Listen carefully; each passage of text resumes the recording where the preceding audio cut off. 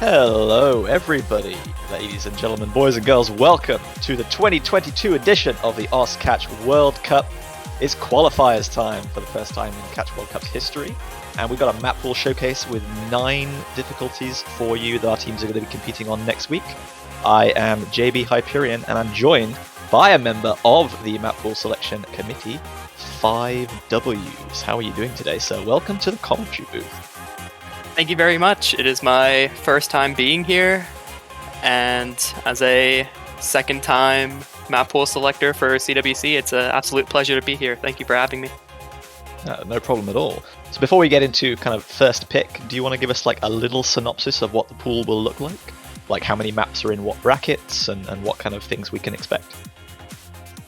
Of course, the qualifiers pool consists of 3 no mod and 2 difficulties for each mod bracket, and the difficulty goal was to be placed between quarterfinals and semifinals difficulty.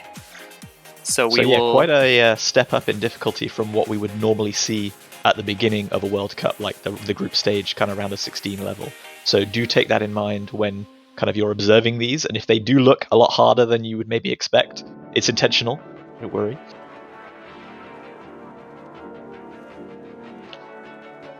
So yeah, I think we can get on with our first no mod pick. As 5W said, 3 no mods, and the first one is going to be I Got It, Slacks remix by Mia Regina.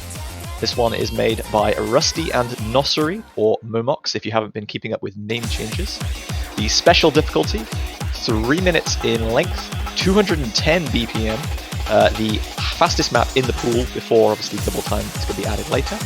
Circle size of 4 and approach rate of 9.6. What can you tell us about this one? This map is extremely standard. A lot of players can say they've played something similar to this map, and it can be expected that scores will be very high on this map, considering the common skill set of no mod. The uniqueness I can tell you is the spike in the ki halfway through, where you get more mechanically intense patterns that I think we can see quite a few misses on for qualifiers. So it's definitely something to practice and look out for. Yeah, I played through the pool a couple times myself, both earlier in the week and then again last night. So a little bit of kind of comment, although obviously I'm not playing this year. This kind of felt like, in some regards, like a slower version of some of the kind of famous speed check maps that we're all very familiar with, like the Illness Lilins and the Embryos. But it's not quite as fast, and it focuses a lot more on kind of mechanical wiggling and half jumps as well, which is still quite difficult at 210 BPM. So it's a bit more of a mix of kind of technical patterns and more of a pure speed check map, somewhere in between the two. Yeah, and with the second half of the map being introduced, taps get added into the sort of skill set check to see if you are capable of hitting those.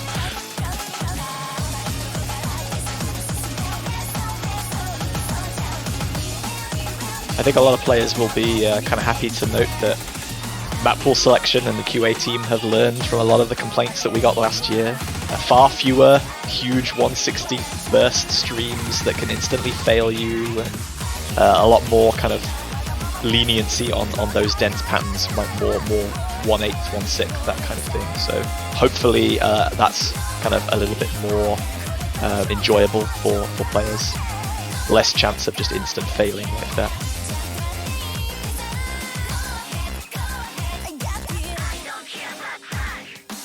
A slightly more jumpy ending compared to the rest of the map with these wider spacings, but other than that, the ending is pretty much a consistency check. So no SS already. No mod 1 doesn't even get an SS, so that does give you a little bit of an indication as to the level of difficulty that we kind of our map pool selectors have been aiming for. So anyone who had predictions on SSing the entire map pool for qualifiers, you have already lost. I'm sorry. But yeah, that was no mod 1. And we're going to be moving on to our second no mod, which is also a specific and also, as we should say, a custom. Both of this and the previous are custom maps created specifically for CWC 2022. And this is a map that I'm getting a bit used to. I'm kind of familiar with because I mapped this. This is Christopher Larkin's Mantis Lords, remixed by Zero Kelvin, or Absolute Zero, if you are a kind of long-term player or mapper in Catch. You might have seen Aventure, a entry for Bofu recently, mapped by Dave and created by 0K Music. So this is one of his other works that he very kindly allowed me to map for CWC. Drain of 2 minutes and 14 seconds, slightly lower BPM at 180, circle size 4.4 and an approach rate of 9.4. What are your thoughts on this one? For starters, I really like your map. Thank you for mapping this. Oh, you didn't have to say that, but thank you. Yeah. Comparing this to No Mod 1, I feel I could say it's slightly more unconventional with its snapping and turnarounds. And there are a multitude of patterns that can definitely catch players off guard if they are nervous. My experience with playing this is I found it really easy to miss on a few patterns if I was ever a little shaky. And I feel that's something we can definitely see when this map is being played in qualifiers. Yeah, the kind of blurb that I got for this was technical, but obviously there's kind of a big stark difference between the very dense kind of wub step break core parts, which are obviously very dense and quite wiggly. So in order to try and avoid like half the map being quite simple and then half the map being really difficult, I was asked to make the calmer parts more focused on like high slider velocities, strong dashes, and like funky slider shapes. So hopefully it kind of is interesting all the way throughout and not just kind of sleeper part and then intense part and then that's over and you can kind of switch off again.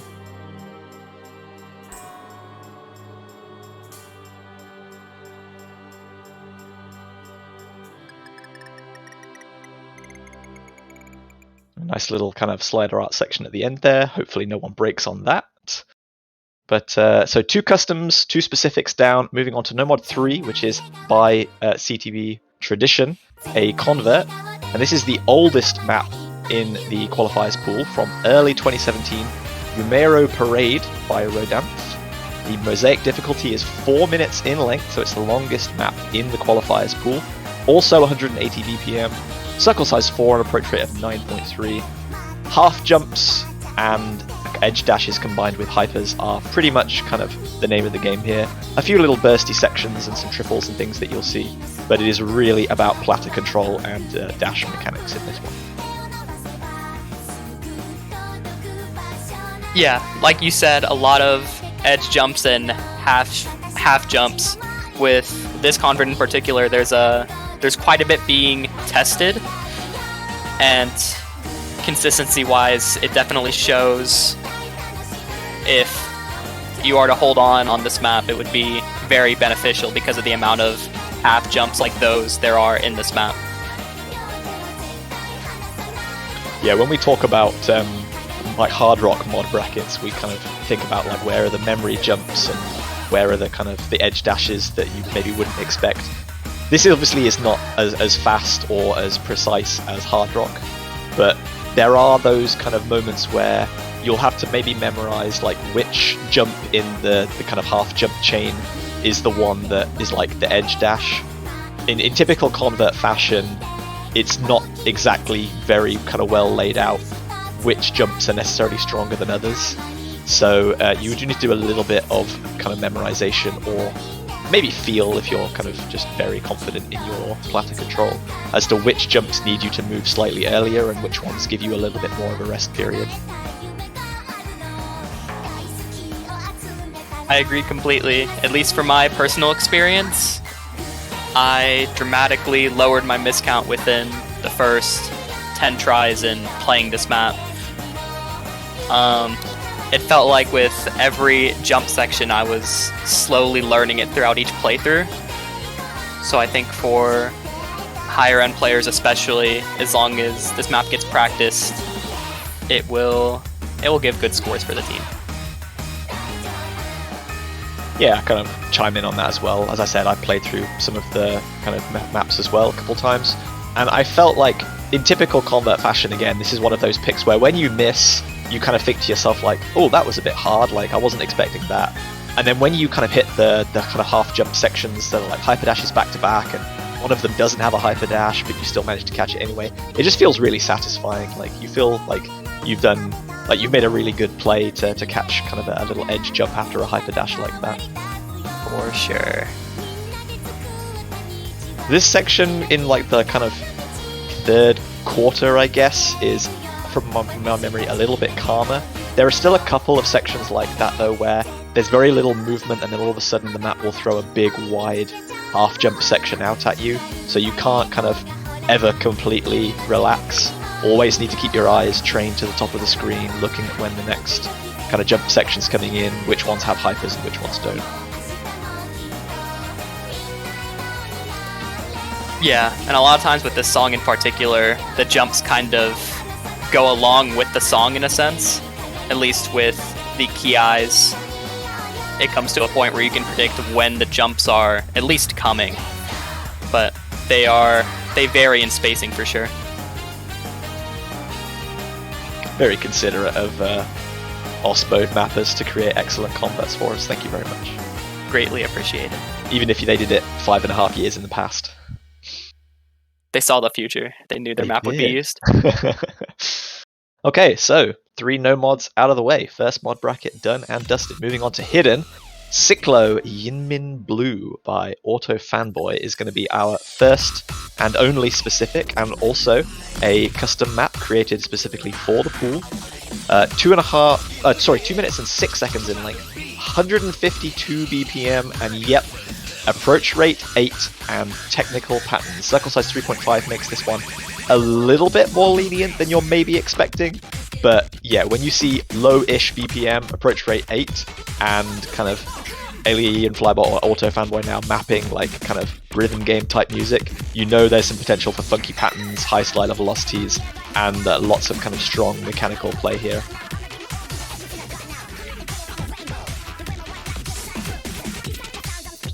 Yeah, and the idea with this map in particular is helping to easily separate the hidden players from the those not so well versed in the mod by having the specific for qualifiers be such low AR. Really going to see a lot of differentiating scores on this map in particular.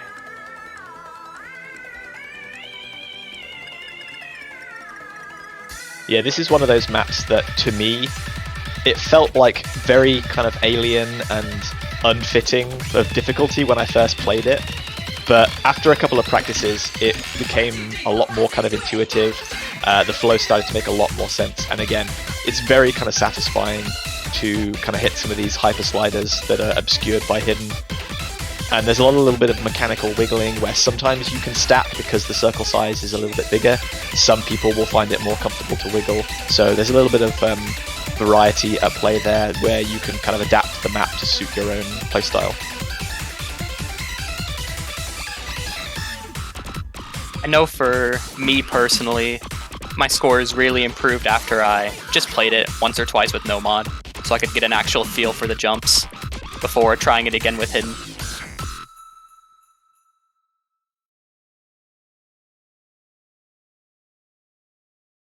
So hidden 1 down, hidden 2, which is also a convert coming up. Aon no Beats by Isu Bokuro. So this is from Beren. 3 minutes and 3 seconds in length.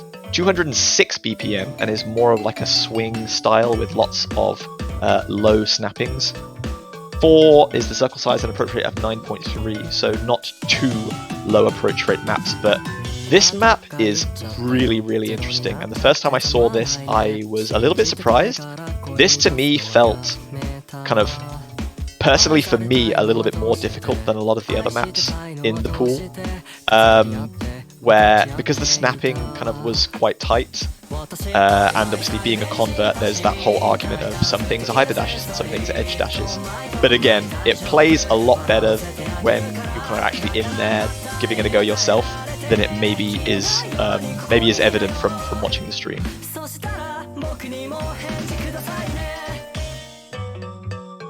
For sure. And at least difficulty speaking, this map is definitely easier on the reading end compared to the last one. You see that pattern just used kind of repeated a few times, but once you find your own way to hit it, you can hit it just about every time, I think.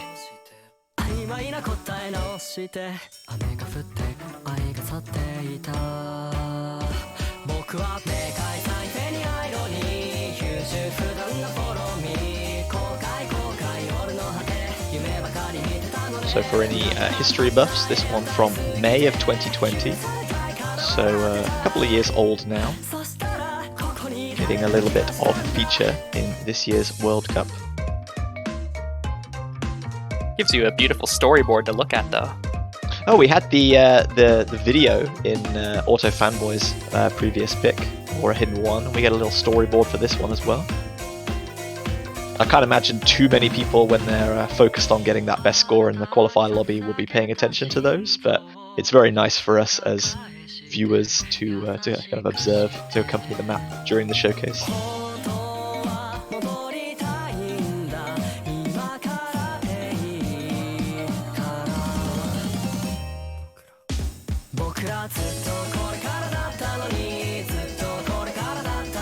I see someone mentioning Yoiyami patterns, and I kind of like that swing feel. I mean, Yoiyami certainly didn't invent swing music, but it does kind of feel like that in some ways, although with a lot wackier sliders. I think Xeno is another map that people will be very familiar with that has kind of similar swing pattern sliders that are obviously, again, quite strongly hyper-dashed, but Xenos are obviously a little bit more linear and easier to read.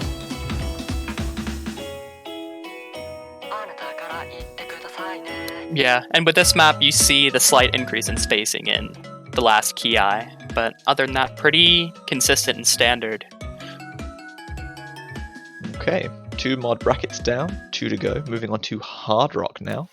We got Mukishitsu Sekai ni Irodori O, by Misomil, another one of our newer featured artists. This one from Bunrei, joining the mapping team this year, so obviously won't be playing for Team Philippines. This one is 2.5 minutes in length, 155 BPM. Circle size 5.8 with hard rock, and an approach rate naturally of 10. A map more so built to test your mechanics. You're going to see a lot of wiggles in this map, having to be played with slightly smaller fruits than CS4. So this one can take a bit of practice where those mechanical teams will excel on playing this map for sure.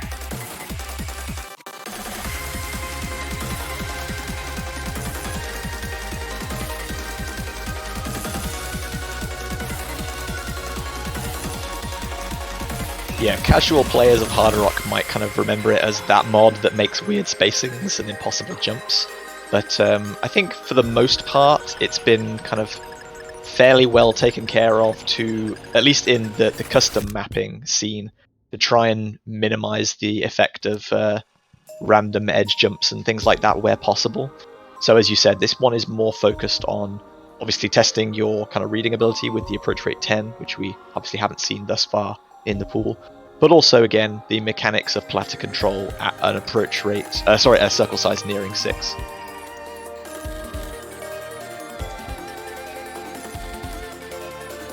Coming into the Ki here, going to see a slight difficulty spike in terms of spacings. But other than that, it remains pretty consistent with what you've played thus far.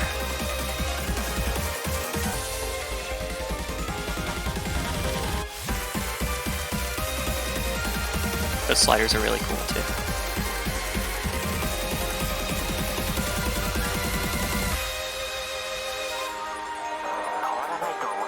Don't get caught out by the kind of slowing down section towards the end. Thankfully not too much of a gap ever given between notes until this bit right at the end where the movement is nice and simple, so we won't see any, hopefully, heartbreaking misses right at the end there. So moving on to Hard Rock 2, again, following previous trend, this one is also a converted OS difficulty. This one, Kinema 106's Juso, Yogurt's extra difficulty. I'm mentioning that because this is a set with a couple of extras, so just make sure that you practice the right one. 3 minutes and 10 seconds of drain, 190 BPM, circle size 5.2, so obviously standard CS4 converted to Hard Rock there, and once again, approach rate of 10. Now with this map in particular, it kind of tests the skill of playing basic Hard Rock patterns. You see a lot of instances of the changes of Hard Rock maybe forcing you to wiggle or having some interesting spacings. But with this testing those basic Hard Rock patterns, there's quite a few of them to be seen in this map. So those who are more consistent with converted Hard Rock will greatly benefit from having this map in the pool.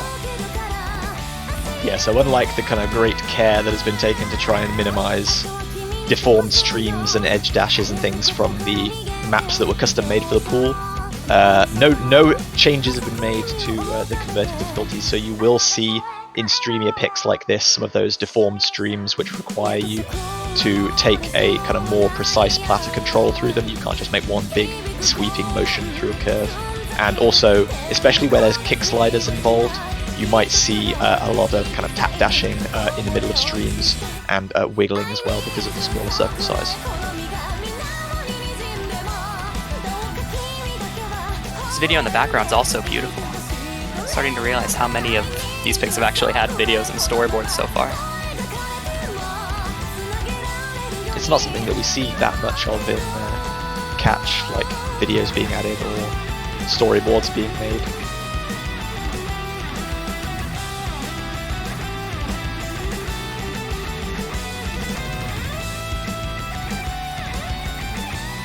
Here is a little bit more of that kind of tap dashing throughout streams that we were just talking about.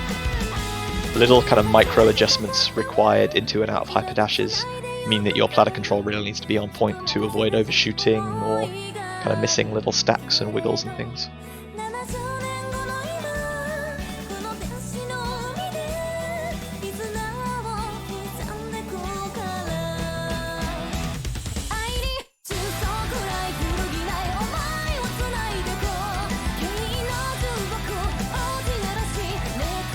coming into the end here, you can see there's a lot more of a focus on half jumps as well. So just like we saw in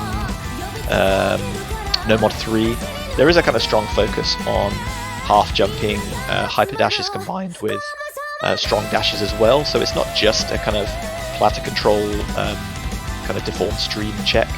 There is a little bit of a balance here as well in half jumping. Well, that is going to bring us to the end of our third and penultimate mod bracket, Hard Rock now done. And we got 2 picks left, 1 double time custom specific, which is going to be Ascendance's Iron by Woodkid. So not a featured artist like a lot of the stuff that we've seen before, but still something that I think is very different from a lot of the other picks that a lot of the other songs that we've seen in the pool. This one, just over 2 minutes in length with double time added and 195 BPM. So kind of slow by kind of normal standards, but punched up there with the addition of double time. Circle size 3.8 is a little bit more lenient than the kind of circle size 4 that most people would be considered with. But approach rate 8.8 with double time is kind of quite surprisingly high, I think, than a lot of people would maybe have been expecting from the qualifiers pool entry point. Yeah, the CS 3.8 was made to slightly alleviate for that. And I can't say I've really ever played a map like this one, considering how snappy, kind of unconventional it feels to play for a specific. So I think if those aren't well versed in playing in IRDT, this could catch them off guard.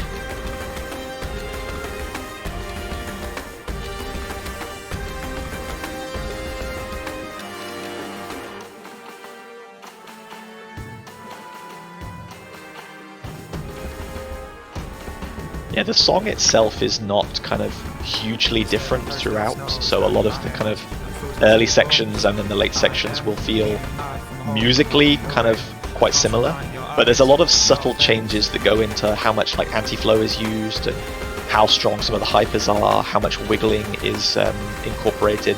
That means that just because you've kind of on a good run at the beginning of the map, you can't just kind of repeat that like for like, movement for movement. And there's definitely a lot more hyper dashes being thrown in here during this little section, as you can see.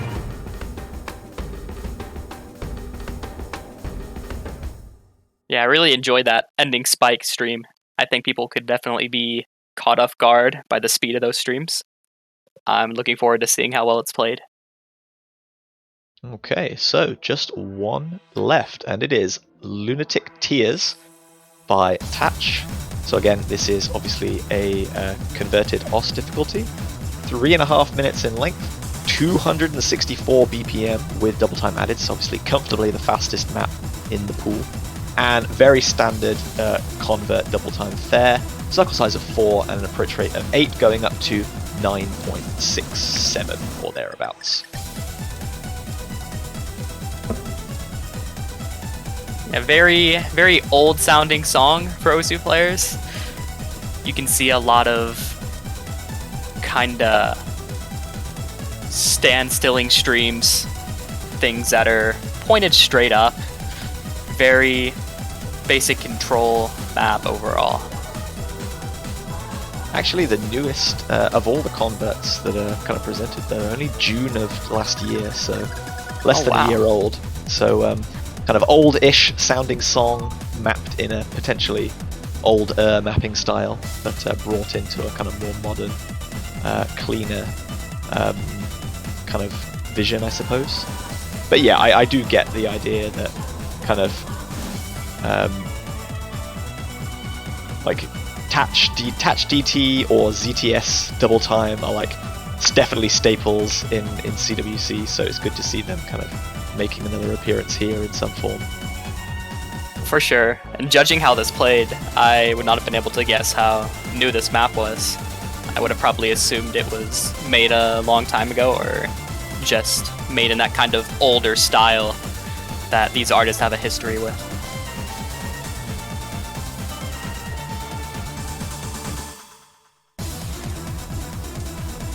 It was really interesting, I think, that you brought up like that there's a lot of these kind of stand-stilling streams that they're kind of standstills, but they do have little micro movements in them, and because double time speeds up your kind of platter movement, it's very easy to try and like micro adjust, and it can get into your head a little bit with regards to, do I need to micro move for that? That looked like an incredibly punishing spinner bait, like all the way on the left into a hyper dash there, that I didn't notice when I played this myself. So definitely good to see these from both the viewer and player perspective to pick up on things like that.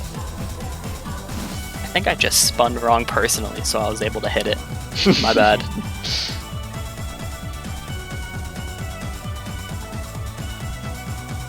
If it gives you a better score in the end, then that's what counts.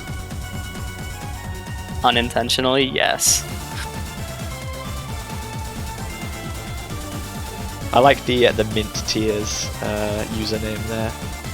Little throwback to CWC 2020, the hidden quarterfinals pool. Classic ZH Steven map there. If anyone has their CWC history hats on.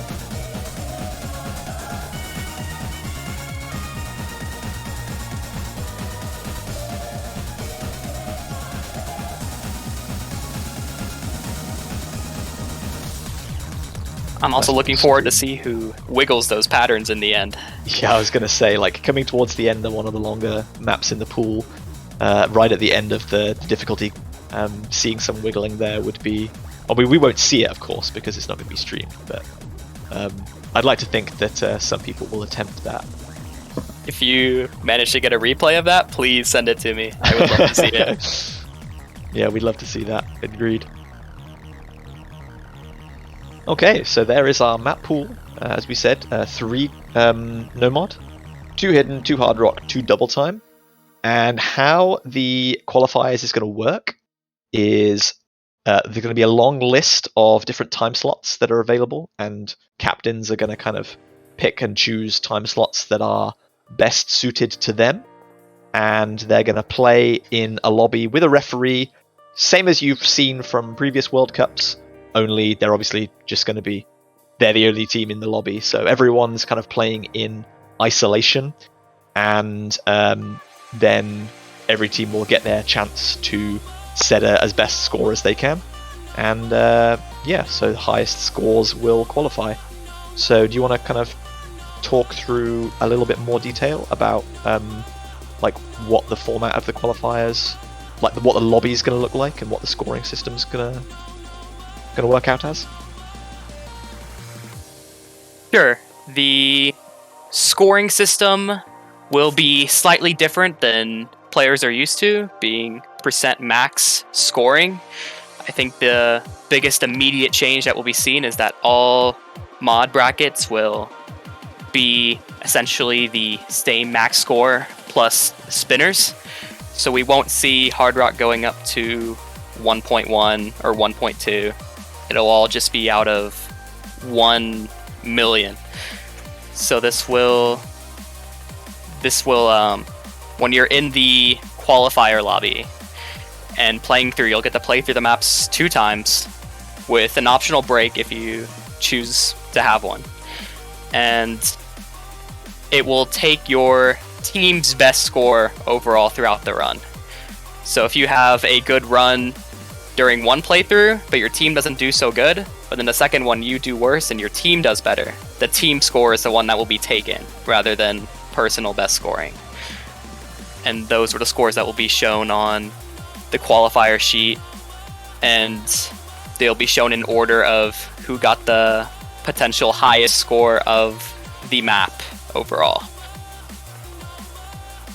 Yeah, so basically in the lobby, the team can pick and choose who plays what map, just as they would in a normal match. So it'll be 3 players, and their score will get summed up for a team score.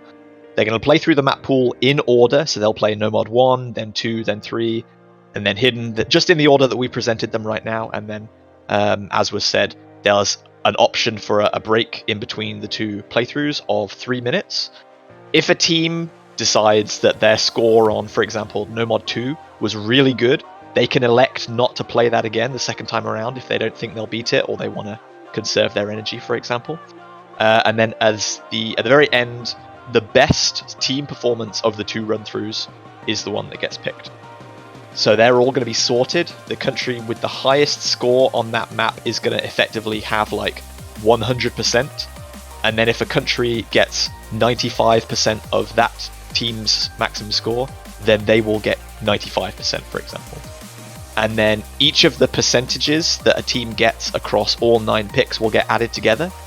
And then the sum of those kind of percent max will be added up, and then the teams will be sorted again.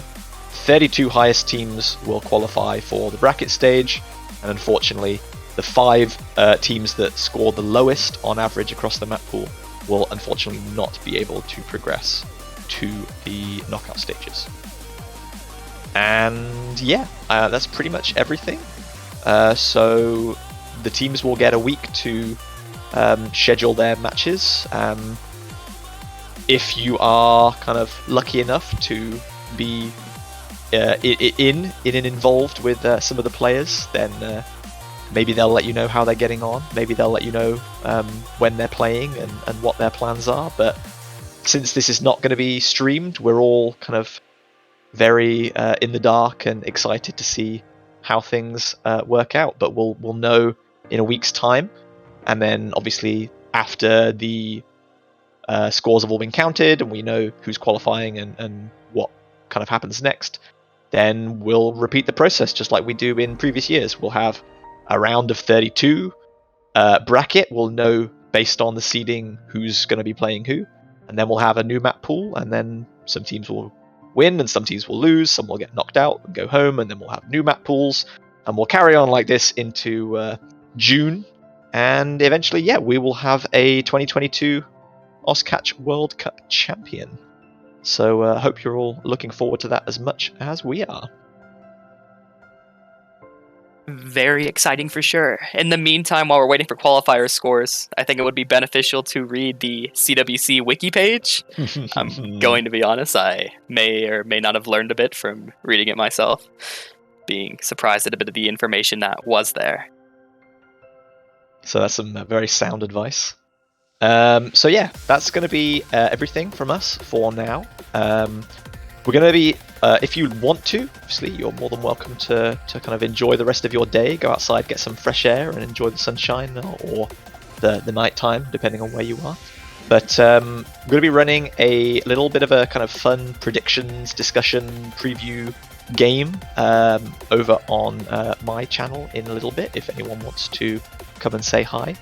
But thank you everyone so much for watching this Qualifiers Map Pool Showcase. If you want to keep up to date with everything that's happening, please make sure to follow the channel, OsLive. Follow us on Twitter as well, so you get notified of when the stream goes live, if that's something that you're interested in doing too. Thanks everybody for being here, for making this kind of one of the best parts of the year for Catch as a community. And thanks to my co-commentator, 5W, for their first kind of foray into the World Cup scene, and obviously also for helping to select some of the amazing maps that you've seen on stream today.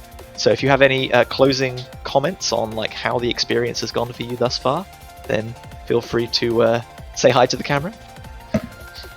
Definitely, I shouldn't be one to pick favorites, but I do want to say I think this is a vast improvement over last year. Being able to learn from the mistakes when custom maps were first incorporated has greatly benefited both the process and I think the result as well. So I hope to see more of this beautiful Twitch chat, and thank you so much for having me. Okay, so yeah, we've already said everything that needs to be said.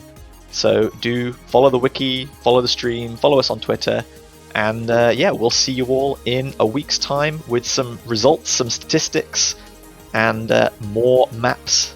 So hope you guys all have a good one, and yeah, we'll see you all very soon. Thanks for watching. Bye bye.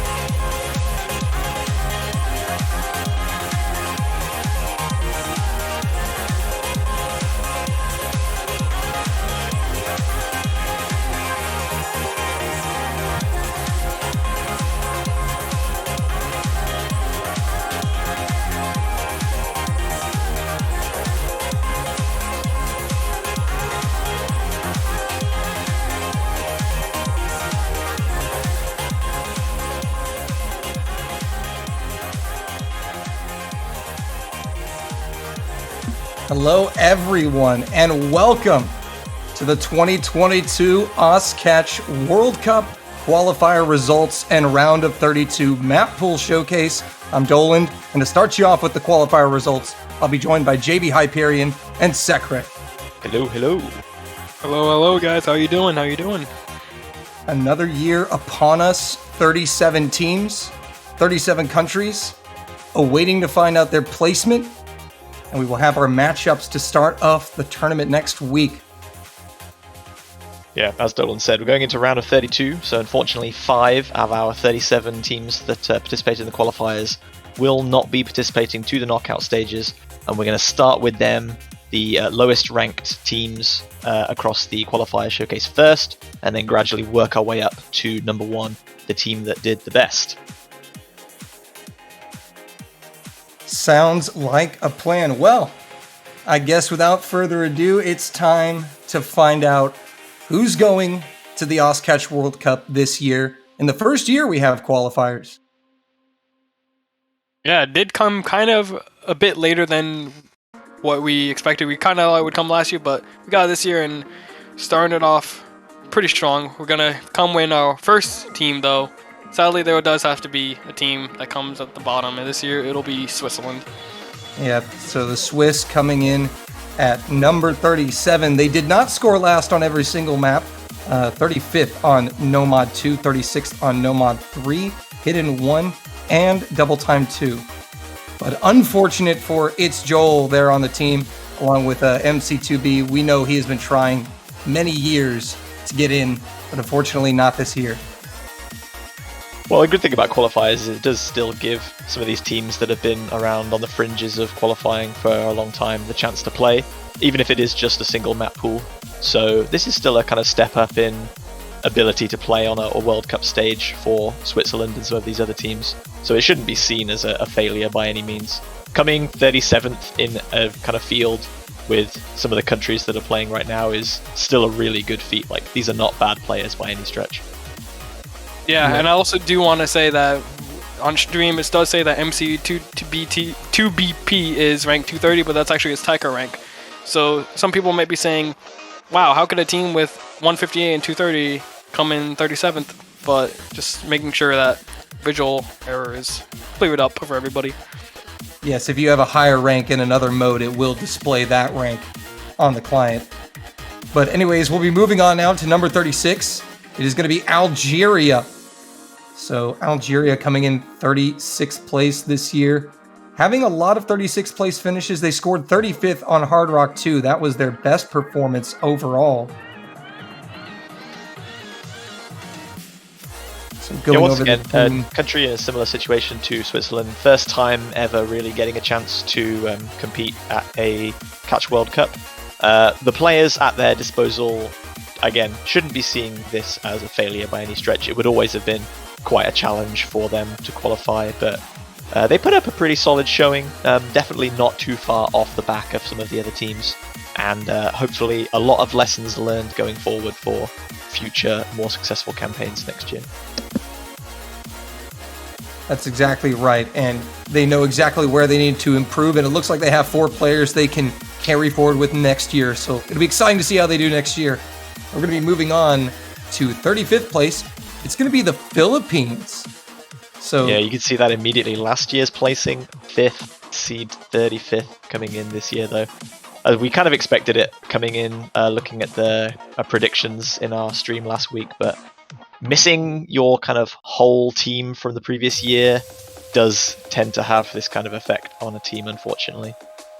And despite that, though, JBH, they did manage to at least show a skill set that they were most proficient in was hidden. 33rd overall in the hidden department, and their best score overall being 31st on that hidden 1 map. But yeah, that is all we're going to be seeing from them this year. Only the 4-man squad. We will now go to 34th place, and that is going to be New Zealand this year. So New Zealand 34th on all Nomads, very consistent there. 33rd on both Hard Rocks, that was their best area. And some notable players here, Lei, Nashiro. They've been around the community quite a bit. Yeah, Lei was in New Zealand's CWC team in 2016, I believe, and this was kind of the first time they've qualified in quite some time. The rest of the players fairly new to the scene. Hopefully Lei can kind of mentor those guys and shape them for future years, for maybe a little bit more successful, because we are really close towards kind of the countries that did qualify, 32nd place upwards. There weren't a lot of percent max sum points dividing some of these teams. And we're already seeing, if you notice that the scores already for New Zealand, the scores are starting to ramp up. There's multiple 2 million scores now across the board. And we only have one more country to cut before we get to the top 32. So, Sekiri, anything you want to add here about New Zealand? Not much. Like you said, I hope these guys keep on continuing. They have a lot of new players, so they could hopefully bring it back up for next year, maybe qualify next year and see how it goes there. Yep, they came close, just sadly not close enough. And now, in 33rd place, our last team cut is going to be Spain. Absolutely heartbreaking for them, but they did manage to put up a good performance in several areas, Hidden 1 being their strength, 30th place overall, with some solid no-mod scores as well. Yeah, Spain, another team that haven't participated in the CWC in many years. Again, their whole roster completely different than it was back in, I think, 2015 when they last played. So not a lot of experience that could unfortunately be drawn on from kind of old players mentoring new players. But yeah, as you can say, like Hidden 1, 30th, Hidden 2, 32nd. So several picks that, like, individual maps that would have got them inside of the top 32. But of course, it's a team game and it's across a whole map pool. You've got to be kind of consistently good at everything in order to set good scores and of course qualify. So for definite, there's a couple of indicators of what Spain need to work on for next time. Some very encouraging signs. Absolutely. And well, I guess with that, we will now move on to the countries that have qualified. So, qualifying for the World Cup in 32nd place is Israel. They were seeded 33rd. Oh, wait, that's right. There were no qualifiers last year. That's just the bug, or the placeholder. But Israel qualifying with consistent no-mod scores here. 30th on everything. 29th on Hard Rock 1. Yeah, something that I do want to point out is the 29th on Hard Rock 1 is actually 2.5 million. And that's decently high, considering we're looking at the bottom of the teams that qualified. But even then, that's still relatively high. You got to remember, an FC is 1.12 million around that. So if they get 2.5 million, that's pretty decent. You're putting some fear into the hearts of everyone who didn't vote option 1 in Survivor. Maybe. maybe. And you see that they barely make it with that Hidden 1 score. They did struggle on Hidden 1, but their other scores in other mod brackets able to carry them to that 32nd seed. So congratulations, guys. You're going to the World Cup. Yeah, their first ever appearance at a World Cup either, which is really cool. That's also very notable too. First time they've ever had a team in catch.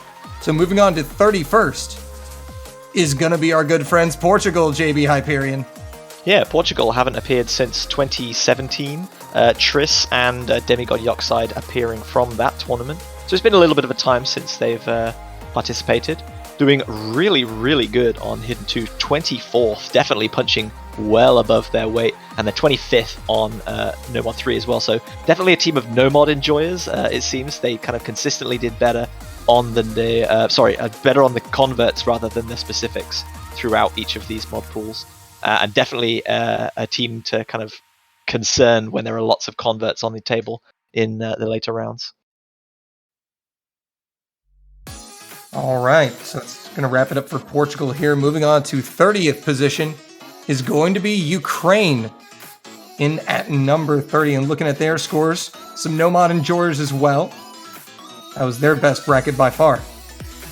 Yeah, solid performance on DT1 as well. That was considered by a lot of players to be one of the harder maps in the pool, I think. So pretty reasonable that they are kind of punching pretty well there. Ukraine, a team that haven't participated at the World Cup in their own right ever, but did have a joint team in 2013, and it's been a long time for a lot of Ukraine fans to see their team at the Catch World Cup, so it's really cool to see them having fun. Yeah, something I really want to point out here is the 2.7 million score on Nomad 1, coming in at 27th overall. That's a really high score for Nomad 1, and this map is about, 6.15 stars if I remember correctly? Mm-hmm. And if you're getting a 2.7 mil score, that's averaging like a 900k per member. That's pretty good, even towards the bottom half of the teams that qualified. And they did all of it with 4 players, too. Yeah. So that's very impressive coming out of a 4-player squad. Ukraine, though, will slot in at number 30. They will play the 3rd seed when we find out who they are later. So moving on to 29th. It will be Malaysia. So Malaysia slotting in at number 29. We've known them to be, back when they were group stages, you did not want to get Malaysia as your lower unseeded.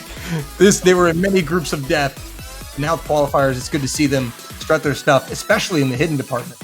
Yeah, that's a really impressive score on both of the hidden picks, 23rd and 21st. Consistently way above a lot of their other performances, which are perfectly acceptable and all in terms of qualifying regardless. Malaysia, team of fairly kind of old players that have been around in a lot of World Cups, so they're missing people like Future Miku and Shadow Fear, who have been in like almost every World Cup for a long, long time. But still quite a lot of experience in that squad, and definitely a team that will perform well under pressure. Yeah, and still a squad that was good enough to qualify for the World Cup without their marquee players. Some new blood in there. DTN LR Ricky played a tournament with him. So good to see some new blood from Malaysia. So we're going to move on to number 28, and that will be Colombia. Colombia slotting in at number 28. Had a really good performance on Nomad 1 there. Number 20, their definite standout score, Sekre. Yeah, these guys, I'm kind of surprised that they placed as low as they did. You look at all these players, and also all pretty decent at the game. And you kind of expect them to get a little bit higher, probably in the range of, I'd say, 20 to 25 is what I was expecting. So, hoping these guys can have a good showing in their first matches, second matches, and all going forward. Yeah, there was a lot of talk about kind of what the difficulty pacing of the qualifiers should be, and we know that we wanted the qualifiers to kind of provide something that does separate the top teams, where it's not like group stage, or in this case round of 32 level. But some people may not quite have been expecting the difficulty in qualifiers that we did actually see, and may have been tripped up by that a little bit. Colombia are one of those teams, if that's the case, that may find things a lot easier to settle into in the kind of round of 32 and round of 16 map pools that will be coming up. They might find that they can find their feet a little better there and realize a bit more of that potential. Yes, well, they'll be playing against the 5th seed once we get to them. That will be their opponent in the first round. We're going to move on to number 27, and that is going to be the United Kingdom. So, JBH, I'll let you take this one away, brother. Yeah, so actually I sat through in a voice call with them when they were playing their lobby, and pretty much the entire time they were just G'ing themselves up, saying like, we have to at least qualify, like that's our goal. We don't really kind of mind where we go there. There was some back and forth, but I think overall they've performed consistently well. And I think something that will be hilarious to them, Hidden won their best performance by a considerable margin, and a large part of that has to go to Statskun, I think, who I got a bit of flack for not mentioning him at all in the predictions showcase. He's a bit of a kind of known as a halftime player, a bit of a kind of like, haha, he only plays halftime, why is he in the team? Because there's no halftime pool.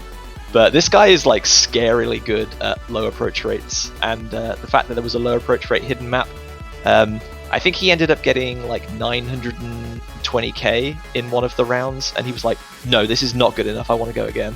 So pretty good. Yeah, I was pretty impressed by that, yeah. Yeah, 16th place. That definitely boosted them up a little bit in the rankings. So the UK in at number 27. They will play against the 6th seed. Moving on to number 26. Turkey qualifying in the 26th position, looking at their scores. Nomad, a decent field for them. Nomad 2 being a strong point. They also performed pretty good on Hard Rock 2. Yeah, all around pretty consistent performance from Turkey. A couple of like 27s on the Nomad and hidden converts, but everything else looking very respectable. 21 to 25th. Yeah, pretty impressive performance from them. Again, another team that have not been able to secure a space at CWC for quite a long time since they've had this team. and managing to get into the knockout stages at the first time of asking. So yeah, they'll be securing that 26th place. Really well done. Looking forward to see what they can do in the kind of knockout stages. Yeah, they actually did quite well on your map, GBH. Out of all of them, I was a bit surprised at how good their score was on that one, considering I think that was probably one of the harder maps to get a decent score on for these lower-ended teams.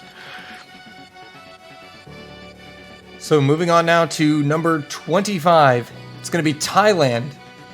Thailand in at number 25, and one of their stronger suits being double time. Yeah, this is actually a really pleasant surprise for me, because I'll be first to admit, I didn't think with Azuria being like the only member carrying forward from CWC 2021, I didn't give Thailand much of a chance to qualify, but to see them placing as high as they did has proven me wrong, and I'm really happy to see that. Yeah, that is definitely something to take note of with the amount of 4 digits you see there. That's a very impressive feat for Thailand.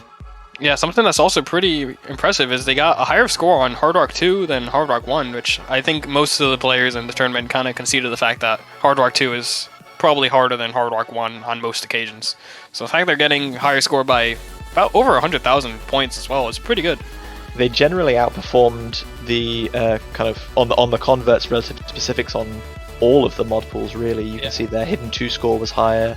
By quite a large margin. Their double time 2 score was higher as well. So again, one of these kind of dangerous convert teams where you can really struggle to ban something against them. All right, Thailand slotting in at number 25. Moving on to number 24. It is going to be the Netherlands. And they really kind of did well all across the board, just struggled in hidden, but really consistent and competitive across every other mod bracket. Yeah, this is probably going to be one of the teams that you could look at for a possible upset coming into the next round, because look at their scores on Nomad and Hard Rock and Double Time, like you all said. They're all pretty consistent. The only thing is these guys just have to ban hidden, and then now they're competing with you. So yeah, without kind of bads, they've always kind of I think agreed that hidden is probably not going to be their strong point. But you can see in the Nomad pool, like those two 19s pushing out of the 20s into kind of punching well above their kind of average weight. Double Time as well, like 21st and 19th as well. Mm-hmm. The Dutch have always been a very, very strong and experienced nation. I mean, even looking at the team, you've got Wesley, Phoenix, who has been coming up through the 4-digit scene in the catch that's, just developed recently. Shaddy, who has really taken on the role of becoming that ace for the Netherlands that they need. And Christian Kevkev also getting experience in community tourneys. So, like you said, Sekre, this could be a team for a potential upset, but they will have to do it against the 9th-seeded team.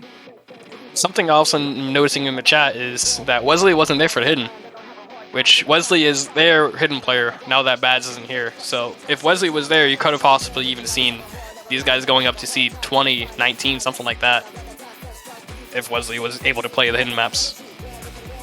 Interesting to say the least. Well, we'll have to move on. Netherlands 24th, on to 23rd. It is Sweden. And Sweden coming in with some pretty good, consistent scores all around. Notably popping off in Hard Rock, though. Yeah, another thing one that... of the last teams to participate in qualifiers in this kind of final block, so we were waiting on their score right at the end there. I'll let you carry on a second. Yeah, I was going to mention their Nomad 3 score is higher than their Nomad 1 score. I don't know if any other team has done that. That's actually quite impressive that their Nomad 3 is higher than Nomad 1. Yeah, that is kind of interesting to note. And you see that this is only a 5-player squad, and this is essentially 1 player away from being the full powers Sweden that from back in the day, just minus Satomi, but we see a lot of really familiar names there. Datapata, Yugitera, Mana, Miku, Aesion, and Eclipse. So again, another team that might be able to do something in the first round. We'll have to wait and see. Moving on to 22nd place is going to be Norway. Oh, how funny is that? It's great. And we saw plenty of comments like, oh my god, Sweden are below Norway. Only just below. Not by much. Interesting. And actually, Norway really popping off in hidden. 18th overall across both maps there. Yeah, Norway, one of the 2 teams in this year's CWC that has the exact same roster as their 2021 compatriots, so a lot of experience, a lot of performance in tournaments, so no, or at least minimal nerves compared to some other teams. Hard Rock looked like it was a little bit of a weakness for them, but all around, otherwise, pretty solid performance. 14th on No Mod 3. Again, so you were saying that a lot of teams probably didn't get higher scores on No Mod 3 than No Mod 1. Well, maybe it's just a kind of Scandinavian thing. You know, I also could have possibly seen this coming in the future or beforehand, because I saw on Twitter one of their players, I think, posted that they FC'd both No Mod 3 and Hidden 3 or Hidden 2 outside of the tournament on Twitter, and they were like, "Oh wow, converts are much easier than specifics, pretty much." Surprise, surprise! It was their 2 best maps. Yeah. So Norway will take the 22nd seed. They will get the 11th seed in the first round. Moving on to number 21. It's going to be Vietnam. And again, another team that really hits it out of the park with Hidden and just struggled a little bit with Double Time. Yeah, we're starting to see a lot of these scores kind of close up in some of the teams. You can see the teams that are kind of generally overall more consistent, where their average placing on each map is more kind of grouped together, whereas the teams that have brought their average up by one particular bracket, or it's come down by not being good at a particular bracket. So there's a lot of useful information for potential opponents as to which map should we be banning and which map should we be first picking here. But Vietnam looking strong in Hidden, not having any kind of major weaknesses anywhere else. Like their double time score, as you said, Doland, was not as good as the other mod brackets, but it was by no means bad. Indeed, yeah. Good enough. 26th overall is not bad by any means, but just lower than their other brackets. But a good spot for them. Vietnam, a country that has been kind of on the rise the past few years in catch, ever since 2018. So we'll see what they can do in their first round. But we're going to move on to number 20, and it will be Argentina. And some more No Mod enjoyers. And for all of you people who are kind of following the top players in terms of rank, you can see the Saikai or Story, fairly recent rename. One of the first kind of like very highly ranked players that will have been appearing in any of our World Cup rosters. Traditionally, one of those teams, Argentina, that have had one or two very experienced, kind of highly rated players that maybe didn't quite have a team that could fully support them. And Hidden looking, again, as it has kind of sometimes been in the past, a little bit of a weakness, but anything involving speed or kind of precision, so the Hard Rock and Double Time especially looking very good, but their No Mod was really good, outside of kind of a maybe middling No Mod 1. Yeah, something that I find a bit surprising here is that their lowest scores were on Hidden. I'm not sure if it's that Saikai possibly wasn't there and couldn't pick up the weight on the Hidden maps a little bit, or just that the rest of the roster just can't play Hidden at all. And that would explain the scores on Hidden being quite low, because Saikai is definitely one of the better Hidden players, I'd say, in the game. So he did play on Hidden 1, but he didn't top score for his team. I see. Let me see if he played Hidden 2. He did play Hidden 2 and he was 18th, so pretty solid score on Hidden 2, but he didn't have quite as good of a time on Hidden. As many teams struggled in Hidden 1, and I'm sure we're going to see that going forward here. But Argentina, good enough for 20th. We'll move on to 19th, and that will be Poland this year. So Poland coming into that 19th spot. Fairly good, consistent averages all around, just notably slightly worse in the Hard Rock and Hidden department. But their double time was very impressive. First time we see a top 10 score. Yeah, this is a bit surprising, I'd say. Most people usually think of Poland and they think, wow, these guys are pretty good. They've always been relatively decent in these past few years. They've usually ended up in the, I think, 8th to 12th range, something around that. And seeing them come in all the way at 19 is a bit surprising. They do have really good double time scores, like you said, but obviously looking at the Hidden pool, losing Fob is quite a big factor on there this year. Yeah, he would certainly have helped with the low AR Hidden in that mod bracket. I'm a little bit surprised to see that Double Time is Poland's strongest mod bracket, really. I've always kind of figured them as more of a Hard Rock team, personally, but might be the difficulty of the bracket suited them, it might be kind of changing of their preferences and what they practice and what they focus on. But yeah, interesting to see how that develops going forward, because we're really getting close to like the 3 million point marks here. You can see in that DT2, that 9th place finish, a really good finish for them. Yeah, now we're getting to the point where we're starting to see almost on every map solid scores of at least upwards 2.7 plus on most maps. So it's going to get competitive from here on out. Moving on to 18th is going to be Finland. So Finland, interesting Nomad scores here.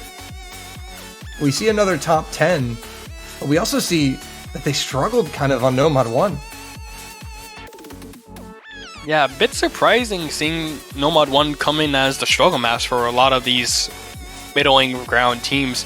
Usually, at least from what I've heard between most of the chitter chatter that I've heard, is that Nomad 1 is going to be the map that most people can do pretty well on, and Nomad 3 is kind of RNG, but it seems like most of the players this year are actually getting a lot better at converts, which is a really good thing to see coming into future years of the World Cup.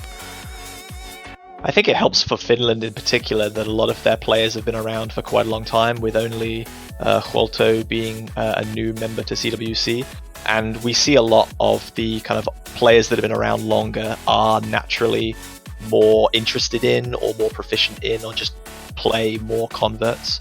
So that wouldn't surprise me, kind of as we see here, that Finland are a team that kind of punch a little higher in converts than they do in specifics. Yep, and Finland will not have to wait long to find out their opponent. They will get to play against the 15th seed. But before we get to them, the 17th seed, it's going to be Japan. So Japan coming in here with some honestly pretty good scores all around. I mean, most of their scores are top 20, nearly in the teens. And really kind of dominated on Hidden, especially Hidden 1, 2.5 million. Yeah, really good performance from them. Again, so complete opposite we saw to Finland. That Nomad 1 score kind of dwarfing their other performances for Japan. Not quite so happy with DT2 and Nomad 3, but pretty good consistent performance otherwise all around. Interesting one I noticed, Molkus, their captain, was in the top 10 performers on Hard Rock 2, so an interesting kind of observation that isn't really necessarily reflected from the team performance, but as captain, Molkus still definitely top of his game, leading from the front, which is good to see. Sure. Well, and now for Japan, they get the benefit of instant gratification. Their opponent, the 16th seed, it's Brazil.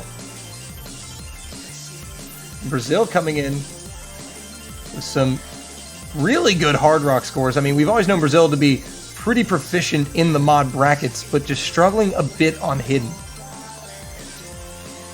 Yeah, that Hard Rock 1 score, that's really high. When you consider the fact that an FC on that map typically was around 1,135,000, including the sprinter, I think was the minimum spin that most people would get. Multiply that by 3, they're only a few misses off of a triple FC run, and that's number 9.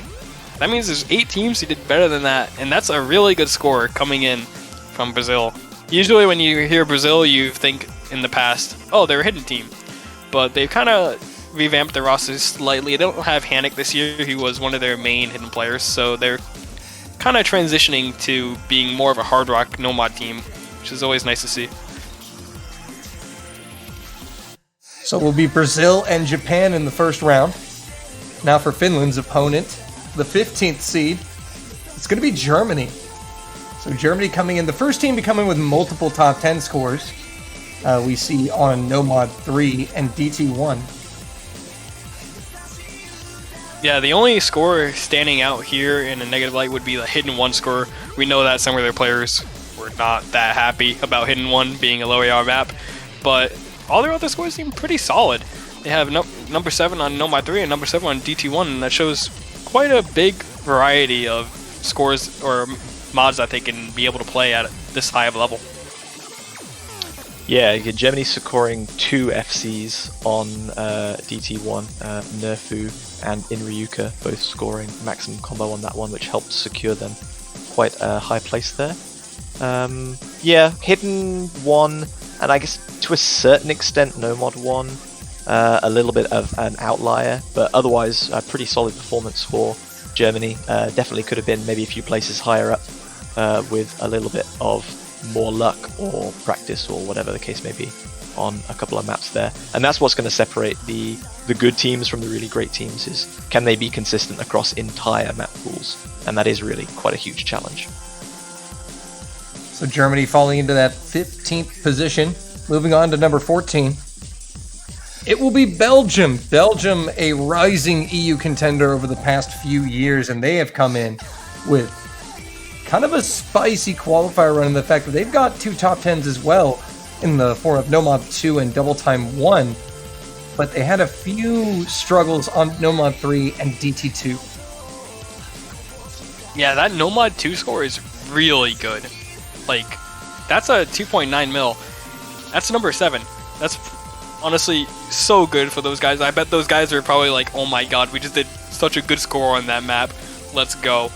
And seeing they did also very similar on DT1, these guys are really strong coming in at 14.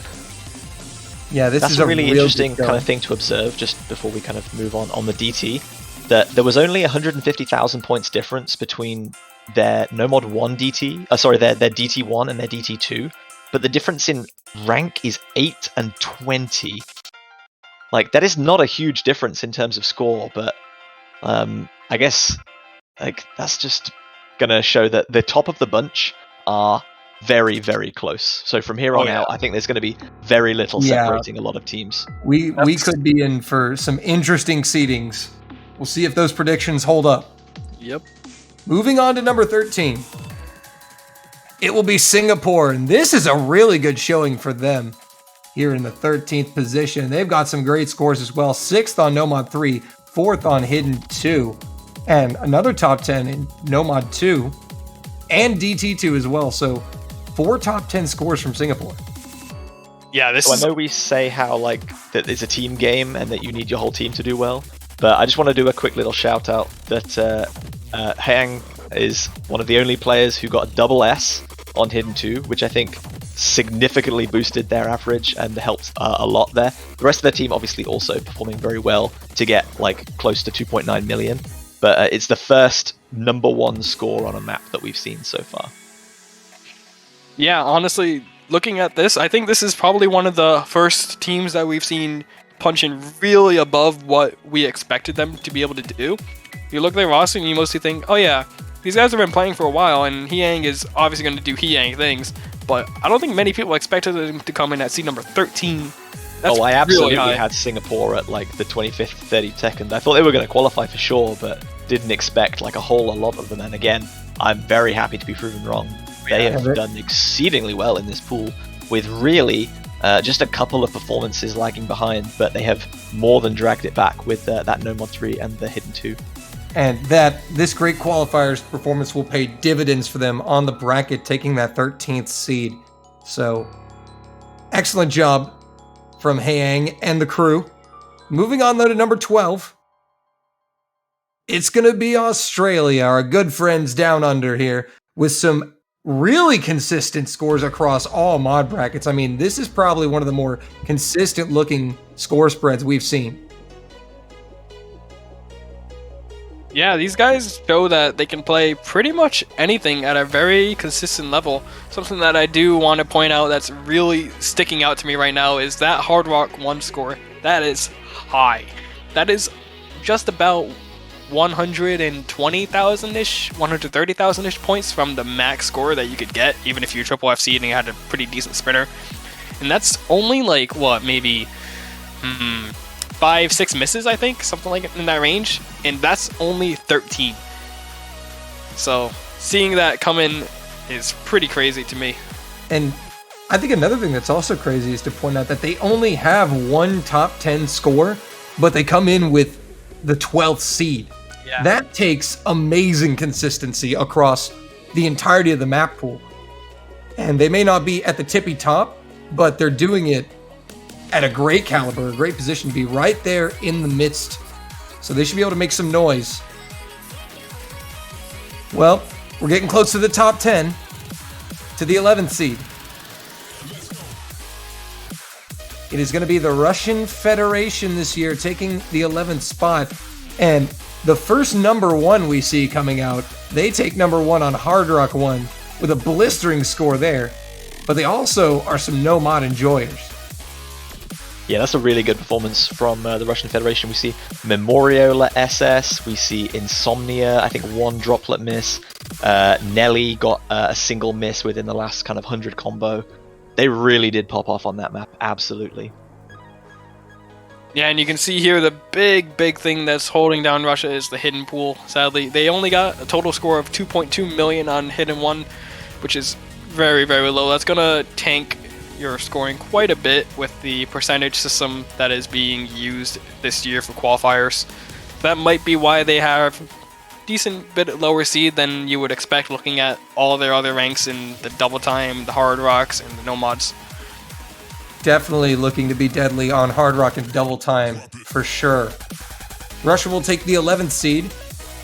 And now, ladies and gentlemen, we go to the top 10. This is what we've been waiting for. In the 10th seed, it's going to be Mexico. 4th place in 2019. We see them here in the top 10.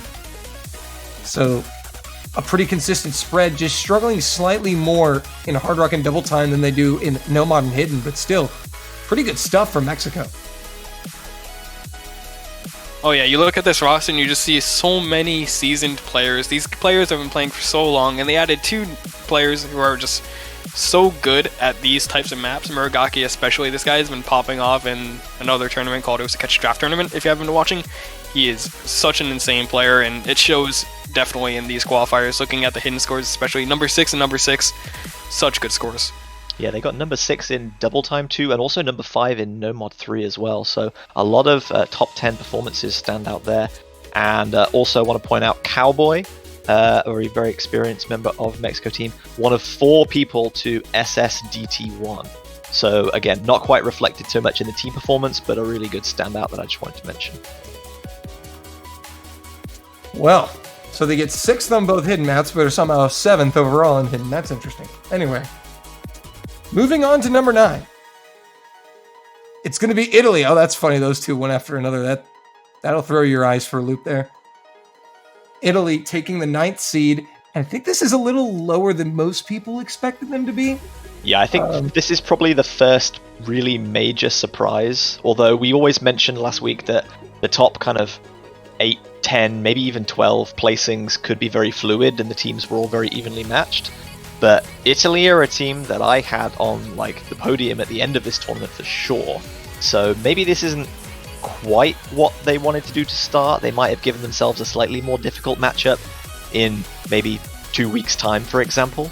So certainly no bad performances really anywhere. Their hidden performance not great with the 10th and the 15th, but Hard Rock 1 coming in 2nd with that 3.3 million score.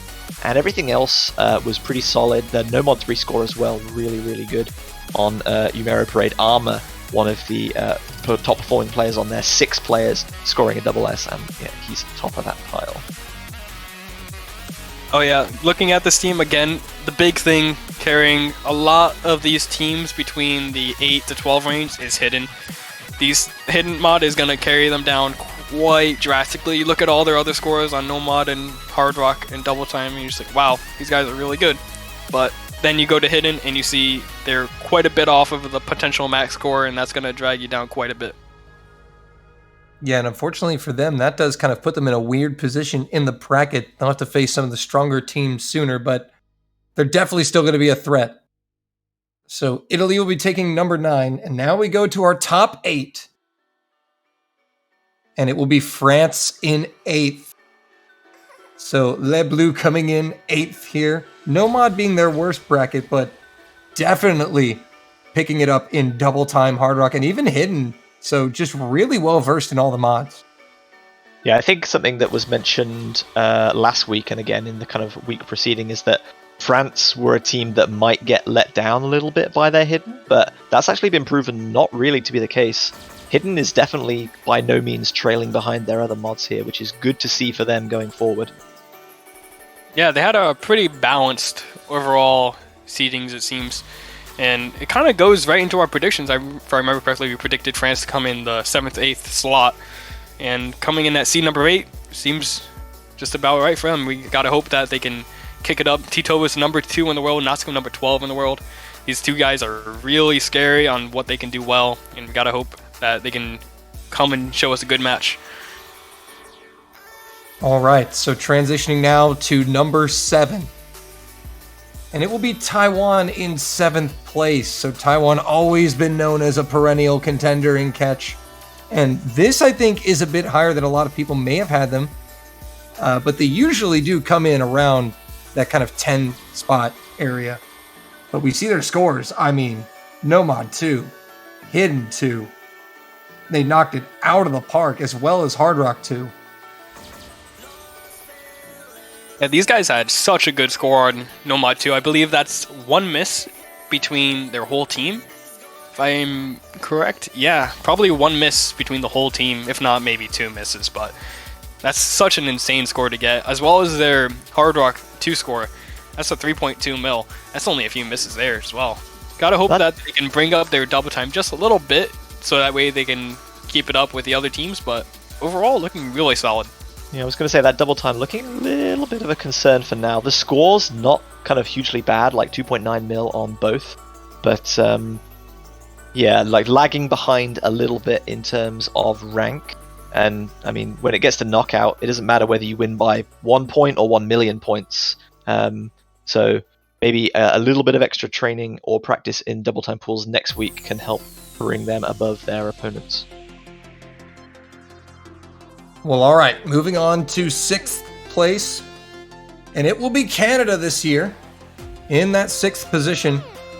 Looking at their scores, really consistent overall. Hidden being their weak point, but I mean, still coming in 9th overall with a 5th and 13th finish.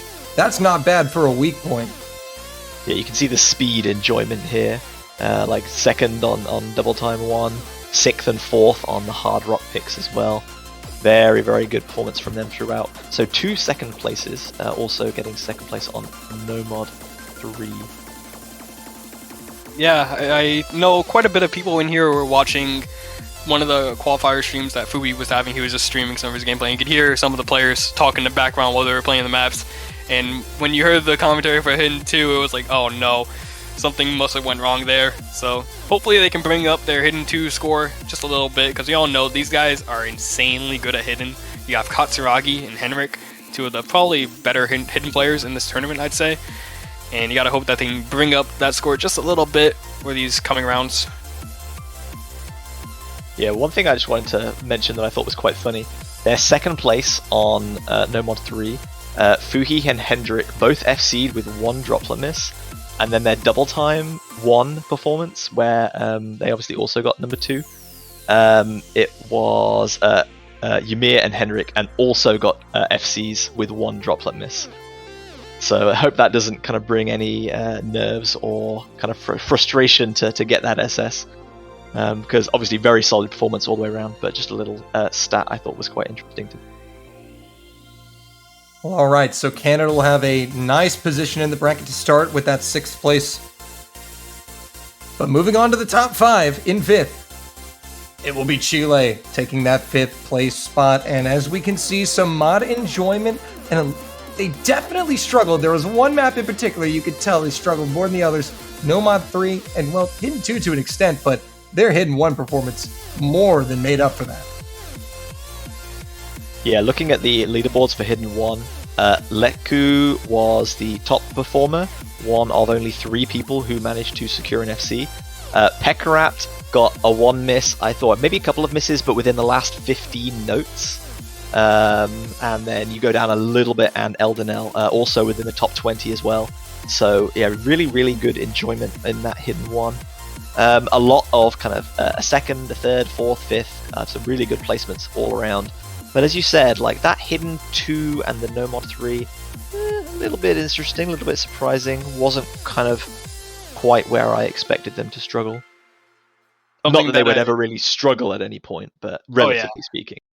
Something I do want to mention is they got second overall on the Hard Rock pool, but then you look at their individual scores for the Hard Rock, and they got number 5 and number 3. And the reason why I think this is because Hard Rock 1 was so significantly easier than Hard Rock 2 to get a good score on overall. So what I think happened was that on Hard Rock 1, they got so much closer to the highest percent than on Hard Rock 2, where they had, actually no, it was the opposite way around, where Hard Rock 2, they had closer to a higher percent score than Hard Rock 1, which means that their Hard Rock is quite a big boost. So Chile looking good in the 5th position, but they will miss out on the top 4 spots in 4th. It's going to be Indonesia taking that 4th place spot here. And as you can see, just some tremendous stuff from them. 2nd overall on Nomad. I mean, they've got number 1 on Nomad 2, a number 2 on DT2, a number 3 on Hidden 1. I mean, they've got almost, they basically got almost all top 10s. We see our first number 1 there, as you mentioned, Dolan, on Nomad 2, with some really good performances from Dika Netamaru as well. Really good to see. No kind of obvious mod weakness, but they were definitely much more proficient at the kind of speedier converts than they were the specifics. Although it seemed to have kind of been reflected the opposite way in the Hidden pool, where they performed really well on Hidden 1 and not quite as well on Hidden 2. But Indonesia, a team of like really efficient Hidden players all throughout their CWC history, so really no surprise there. A very good showing for them, but 3 teams did it better, and we're going to find out who. In 3rd place, it's going to be the United States taking 3rd in the qualifiers. Going through their scores, they're the first team to have all top 10s at least. And some really good stuff, just struggling a little bit in Hidden and Hard Rock compared to the Nomad and DT, but I'll let you take this one away, Sekre. Yeah, so we came into it, we kind of hoped we would get top 4. We were aiming for number 1. We didn't practice as much as we probably should have if we were really aiming for number 1. But coming into with these scores, I think we're pretty satisfied looking at the scores overall. Obviously, we got number 1 on Nomad 3 and number 1 on DT2. We had some really good scores as a team throughout those. And then the real one that's surprising for me is that we got 2nd on Hidden 2. That one we felt like we didn't do the best on, but we actually had a pretty good overall run, it seems. I mean, you might not have thought you did that well, but Lexi's still SS. Oh yeah, so. Lexi, that guy, I love Lexi, dude. He's just coming in. I think he's probably one of the best performing players of the qualifiers. He FC'd so many maps. I could always just look on the left and see, yes, Lexi FC'd. You can trust in Lexi. So the US coming in 3rd place. So we're back to that eternal battle, aren't we? South Korea, China, South Korea. Well, we'll go ahead and play this out a little bit. I want to know where the chat stands. Is it SK or China, guys? We got to build up the suspense, the drama. Okay. Let's see who it is. In 2nd place is South Korea. Plot twist! So South Korea. Weakest point was DT, but again, still showing that dominance that we expect out of South Korea and Catch the Beat. Yeah, these guys, I heard they didn't practice as much as they would have liked to, but they still have really good scores, as you would expect. They are South Korea. And so, you look at their scores, they're all pretty much in the top 10. Only coming in at number 10 for double time 1, but that's not even that much of a problem. You look at their Nomad scores, number 1 on Nomad 1, number 3 on Nomad 2, number 4 on Nomad 3. That's really high consistency for these guys. Yeah, and to any eagle-eyed viewers, you'll have seen that of the 9 maps that we've currently got in our qualifier pool, 5 of them we already know who the number 1 is, and that means that our final remaining team, which is obviously China, took 4 other number 1 places. So let's have a look and see how they did it. And they did it both Hiddens, 1 Hard Rock, 1 double time. So a clean sweep of the Hidden pool for China. I mean, and Sekre, we were kind of discussing this earlier, but I'll let you go ahead and dive into our player of the qualifiers. Oh yeah. So there has been some speculation between some players over the weekend that one player on China did really, really good.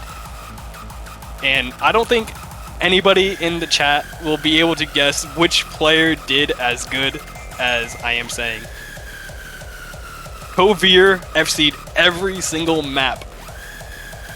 He kind of popped off. 9 for 9. Yeah, usually when you see China, you think Dusk Crystal. No. This year, Kovir is just insane. So China, I mean, they've won a World Cup or 2 or 3. They are looking primed to get another, coming in overall first in every mod bracket aside from no mod. I mean, that is a statement made, and ladies and gentlemen, that is your lineup for the 2022 Us-Catch World Cup. So we know our matchups, we know the bracket. The only thing that's left is to go over the maps, which we will be getting to shortly. What do you guys make of the top 32? Whew, spicy. That's what I'll say. We got some really interesting matchups coming into semifinals from what I've seen. We have, if I remember correctly, number 8 versus number 9, which I think was Italy versus France, or something like that, would be a possible matchup coming into semifinals. Correct me if I'm wrong, by the way. France is 8, Italy 9, you're correct. Yeah, so that would be a possible matchup coming into semifinals, and well, that would be a really the winner of interesting repeat of European catch cup that was kind of taken place very recently as well. So maybe some revenge on the cards there. France looking to get one back over on Italy. we got so many interesting matchups. I think we have Brazil versus Japan. That's going to be a great matchup. We're going to have Germany versus Finland. Whew. The one that I'm looking forward to personally is USA versus Chile later on in the tournament. By the way, these are all later on, assuming that the brackets kind of mesh the way they do with seedings. They never do. They never do. That is true. Never do. You can always expect at least one upset. But oh my lord, we have some really good quality matches coming our way for these next couple of weeks. But the stage is set, ladies and gentlemen. So thanks to everyone who played in the qualifiers. If you did not make the cut this year, we still want to thank you for participating, and we hope to see you back next year. But it looks like we're going to be setting things up here to transition over to our map pool showcase in about 5 to 10 minutes. So we will be getting a caster swap. I will be stepping out. And who do we have here? Hello, hello. It's good to be back. Welcome, welcome. My boy WWWW. I think I said the right amount of W's, right? 5 W's. Yeah, 5 W's. Thank you, Mr. Secre. So Always thank my you very pleasure. much, Doland, for your introduction and leading us through the 37 teams and of course the 32 that have qualified. As was said, we're going to have a little 5-minute break whilst the round of 32 map pool gets set up, and then we will present that to you, and you can all go practice or hypothesize and do your whiteboard maths as to how the tournament's going to play out if you don't happen to be a player. But yeah, don't go anywhere. We will be back with you very, very shortly.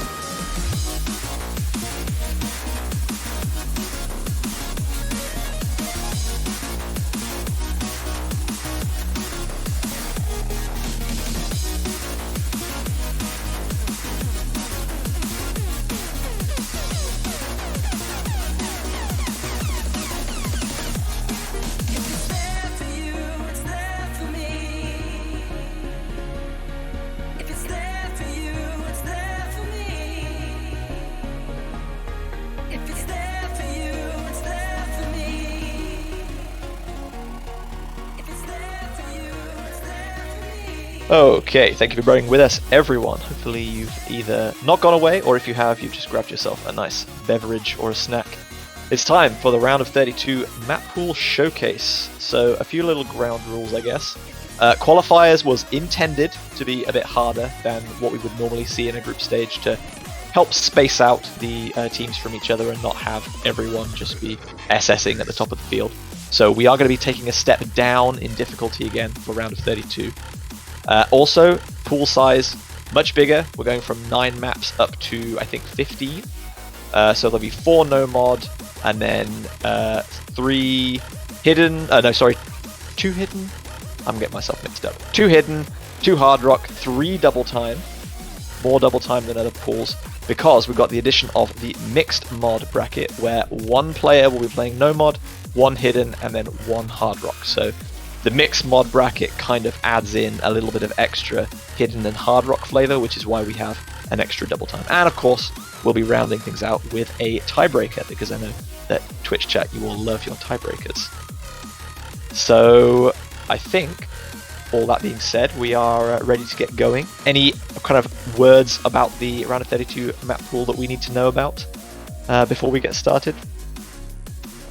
For sure. As a short summary for the round of 32 pool, there is a lot more consistency within this pool because of the step down in difficulty. And that's going to be the first thing that is most likely noticed. Spread out through each of the mod pools is each and own's kind of consistency map to help test the mod without being too overbearing on the skill set itself. Okay, so without any further delay, I think we can get right into it with our no mod 1. And that is going to be Kotoba no Iranai Yakosuku by Sana. This is mapped by Dapulus, Dapu, good friend of mine. 4 minutes in drain, so immediately hinting at that consistency pick that we've kind of talked about previously.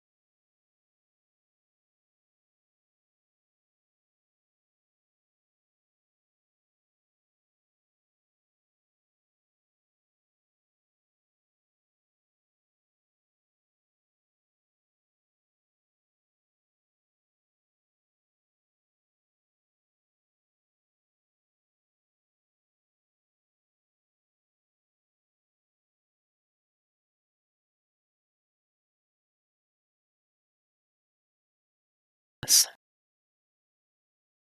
But moving on to No Mod 2, so we're going to go something completely different now. This is anything from kind of fairly generic, commonly seen mapping style. This is Peer Gynt by Sysmix, one of our very talented and one of our original featured artists. This is a map made by Niam. A lot shorter, just under 2.5 minutes in length. 140 BPM, so it tells you there's going to be a lot of more technical movements like 1/4 dashes and wiggling and things to kind of spice up a low BPM like that. Circle size 4 and approach rate 8.8, a little bit lower than what we just saw previously. But the key kind of points to see here are going to be lots of high slider velocity sliders, some wiggles in high velocity sliders, and some of the sliders like that one that you can see just there require you to hold dash going into the slider, or you will not hit that tick at the kind of far distance. Yeah, the map being a lot more dense as a whole, and generally more unconventional, is going to allow the matches in the sort of mid-tier seeding to potentially choose out the teams that perhaps are better skilled than No Mod. So you may notice this map seems a bit harder than No Mod 1, but its purpose being as unconventional as it is to kind of help point out these differentiating teams that are close together in skill sets. Yeah, that's a good point you raised, that it's harder, because we all had a bit of a kind of internal crisis when seeing this map, because we kind of thought, well, like, we love it, but it's too hard, so please nerf it. But don't nerf it too much, because it's really good and we don't want you to ruin it. So we had to kind of find a little bit of a sweet spot with regards to how we could keep the map still difficult and challenging, but also still really interesting for around a 32 stage.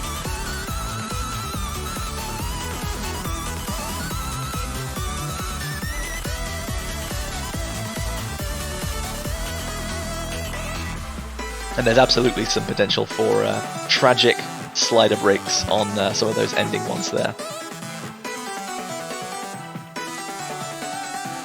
And some of these little quarter tap dashes that you can see at the end here look fairly comfy, but they can be a little bit tricky, especially when nerves are at play and you have to do many of them back to back. So 2 specifics in the No Mod pool down, 2 converts to follow. The first one is Astria no Sobe from Zodiac Syndicate.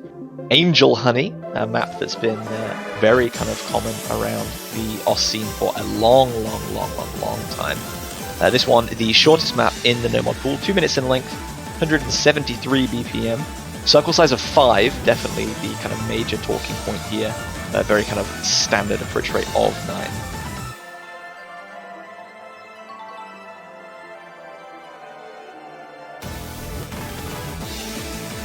Yeah, a very older map. You can kind of tell with the older song. This was submitted in 2012, and the CS5 does allow for more precision and could be definitely be classified as one of the more difficult converts of the pool, having a lot of tricky patterns that could make it very easy to miss in a tournament setting. Yeah, a lot of the streams are kind of fairly cozy, and even though those little repeat sliders are inverted, you can pretty much stand still on them. But in a typical convert fashion, there are some kind of unexpected, necessarily strong dashes to watch out for, and the circle size 5 does make those a little bit more punishing than they would be normally. Again, also in some of these streams, the stream kind of flow changes fairly abruptly without really much warning. So platter control is obviously the watchword of the day for something with circle size like this.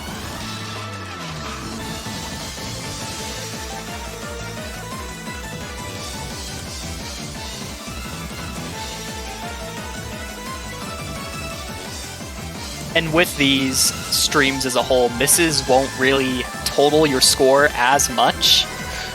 And with this map in particular, there are multiple things that can trip you up to be caught out on and cause a miss. But I think we're going to see a lot of close together scores on this map because of that. So even if you get like 975, 980k from one miss, you could definitely see that with the enemy teams as well. Enemy teams, you make it sound so violent. This is just a fruit catching contest. You're right. I'm taking it too seriously. But no, coming into our final no mod pick, Ame ne Utaiba from Empty Pepperoncino, another one of our featured artists, a bit more recent than Sysmix. This is the De Captain's Insane difficulty. Again, on the longer, more consistency focused side, just under 4 minutes. BPM of 220, but is a little bit deceptive because there are large parts of the map where it's kind of mapped at a lower density, so it doesn't feel necessarily quite as fast as that 220 suggests. Circle size of 4 and approach rate of 9.3, very common kind of settings in terms of readability. But a lot of these sliders that will kind of crop up throughout the later sections are slanted just enough to make you think like, should I be wiggling these? Can I be standing in the middle of them when I don't have to wiggle? So that can be kind of putting players in two minds with regards to whether they should maintain the flow or whether they should try and stand still and conserve a little bit of energy.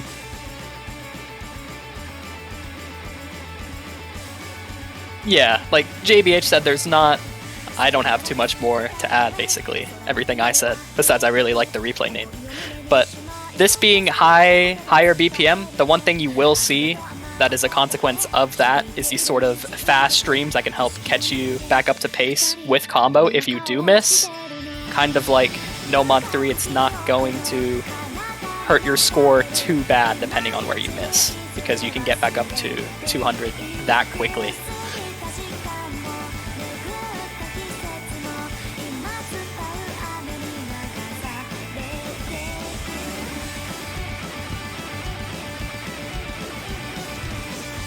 Yeah, unlike we might see in some other converted difficulties, when I played through this, I didn't notice too many kind of strong dashes that felt kind of unfair.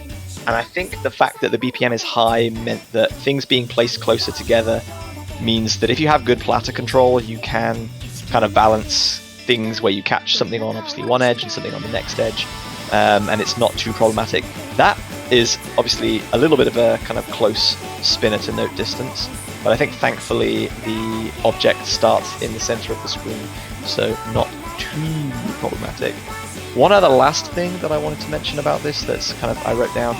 When I was playing this, I felt like the map ended, like, or was going to end about 3 different times, but then it kept going. It's one of those songs that has some sort of false finishes where you maybe hear the song starting to fade out, or there's a spinner and you take your hand off the keyboard and then you realize, oh, actually, it's not quite done yet, I need to get back to work. So hopefully everyone will practice the pool at least once and realize that when they kind of come to play it in the match. But just something that I'd like to mention in case people decide, I'm not going to practice this.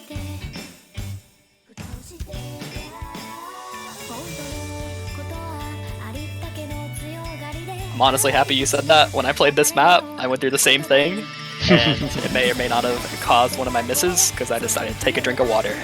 My bad.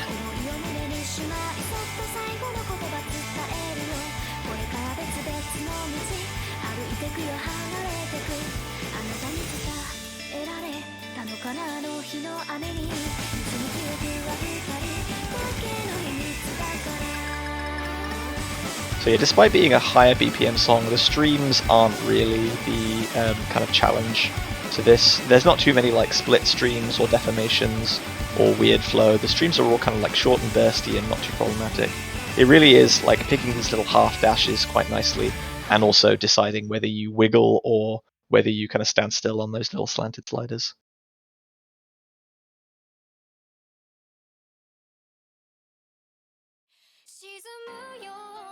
So, Hidden Pool coming up now, and as I said before, we've got 2 to come from. One custom specific, again, got to talk about how we are getting custom maps created specifically for CWC to ensure that the map poolers get exactly what they want. Yoru ni Kakeru by Yasobi. This is Bunrei's second map in the CWC this year, after also mapping Hard Rock 1. Back to the consistency focus, 4 minutes in length, 130 BPM, but again, mapped in something of a kind of like double BPM style, so you'll see a lot of these little 1/4 or 1/6 slider dashes. A circle size of 4.2 and approach rate of 9, so generally fairly readable as far as hidden approach rates go. And again, like long, consistency focus, good mix of like hyper dashes with normal flow, hyper dashes with anti-flow, and some of these little tap dashing swing elements that are not hugely difficult to read with hidden at this approach rate, but still require a little bit of focus to ensure that you're not dropping slider tails too early.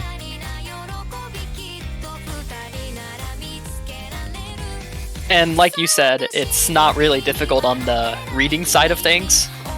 Basically the equivalent of turning on hidden on a very sort of 4-ranked map. So it should be able to see a lot of scores on here, being the skill check kind of map. Maps that think they have the Nomad advantage can definitely feel confident enough to pick this in match.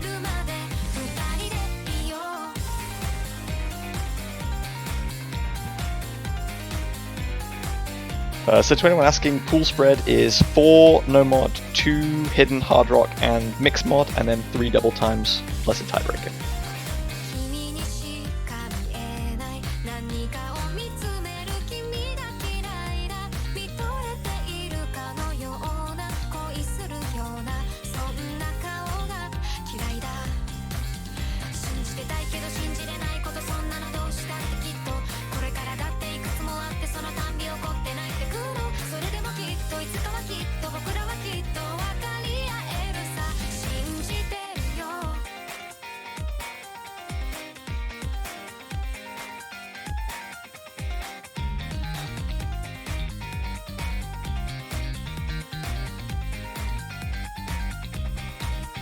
You can see a lot more wiggling popping up in the map towards the later stages.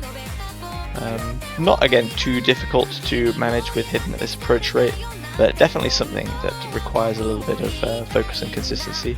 I agree with comments that like the hidden definitely feels like a little bit of a step up in terms of if you were to play this map on no mod, then you would find it more challenging for a say than no mod 1. But I think that's fairly intended, that no mod 1 serves as like a very kind of introductory, but obviously not trivial entry to the round of 32 that everyone will feel somewhat comfortable on.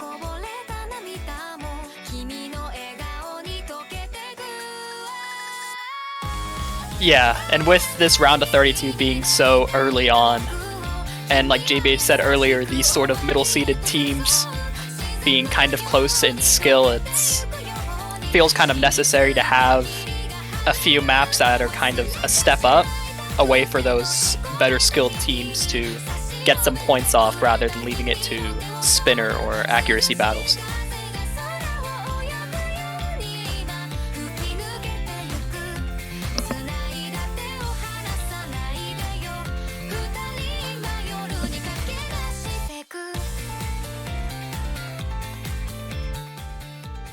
So 1 hidden down, 1 hidden to go. This one is going to be a converted boss difficulty, and it's going to be a long fall of fruit onto a waiting platter perhaps. Sokan Masayoshi. This is a lot shorter, 2.5 minutes in length, 170 BPM, very popular BPM so far in the round of 32. Circle size of 3.7, so a little bit more lenient than what we've seen in some other brackets, which fits nicely with kind of hidden, making dashes to and from objects that are sharp a little bit more lenient. But an approach rate of 8.4 kind of counteracts that somewhat, so you do need a little bit of low approach rate hidden reading ability to be able to score decently on this one.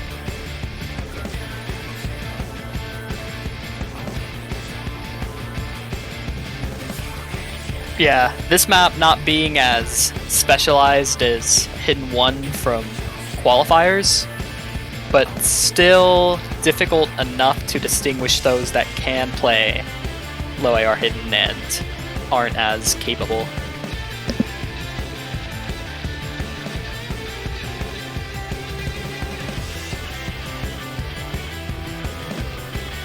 Yeah, I personally found this one a little bit more comfy than Hidden 1. For a low AR pick compared to obviously Hidden 1 that was AR 8 in the qualifiers pool, I think that anyone who had reservations about, oh no, more low AR Hidden will find this one a lot more kind of cozy and acceptable, I hope.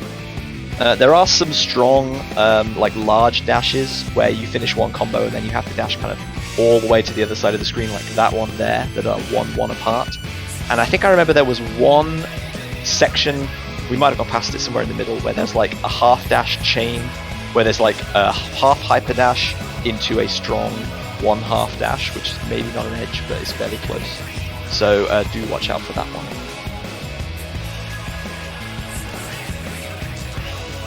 Yeah, I actually missed on that pattern the first time I played.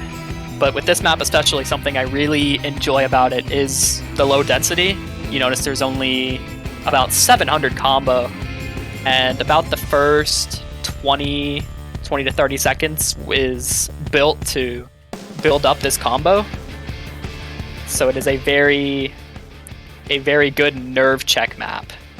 If you notice your team is playing confidently or is able to hold combo on some of these more consistent maps, this is something that is definitely pickable. If Hard Rock is a little bit more your speed, then they've got two of those coming up next. First, again, a specific and a custom. Ascendance making his second appearance, obviously DT1 also there, with Light Up My Love, Onokan feat. Moko. I've heard many different versions of this song. This one is quite cute. I like it a lot. 2 minutes of drain, 166 BPM. Circle size coming in tiny bit under 5 with Hard Rock applied, and an approach rate of 9.8, so not quite maxing out that 10, which we kind of typically tend to see from a lot of the specifics that would kind of try and go for an AR7 thing first up, so that you're not quite pushing that 10, and this is what has kind of been brought up this time around. I'm cat jamming so hard right now. I love this song.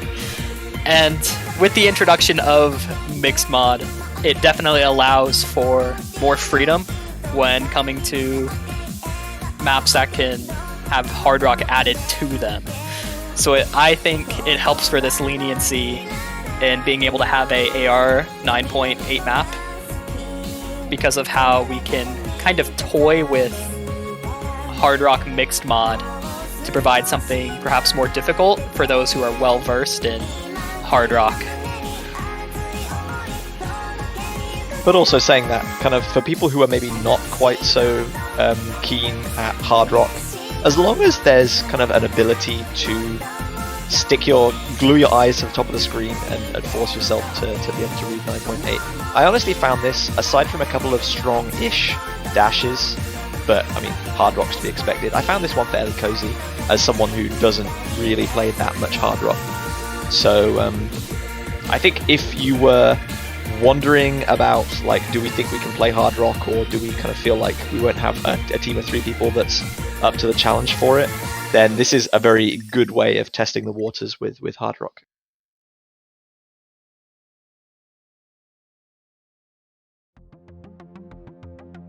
But Fractal Dreamers Monolithia is going to be our second and final exclusive Hard Rock pick. This one, also, as we've kind of been following the trend before, is a converted OS difficulty, is a little bit longer, 3 minutes and 18 seconds in length, so kind of fairly middling. We've had a lot of 4-minute maps and then a lot of 2-minute maps. This one is one of the only ones so far that's kind of really sat somewhere in the middle. 190 BPM, circle size of 5.2, so that's obviously circle size 4 with Hard Rock turned on, and we are going up to that approach rate 10 now, as we could kind of expect from a converted.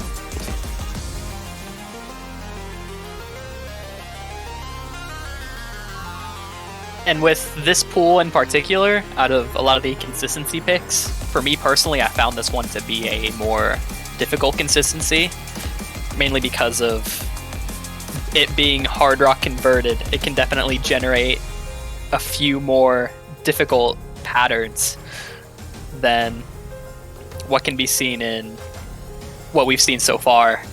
A lot of short dash, some wiggles that get generated, like right there and there. It can be very, you could say a little greedy. If you feel confident that your team has the advantage, this is definitely a good map to pick. Yeah, whereas Hard Rock 1 was kind of more focused on maintaining flow over large gaps, This one is a lot more of a kind of micro-intensive, small movements, some wiggling, kind of balancing these little streams. And in typical kind of hard rock fashion with these streams, you will see some of them get a little bit deformed. They don't flow like there. You can see one of them was split quite a bit off to the right, and you need to do a little tap dash for it. It'll be very, very common, and you'll see a lot of it in this difficulty. And obviously, if you don't play a lot of hard rock, then it's very common in a lot of hard rock maps at kind of higher BPM, where streams get split up in sometimes interesting and sometimes very unhelpful ways.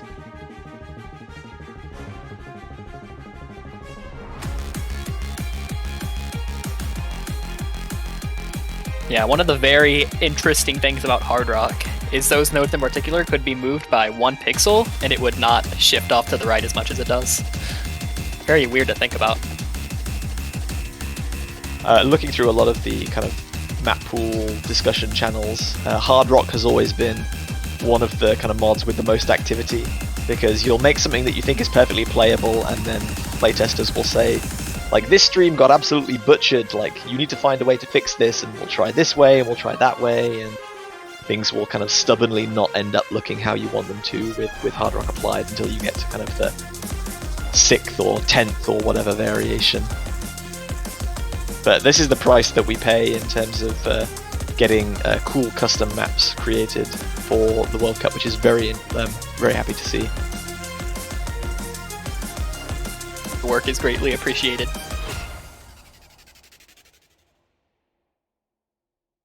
So, hard rock done also. We got 2 mod brackets to go. Remember, we got double time and mixed mod. And note that double time will be slightly larger in pool size than the others, purely because mixed mod will allow hard rock and hidden. And Loki's Wizard's Tower, a custom map, is going to be our first double time pick. This one from Verti, one of the shorter maps, with double time added at 1 minute and 50 seconds, 263 BPM. So with double time applied, pretty quick, but not kind of necessarily insanely speedy. But similar to the map that we just saw, Hard Rock 1, this one's going to be more of a micro-intensive, kind of small movement, lots of anti-flow map, rather than kind of big, booming, sweeping distances and strong hyper dashes. Yeah, this map itself could be classified as the speed specific, with its AR being a bit higher than the next map you'll see, and all of these kind of quick short dashes.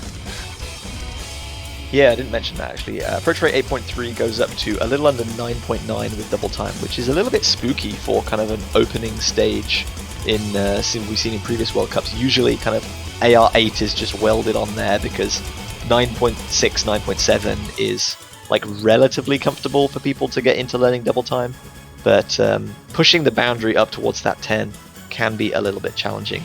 But circle size of 3.5 hopefully makes that a little bit more lenient. In terms of you can be a little bit slower on your turnarounds and still manage to catch things.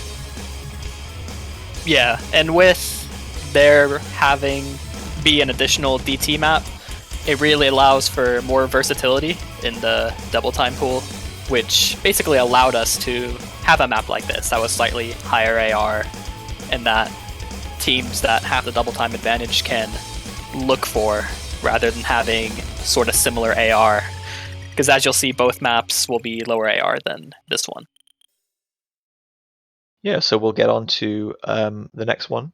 So whilst we've been talking up how amazing custom maps are, sometimes there is either a want or a need to select something that has already existed. And in this time, Zootopia is going to be providing us with our second double time. Twice for the K-pop fans out there. Feel special. This is 2 minutes and 14 seconds if drained, so one of the longer double time picks we have. 194 BPM though is honestly kind of slow by double time standards, but it does make up for that more with kind of bigger hyper dash strengths, more big kind of sweeping distances, and a little bit of these tap dash patterns in between the sliders. Approach rate of 8, as we said, gives us like 9.67, so very comfortable double time approach rate. And also, again, circle size 3.5.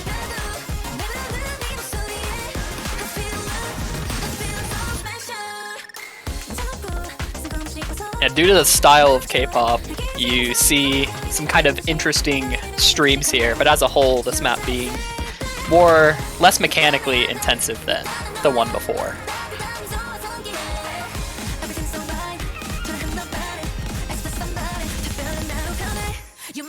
Yeah, certainly more flowing than DT1, but don't get kind of too cozy with regards to platter control, because there are still some half dashes that are a little bit bigger than the others, especially in the Ki sections like here, and later on towards the end of the map as well.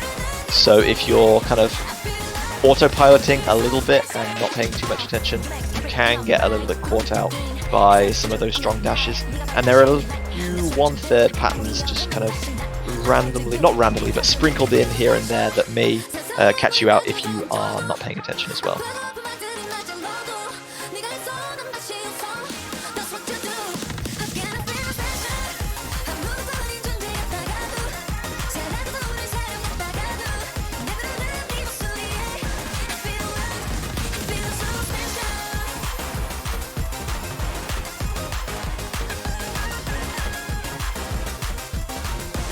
Yeah, the map itself not letting up even at the end here.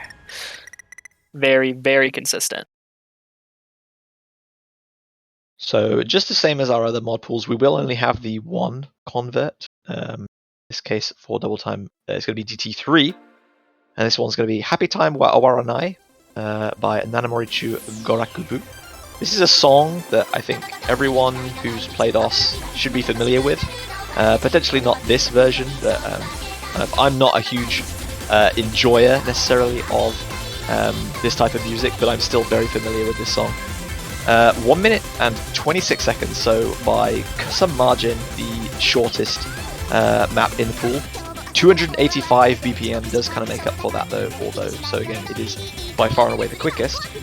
Circle size 4 and approach rate 7.8, which gives us a fairly nice 9.5 for double time. I'm just going to do my best to ignore the fact you said you don't like this song, but with this convert in particular... Am I not welcome here anymore? It's not this song in particular, I am just not kind of an avid anime vocal, not a follower.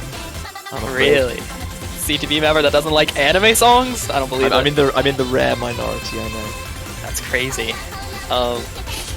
With this map in particular being very short, it does its job in having a lot of sort of tappy movement, and just a very, very speed pick as a whole in terms of getting it done very quickly.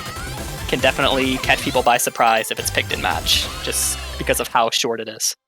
Yeah, there's a lot of kind of standstill patterns and chains that will then rapidly transition into little wiggles and tap dashes as well, and then they'll go back to standstills as well. So it's very much like not a micro-intensive, but you're always moving map. It's not a big flowing dashing map. It's kind of a stop and start creation in that. So mixed mod time. Let's see how this goes. Brand new to the Catch World Cup. Map pool selector Head Honcho, FD Fluorite's going to be providing this one to us. Mapletown Memories from Regal Theatre, an artist that they have mapped in previous World Cups. So as we said, there's going to be one player who is being required to play with no mod, one with Hard Rock, and one with Hidden.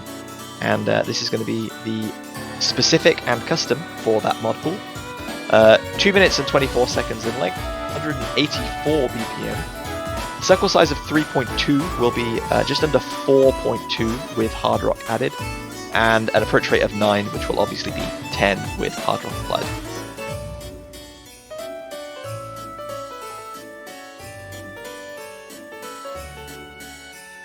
And I think it's a good thing to generally note that with mixed mod as a whole, because there's only one player playing no mod Hidden in Hard Rock, you will definitely see mixed mod as a potential step up. For example, Hard Rock 1 is certainly easier than this map on Hard Rock in particular, which is definitely intentional since there's only going to be one person playing this with Hard Rock. Yeah, I think a kind of key reason why we haven't used mixed mod in the past is because we haven't had this kind of breadth of maps available to us, and we haven't had this much of a custom mapping scene where we can tweak and modify things to our liking. So you had the problem that maps that were chosen for mixed or free mod ended up either being really, really hard in either hidden or hard rock, to the point where they were kind of very much above the dedicated hidden and hard rock picks, or the no mod variant was kind of very plain and uninteresting and felt much easier than the no mod maps that were selected. So hopefully, and obviously we very greatly appreciate your feedback in this when you have played the pools and made your own opinions as to whether you think that we're kind of succeeding in that regard, or whether we still need to work on that. I just wanted to say that the use of the circle size 3.2 does add quite a bit of leniency with hidden. So although there's a swing rhythm and lots of kind of tap dashing and oddly shaped sliders, it's not quite as punishing as you might be thinking to apply hidden on this. One thing, I did actually test this with hard rock, that here, some of these repeat sliders at the end are kind of mandated to wiggle with hard rock, whereas a lot of the ones earlier in the map, I think you could probably just about get away without wiggling. I'll be interested to see how different people kind of attack those sections coming forward.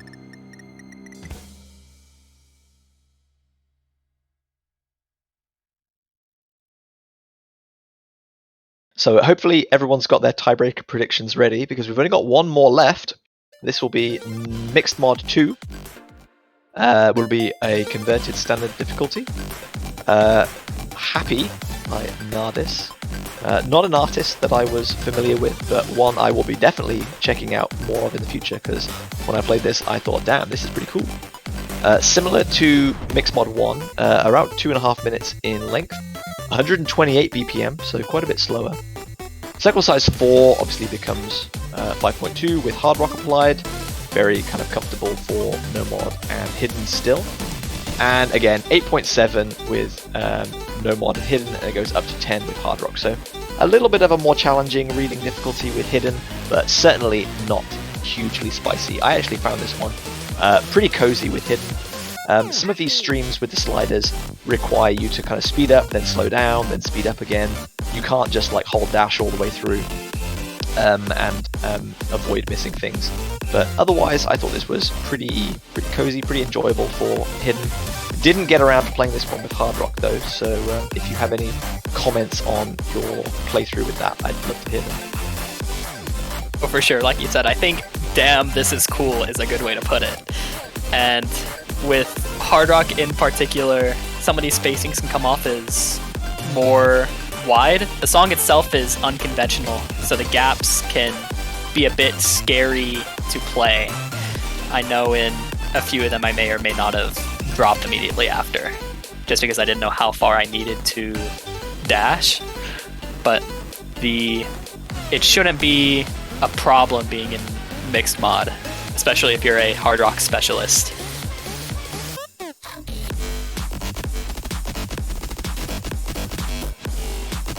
Some of these little tap dashes between sliders are quite tight, but thankfully the patterns after them are usually fairly simple, so you can kind of give all of your focus to hitting the tap dash and then get a little bit of a rest period, assuming you do actually kind of hit the stack, of course.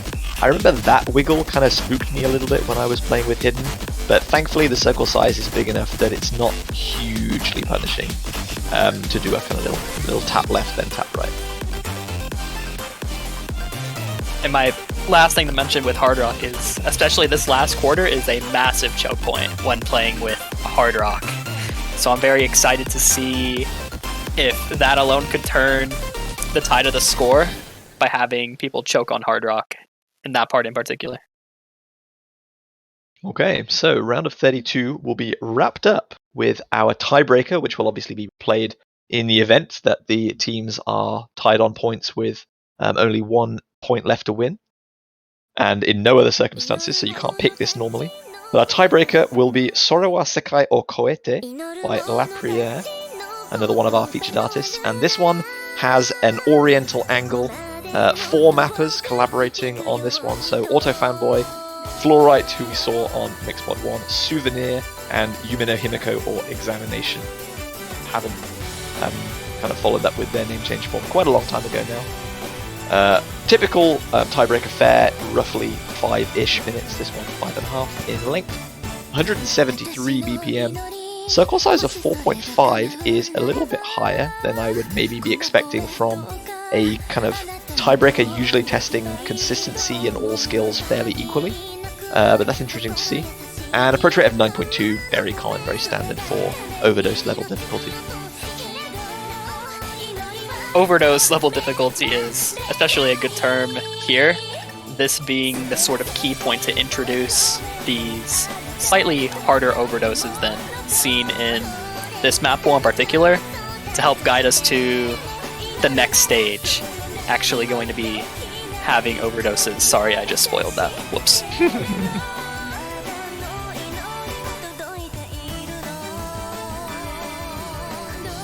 Also, something I would like to point out is the storyboard in the background. Not too fancy, but you know. I think there's very few people that kind of consistently put out storyboards in Catch, and Himiko is certainly one of them. Very talented, puts in a lot of effort. Always love to see. Yeah, I mean, it's a tiebreaker. It's the showpiece, at least of this round. So yeah, always very happy to see that. Obviously, I played through the whole pool. I was giving my comments and feedback, and I really didn't have that much to kind of suggest about this at all. There were a couple of patterns where I felt like the flow stopped a little bit too abruptly, so we kind of buffed those. But sometimes, as a kind of modder or a BN, you look at a map and you're like, I feel like I should be trying to improve this map, but I don't really have anything to say that isn't super superficial, and it's always nice when you get something like that, and this map was kind of an example of that. That I was like, yep, this is good, just throw this right in there. I'm happy to have this with nearly no changes. Song alone is worthy of being here. So happy we got this song.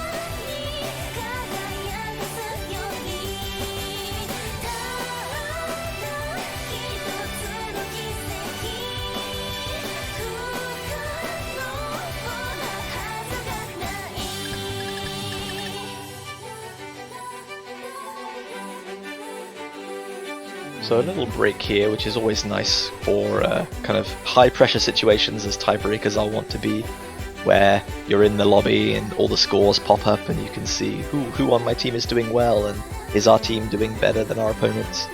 With 1/3 of the map still to go, you can either start panicking, hopefully not, or knuckle down, redouble your efforts and try and claw back a difference or extend your lead.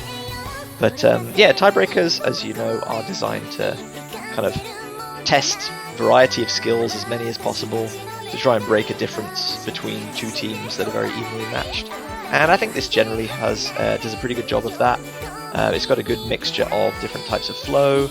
It's got a good mixture of snappings and like slider shapes. So some hyper dashes will be into vertical sliders, some will be into curve sliders, some will be anti-flow. There's a couple of those little kind of kick slider sections as well, where you have to change direction very quickly after hyper dashes, so there's some bursting elements to it as well. All around very nice, tests a little bit of everything, and as I said, was very happy with this one. And with Yumi no Himiko's part, we can see a ever so slight diff spike as he introduces these kind of quick turnarounds.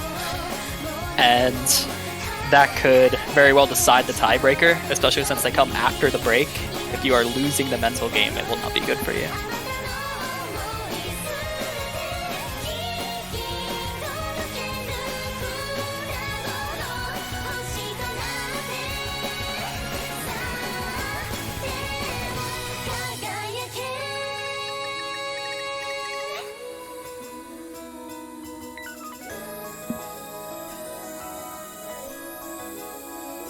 Fairly calm outro here, but with some slider art.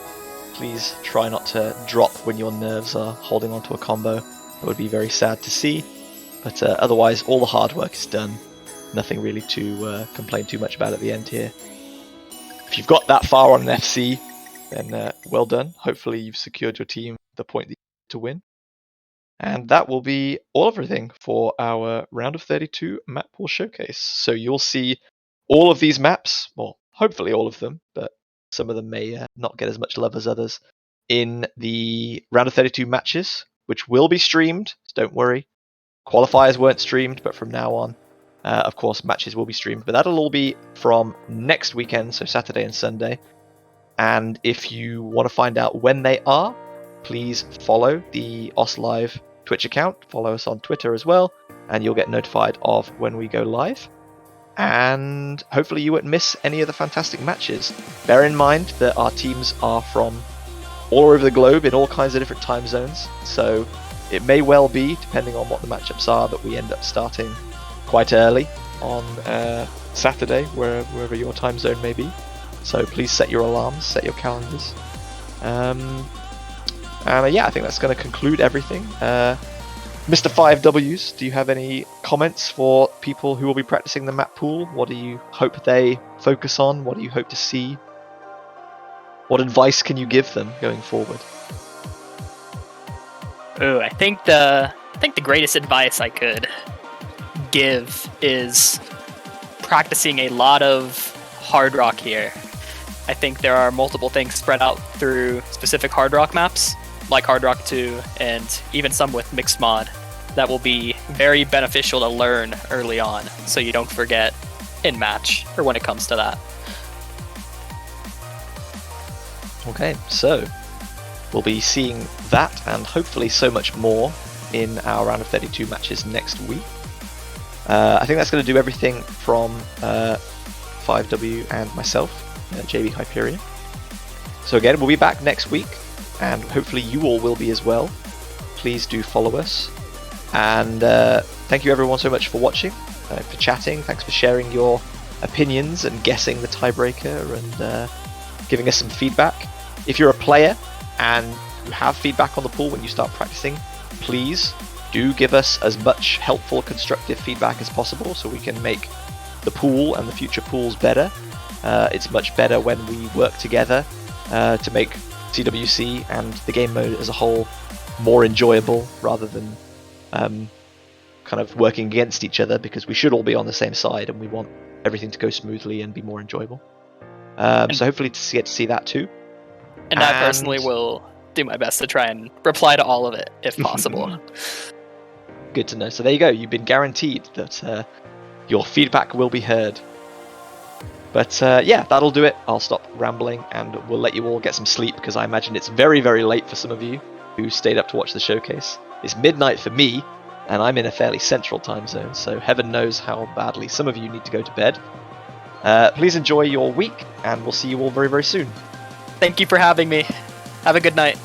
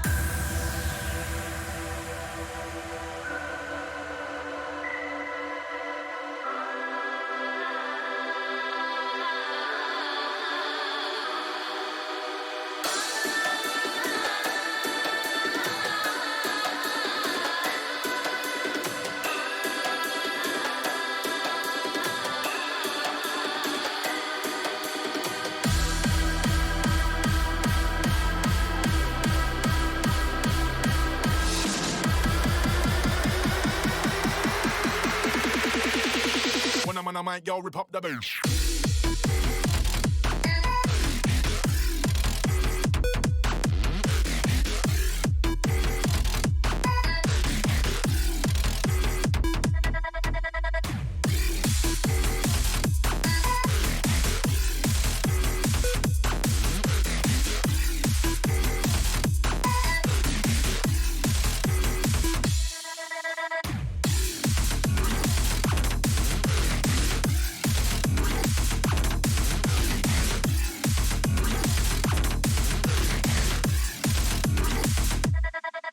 Forced.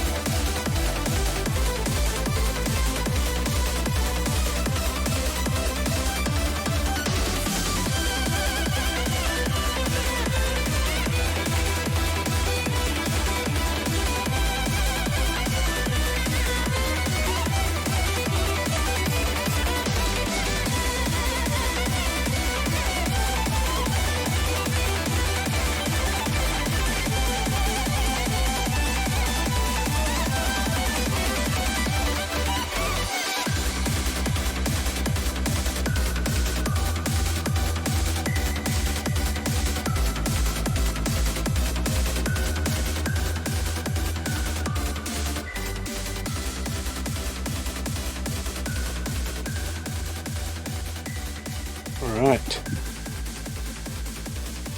Hello everybody and welcome to the very first match of the 2022 Catch World Cup. We are starting off the round of 32 with our most lopsided matchup between this year's top seed China against a team who are here after qualifying for the very first time, Israel. I'm joined here by seasoned catch player and beloved Belgian team captain Quinton. What do you think about this matchup? Hey mate, so glad to be here. Well, I think most people in the chat can agree, looking at the predictions, that seems quite one-sided, but we all love a good underdog story. So I'm faithful for Israel. I think they can perhaps get a point. I'm hoping for them, but I'm just really happy to be back. Right, this is the very first match of the entire tournament, and it's great to be here. What are your thoughts on this one, Maito? Well, yeah, as you said, it is definitely a China-favoured match in this one. I mean, you know, as we can see from the predictions, not a lot of faith for Israel, and it does make sense. They are very, very new. So even Galwan predicting China in the chat. But yeah, I think that, you know, China, obviously, they're a powerhouse team. You know, they've been around since the very beginning.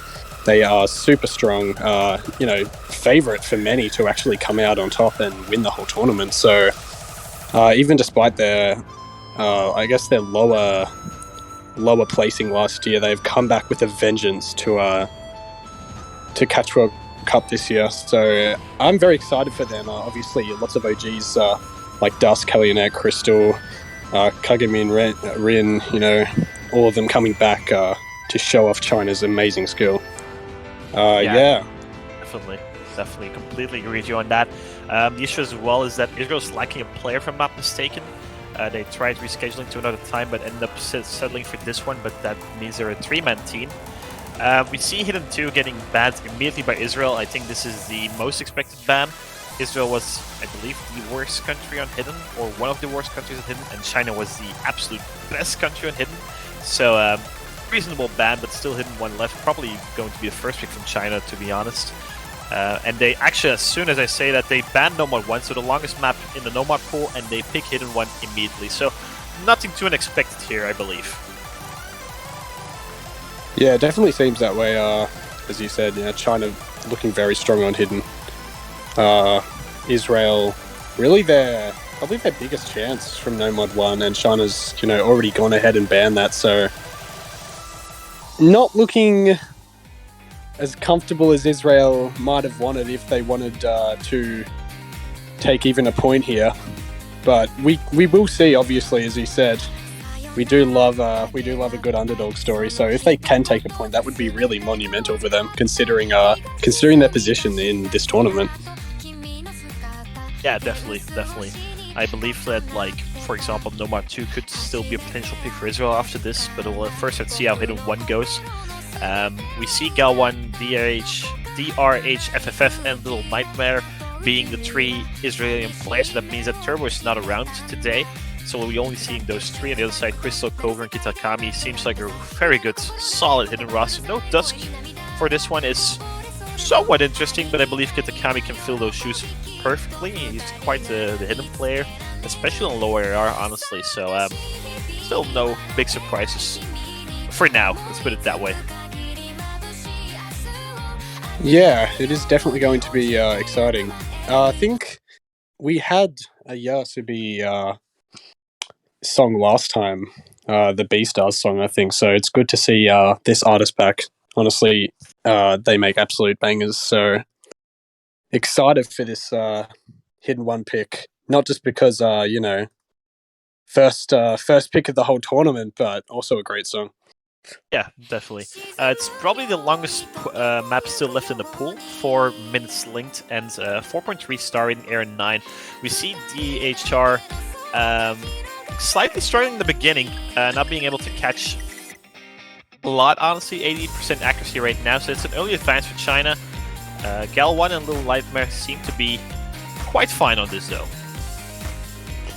Yeah, it does look like DRH FFF is really struggling on this, unable to really garner a lot of combo. Little Nightmare also dropping, and Gal1 now remaining the only FC left for Israel, but the whole of Team China is still double S-ing. So already that's a huge lead. Yeah, a huge advance for China. They will be gaining some, mostly because DRF, I'm struggling to pronounce the name, is struggling quite heavily. On the other side, I believe Crystal, Kitakami, I was expecting at most 1 miss coming from them. They seem really, really solid on this.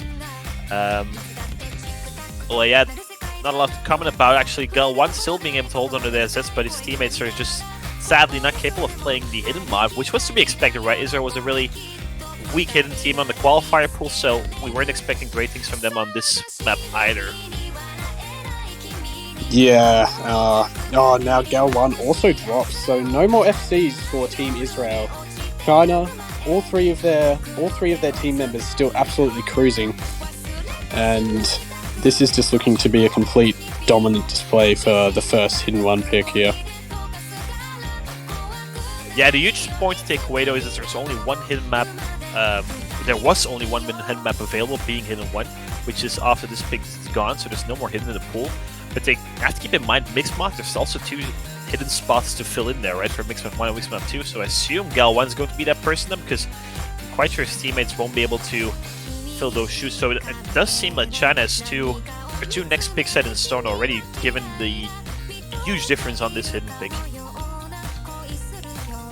Yeah, it does seem that way, and I reckon the biggest chance for Israel after this point is probably going to be the next comfortable Nomad after Nomad 1, because clearly Hidden is not doing it for them, and is probably really their best bet.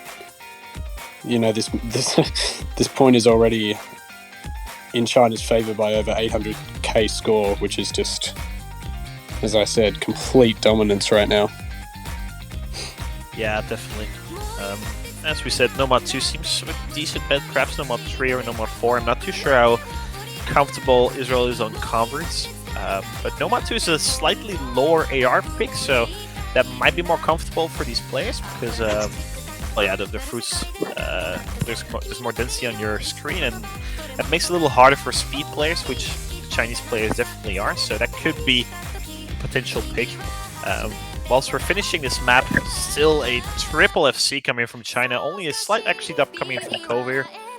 And well, yeah, I mean, that is pure dominance from these Chinese players, as to be expected on this map.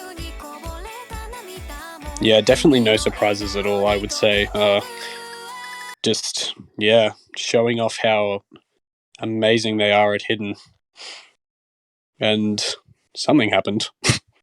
Yeah, something happened here. I'm not too sure either.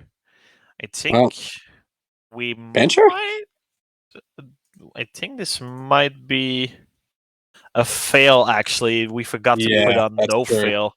So that is Oops. actually a team fail coming from Israel. I was not expecting to see that with the new forced no fail rules, but apparently, yeah, so that's the first point for China. Wow. That was unexpected, to say the least. But still, Triple FC, well, up until that point from China, it's weird to see Gal1 failing, in my opinion. I was not expecting him to fail. But probably, at least the last part of the song is a little bit harder, so that might have got him caught off guard, I guess. Well, yeah, I mean, it saves us from playing the last quarter of the map, which was already, I mean, it was a guaranteed win for China. There was mathematically no way for Israel to win that one, so and, we save a minute there, so that's alright. And we see Nomad 2 getting picked immediately, so that's Pierre Kind, Mad by Minium, a Polish mapper, and it's AR 8.8, so lowest AR in the Nomad pool, and a very reasonable pick in my opinion. Yeah, definitely a reasonable pick. As we said before, like, probably Israel's best bet after Nomad 1 to give themselves a chance to take a point off this powerhouse team. I do hope that, I mean, it would be nice to see, obviously everyone loves to see probably, like, definitely the biggest underdog in the tournament take a point from the very possible favourites. It sure would be content. Yeah, I think most people have China as their favorite, or South Korea. Perhaps he was there, Italy as well. Some other names being dropped, but China seemed really dominant on qualify. So they're back, and they're coming back big time this year. Everyone immediately just locking in, so no change to any roster. Kitakami playing Nomad and no Dusky. It's interesting, but I mean, I think China feels quite comfortable against Israel, and they're just like, yeah, whatever, whoever places is fine. Oh, actually found an early miss there, was that? I think, on like the very first note from Kitakami, but traded by DRH FFF there. So not going to matter too much. Very early stages of the map, so scores staying pretty even so far. Oh no, but DRH dropping again, as well as Little Nightmare, so now the advantage is going to flip the way of China very significantly. Oh, Little Nightmare finding another miss. Yeah, the score is low up. The score is increasing like rapidly, and Dicha is struggling on those cross-screen jumps, sadly. Gal1 still onto that FC is huge, though, for Israel. Yeah, they need him to hold on, but he also needs them to not be chain missing right now. Kitakami is dropping, but China still has 2 double S's on the board, and the only one FC for Israel. And looking like a possible another very dominant display by the Chinese team here. Yeah, definitely. Luckily, we have no fail enabled, so we won't be seeing a triple fail. But we are still seeing that 2 FCs versus 1, hoping for Gal1 to bring home the very first Israeli FC on a CWC. I'm not sure if it's map pool, match, I believe, yes. I don't think there were FCs from Israel on the qualifiers, so it could very well be the very first Israeli FC in a World Cup setting ever, which is beautiful. We still see double miss coming from Little Nightmare and the DRF, sadly, but the result of this map's already set in stone. It's going to be a 2-0 victory, a 2-0 scoreline rather for China, and Gal1 sadly drops there at the end, no FC coming in from him. That is very unfortunate. Hopefully we do see a first Israel FC. That would be good. But yeah, just another display by China of pure difference in skill, I guess, and just how much of a powerhouse team they really are. Obviously, it's hard. It's kind of hard to gauge considering they're facing the lowest seed, but you can kind of already tell that they are a very confident team. Only 2 misses coming from their team total there. Yeah. Go over with the SS, Crystal still with the FC, and I believe Israel's due is missing Turbo. I believe Turbo is a slightly better player in comparison to DRF, and that could be a potential difference maker, but then again, Little Lightmare is also quite far behind compared to the Chinese players, sadly. I'm wondering to see which map China is going to pick. I'm quite sure they might just go for Double Time 3, I think. I think Double Time 3 is, well, they're a really good Double Time team. They've always been known for their Double Time, but it's also the shortest map, I believe, in the pool. And I think if you're China, in this situation, you just want to have it over with as quickly as possible, and then DT3 seems like the perfect pick. Yeah, I would definitely agree with that. Definitely a pretty... I mean, when you have a team like that, it's harder to find really a mod that they're super uncomfortable with.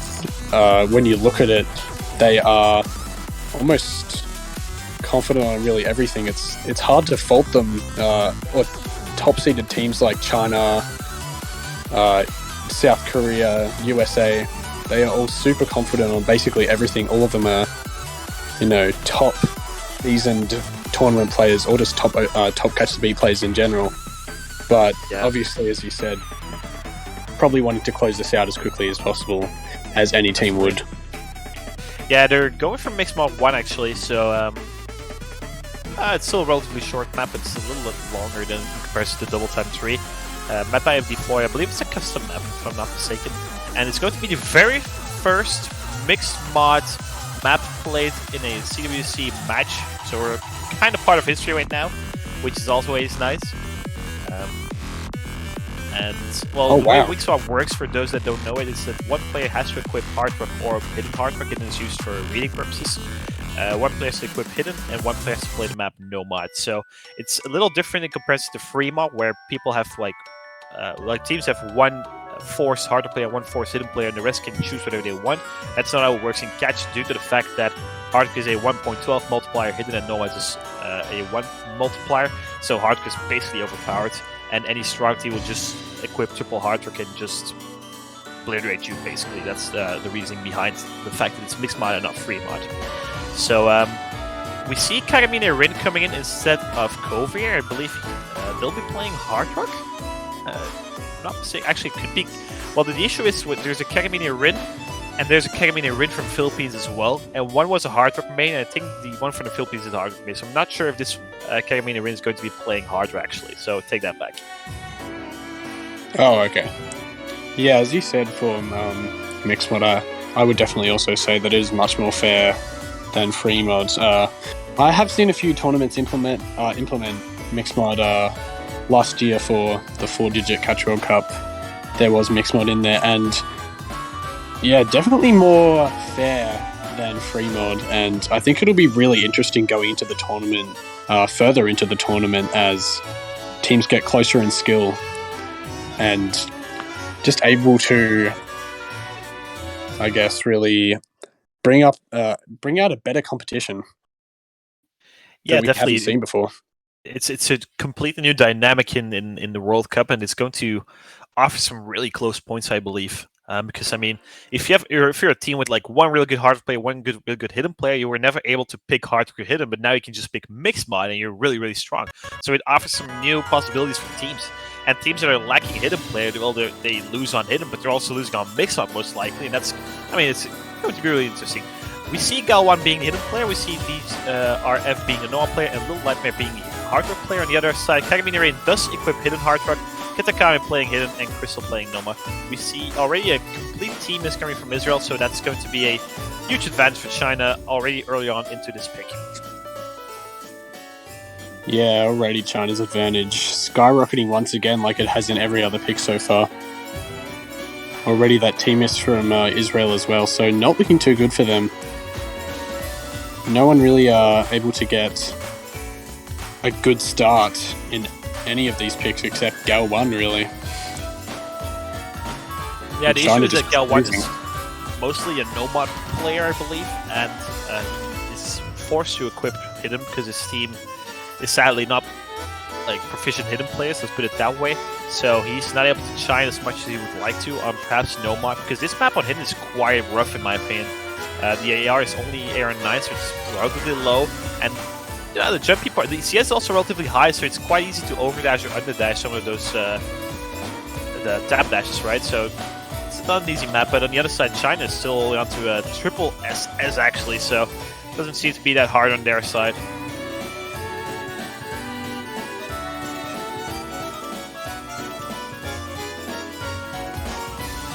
We still see Gal1 with a 99% accuracy, still onto that S rank, but his two teammates are currently at actually a little Nightmare being still in S rank with Hardrock is quite a performance, honestly. This map's also quite hard with Hardrock in my opinion, so not too shabby coming from them.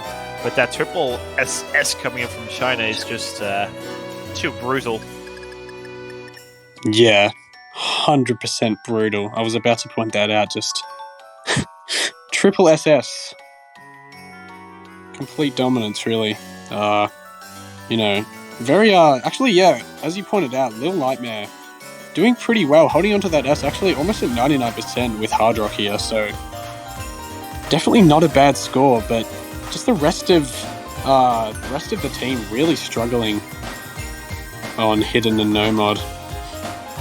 Oh, and we see a double miss from China, actually. Obviously not going to matter that much, as they are already much ahead by about 700k score, and that is going to do it. China take their third point, and yeah, wow. Yeah, the ending part of the map is actually, it seems to be quite hard. It speeds up just a little bit, and it's a little wider and all that. So Kitakami and Kami in the ring getting caught out there. So that's could have been an option if Evzo were still triple FCing, but obviously they weren't. So there is some leeway given by China, but Israel sadly does not have the skill sets to capitalize on that.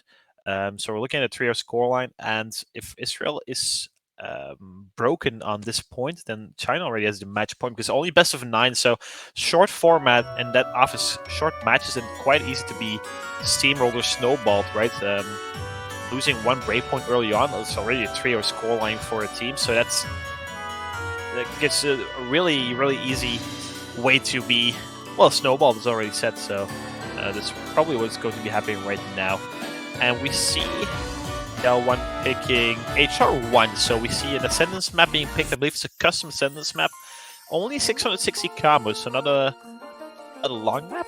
One of the shortest one in the pool, aside from DT3, which I believe China will be picking off this. The AR is 9.8, so it's not AR 10, which is normally the case on Hardrock. So it's a little less AR and a little bit more readable. It's quite jumpy, the map. There's like 2 memory jumps that are around 400 combos, so I'm curious to see if all players can catch those. But for the rest of the map, it's quite straightforward in my opinion. Yeah, I haven't been able to look at the pool too much over the last week, so I'm a bit unsure on every single map, but it seems that you know all the deets, and yeah, very so pretty short pick here. I guess, as we were talking about before, getting it over as quick as possible, even though this time it's Israel's pick. I guess maybe they want their suffering to be over quicker. I don't know. Yeah, that could definitely be the case. We see the same roster staying in once again. Kitakami playing hard because something that normally doesn't happen. But China just feels comfortable enough to put him in. We haven't seen Dusky, we haven't seen Kalyana, by the way. So two of the... Well, Dusk definitely one of the stronger players in China. Kalyana most likely being used as a fill for some mods, but being a fill for the Chinese team means you're literally top 50 in the world. Let's put it that way as well. But we still haven't seen them, probably taking a rest week and looking towards their next week opponent, perhaps, or perhaps even a week off, because China does tend to let some players take some rest during relatively easier match, which we'll be seeing right now. We see a huge spinner advantage actually for China, which is about like 5,000 points, and we see the first was coming in from the RF, but honestly, it was holding on quite well on this higher AR pick, so that's, I wouldn't say surprising, but I mean, well played by them, definitely. Yeah, definitely a better performance from them so far in this map, although now, unfortunately, finding a couple misses. Gal1 and Little Nightmare, though, still both holding on to that double S, so right now a quintuple SS going on across the board, I think. All of China still double S-ing as well as Gal1 and Little Nightmare, so the advantage is unfortunately for Israel, tipping in China's favour once again. DRH just seeming to not be able to keep up with the rest of their team, and China just way too strong. The memory jump is coming up soon, so I'm curious if they will be able to catch it. And see that everyone did catch except for DRF, so it's still a quintuple FC as you said, and this could be the very first FC from Israel in the World Cup. We're once again being part of history, actually the first double FC, even if they keep going on Gal1 and Little Nightmare seem really comfortable on this pick, so that is huge for Israel. Yeah, it does look that way. Hopefully we don't commentator curse that like we did the last time. That would be pretty unfortunate. It does happen a lot, commentator curse, but praying that it doesn't. Ooh, Gal1 does find a droplet miss, but still holding on to the FC, and just a little bit of map left, seeming like both Gal1 and Little Nightmare are going to have the first double S in Israel's history in Catch World Cup. And obviously, I was so focused on the Israeli side that I didn't see that Kitakami and Kagami both one missed actually. So that means that Gal1 and Little Nightmare outperformed two Chinese players, which is huge for Israel. And honestly, Hard Rock 1 seemed like the perfect pick for Israel. They seem relatively confident on this. This is a beautiful performance for them. Sadly, still a breakpoint. Crystal, I believe, is on a 4 SS streak, counting that first map as an assist, even though, well, I mean, the failed shenanigans, right? So Crystal just cruising to the pool, let's put it that way. So 4-0 for China, match points, and they get to pick the very last pick, perhaps, of the match. They have 4 match points before we would be going to a tiebreak scenario. But then again, the double FC from Israel is really, really huge, honestly. I'd like to congratulate them on that. That is beautiful. Yeah, absolutely. I think everyone loves to see that, to be honest. They are down very, very much in this matchup, but everyone likes to see that history being made on their side, and honestly a really good performance considering the circumstances. So, definitely. Yeah, super proud of them. Yeah, and we see that double time 3 getting picked in the end, so it is the shortest map in the pool, so that was to be expected. It's Air 7.8, so relatively low for a DT pick. It's relatively jumpy, and that's about it. The map is, it's 2 minutes in length without DT, so that's like 1 minute 20 with double time, so it's, you blink and it's over pretty much. That's the type of map it is. Yeah. That's actually a good point that someone pointed out, that every single mod bracket, I guess you could say, has been picked for the very first match. So I guess a pretty good showcase, map pool showcase, actually being played by the players. Even despite maybe the match not being the most exciting, considering how lopsided it is, but yeah, very good showcase, I guess you could say. Yeah, and I believe, actually, I was about to say all the ones were picked by this double time 3 because there was no one. Actually, no one was banned. Sorry, I'm completely missing the ball here. Either way, definitely a good mod coverage, which is great to see. Indicates that the map pool is quite balanced and that teams are willing to pick from different mod brackets, so that's definitely a bonus. We see Kovi making his appearance again, subbing in for Kitakami, so no Dusk, no Kalian at this match, which is interesting. Yeah, well, that is interesting, I guess. Obviously those two players are very, very strong, but China not even needing them to absolutely cruise through this map pool right now. And let's see if Crystal can hold on to their final double S possibly for this point. Already a miss coming from DRH as well, so again, just the advantage already flipping over to China. Oh, now a miss from Gal1 as well. And that is not what Israel wants to see. Oh, we see a straight coming from Karimena Rin and Little Lightman, so there's no FCs left on the Israeli side. No Cover and Crystal, so once again, some leeway given by China.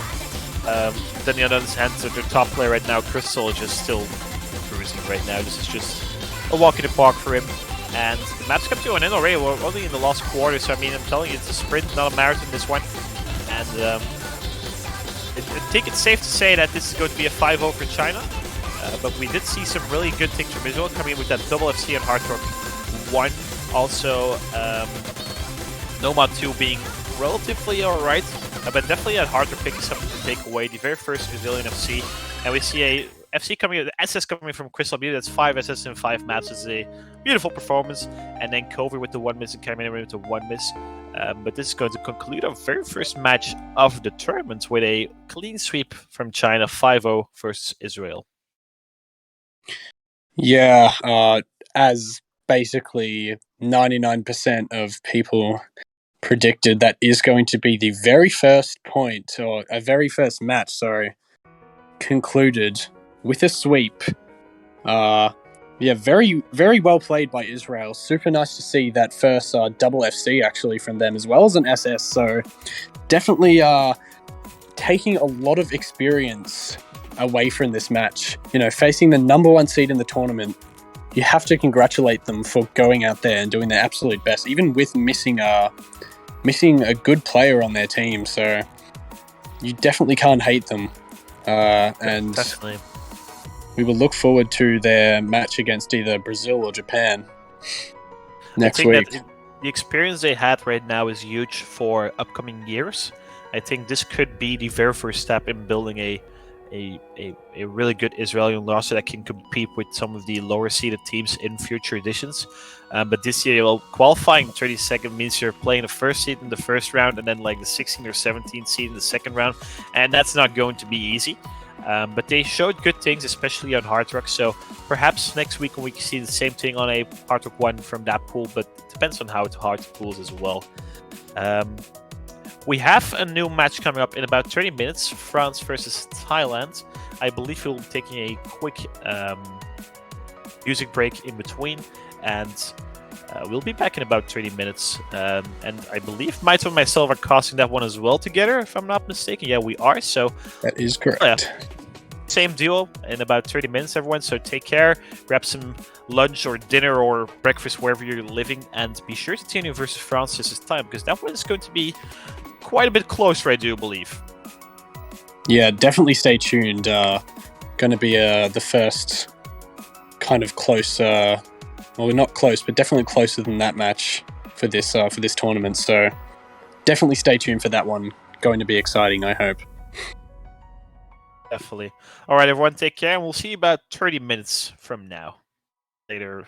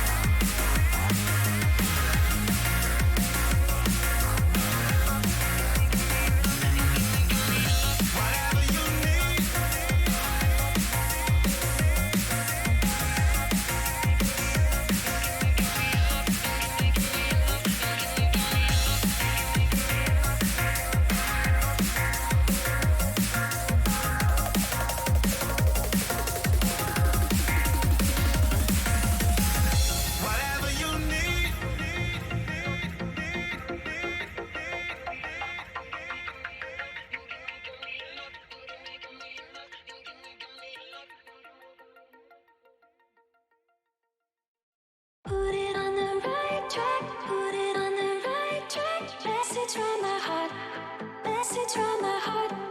Put it on the right track. Put it on the right track. Message from my heart. Message from my heart. Put it on the right track. Put it on the right track. Message from my heart. Message from my heart. Put it on the right track. Put it on the right track. Message from my heart. Message from my heart.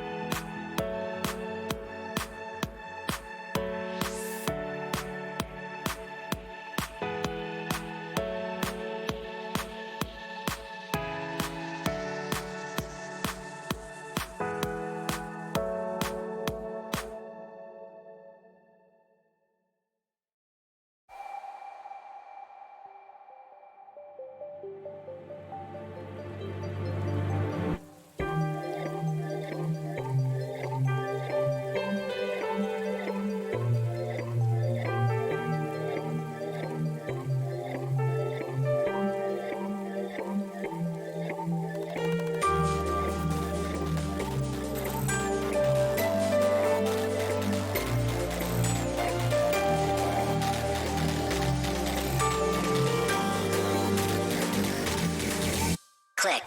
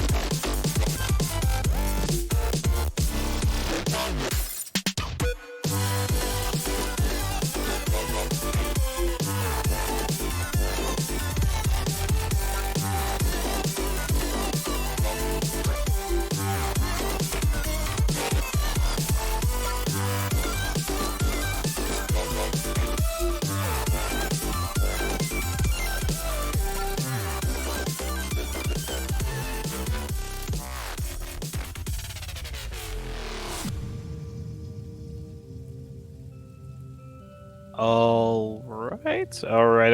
Okay, we're back, ladies and gentlemen. I am back, Quinton. I'm back again with Maito for the second match of the day, France versus Thailand. We saw that Khalees were coming from China about half an hour ago, and we're already going further to the second match. So we had the left side team Red France, on the blue side Thailand, the 8th and the 25th seed. So these seeds are relatively closer to each other compared to an hour ago. Maito, do you have any thoughts on this matchup? What do you think will be winning? What picks we'll be seeing? What bans?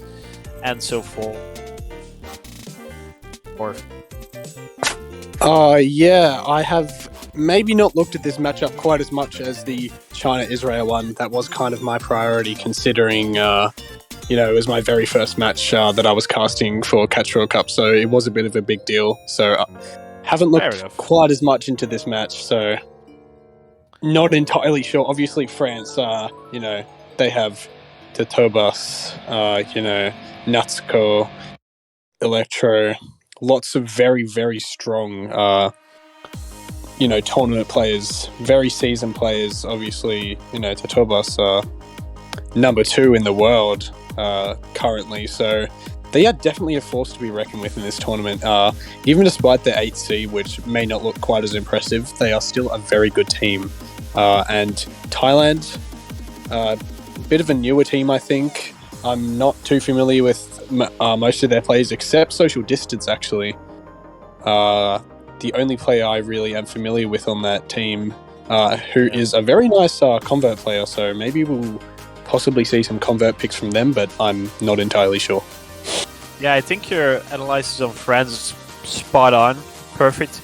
On Thailand's side, I mean, it was a surprise qualification for some people. I personally didn't think they would qualify, and they came as C25, which is really, really high when you're supposed to be not qualifying, right? On their team, Azura is their captain, and she played last year as well, but the rest of the team is, I believe, new to the Catch World Cup, so there's not a lot of experience on Thailand, but they seem eager to perform at their best. I saw Social Distance on Twitter posting yesterday that they're quite hyped for today. So yeah, I'm looking forward to this match. I think Thailand is most likely going to go for Hidden. I think Thailand is the better Hidden team. Or at least they believe they're the better Hidden team. I mean, France's weakness is definitely Hidden. They're really good at no mod, hard, and double time, so I think Hidden is the option to go for Thailand. I believe France is going to be banning Hidden too. That's the thing with low AR Hidden, right? It either gets picked or it gets banned, but there's no in between. It's never left open. If you're bad at Hidden, you're banning low AR Hidden pick. If you're good at Hidden, you hope they don't ban it so you can pick it. So that's how it works. Either way, this one is going to be a little closer than the last one we had, so definitely looking very forward to this one. Yeah, at least statistically, this match, on paper, is going to be close. Obviously, the French side is much more experienced, but Thailand, definitely a few confident players on specific skill sets on their team, but facing a team like France, it is hard to gain a lot of confidence considering I would even say they are also another pretty considerable, almost powerhouse team in this tournament. You know, they have a lot of very experienced tournament players, so I am looking forward to this match and what France can display early on in the tournament. Definitely. We see the whole time 3 getting picked immediately by France. To give a quick recap for the bands, France banned Hidden 1, so the longest Hidden pick, and Thailand banned Nomad 1, so the longest Nomad pick. So the 4-minute maps are off the table. And we see Double Time 3 getting picked immediately by France. This match is going rapidly at this moment and immediately going to the double time as well. So we see Sharon, Social Distance, and Miriams versus Titobas, Hollow, and No Life. The map is only 660 combos, so it's really short. 1 minute 20. We see the first is coming from Social Distance. That's going to give an early advantage to France. Yeah, 2 early misses there from Thailand, so Team France taking a bit of an advantage so far. Obviously, as you said, this map is quite short. Shortest map in the pool, actually. So, yeah, another miss from Social Distance there as well, and now a miss from Miriams as well, although it is traded slightly by No Life. Totobas and Hollow both still holding on to the FCs, so looking like already a pretty comfortable pick for France. Yeah, that score difference is about 200,000 points due to the many misses coming from Thailand and the fact that the map's so short. So I don't see a way back for Thailand in this one. A quarter of the map left. We see Miriam missing one more. Only Sharon above that 200 combo mark, right? Only that max score per fruit caught, and double miss coming from Thailand once again. And Hollow and Tito was just cruising to the end of this map. Hollow actually dropping there as soon as I do end up cursing him. So only Titobas with the double S NEFC, the highest rank player in this lobby, and the only one being able to not miss on the very first map. So we see 2 misses on the French side, and that is 16 misses on the Thailand side. So a very good pick coming in from France, and that seemed really comfortable for them. We see Miriam's. Well, I mean, honestly, we saw 2 players on the Thailand side picking Hidden with their double time, indicating that they're quite comfortable in Hidden, right? So I feel like Hidden 2 is. Oh, actually, as soon as I said Azura picks Hidden 2, so we're going to see Hidden 2, which is a map we'll not be seeing a lot, right? Because I already said that lower high Hidden is most of the time going to get banned, but it is available now and it's picked immediately. It's a convert map, AR 8.4. It's quite jumpy. It's easy to trip up. And one important thing to note with this map: the first 20 combo, you have to stand still. Do not touch your keyboard when playing the map. Just stand still and you'll catch everything. If you move once, it's really hard to reposition correctly, and then you start wiggling, and it's like a wiggle for 25 notes or something. So, I hope all players stand still at the beginning of this map. Yeah, that would be unfortunate to see someone straying off the straight path there at the beginning. Hopefully, that is not something that happens. Would be not something anyone really wants to see. You know, basically free combo at the start for everyone. So hopefully that is not a thing that happens. And yeah, as you said, Loea definitely not as popular as of a pick as some of the other maps. A lot of people aren't very confident on low AR, and even Hidden added onto that obviously is just making a killer combo for a lot of players who are very well versed in higher AR and just can't get used to that low AR environment, I guess, and the reading becomes really challenging. Definitely. On Thailand's side, there's already 2 players mentioning they're feeling nerves, and they believe that, well, it's our first CUC for most of them, so there's definitely a factor we have to account for. We see Electra and Boros making their first appearance, I believe, in this match, and on the other side we see Azuria and Tanakito, rather, making their first appearance, so only No Life and Sharon staying in for this Hidden pick. There's also, if I'm not mistaken, there's no droplets in this map, which is also quite interesting. So missing, well, you cannot drop accuracy unless you're missing, right? So there's not going to be an accuracy difference, as in like purely on the basis of droplets. Let's put it that way. But getting started with Hidden 2. 2 minutes 21 in length, so that's at least a minute longer than the last pick. And Azuria moved, so Okay, she's actually going to be wiggling. Oh, there's 2 people wiggling, no. and the rest of them are standing still. That is interesting, but everyone catching.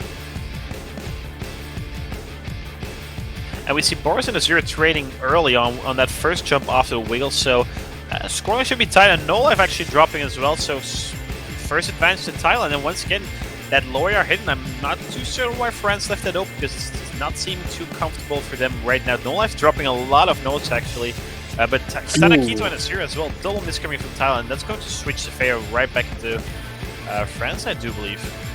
Yeah, that lead was looking pretty good for Thailand at the start, but now it is closing very rapidly. It's flickering, and there we go. Now onto France's advantage.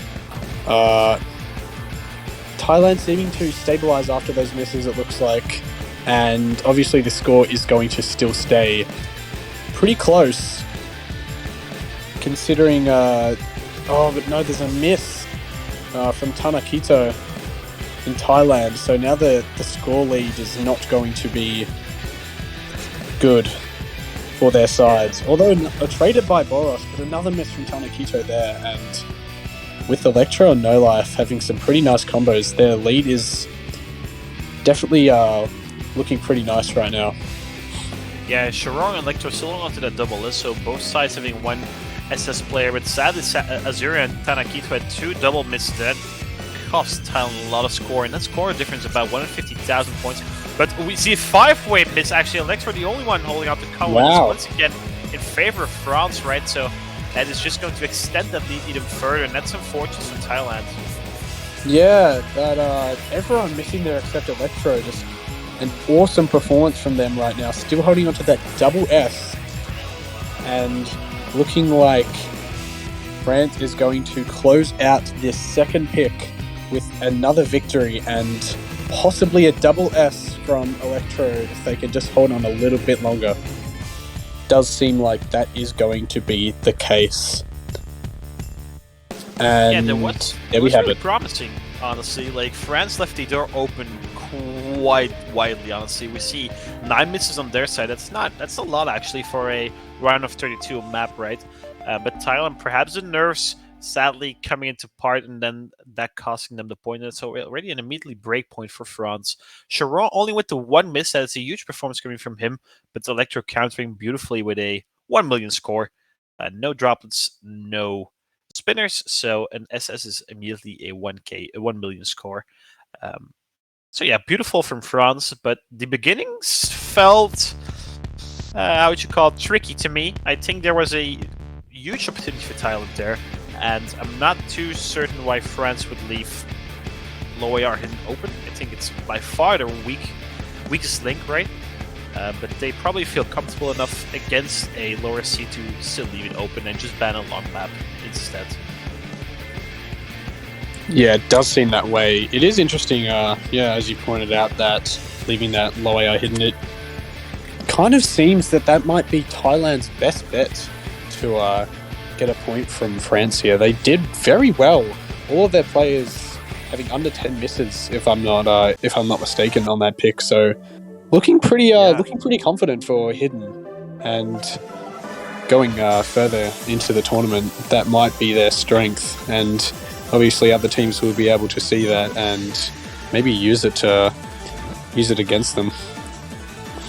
Definitely. We see Nomad 3 getting picked almost immediately. It's a convert, 2 minutes in length, CS5. So this is the tricky part about this convert. So it's easy to trip up. I think most players in this room should be able to see the map. There's one tricky pattern around 300 combo that can catch people off guard. We see Natsuko making his very first appearance. I mean, Natsuko, a brilliant Nomad player, so to be expected for him to be playing this map. And then Hollow and Titobas. I mean, Natsuko and Titobas is really strong Nomad duo. So nothing too surprising on their side. On the other side, we see the same roster for Thailand as of right now. Not sure there's people going to be switching in. Yeah, I'm not entirely sure either. Does not seem to be the case right now. Yeah, possibly keeping their roster again. Yeah, as you said, Natsuko and Titobas, 2 incredibly strong Nomad players. Obviously, the whole French team is, you know, pretty well versed in a lot of things. Maybe Hidden being a bit of a weak point for them. So, but everything, including Nomad especially, they are just very, very confident in Totobus, Natsuko. I'm not entirely sure about the others, but yeah, definitely those two. Super strong. The issue I have currently, well, I mean, the problem I can see rather is that Thailand does not have a hidden pick to pick anymore, because obviously one picked, one banned, and hidden pick only consists of 2 maps. So they probably have to go for mixed mob. But do you feel comfortable? Do you have a player that's comfortable on HR to play in that mixed mod? I'm not sure if Thailand has such a player. If they do, then I'm 99% sure they will go for mixed mod 1 or mixed mod 2. But either way, we see Mirims making his appearance again, subbing in for the captain Azuria, and we're getting started as well. So, Mirims, Sharon, Tanakito versus Natsuko, Titobus, and Hollow. Yep, here we go, Tanakito. Oh, just seeming to have maybe a bit of trouble loading in. Oh, here we go, I think. Hopefully. Sometimes you always got to have a bit of Bancho playing up in every single tournament. Happens, I mean, I don't think there's ever been a tournament where Bancho hasn't done something at least moderately wrong. Always happens. It always happens, right? 2 minutes in length, so it's still... The picks in this match have been relatively short, so any miss costs you even more score, right? Tanakito being the first to drop in the early section. The hardest part's around 300 combos, so I'm curious to see if Francis is going to be able to catch all of that. Tanakito actually not dashing enough, I do believe, under dashing some of those jumps, and that's already a 60,000 score lead in favor of France. Yeah, France's lead already increasing just a little bit with that miss from Tanakito, although I think Charon and Marims both still holding on to very nice FCs. Marims actually holding onto that SS as well, and there's that 300 combo point you were talking about, and we will see a miss from Hollow, but as well as Natsuko. Maybe a bit more surprising there. Oh, but the double miss coming from Thailand, double that's so miss unfortunate. I was about to comment on the fact that the door is open for Thailand, but that double miss and those triple jumps, right? Oh, that's going to cost Thailand. And it's so unfortunate because there was a huge opportunity right now, but they're once again on the back foot, and the score difference is about 60,000 points, but it's growing immensely, right? Yeah, that does seem to be the case. Natsuko and Totobus, actually the whole of France's team just being able to hold much better. And Hollow, but Tanakito and Sharon immediately trading that, so that's unfortunate. Yeah. Triple miss across the board there, so yeah, just Thailand unable to stabilize as well as France, even despite Hollow's misses, and as well as Natsuko. Totobus just cruising through this point right now with what's looking like a double S to close France's third point, sorry, and yeah, another pretty nice display, although Thailand definitely faring pretty well within the last 2 picks. They are seed, what was it, 26, but they are 25. showing off some pretty nice skills right now. Honestly, yeah, there were huge opportunities on both maps of Thailand. Unfortunately, they were not able to convert it into a point, but this was way closer than France probably anticipated. So, huge performance coming from Thailand. 1 miss from Mirims and 2 miss from Sharon is, really huge. Nice scores on their side. And I'm curious to see what France is going to be picking as their... Well, actually, it is Thailand's pick now. My apologies. I'm curious to see what Thailand's going to be picking. And they're going for that Nomad 2 or Hard Rock 2 actually. Wow, okay, we see Fractal Dream is Monolithia, the first time we see Hard Rock 2 getting picked, and this song is so good. This is by far the best song in the pool in my opinion, and I'm so glad Thailand picks this. I find it a weird pick because I'm not sure how they feel on Convert Hard Rock, because it's probably one of the hardest skill sets in Catch Speed, but just because they picked the song, it's amazing. Yeah, I actually don't think I've listened to this, so this will be the first time. So definitely excited for that. Actually, there are a few pretty good songs in my opinion in this pool. You got Peer Gynt. I actually quite like that song as well as the obviously the Yaosubi song, as I pointed out last match. Absolutely adore that song. It's great. So yeah, great song selection, I guess. You know, obviously it's not the main outlook that mappers or map poolers are looking for, but nonetheless, very nice to see, and hopefully getting into this Hardrock 2 pick shortly. Yeah, it's I'm curious to see how Tyler performs on this pick. We see Miriam, Socialist, and Azuria playing against Electric, Tobas, and Hollow. The map, there's two memory parts, in my opinion. At 150 combo, there's a break, and then after that break, the first node is on the very right. That can catch people off guard that didn't practice map. And the spinner, there's a spinner around 450 combo. After the spinner, is a spin trap, so you have to stand on the middle. Well, I mean, like slightly to the right, but like still like half between middle and right. There's the first node as well. Those two caught me off guard the very first time I played this map, so that could catch people off guard if they're sight reading this, which I'm quite sure no one is doing, but perhaps. The rest of the map is relatively straightforward, but obviously it's covered with Hardrock, so any place is missable in my opinion. It really dislike converts with Hardrock. Yeah, I'm also on that team of the convert Hardrock dislikers, I guess. Definitely not a fan of them. Some of the trickiest gameplay that you can really have. You know, converts already, you know, wacky patterns, but adding Hardrock on just makes it that quite a bit extra of difficulty on top, and already a miss coming from social distance there, and not looking the best for Thailand out of the gate, I guess. Second miss as well in that early slip up, but now we have to see already. Hollow Tito is already on the right side, but is someone going to get caught off guard? No, but Socialist was in the middle, so that was kind of close, honestly, but they do catch up. They do catch that fruit, rather. We still see 5 double S's on the board. Oh, there's also a tricky wiggle section coming up soon, where people can miss as well. That's probably the hardest part of the song, actually, the wiggles that come up right now. Oh man, Hardrock wiggles, the bane of my existence. And a triple miss from Thailand just after you call them out. So, absolute killers. It seems to be the bane of Thailand right now as well, as... And now the spinner trap comes, and no one gets caught off guard. Actually, Azura missing right after that, though. That's unfortunate.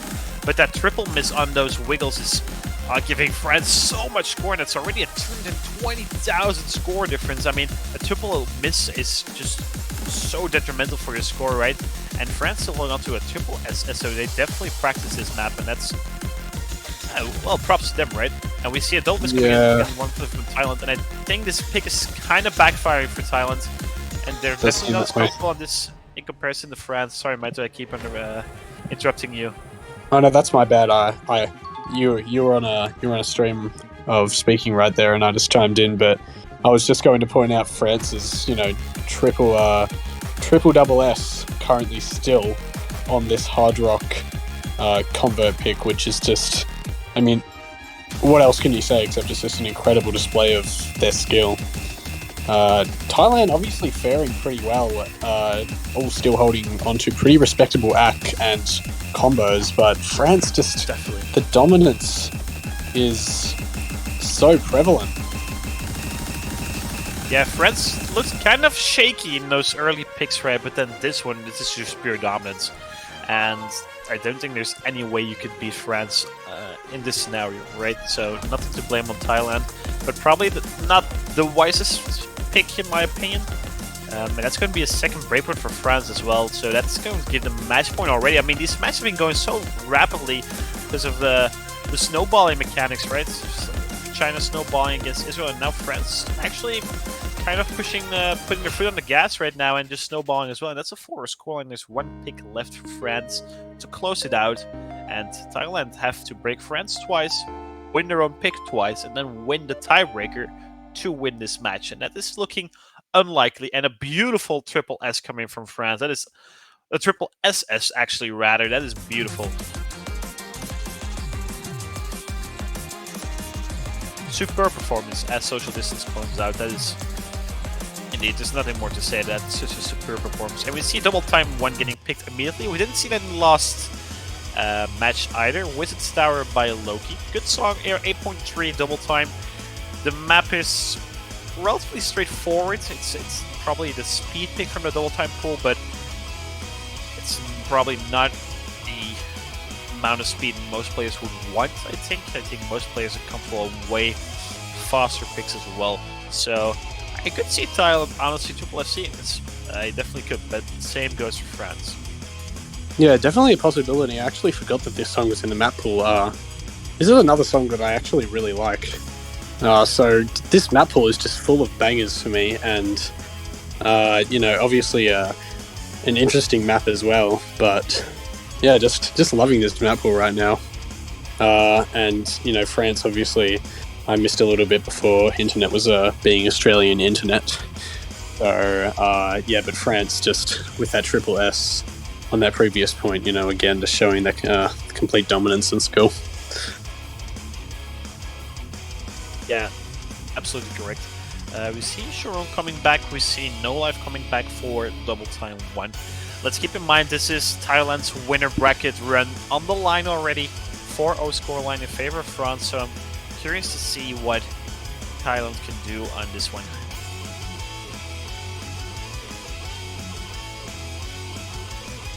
Alright, so we're getting started. And Titoba staying in once again. Had some really good scores already. I mean, that FC Nomad 3, that FC on Hard Rock 2. Didn't play the hidden one, and the first pick was... I can't seem to remember the first pick for some reason. Either way, that doesn't really matter. Azuria and Miriam's once again putting on hidden. It is allowed. Hidden is used for reading purposes.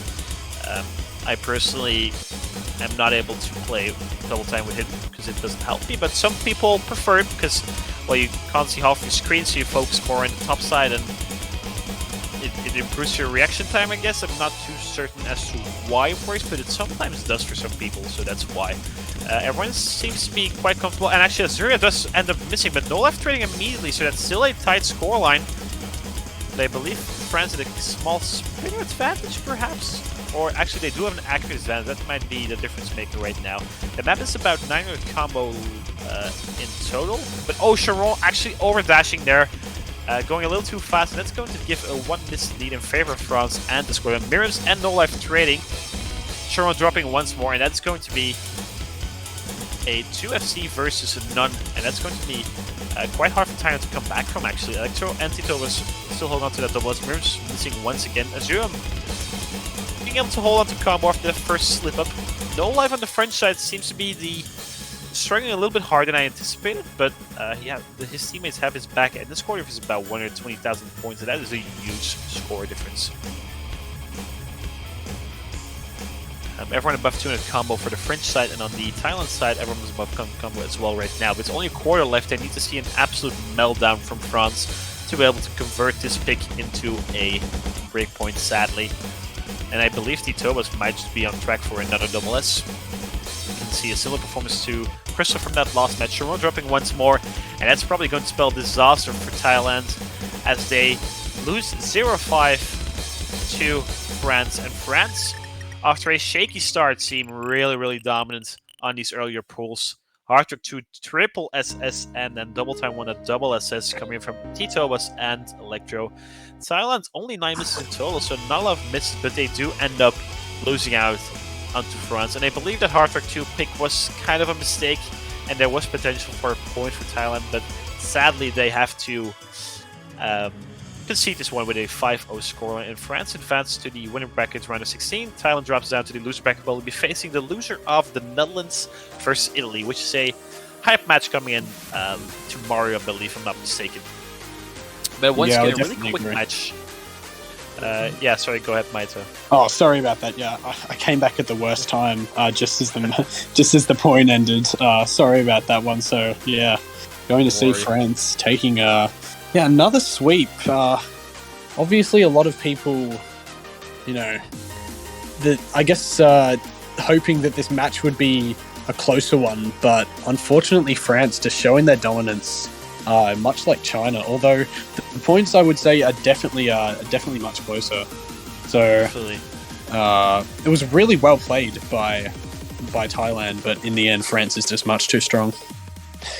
There were a lot of the match was way closer, and I think a 5-0 scoreline is justified. But Thailand did have the opportunity to get 2 points. That Hidden 2 and that Nomad 3 both were really close until it wasn't in the end. So there was opportunity for Thailand, but sadly France takes this one home. Either way, continuing forward today, we have Singapore versus Argentina at 14 UTC, so in about 2 hours and 30 minutes. And then later on tonight, actually, Canada versus UK, Brazil versus Japan, and Chile versus Colombia. I'm not too certain if we'll keep the stream on, but either way, we'll be back in about 2 hours and 30 minutes for Singapore versus Argentina, which is going to be a really good match, I believe. Maito, I'd like to thank you for casting these 2 matches with me. It was an absolute blast to have you here for the very first time on the commentary booth. You did a great job, obviously, and well, yeah, that's about it from us, I do believe. Yes, thank you very much. It was my pleasure, and it was awesome to be out here finally after a while. Lots of anticipation, and yeah, it was an absolute blast, super fun, and thank you for having me and being my duo for these past 2 matches. Definitely made me feel very confident. All right. Okay, to the viewers, thank you for tuning in for these very first 2 matches of the round of 32. The rest of the matches are visible on the right side, as I already told you guys. At 14 to see Singapore versus Argentina, you do not want to miss this one. This one is probably one of the closest one on paper, and we have the always consistently underranked Singaporeans facing off versus a new Argentina that seems really strong, but they somehow didn't perform up to their standards in the qualifiers, making them face against Singapore. So be sure to tune in at 14 to see. Thank you everyone for watching, and we'll see you guys next time. Have a great day, everyone.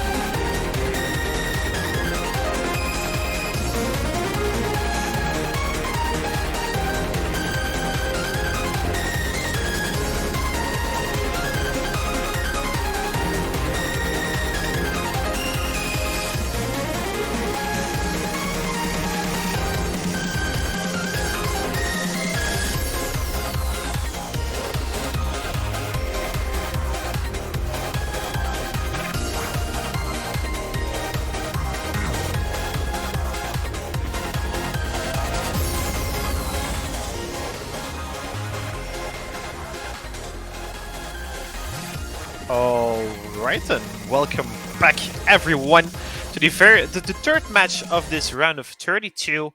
My name is Quinton. I am back here with Zach for his very first commentary of the season. How are you doing, Zach, on this beautiful, I believe it's Saturday morning for you? Yes, it is. It is a great day so far. Alright, great to hear. We have Singapore versus Argentina for you guys. Seed 12 versus Seed 21, and I think actually Seed 13 versus Seed 20, actually. And I think most people have this one as being relatively close. Both teams looking very strong. Singapore being the surprise of the qualifiers together with Taiwan qualifying into the top 13, which is higher than they've ever been, right? And then Argentina perhaps a little bit lower than expected, but still giving us most likely a really good match. I don't know what your thoughts are about this one, Zach, and any predictions on who's going to be taking it away? Really hard for me to predict a winner of this match, honestly. I have no idea which way it's going to go. Yeah, it could go either way. I feel like it's the map was quite easy for both teams, I reckon, so it's going to come down to the wire on most maps. I think perhaps Singapore is the edge on Hidden. I think Hidden, that's why obviously Argentina banning away Hidden too. I think that's a reasonable ban. I think Singapore is a really good Hidden team. But on every other mod bracket, I think it should be fine for Argentina, so you can follow along. But they are apparently lacking Narcs. He's not here. And I believe Dukimo de Diablo is perhaps also not here, so they're looking at a 4-man roster facing against a full Singapore roster. So that might also be a factor we have to account for as well. Yeah, having even one player not there is really going to hurt them. Yeah, it offers less flexibility and more filling up rosters that wouldn't have to be filled if that player was there and all that. So, but I think the core three, or like at least they have a core three being Kirane and Surgonza and Saikai being Story previously on. So that core three still is somewhat the same, and I think they could do quite well in this map pool. I'm expecting not that many issues coming from Argentina, but neither from Singapore, so it's going to be quite close. But we're awaiting Singapore's ban and their pick to get this match started, right?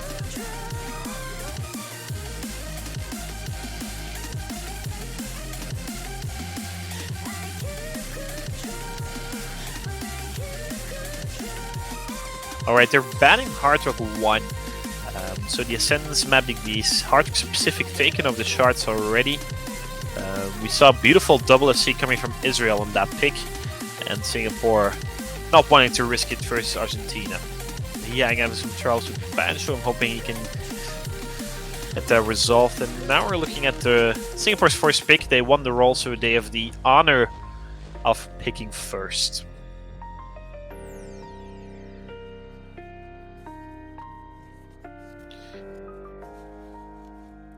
Yeah, if I had to go with a mod that Singapore would likely be weak on, it would probably be Hard Rock as compared to the Hidden and Double Time especially. Yeah, definitely. So I think that's a reasonable bet. I do believe that like Hard Rock 1 is probably Hard Rock 2 is probably a little bit harder than Hard Rock 1. So, but Yeah, might they're going feel for more double comfortable. time actually. Yeah. All right. So they keep that hidden open. Probably want to keep it as a safe bet, a safe pick for later on, perhaps. So immediately going into double time 1, Wizard Tower, Loki Song, map by 30, air 8.3. So it's a speed pick of the all-time pool, but it's still relatively slow for most players, I assume.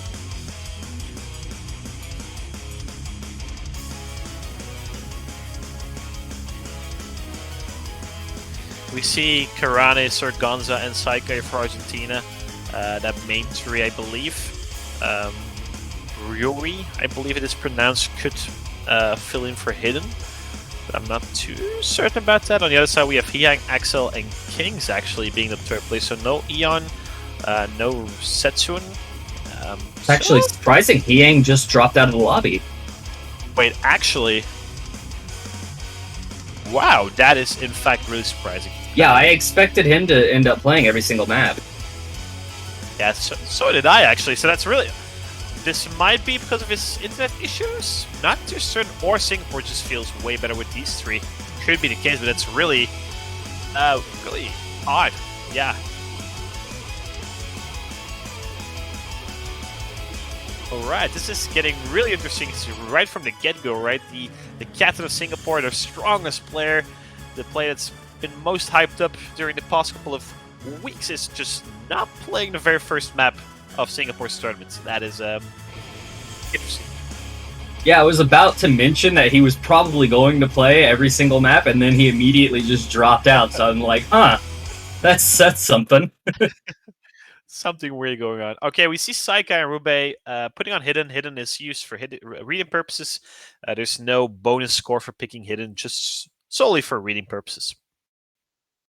I believe Saikai had an early drop there, by the way, but I'm not sure if that's client lag or an actual miss.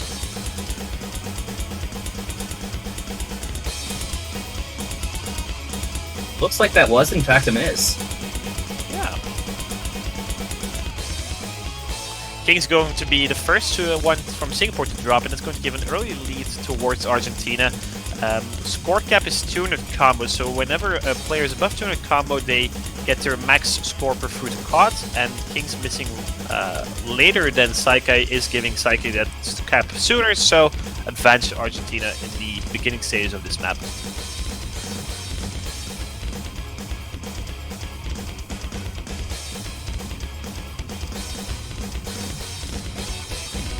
Yeah, with everybody at 200... Oh, Saikai dropped again, though. I was just about to say, with them all holding combo, it's just a matter of consistency. Definitely, and this could turn out to be a spinner battle, actually, because Saikai's miss was like the first or the second note, so that's not a lot of score gone. It's actually an advantage for Singapore. Kings and Saikai do trade, and it's really tight, actually. We see 3 double S on the board, Rubai being the only FC dropping some accuracy, and we're already 2/3 in. There's only actually 1/4 left of the map, so this is going to get really close at the end. Yeah, combos are neck and neck right now. Ooh, Axel missed, though. Yeah, but immediate trade by Kirana, so that's still going to give the advantage towards Singapore. Sorganza and Rube, the only 2 FCs left in the lobby. There is a spinner at 10, if I'm not mistaken, so this could turn out to be a spinner battle, but that score is about 10,000 points. I'm not too certain if that's going to be able to be... This is getting really close until the wire. Is this going to be... Is it going to be Singapore? That is 2,000 points in difference. That's actually way closer than I anticipated at the end there. A beautiful assist coming from Sorganza and an FC from Ruben.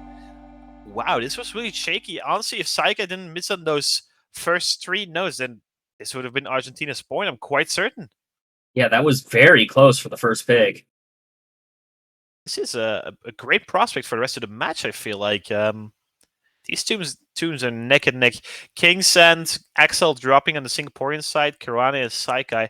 Saikai being kind of known for being a lesser player in earlier pools, and that's been the case in DT1, but could be a one-off, right? Could be there's nerves in that first pick, and let's keep in mind it was Singapore's pick, so losing it for Argentina doesn't really matter that much, right? You want to break it, but if you lose it, then it's fine because it was their pick. Singapore, on the other hand, that was too close for comfort. Is it too early for tiebreaker hype? It's never too early for tiebreaker hype. We see immediately getting Mixed Mod 1 picked by Argentina. I think that's a reasonable pick. I mean, Saika is a great hidden player, so I'm assuming Saika is going to be the hidden player on the Argentina side. I think Karana probably know whether Gonzo Hardrock, so that seems like a really solid trio. On the other side, we see Eon coming in. Rubai and Axel still staying in the group. Is Hihang just not going to be playing Mixed Mod 1 either? Actually, he's probably going to pick up the hidden, right? I think Hihang is a terrific hidden player, so... He could play either... Honestly, he could play any of the 3 mods, I'd say. Yeah, definitely true. I'm not sure if Singapore is a second hidden player. I'm not too... Actually, well, we favor them on hidden, so they probably have like a solid hidden roster, actually. Ian would actually be a pretty good hidden player.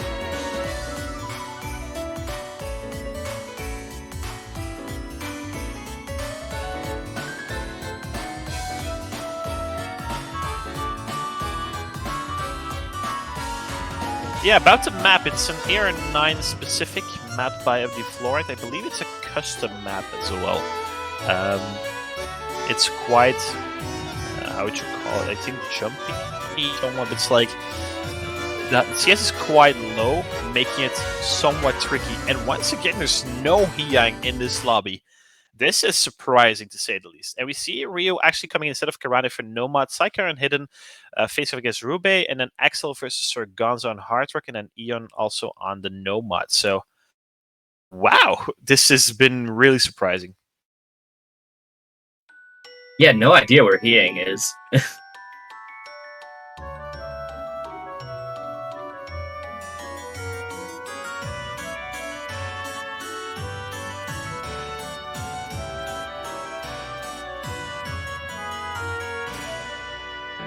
A very long intro, and let's hop right into it.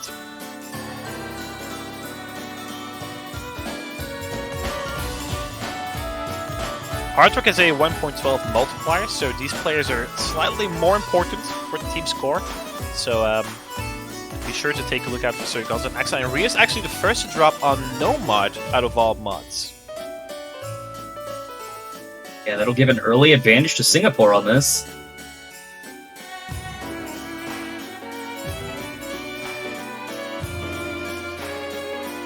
Yeah, the map is 3 minutes in length, so plenty of time to catch up once again. But once again, early advantage towards the Singaporeans. I believe that's how you call them. Sir Gonzo actually dropping on the hard is huge, and Axel holding on to that full combo.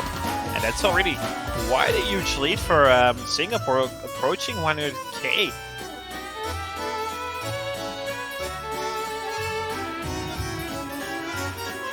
Saikai holding strong on that hidden, but Rube on the Singaporean side just completely countering that also on the hidden with a double S. Actually, a triple double S coming in from the Singaporeans, and this one is looking really good for them. Rio once again dropping on the Nomad, missing twice even, and that's going to increase that lead for Singapore, and that's approaching 150,000 points, if not even exceeding that. Yeah, Singapore right now is just asserting dominance. Yeah, this pick is completely backfiring for Argentina, and this is nowhere as close as that double time pick was, so interesting.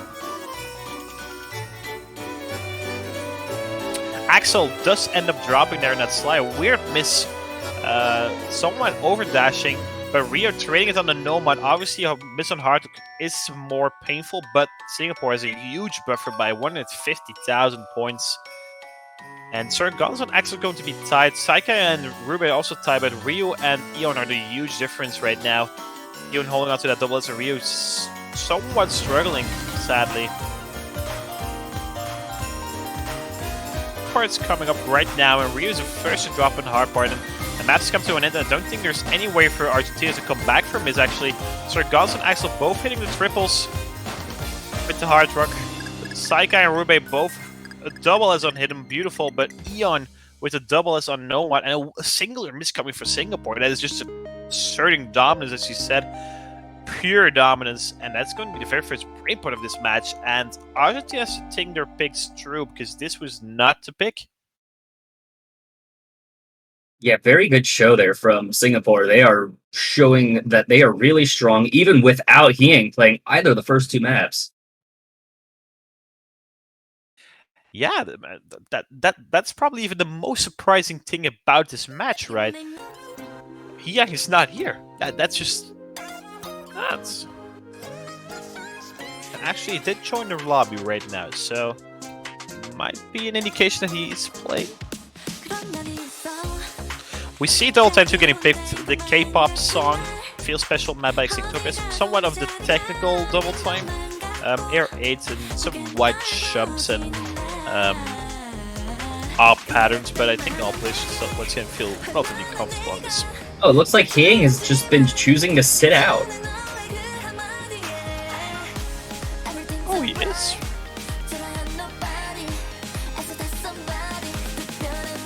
He actually is. Wow, this is. I think this is one of the biggest brain moments from Hieng I've ever seen, I think.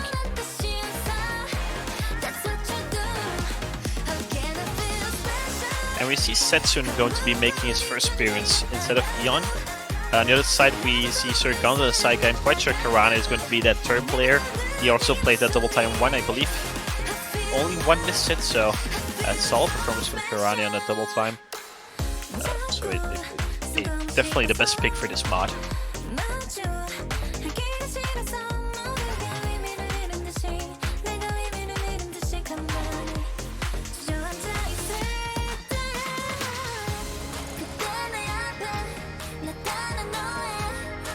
I'm really hyped for the Singaporean roster for like the remainder of the World Cup as well. They seem to be their year. They seem to be very interconnected as a team, and yeah, the fact that they're playing without Hieng, we keep saying it because it's just so huge, right? It's just really interesting. We see Setsu and Saikai and Rubei choosing Hidden with their Double Time. Once again, only for reading purposes, no score bonus whatsoever.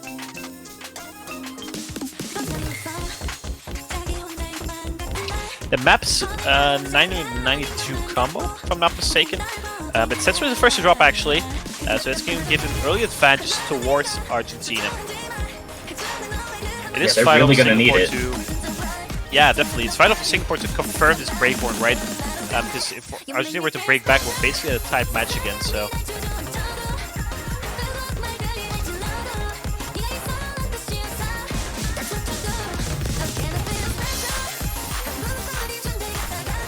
But Sir Gonzo is going to find a miss, and that's going to be favored towards Singapore because Setsu and miss with 400 combo, and that's going to be giving Singapore the lead, obviously, and it's switching right now. So that's once again Singaporean advantage halfway through this Double Time 2 pick. Yeah, it's not too late to get it back, but they're going to have to really show some consistency now. Yeah, Argentina cannot afford a single miss because then they would need 2 misses from Singapore, and I don't think that's happening.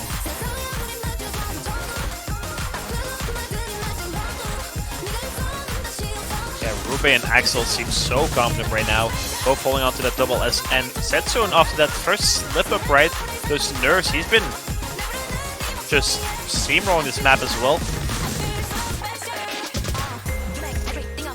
And there's nothing to comment about, right? Everyone above 400 combo at least. And this map is coming to an end, and Singapore is a half disadvantage, right? 1 miss coming from Singapore, and it should give the advantage back to Argentina, but they're just not missing. 3 double S, Karana dropping a single droplet, but that doesn't matter score-wise.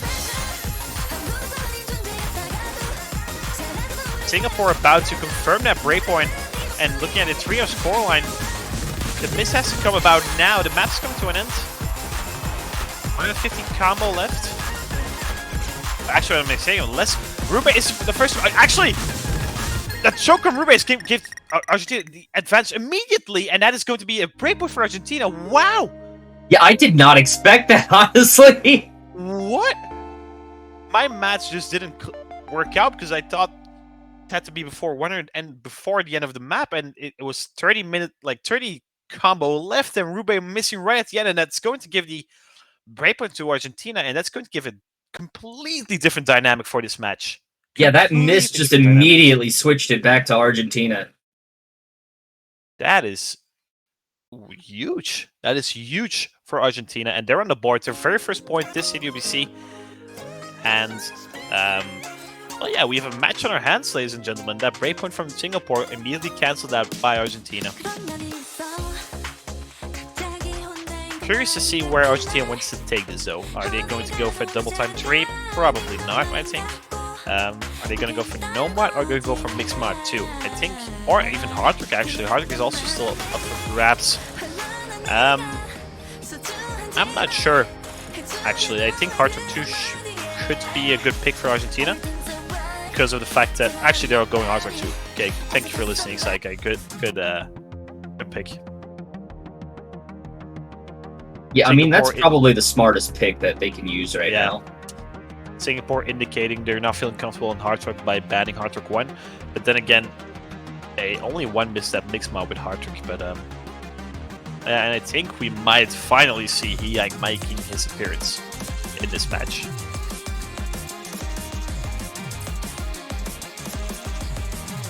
This song, by the way, is so good.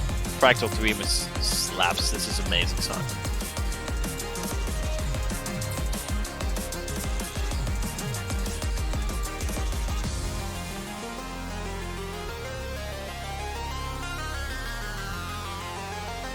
Okay, we see Eon and Axel coming in for Hardrock. That was to be expected. Axel playing Hardrock in that mixed mod map. And on the other side, we see Rio coming in for Hardrock. So the Nomad appearance was somewhat lacking in comparison to the other players in the lobby. So curious to see what they can do on the Hardrock bracket. We see Saikai putting on Hidden. Hyang playing without Hidden, which is... I'm not sure if he's like... I thought it was a hidden Hardrock enjoyer, but apparently not on this convert map. There's 2 memory patterns in this one. So at 150 combo, there's a break, and the first note of the breaks at the complete right. And there's also a spinner trap at around 500 combo. So I'm curious to see if these players practice those patterns. I'm quite sure they did. We see Eon being the first to drop in around an 80 combo, but the map is quite long, so there's plenty of room for misses coming in from Argentina. But once again, France was able to triple SS this map, so we might see a complete dominant performance from Argentina as well. And double miss coming in from Argentina on that spinner, on that break trap actually. So that's going to switch that advantage right in favor of Singapore. And why? I'm not sure why. Oh, another double break. That is an interesting pick if they do not know about the break trap there. So interesting interesting to see.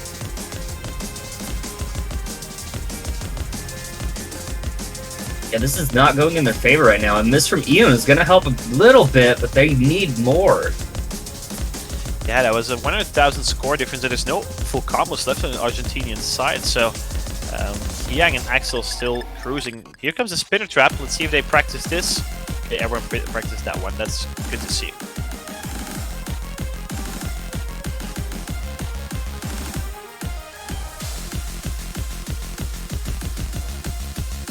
Yeah, Argentina needs more misses from Singapore, and actually Rio being the one to drop is not helping them whatsoever, and that score bar is once again increasing.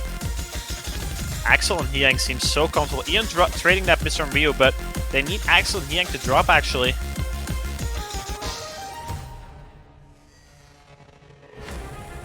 Yeah, huge difference actually. That's about 120,000 points. I think at least a triple miss is needed from Singapore for Argentina to have a shot at this map, even though there's already only a quarter left in this pick. Yeah, it's starting to look like this might be another lost pick. Yeah, Argentina have to think about their picks because this is twice that Singapore is so dominant on the pick of Argentina, and then Argentina is following along on the pick on Singapore. Rio dropping once more, and that's going to, I think, seal the deal on this one. Yeah, Hyang and Axel playing this map beautifully, still holding on to the double S. And Axel is back, baby. Axel is back on the Catch World Cup Tink has been 2-3 years, but he's definitely back. And he's probably the second most consistent player in Singapore right now, next to Hyang.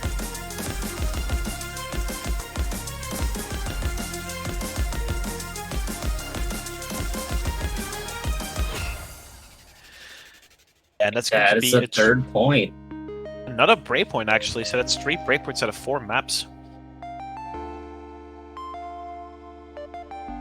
Yeah, that double break trap is something that somewhat surprises me if you pick this map, right?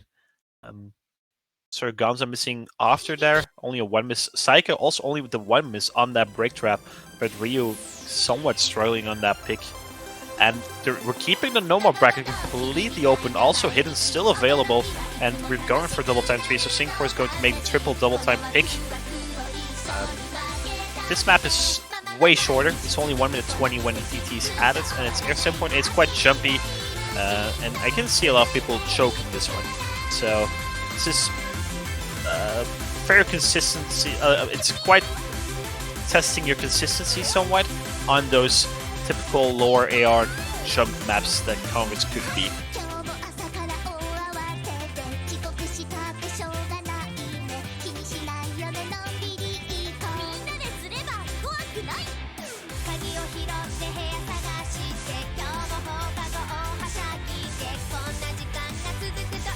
And Hyang going to sit out once again. We see Karana making his appearance again for the double time. I mean, I think we're going to see the same rosters as double time 2 and 1, so that would mean actually double time 2 Setsune play instead of Eon, so that would mean that Rube is going to be the 3rd player, I believe.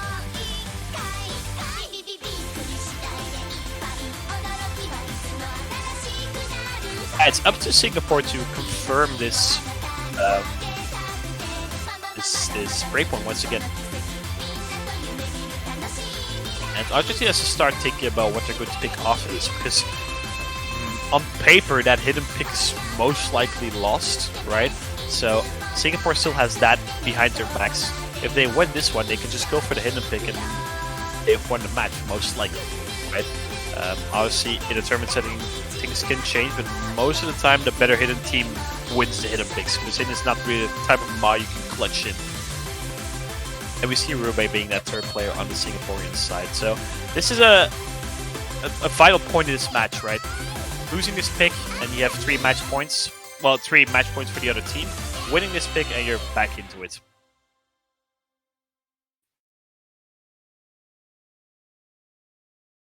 Yeah, Argentina really has to start stepping it up if they want to stay in this. Yeah. Definitely. Alright, double time 3 coming up. Only 1 minute 20. It's a sprint, not a marathon this one.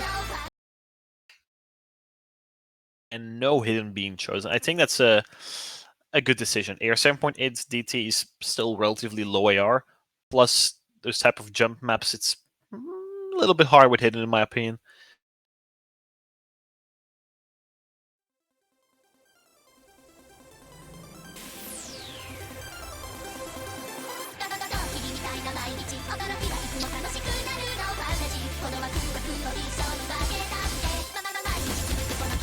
And we're getting things underway.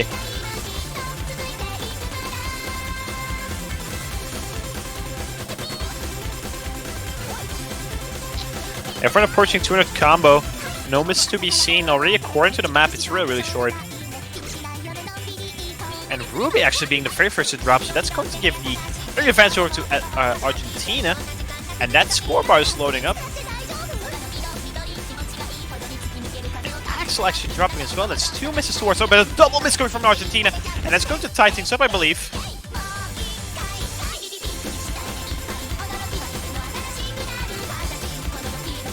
Ian dropping his combo as well, but Karana trading, man. I think Sir Gonza, Rube missing as well. Sir Gonza only, Sir Gonza missing as well. It's just misses from everyone.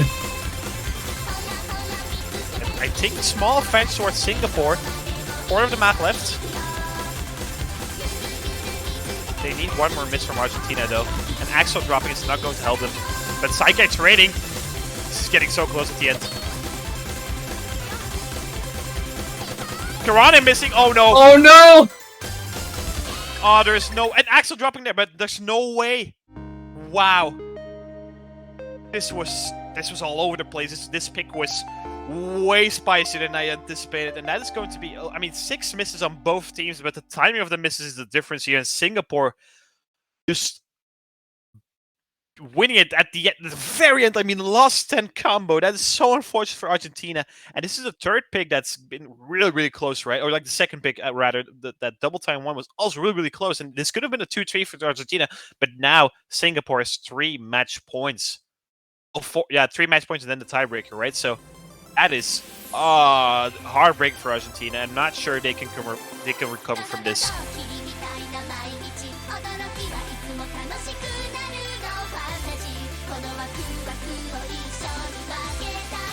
I honestly thought Argentina had that one. Yeah, I did as well. I didn't think there was this missed potential at the end there, so that was all over the place. That was insane.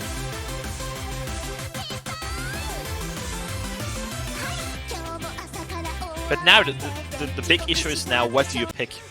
You lost on hard. Okay, they're going for Nomad 4. I think that is probably the best idea. I think Nomad 4 or perhaps Nomad 2, but the AR is quite low. Nomad 1 is pretty much a coin toss, I believe. So I think Nomad 4 seems like a very reasonable pick. Always go low AR. uh, Not biased, I promise. Not biased, not a single bit. This map is the longest, actually the second longest map in the Nomad pool, 3 minutes and 50 length. Air 9.3, it's your typical streamy, somewhat annoying, jumpy, convert map.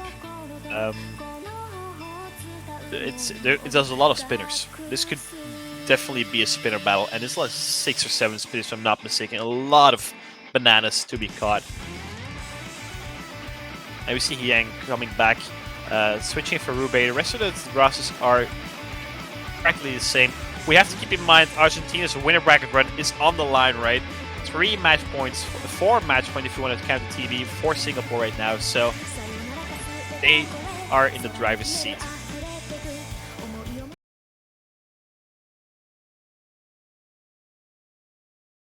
And with it being a spinner-heavy map, Hyang is a very good choice here. Yeah, that as well. He's very good at spinning. Definitely. On the Argentina side, Psychice, Gonzo, and Karana staying the same roster. They did perform well on all 3 double time picks, but sadly lost 2 of them by nothing, really. Yeah, starting off with a really wrong spinner as well, I believe. Right before the first break, really wrong spin. There's a bunch of spinners in this one, and it seems that Argentina has the spinner advantage, actually. Hyang not spinning as well as I would have thought. I think the best spinners are Sir Gonzo or Saika, actually. Hard to tell.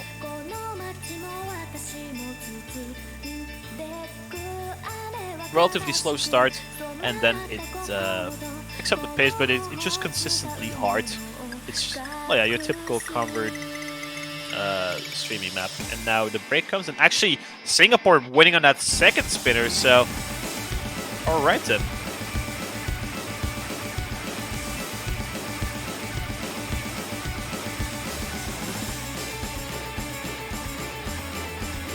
And Psyche being the first to drop on the Argentina side right after 200 combos, so that is full loss bonus. Well, full loss actually, just put it that way, for Argentina. Early advantage towards Singapore. And Psyche dropping again. Another.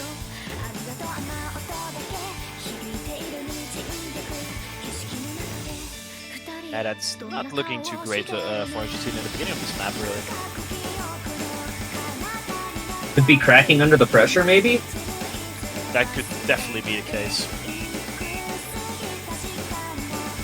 I wouldn't give Singapore too many misses to work with, because they have been really, really consistent in my opinion. Axel especially, and Hyang honestly still on that 100% SS rate in this match, and then Karane dropping, so that's 2 misses, actually like 2.5 versus none. And this pick is once again backfiring for Argentina in the early stage of this map. Halfway in, and still a triple SS coming in from Singapore.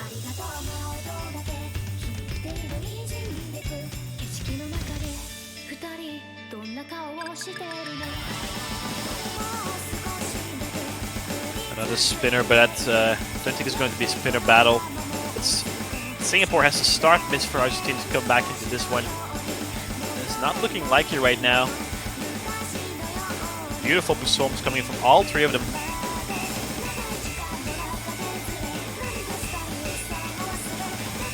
And Kirane dropping once more. That's going to even further that gap. Saikai double miscarry from Argentina's only Sir Gonza facing off against 3 Singaporean Titans right now. Triple, well actually 2 double S and Eon dropping 1 droplet or 2, but that doesn't matter, right? Yeah, we had another few drops from Argentina. He ain't missing, but it's not really going to make a difference at this point. Yeah, this is just... Gee, the difference is 150,000 points.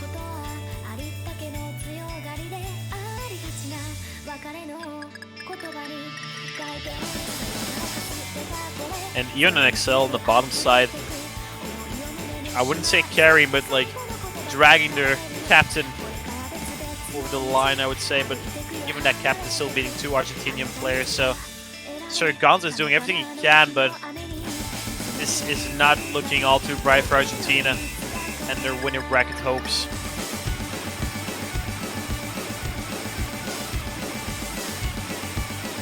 And we're about to hit the ending of the map. A double FC, most likely coming in from Singapore. Actually, Eon dropping right at the end there. But that is a 3.1 million score, and Nomad pick is really huge coming in from Singapore. And Axel once came with the double S, and that is a 5-1 scoreline in a match that was way closer than that 5-1 would predict on the Singaporean picks. Yeah, especially with how close it started off. Yeah. I think Argentina have to really think their picks through in the upcoming weekends because, I mean, they were super close to Singaporean picks, and then on their own picks, they kind of just lost momentum or something. I'm not sure what happened there, but those were a difference of 150 to 200,000 points, which is huge, actually, on a round of 32 map pool, I feel like.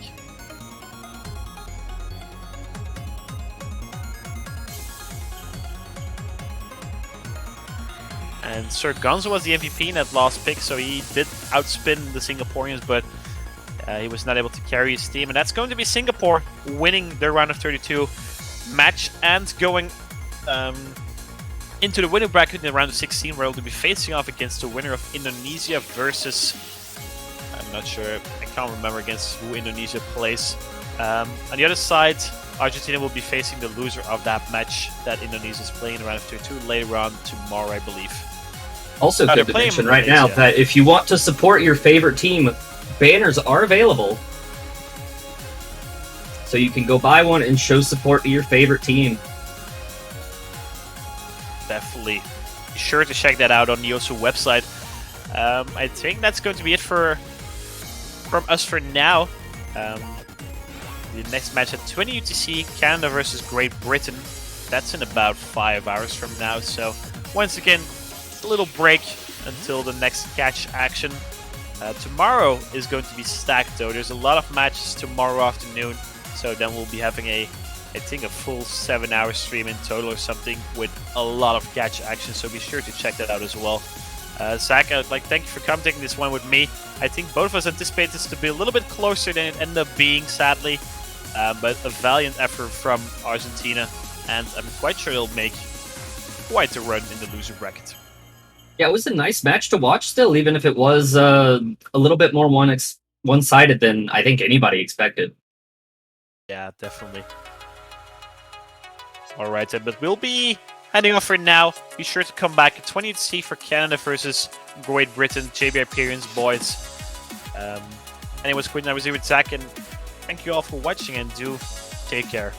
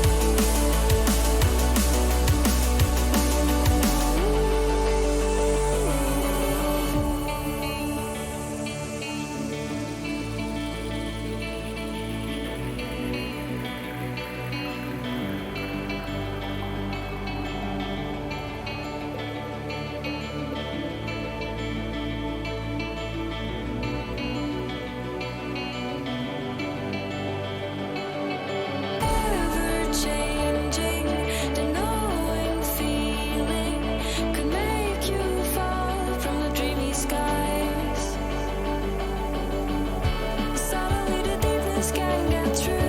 Realize I fall along with you.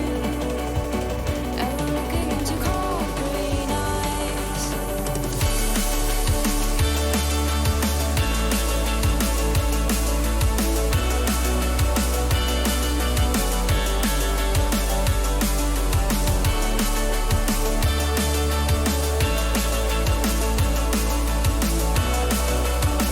And I'm looking into cold green eyes.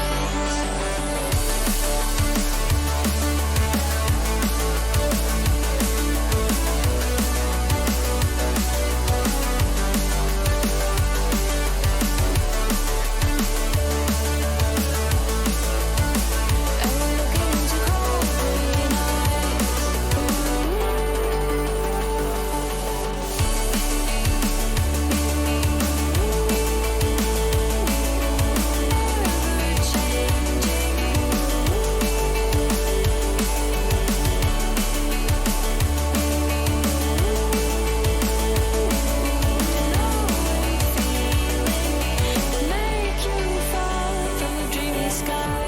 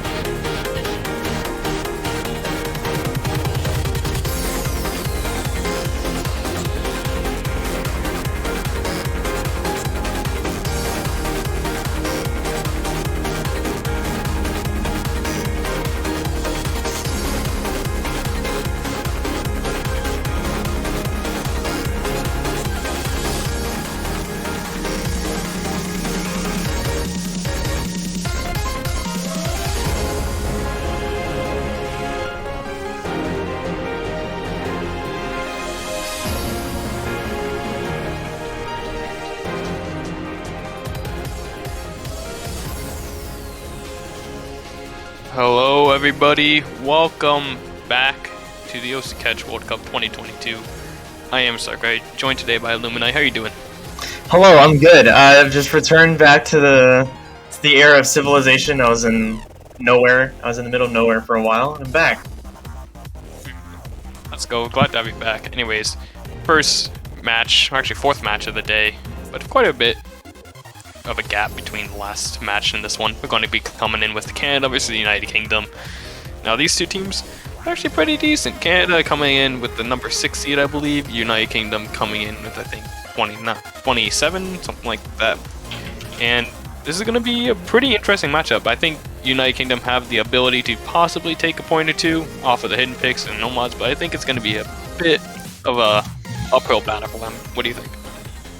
Well, I actually want to come at it from a person who, isn't as experienced. Like, for the average viewer who doesn't know catch, like, what would you tell them about Canada and United Kingdom? What would you say is important to know about these two teams in this upcoming match? So the big thing about Canada is they're just overall really strong. They have a lot of good players who can play pretty much everything between all 6 of them. And for United Kingdom, they have a few players who are pretty stand out on a few mods. They have Matt H, who's notably one of the better double time players in the world, and they have Statsgoon, who's pretty good at hidden, but they don't really have a consistent 3-man roster that they can put out for any of these kind of maps. So that's where their big struggle is going to be. I see. I've been told my gain needs to be lowered. I will manage that now. Alright, let's see. What were the outcomes of the rolls? I see one was 87. Cannot find the other one. Up 68. Okay. Yeah, so Canada coming out with number 1 roll. UK will be banning first. Canada picking first. Gotta wonder what UK will ban. I'm assuming it'll probably be one of the harder maps. It's gonna be DT3. It's a bit not of a surprise. I think DT3 is a bit of a harder map. And I'm assuming their ban will probably be Nomad 1. I think Nomad 1 is probably the easiest map of the pool. So it only makes sense for them to ban something that could go for 6YFC.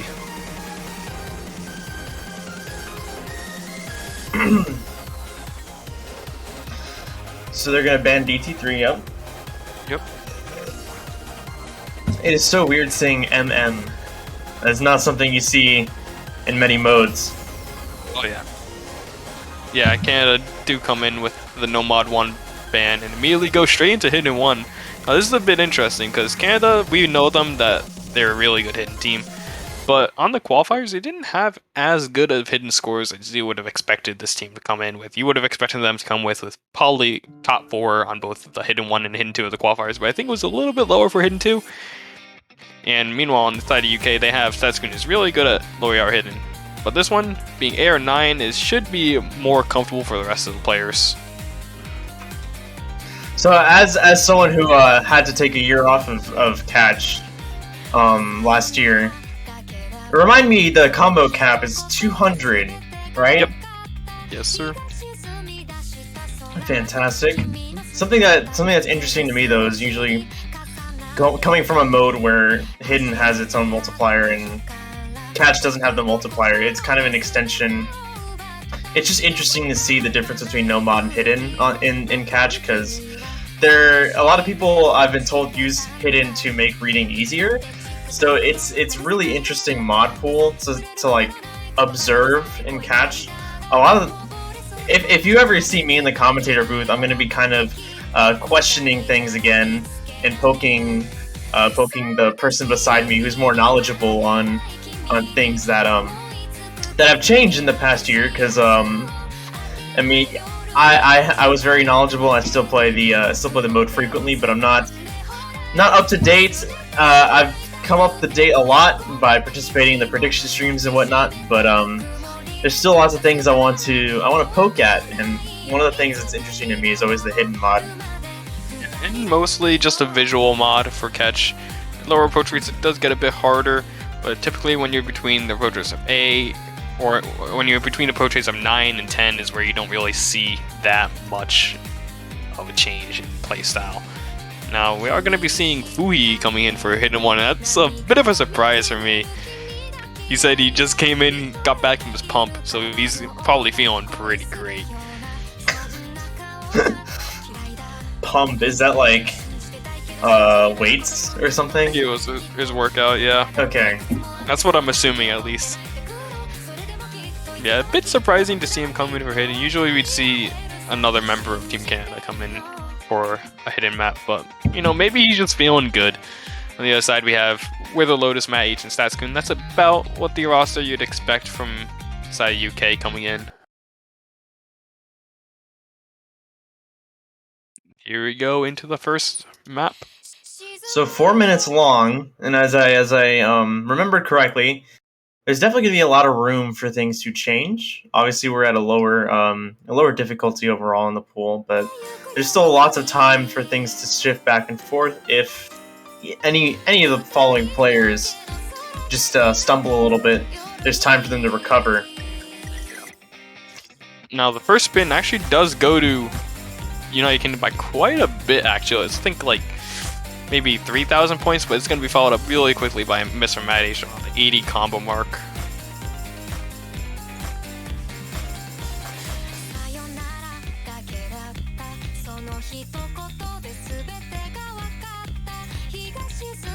We already see Henrik missing a droplet. Usually we don't expect him to miss a droplet this early on a hidden map. Henrik's pretty decent usually with these type of hidden maps.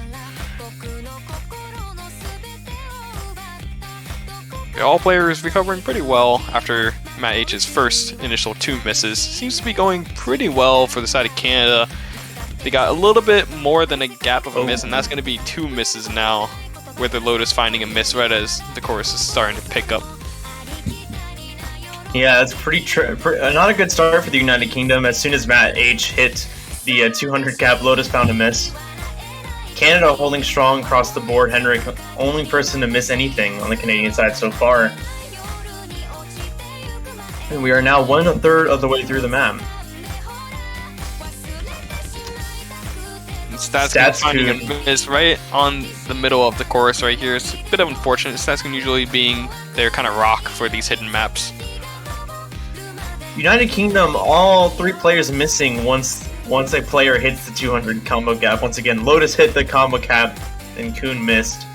So, it's definitely reflected in the score. It's reaching about 100,000 points in difference. Still half the map left to go, but Canada holding remarkably strong. Fuhi losing his double S, but all 3 Canadian players still holding a full combo.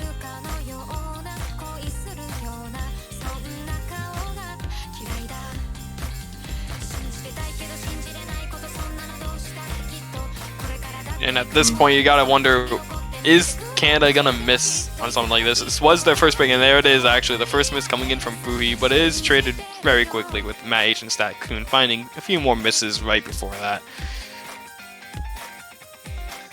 Katsuragi, the only person left with a double S in the lobby. We're coming up on the last 1/3 of the map. Stats finding yet another miss. With all these misses on the United Kingdom, I'm fairly certain this is going to go to Canada. This is their pick, so that is, of course, there's also a lot of left time. Things can change very quickly in catch. But, this is Canada's pick. Definitely a good start for them, with their Lotus finding another miss, followed by Matt H. United Kingdom really kind of struggling with this pick. Yeah, they didn't have the best of hidden scores on the qualifiers apart from Statskin, but it's actually Statskin who has the lowest score coming in. And we actually see Fuhi and Hendrik finding a double miss right before the little break.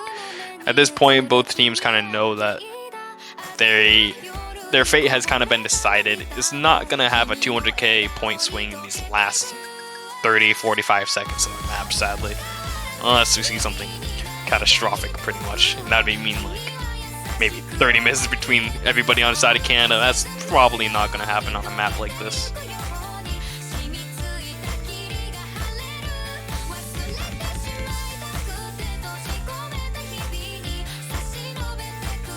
Statskin finding another miss. Kutsuragi no longer holding a double S, unfortunately. Yeah, he did lose that little droplet, but, you know, he's going to FC this. There's no way he misses this in the last 10 seconds, right? Yeah, he does. Good job from Katsuragi over there. Coming in with about a 207,000 point gap. Pretty convincing of a win.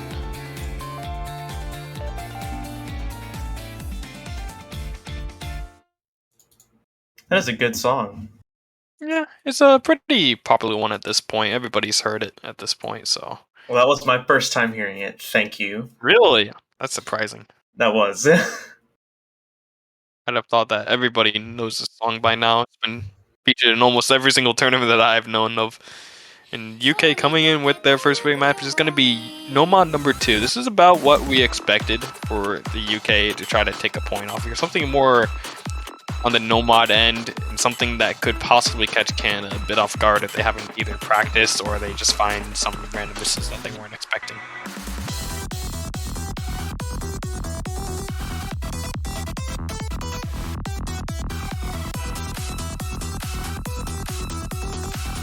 Definitely liking the music choice so far. Yeah, actually I was asked to make a guest difficulty for this map earlier, and I was like, I can't map some song like this. It's pretty hard for me to map something like this. What difficulty was it supposed to be? Oh, I don't even know. I just got asked for any difficulty. I'll pass on this one, but the song was pretty nice, but mapping it, props up to Niam, who's one of our custom mappers for mapping something like this, and he did it pretty well. Turned out pretty good.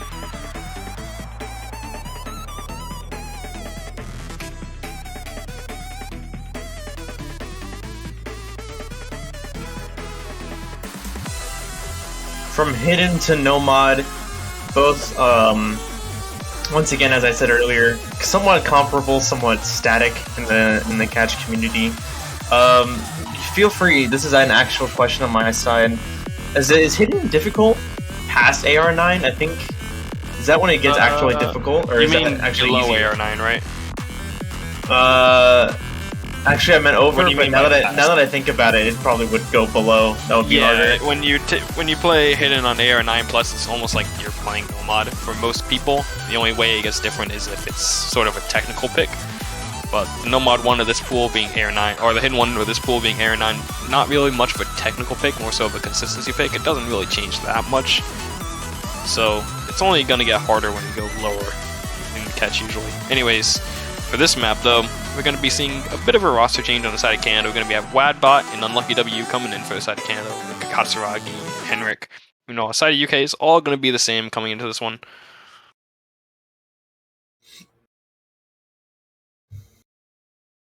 A shorter map of similar tempo.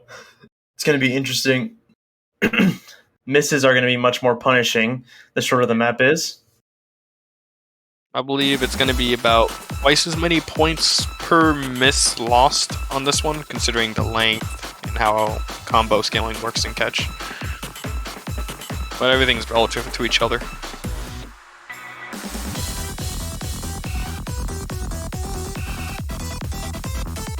It actually is going to be a bit of a spin lead for the side of the UK. I think Unlucky W had a bit of a bad first spin. He's going to find the first drop as well.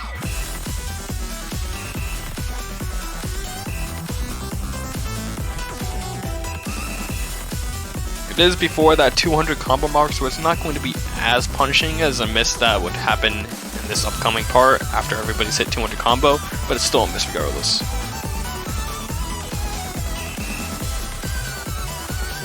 I have to get used to... Oh, Withered Lotus finding a miss, though. That's going to be very punishing. We're already halfway through the map. It's going to bring the lead back over to the side of Canada very shortly here. Probably in this slow section right here. See a swap over any time now. Slowly but surely. The UK is that if Canada finds a later miss towards the end of the map, there's still a definite chance that it could flip back over due to the way that Unlucky W found his miss very early on in the map. About 130 combo in. So if one of the next misses, it's unfortunate, it comes from Withered Lotus on the side of UK, so it's going to make the score gap even a bit higher than it was already. We're already heading towards the final sections of the map. The UK really doesn't want to start out with a breakpoint, but Withered Lotus is going to find yet another miss. The other two UK players holding really strong. Some really long patterns there. Yeah, some funky sliders. Matt H finding a miss now, yep. Yeah, one of the last sliders on the map, I believe. And that is going to be it for the second pick of the match. Going to be going to Canada right at the end here.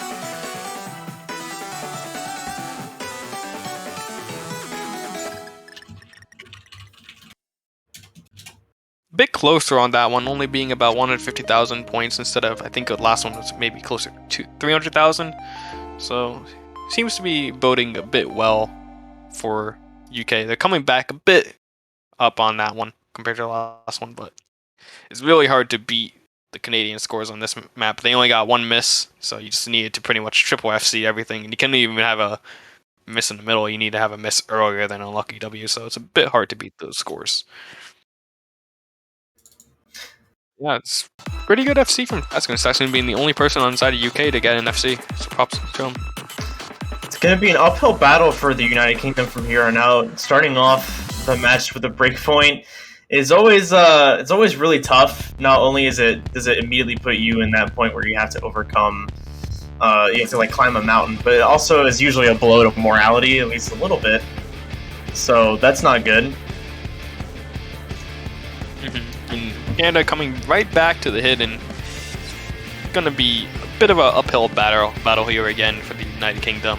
They got beat on the last Sin map by about 200,000 points, and that wasn't even the low AR map. This is coming in at AR 8.4, so it's gonna be a little bit trickier to read for a lot of these players, and it's also gonna be a bit harder because it's convert. It's gonna be a bit more random, I guess you could say.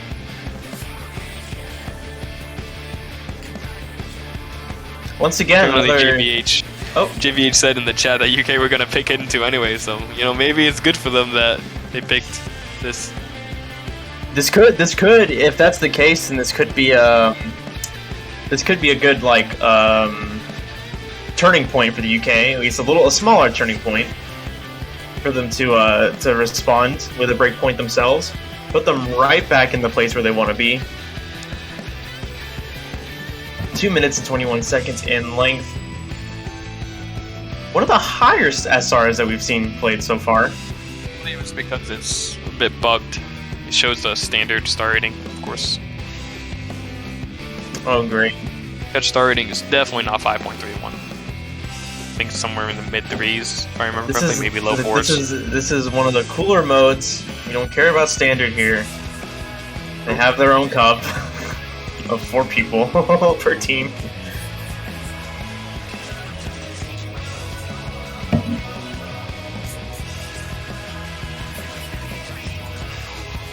While we wait for the match to start, if you have do you have $2.50? Do you have that on yourselves, Secret? You have $2.50? I have about $5 right here in my hand. Well, hey, you can put that in the bank and then buy yourself a snazzy banner.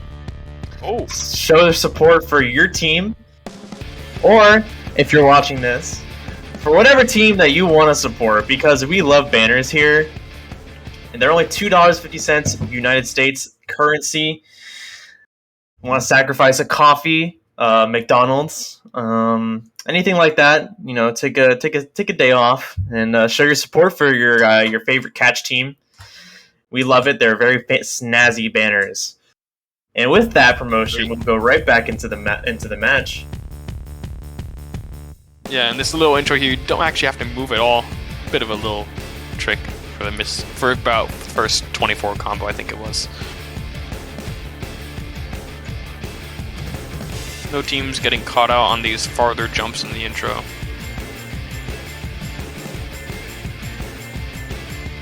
Fui does get the first miss at about 120. I don't know why he's playing. Wither Lotus trading it though.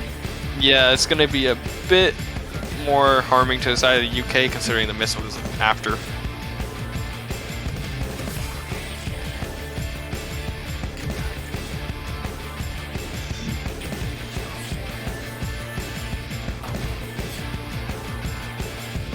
Very small score difference so far. Everyone that hasn't missed is holding a double S. And as I say that, Matt H dropping, it's going to give Canada more of a lead. But it is traded pretty quickly by Fui. Fui actually found 2 misses pretty fast there. Might even out the score from Wither Lotus's later miss, I'm not sure. But this doesn't matter anymore because Wither found another miss on that jumpy section.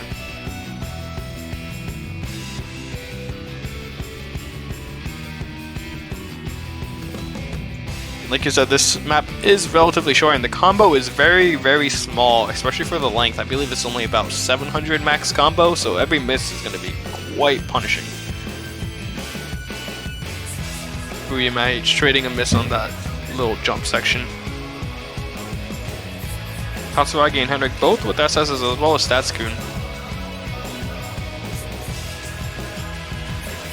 Yeah, Statskun really being sort of the rock for the UK these past 2 maps. Yep.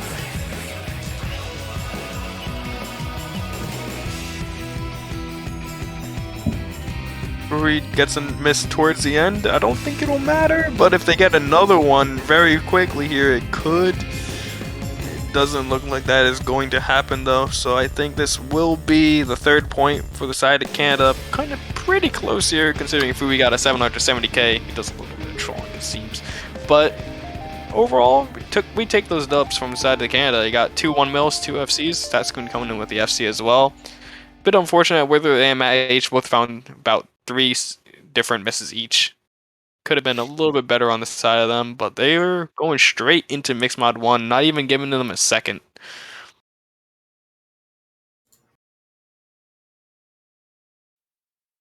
Now, Mixed Mod could be one of those things that the side of the UK could do really well on. Wither Lotus, I've heard, is a pretty good hard rock player. Statskun obviously showing with that FC right there that he's decent at hidden. And then Matt H can probably fill in on the third or the no mod side. So this could be a break. Could be a point for the side of UK. It's probably one of their better picks remaining in the map pool.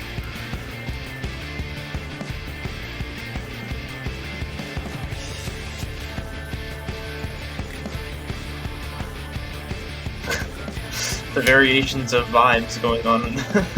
Oh yeah, Matt's positive chat. vibes. Questionable vibes, negative vibes.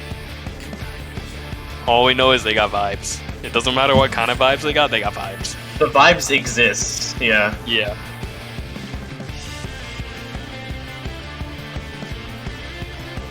So this is going to be really interesting to see.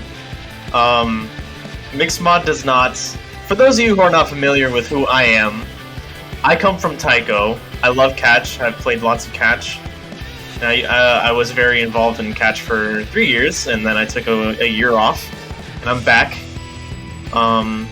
Mixmod does not exist in Taiko. We don't have that. We are considering doing hidden hard rock pools, but I don't want to go too much into Taiko because we're not there. But what I want to say is Mixmod is going to be really interesting to see. It's going to be interesting for me to see how it's played in other modes. And Mixmod is really hard for me to predict. Not only am I not an expert like my fellow caster here, but it's just something I have no concept of and how it's going to be played in the tournament.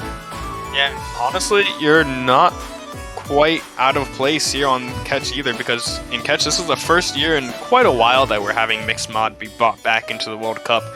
Usually you don't see it in many tournaments due to the way that mixed mod works. If you have too low of an AR, hidden is going to be too hard compared to hard rock.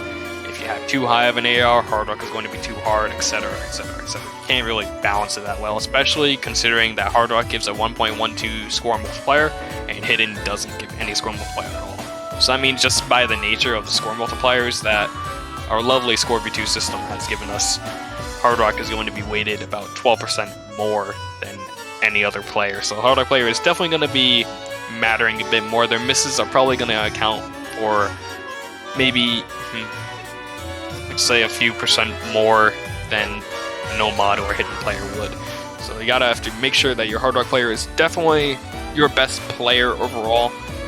Inside of hidden, you always want to put in your low AR hidden player. Almost every team in the tournament has at least one. Usually it struggles to get to 3, and that's where we start seeing teams struggle on the low AR hidden maps, because it's very hard to find 3 players in the country that can play low AR hidden. But usually you have one. And no mod is kind of just the fill. Who's the best remaining player? Yeah, it definitely seems like a game of balancing, which is it's tough, you know, with 3 people, because we talked about this in the predictions too, with teams that don't have enough flexibility. Usually these being the smaller teams, when it comes to trying to find that balance with that third player, that really could be the biggest issue that some teams face. And loading into here, I am confused. I'm gonna just say it. We have 2, in my opinion, probably the 2 least experienced hidden players in this whole lobby are playing hidden right now. Meanwhile, Katsuragi is one of the best hidden players, and Statskun, who's also probably one of the best hidden players in this lobby, isn't even on the side of UK right now. Yeah, I was about to say, despite your commentary on Statskun being the hidden rock of the UK, we do not see him playing. Seems like we do a little bit of having fun. I won't say a little bit of trolling, even though that is what it is, I think.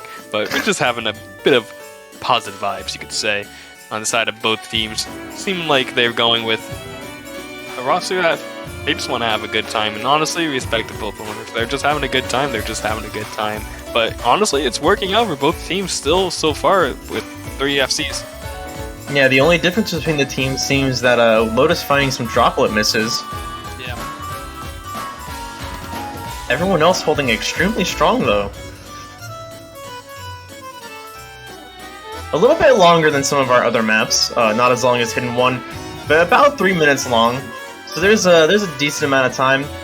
But at this point, with everyone having reached the 200 cap, misses are not going to be, as I say that, Lotus finding a miss, it's not going to be ideal gonna take the start all the way from the bottom now.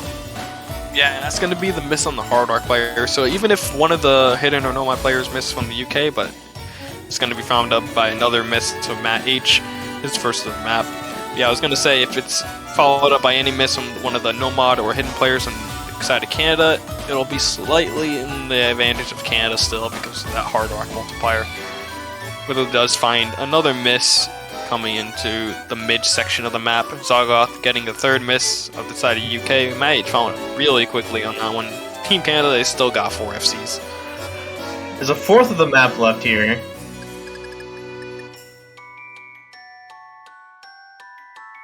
Yeah, about a 200,000 point gap. They see the leaderboards, they're like, yeah, we got FCs. A triple probably triple in the double lead. S on Canada's side right now. Yeah.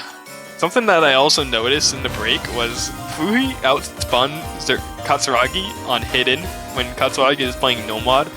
I don't think I would ever say that in a situation. I didn't think I would ever be able to say that before, considering Katsuragi is probably the best spinner on the side of Canada. Maybe Henrik is slightly better. And then Fuhi is probably one of the, I'd say, least experienced spinners.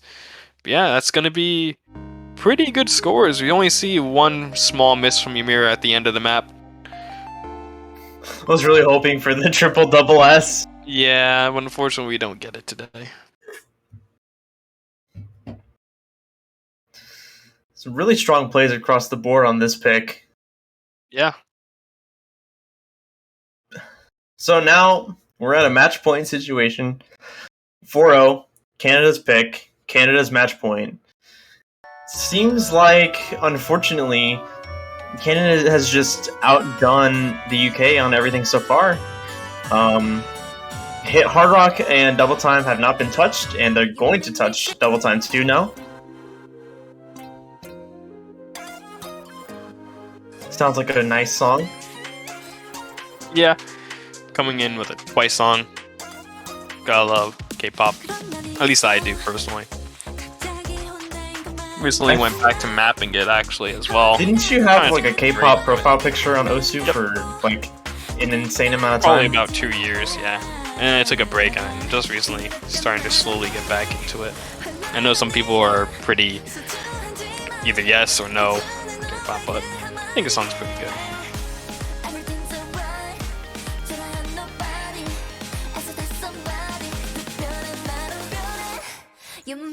Madbot saying Kofu, this one's for you. Yeah, I think Kofu is a pretty big Twice fan.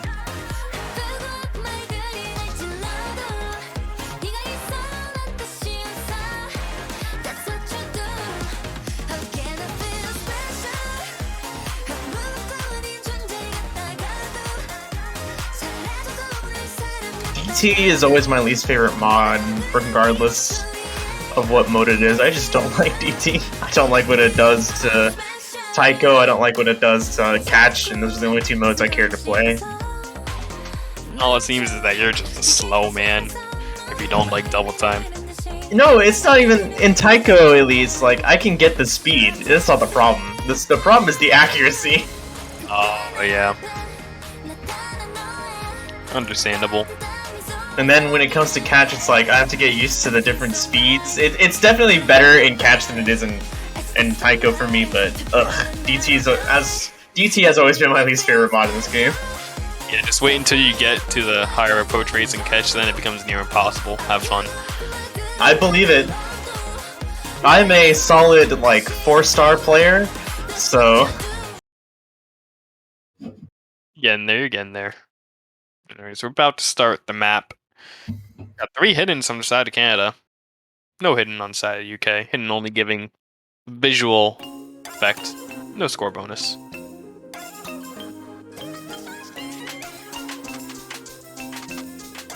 already out the First gate. move. Yeah. Really fast with that one.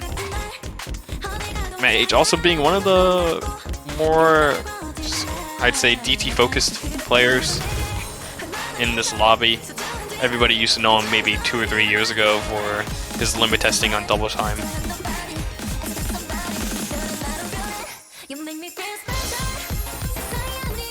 Saga finding a drop or miss. Yeah, Not that's not too gonna big a matter deal. that Yeah, not much. too big of a deal in the grand scheme of things.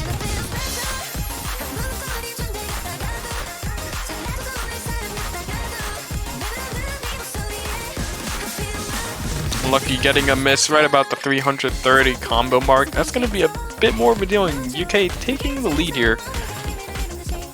It's going to be quickly found by Mr. Zagoth. Going to swing it right back over.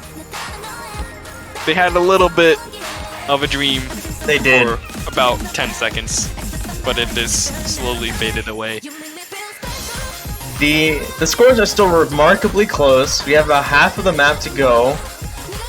Still very, very possible for the side of UK. If they keep holding, they can bring it home, but it's looking like Zagoth's gonna find another miss. Not what you want to see if you're a fan of the Team UK right now.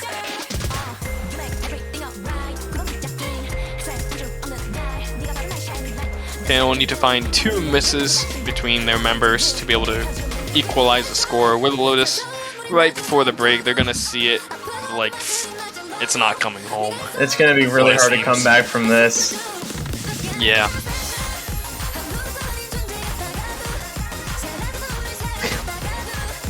Yeah, at this point, the score gap between the two teams is almost about the score that is left in the map. It's going to be almost impossible for the side of UK to bring it back here. Mage recovered pretty nicely after that intro miss, coming in with just the 1 miss that little intro. And that is going to be the match. About 200,000 points between the two teams here. 1 miss on the side of Canada, 1 miss on the side of Mage, and just a few more from the side of Zagoth and Wiggle Lotus. But that is going to be it.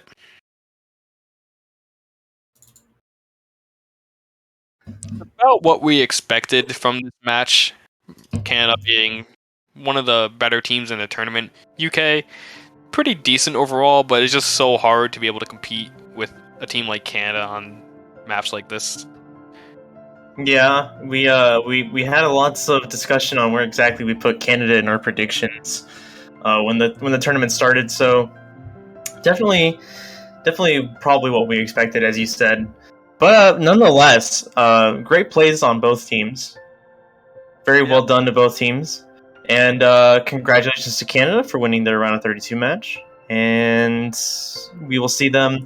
And we already are, and I'm still trying to get used to qualifiers because it's relatively new even in Taiko. Round 32 is the beginning of double elimination, correct? Fantastic. So Canada will be moving on. United Kingdom is not out. So if you are British, just take British. If you are British, have some tea. Carry on. Positive vibes. Yeah, carry on. We will be seeing you guys still, and there will be some success on the British side, maybe going forward. But for now, we're done for. Yeah, we just only had for a that good one amount of little time. match here. Quick 30-minute match right there. Next one is going to be in about 4 hours from now, coming at 1 UTC between Brazil and Japan. Definitely one of the premier matches of the weekend. Seed 16 versus Seed 17. Don't miss that one. It is going to be such a juicy match, honestly. And as a final reminder, if you are a big fan of any of these teams, even if you're not from that country, like I have a Mexican banner now. I bought it literally as I was advertising it.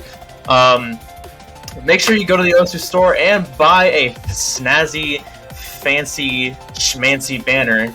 They're only $2.50. Like I said, sacrifice a McDonald's sandwich, sacrifice a Starbucks coffee or something, and show your support for your team. And it's gonna be worth it. I promise. I know what you're thinking. I have to give up Starbucks, but I get it. It's totally worth it. I promise. I drink Starbucks all the time.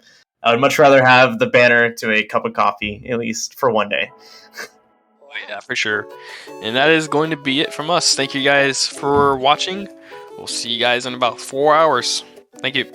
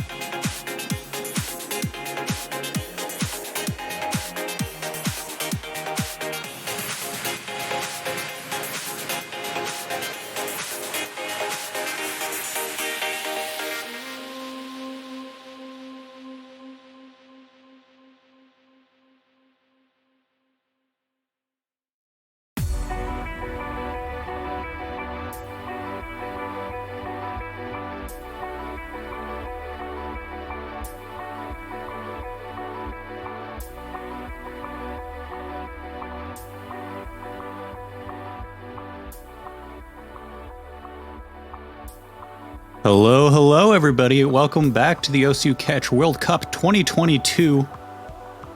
We're going to be here to see a round of 32 match between Brazil and Japan. I am Snow Leopard, and I'm here today with Quijibo. Quijibo, how you doing? I'm doing good, man, and this is an exciting match. How are you doing? This is one of the matches I'm looking quite forward to out of all these brackets. I do believe, if memory serves me right, that these two are fairly close in terms of qualifier results, and they both have some pretty solid players between them, like Molkus from Japan, then also you got Thana Predominator from Brazil. So yeah, definitely a lot of well-known names. So yeah, I think this one will be pretty interesting. I've seen quite a few of these players playing in tournaments throughout the year. They're definitely no strangers to tournaments, and it looks like we're getting started right with the rolls. We're going to see Molkas from Japan rolling in A2. That's big. That's big. A very nice roll.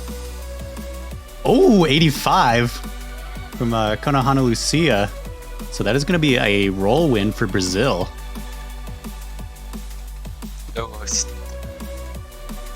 Trying to show each other up already. This is going to be interesting. What do you think bans are going to be? Well, I can. I don't know what to think, but I can tell you that Japan banning Hard Rock 2. No hesitation from them there. And then right after that, Brazil banning Double Time 3. The real question is, what is the first pick going to be from Brazil? That was so fast. I barely thought before they'd banned. Yeah. The Hidden One for their first pick. Not too surprising. They do have some pretty solid hidden players. No Hanik this year, though. Yeah, that is a little surprising to see. Can't remember if he was on the roster last year. Which is not good, because I'm pretty sure we versed them in group stage. I want to say he was, but I can't swear by it. That has been a whole year since then. And I have seen Hanik playing in tournaments recently, although I don't know if he's just not feeling up to the task this year. I know Brazil has a lot of really good players, so they may have just had 6 others that they wanted to go with. But one way or another, Brazil going to be going with Hidden One Yoruni Hankeru by Yasubi and a beat map from Bunray.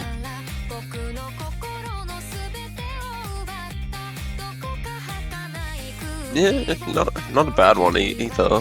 Pretty I was actually a little surprised with how the difficulty changed from last week to this week.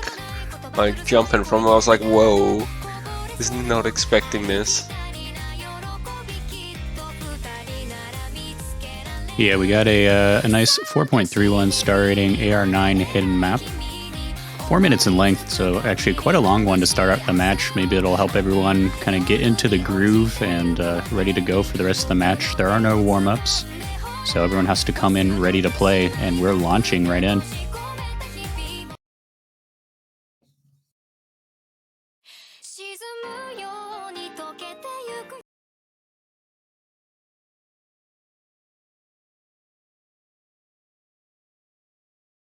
There we are, Hiroshiki loading in now, and everyone going to get synced up.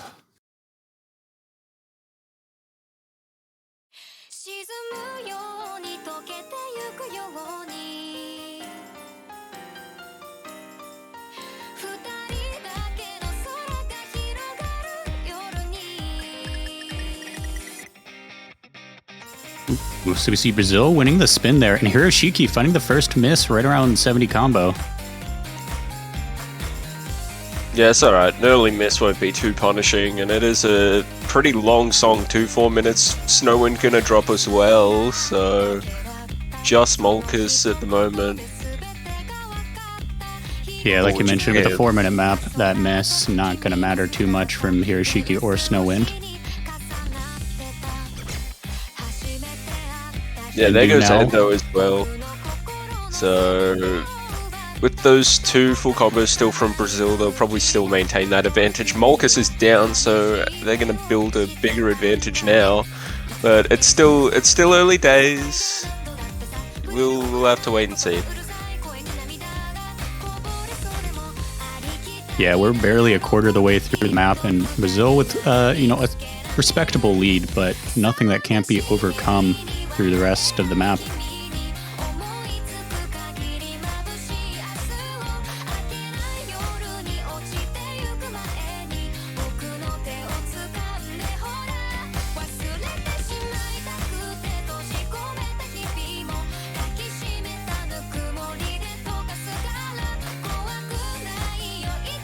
Yeah, everyone's stable again. You can see about a 50k deficit going to Brazil's favor.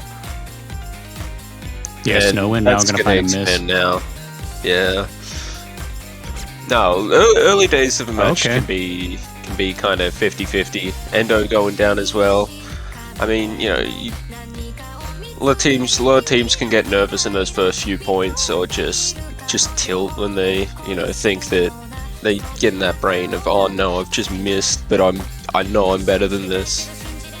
Yeah, so on one hand, it might be a good first pick for 4-minute map. Just get through all of that right at the beginning, reset, and be ready for the rest of the match. Hindu now finding a second miss here. Or I believe that might be a third. It's not going to matter though, because Snowwind was right with him, and so is Hiroshiki.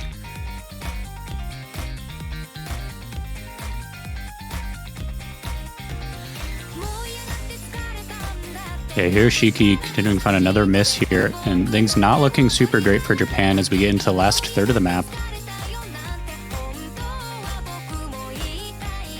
Still winnable, but we have people like Predominator with the SS still this whole time. A Cooler holding the FC, just droplet misses from him. And as I say that, he finds his first miss. Oh no. Snowwind gonna trade. That's good. That man has done more than enough for his team already, so... Oh man, we're like, what, 5 minutes into the first Catch World Cup stream for me, and I already cursed someone. Oh no. That's alright.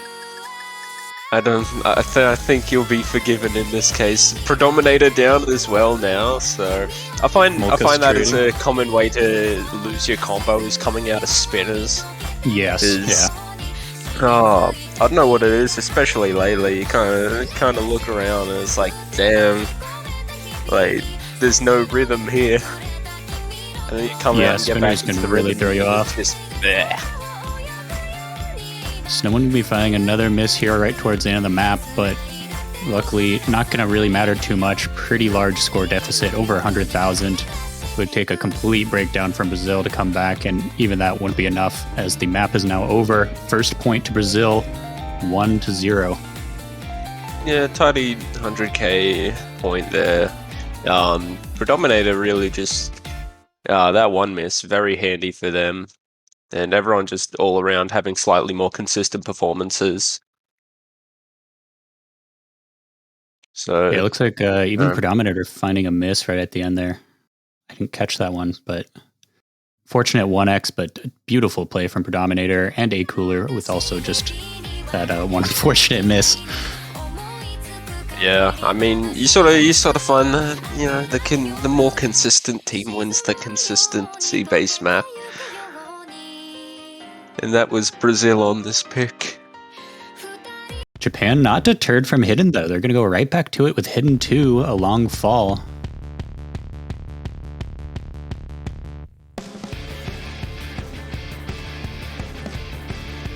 Now this will be a bit interesting because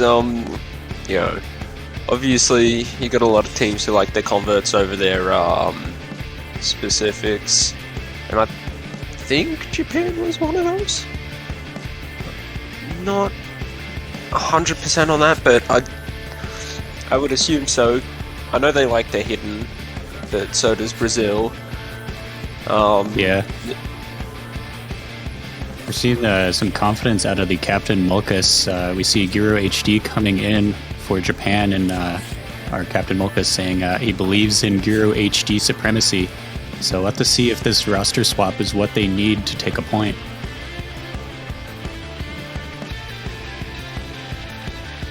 I have seen Giro HD playing in a lot of community tournaments this year, and he is very good at hidden, so this could be a turning point for them.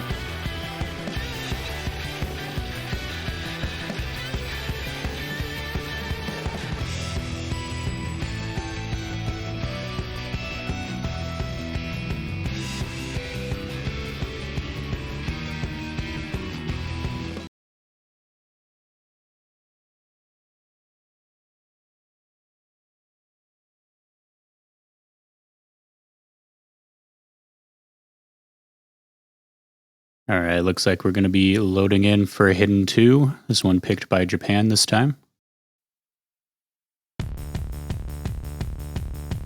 Ooh, Hiroshiki and Mulkus, and actually, yeah, 4 of the 6 players very confidently just sitting in the middle of that kind of back and forth section, knowing that they are right in the right spot. for Dominator Yeah, and Guru HD. We're, moving it.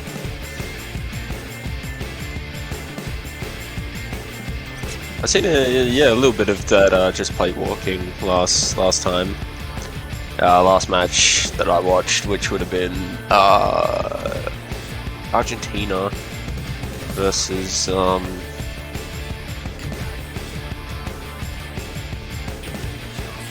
Argentina and Singapore.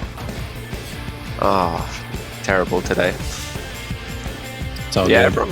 everyone doing quite well. Only one miss from the side of Brazil at the moment. One miss for Hiroshiki, so that's going to give advantage to Brazil a bit.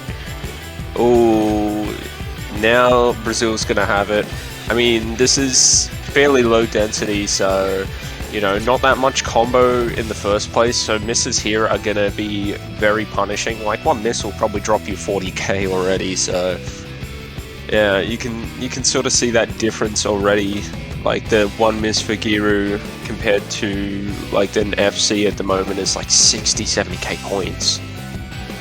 Yeah, luckily Brazil found 2 misses as well, so that score difference is going to be locked in for now. We see misses all around. Not Endu, good for Moltres, and Japan. Giru. Especially while Akul is still holding that SS, that is going to be putting in the works. Even if they have that negation from Hiroshiki, Predominator's up, and then everyone else is even. So Yeah, and we're getting right to the end here. This was only a 2-minute, 21-second map, and we're just about done with it. It's looking like it's going to be Brazil taking a break point right on Japan's first pick. Yeah, and there it is. Scoreline now going to be 2-0, just 3 points left. Brazil hoping to take a victory. Japan still needs 5 more.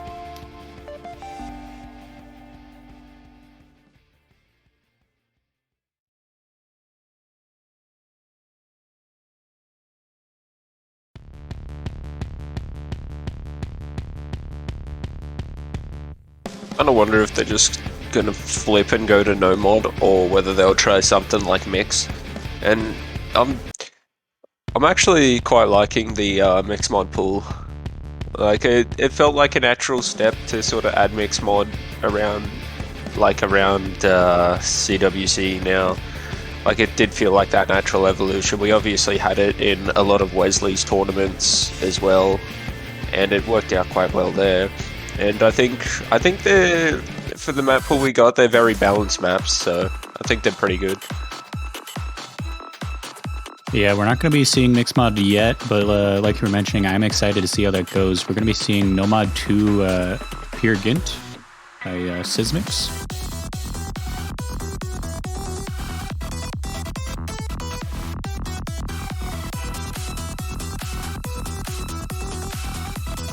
Mandatory tech map time for the rave. Oh yeah. Expecting to see some cat jams in chat. This one's definitely a banger.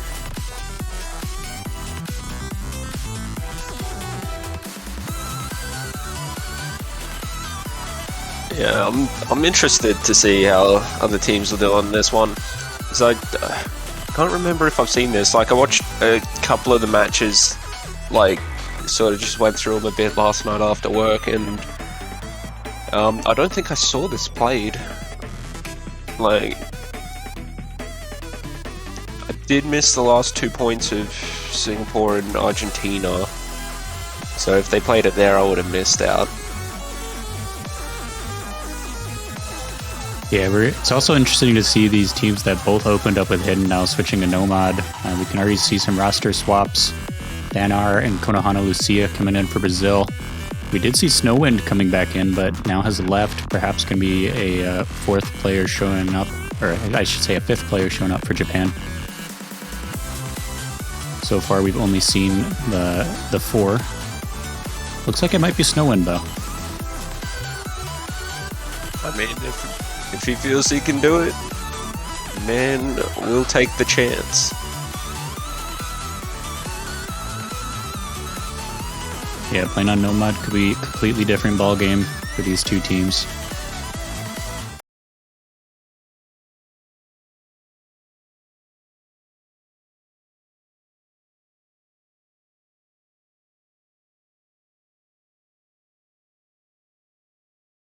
All right, and we're going to be getting loaded in.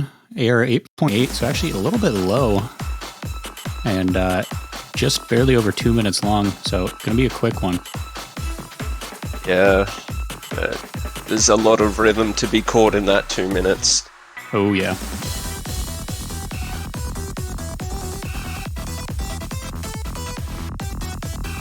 Hiroshiki going to be finding the first miss.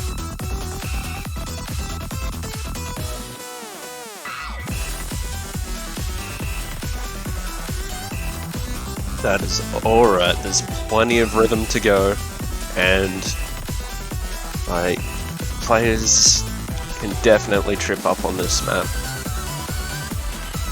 Yeah, we're getting into these jumpier sections, and everyone actually holding on very nicely. Even though we've had it a while, slider tick jumping still something I'd say that's fairly new to the meta, at least to the PP meta anyway. So, like, there are probably quite a few players who still, you know, don't play too many slider jump maps. Yeah, and actually, I think I missed it, but over in that left corner there, A Cooler did find a miss of his own. That is going to bring the score gap a little bit smaller. Still Brazil's favor. Yep, and that's going to favor Brazil even more.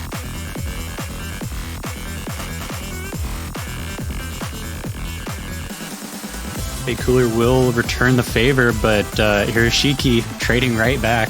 It's not going to change much. Yeah, do not sleep on Brazil. They are dominant at the moment.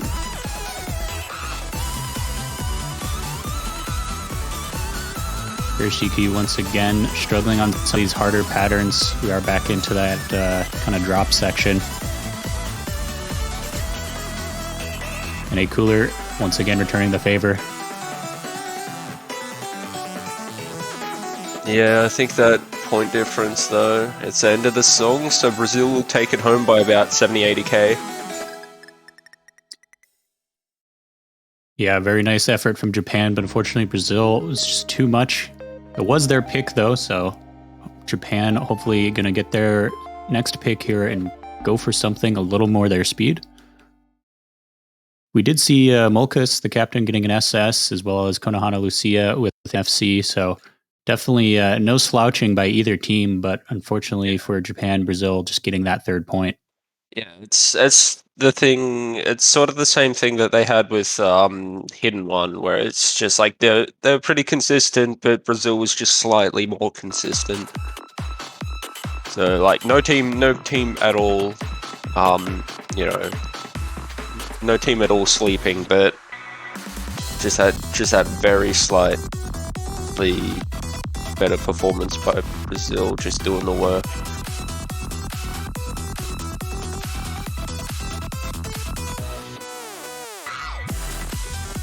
So yeah, now we await for Japan's second pick.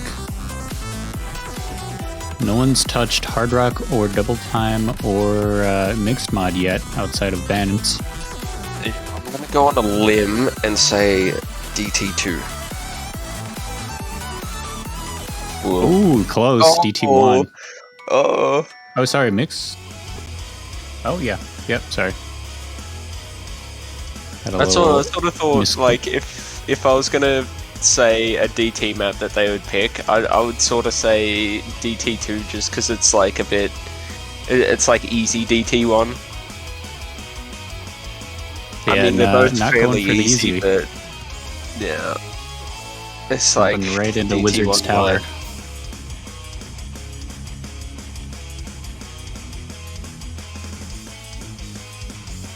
So yeah, maybe wanting that slightly faster approach rate. I know it definitely helps sometimes, especially playing like platters and stuff.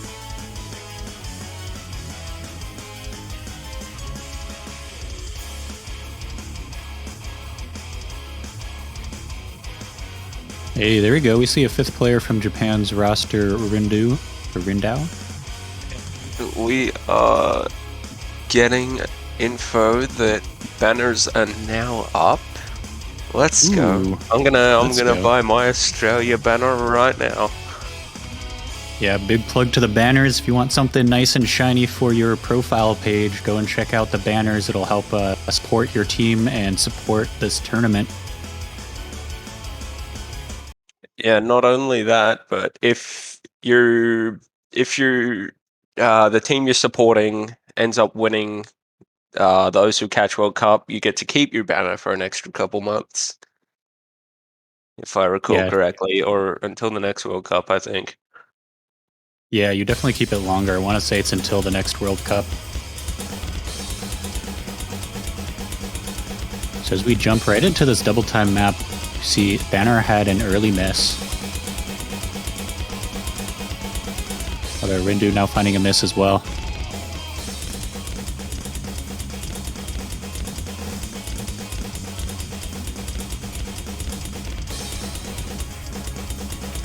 Snow1 found a miss of their own as well, so decent little score advantage to Brazil.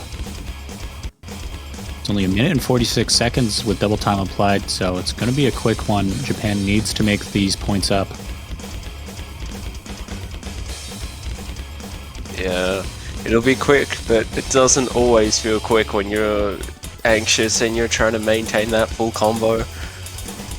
And oh, there's some notes that look like you might dash a bit quick. Everyone holding on right now. Which is good for Japan, but also bad for Japan. They need misses out of Brazil. They can't deal with just FCing the rest of the map. Snow1 going to be finding a miss. That's going to be pretty tragic for them. We only have a quarter of the map left to go. McKinchy going to be trading back, so at least stop the bleeding. But they need more than that, and they need combo advantage.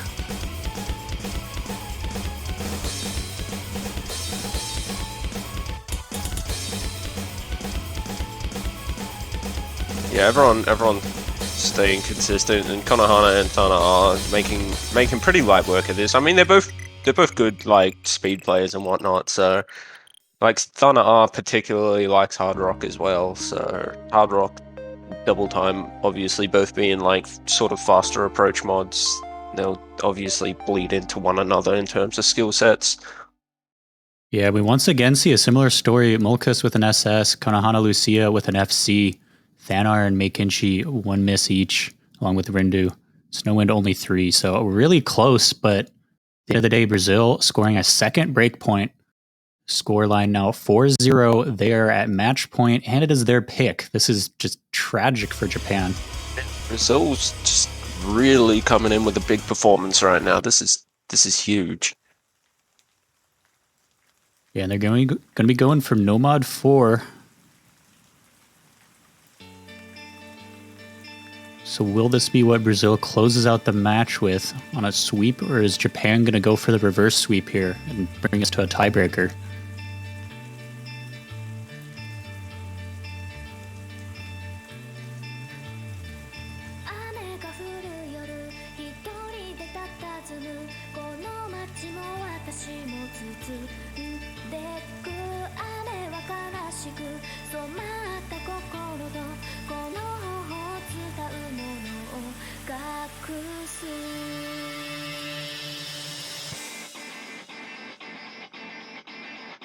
Actually, yeah, after a lot of those short maps, we're going back to how we started with a nice long map, just shy of 4 minutes long. AR 9.3. Highest approach rate in the no mod pool as well, so yeah, this is going to be interesting. Yeah, that should make it a bit easier to transition off of double time. We have seen people struggle with that in the past. We go from double time or hard rock into a slow or low AR map. It can be kind of difficult, but AR 9.3 should be a nice ramp back down to normal approach rate.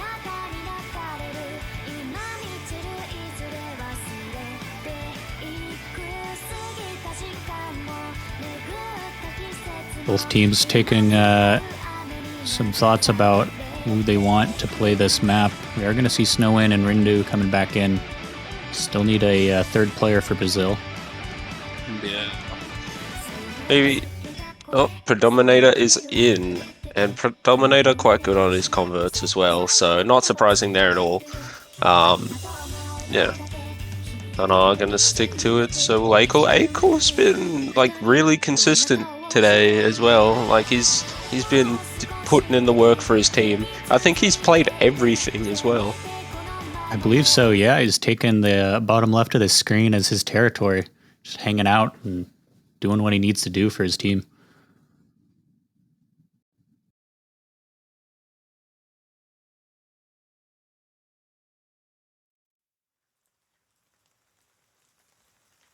All right, and we're going to be jumping right into it now.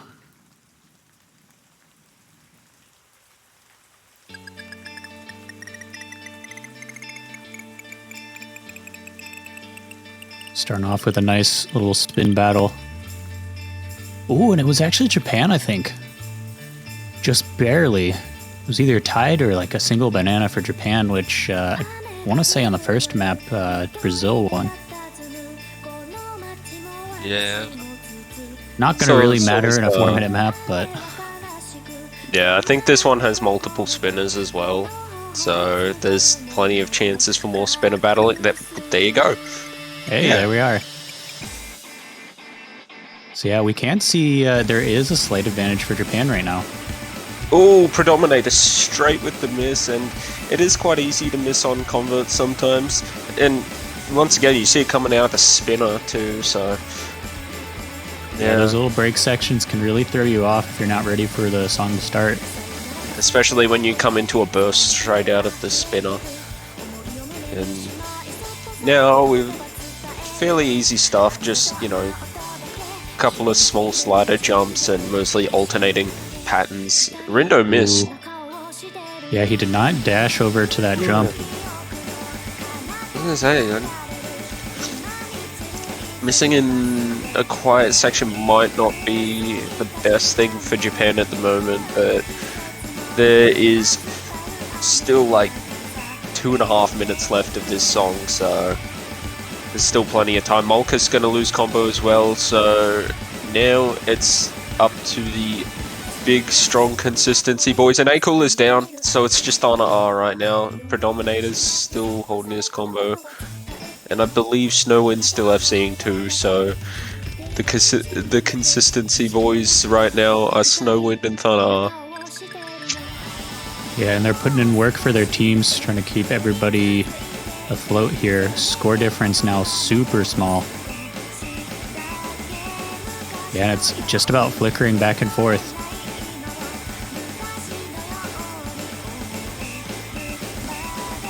Ooh, with everybody above 200 combo, score difference locked in, Japan just barely in the lead right now. Yeah, no one getting nervous over those little stream dashes either. So everyone maintaining. Yeah, which is really impressive to see because Japan has to be very nervous right now. Thana are going to be finding the miss. Oh yeah, the worst thing for Japan right now would probably be a break. Yeah, they need to hold their combo, make the most out of that miss from Thanar, and try to secure this point, because if they don't, that's the end of the match. Yeah. Well, they're looking pretty good at the moment. They're starting to get that. You're starting to see that gap build up a little bit. So all they have to do is get inside the last maybe 20 seconds. You know, once it's like, I don't know. But it's, yeah. Yeah, I think unlike a lot of the other now, maps. unless we have more than one miss, then Japan should take it home. Yeah. And like a lot of the other maps we were seeing where Japan was behind and, you know, we said they had to hope for a miss from Brazil, this time they just need to maintain. That's it. And they're going to do it. Yep. They're going to get their first point. And yeah, Predominator missing the end there, so that's doubly good. Yep, Snowwind with the FC, Rindo, Molkas. So once again, that consistency game is a thing, but it's Japan slightly more consistent than Brazil this time, taking their first point and preventing that clean sweep. Yeah, 7 misses total between all 6 players. It's very tight race, but Japan going to take the break point and save themselves from a loss.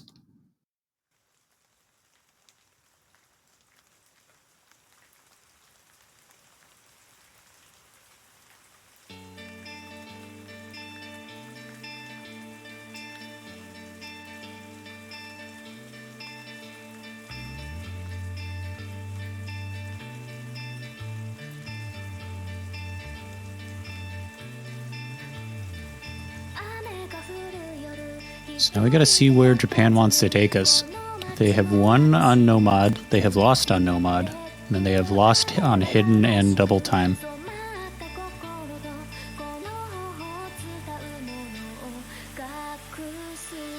Mixed mod gaming? No mod 1.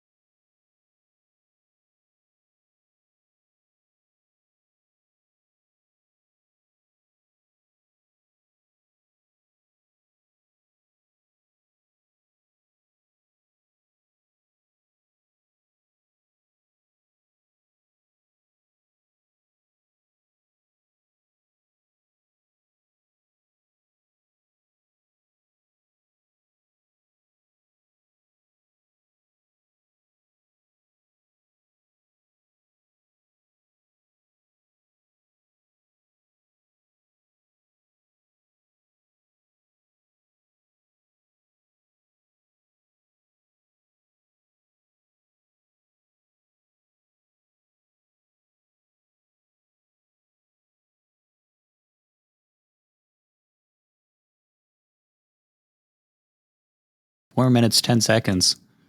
And AR 9.2, so fairly similar stats to the previous map, although this one being a specific instead of a convert. It's like, yeah, somewhat like decent in speed in terms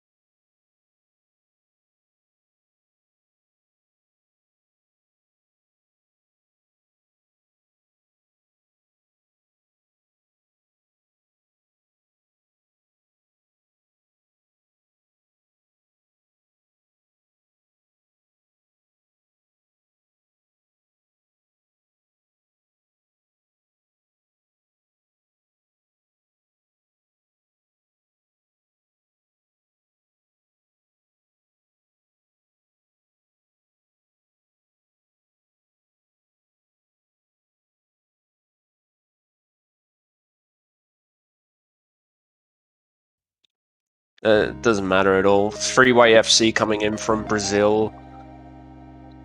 Predominator and A Cooler maintaining the combos and not missing. So Yeah, that is so- definitely a GG for Brazil. Japan still did really well, so like I wouldn't slouch on them next week either. Once we move Yeah. to the losers bracket.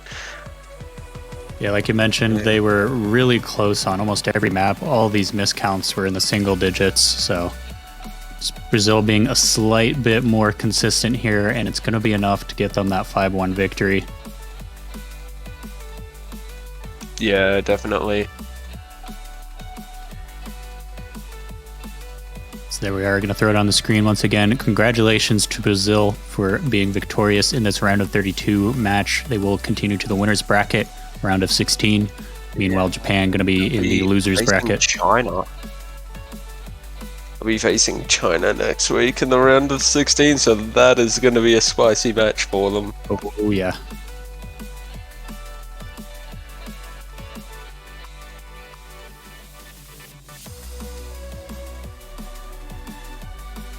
Yeah, and with that, we're going to be taking a short break until we can see Chile versus Colombia right at the beginning of the hour. So thank you guys all for watching, and come back and check us out in about 20 minutes for that. Thank you all for watching. We'll see you in 20.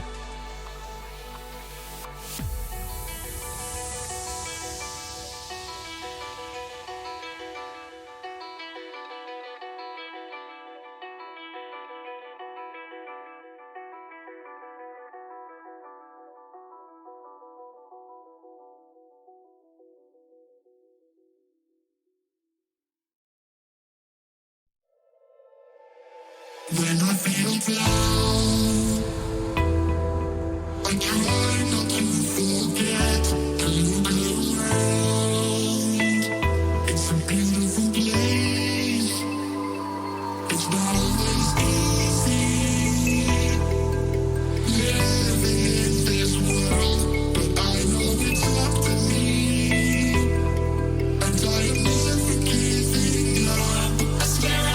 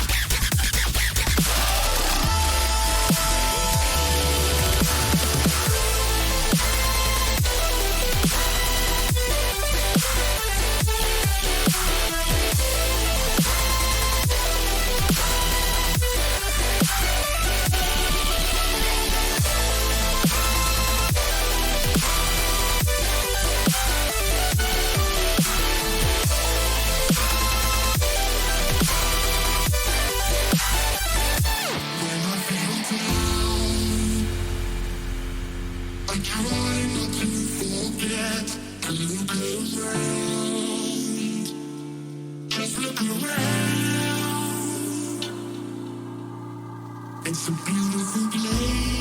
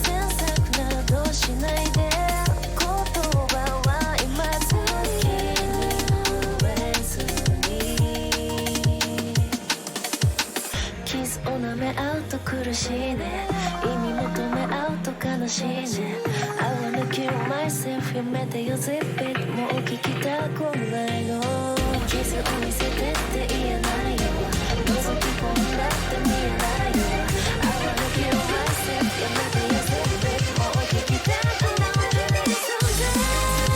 You don't give me no say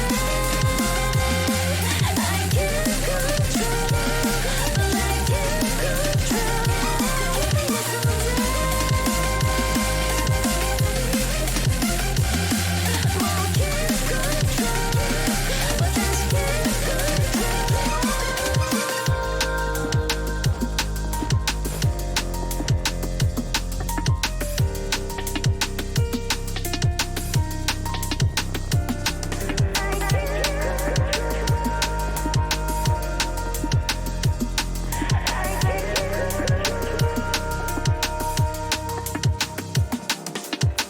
傷を舐め合うと苦しい理由違うの全部違うの重ねたところから影になってやがて腐りゆくんだ It's wrong, it's wrong 認めてしまうとしまいだ理解してしまう前に繋いだ後からこぼれ落ちていること That's right And now 君の存在 You don't give me no say I can't control but I can't control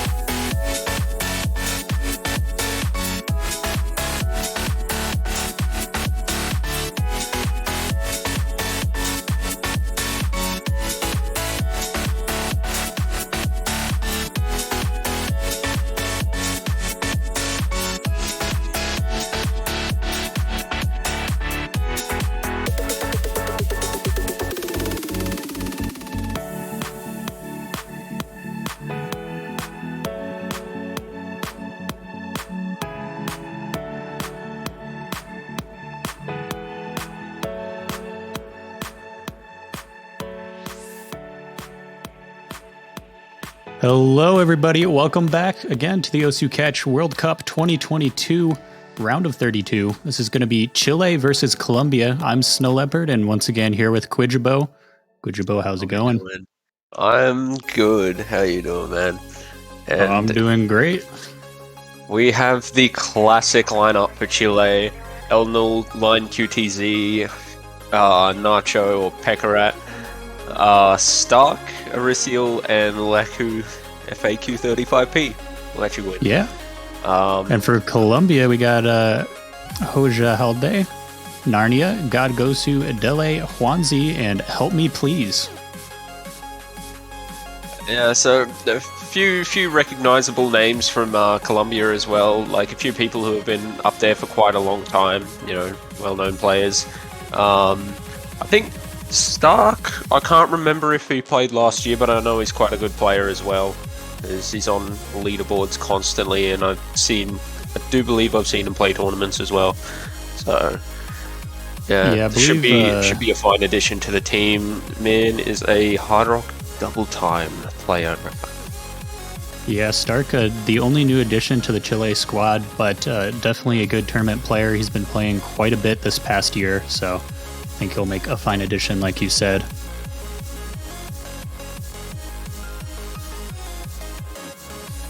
That is a rough roll from Chile. 11 points. Going to be destroyed by Help Me Please, rolling 71 for Colombia. Oh, some huge rolls here. I think Chile will probably ban No Mod 1 if we're looking at this. I mean, sort of just leave them with nothing comfortable to play. Yeah, I could see that. We're going to be seeing Chile banning first. Then it'll be Colombia's ban and Colombia's first pick.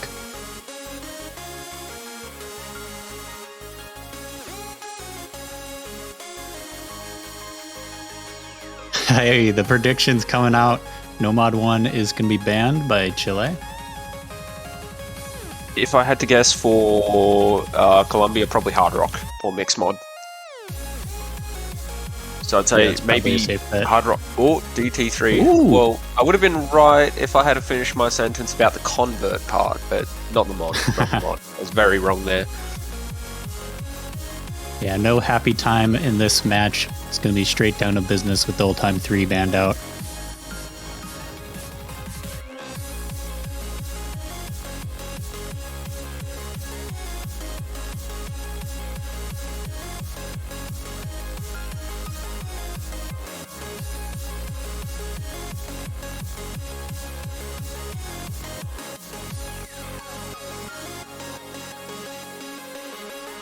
So we're just waiting on a first pick from Colombia. Both teams taking their time with their bans and their picks, which is a bit of a contrast to last match where they were just fired up and ready to go. But maybe some careful planning going into this. Yeah. Oh, speaking of downtime right now, how is everyone's pick'ems doing? And we get No Mod 2 picked right now. Because I know Brazil and Japan was quite a 50-50 match in terms of picks for pick'em, so yeah, that'll be interesting to see how much of the field kind of just lost a point on pick'em. Yeah, that is a good question. And while you're checking your pick'ems, also make sure to check out the store on the website and get a banner for your profile. And choose your favorite team to get a nice little profile banner. And if your team wins the tournament, you'll be able to keep it for an extended period of time after the tournament ends. So definitely check those out. It's pretty cheap and it's a good way to support the teams and support this tournament. Yeah, I already have my Australia banner and it looks so nice. It's really good. Gonna be picking up my USA banner right after this match. Yeah.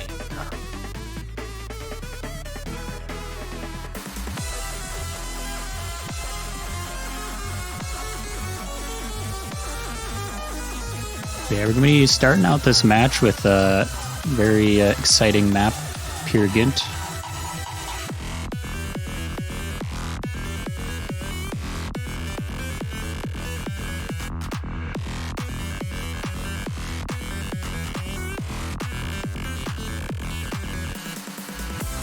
Yeah, I mean, this is probably still one of the safer picks for Colombia. I'm not sure. I know Delhi and I think Guanzi can both play converts fairly well, so not too sure about the rest of the team though. I don't know that much about them, but yeah, this is Clash of the Americas right now.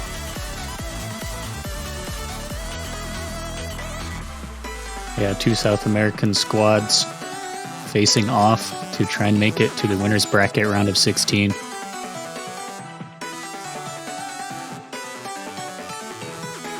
Whoever wins this match is actually going to be up against either Australia or Vietnam. That match is going to be coming later.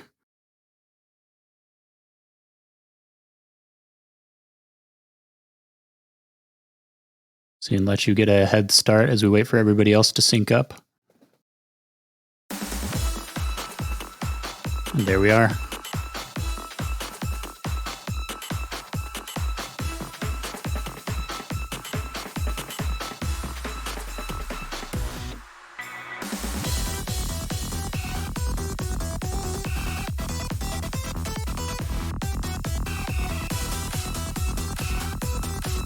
So nice wide jumps on this map, and that will keep on going throughout. Help Me Please gonna be finding the first miss at 150 combo.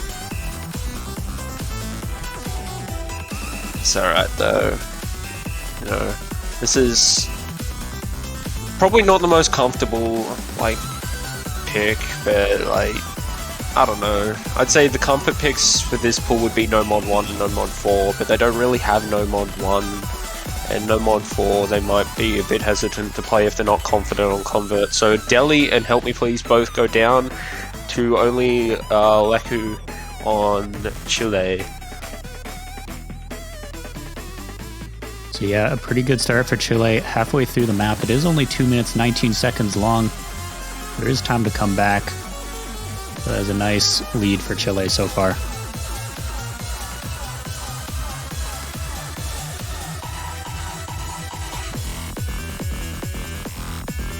Hop into the drop section, and very appropriately, we get a drop from Help Me Please.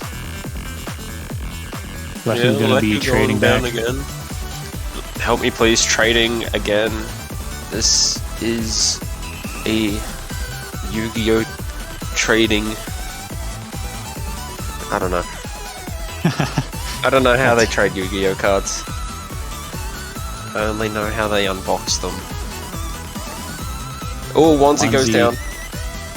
But still putting in some solid work. Just, you know, it's Chile. Chile are, you know, generally seen as one of the giant teams here. You know, generally always top 8, top 6. Always playing in the finals weeks. You know, that sort of thing. Yeah, Colombia has a big challenge ahead of them, already losing on their first pick, so that'll be a break point for Chile, score 1-0. And speaking of Yu-Gi-Oh!, hopefully Colombia has a trap card up their sleeve, because they're going to need to pull out all the stops to take down the giant that is Chile. Need a pot of greed. Yeah.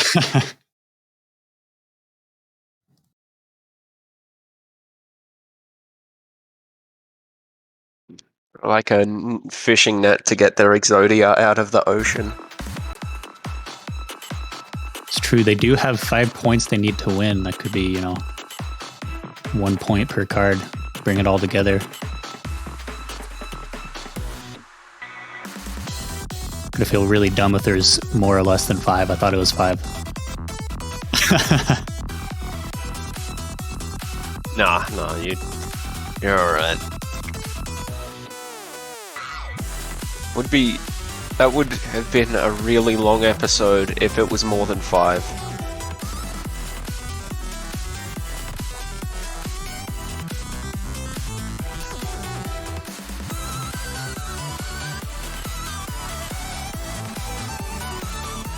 All right, sounds like we're going to be going with Hidden One for the first pick out of Chile.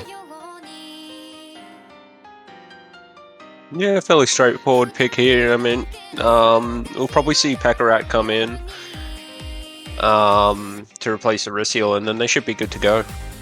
Yep, and just like that, there's Pekarat coming in. Very famous hidden player, especially in the tournament scene.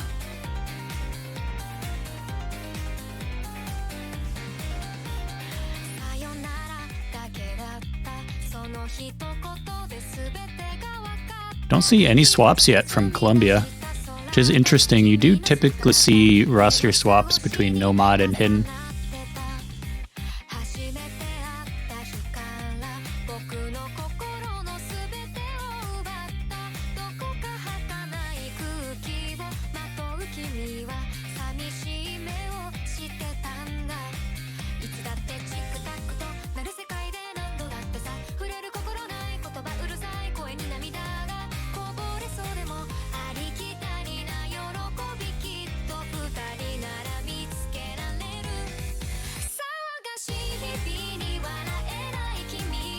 I wonder if we'll see like any mixed mod picks out of Colombia, because I know they do have players that are capable of doing hard rock and hidden, and I mean no mod's a given, obviously. So it might be interesting, like when the no mod pool kind of dries up a little, if they wanna sort of jump into that sort of thing. Yeah, it would be nice to see a mixed mod pick. We didn't see one in the last match before this, so it'd be nice to see some of those coming out.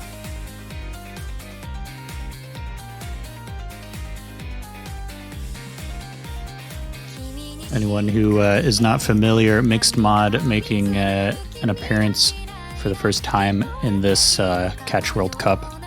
It is a popular mod choice for other community tournaments, though, where one player is using Nomad, one is using Hidden, and the last is using Hard Rock for both teams.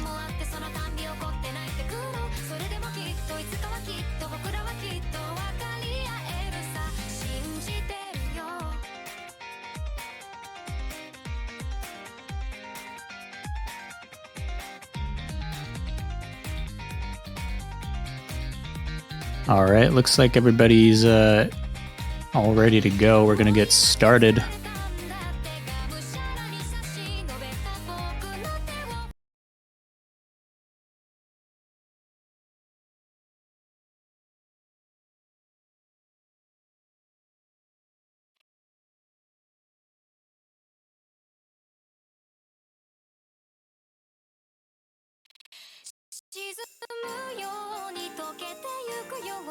There we go, and we're off. Can Colombia get their first point? Yeah. Yeah, I meant to say before that they would probably have the roster change up a little bit, as just 3 minutes ago they had the rest of their team swapped over to the Tawny server.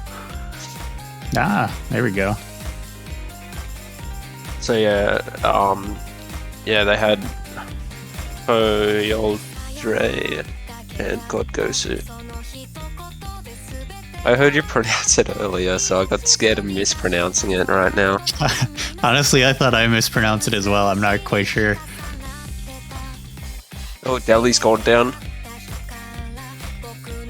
Yeah, Delhi finding another miss again, struggling to get back into the groove of this.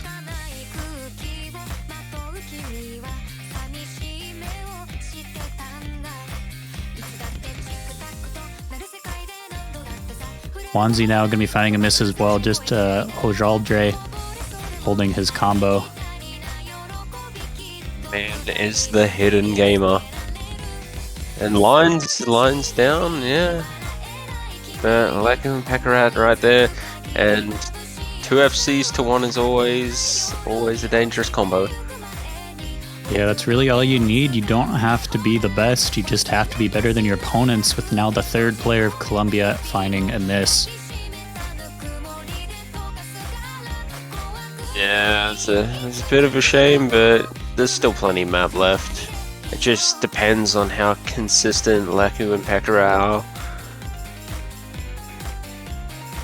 Seen another double miss out of Colombia, and things were really not looking good on this pick. It was Chile's pick, though.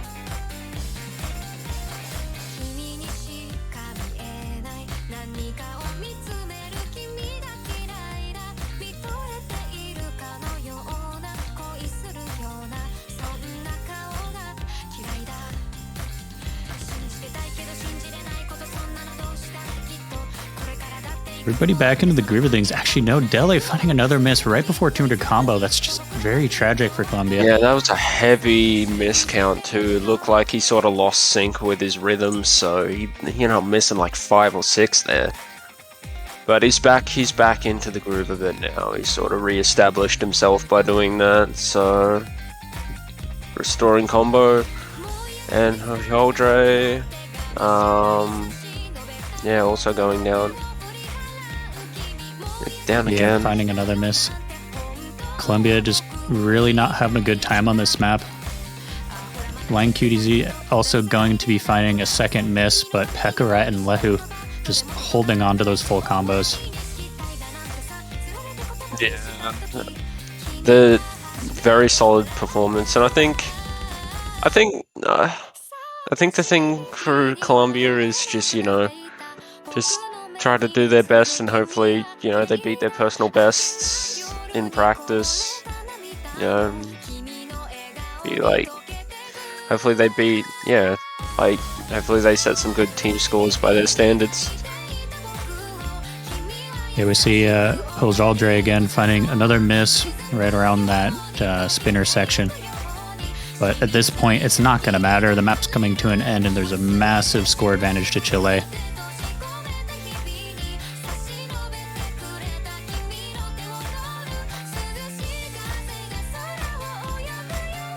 Yeah, some continued struggles from Colombia at the end of this map. It's now all players below 200 combo.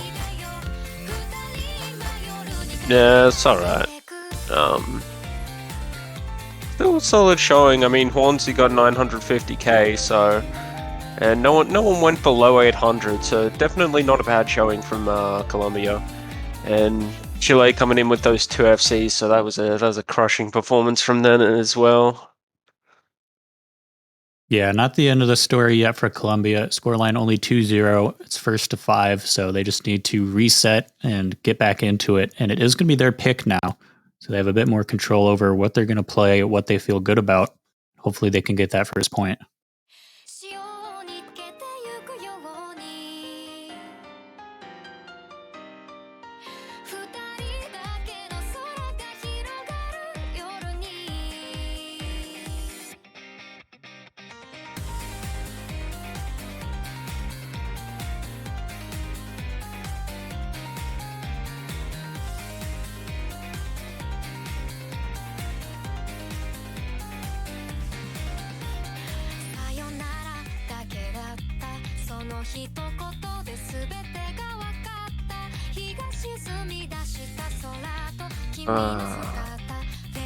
Only I was better at Spanish, I would understand what's going on. I do see someone talking about the Naruto ban, though. Yeah, because they were talking about banning Naruto.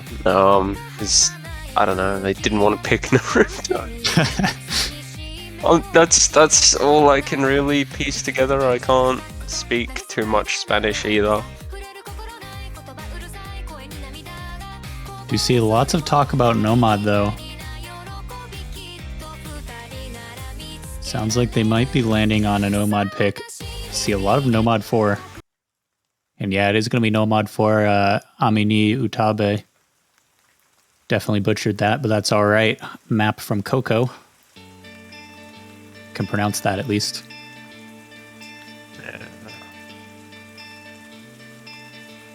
Amini Utabe.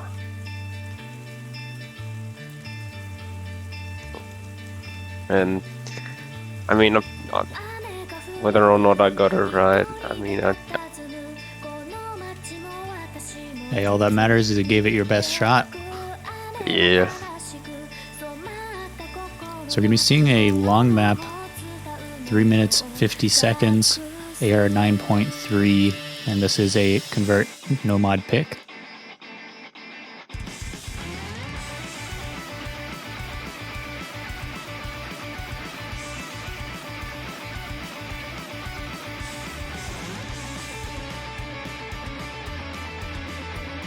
See a lot of chat about the Twice song that everyone wants to show up, so we'll have to see if we can get that coming out. Before we can get to anything like that, though, we do have Nomad 4. We're going to see Stark coming in for the first time of this match. Yeah, so yeah, Stark obviously feeling comfortable on converts, as does play a fair few converts. Plays a lot of hard rock too. I've seen quite a few hard rock converts on him. Yeah, it's just one of those names you always see on the leaderboard. So, like, I'd say he's fairly well known because of that, even if like not that well known in the tournament scene. Yeah, I feel like he's kind of up and coming in the tournament scene. He has been playing a few of them recently, but I don't remember seeing him in the past. So a bit of a newcomer to that scene, but surely gonna be making a name for himself with his performance. Yeah.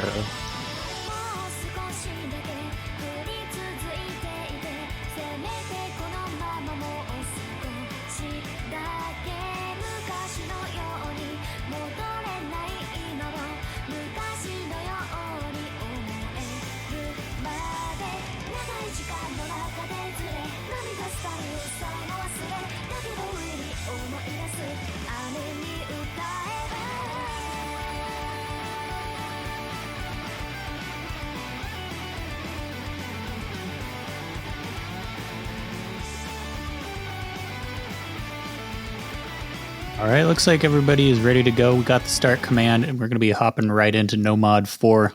Second pick from Colombia. Hopefully a first point for them as well. There we go. Help me, please. Now load it in. I'm going to get everybody synced up and going. Yeah, we are starting up.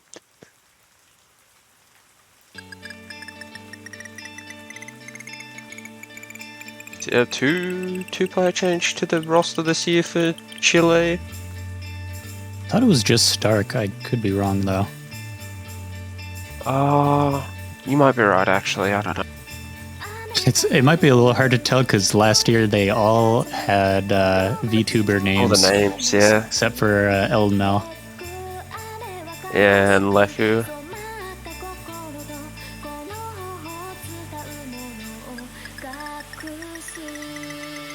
Okay, yeah, it was a two-player swap. So Stark and Line did not play last year, I don't think. Oh, okay. I didn't realize Line wasn't playing. So we see Deli find the first miss. It was Zisk and Nico last year. Wanzi now finding the second miss, so we're going to see an advantage for Chile. They did win the spinner battle earlier as well. It is a long map, so it won't matter too much. Fruit is delicious. That's why we use this skin. So,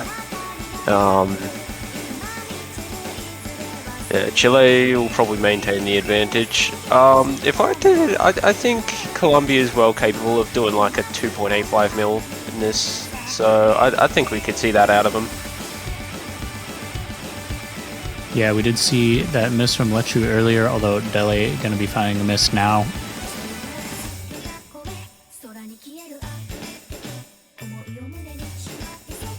Still about half the map left to go. Good 2 minutes of song left for Colombia to try and make a comeback. It is going to be quite a tough battle, though.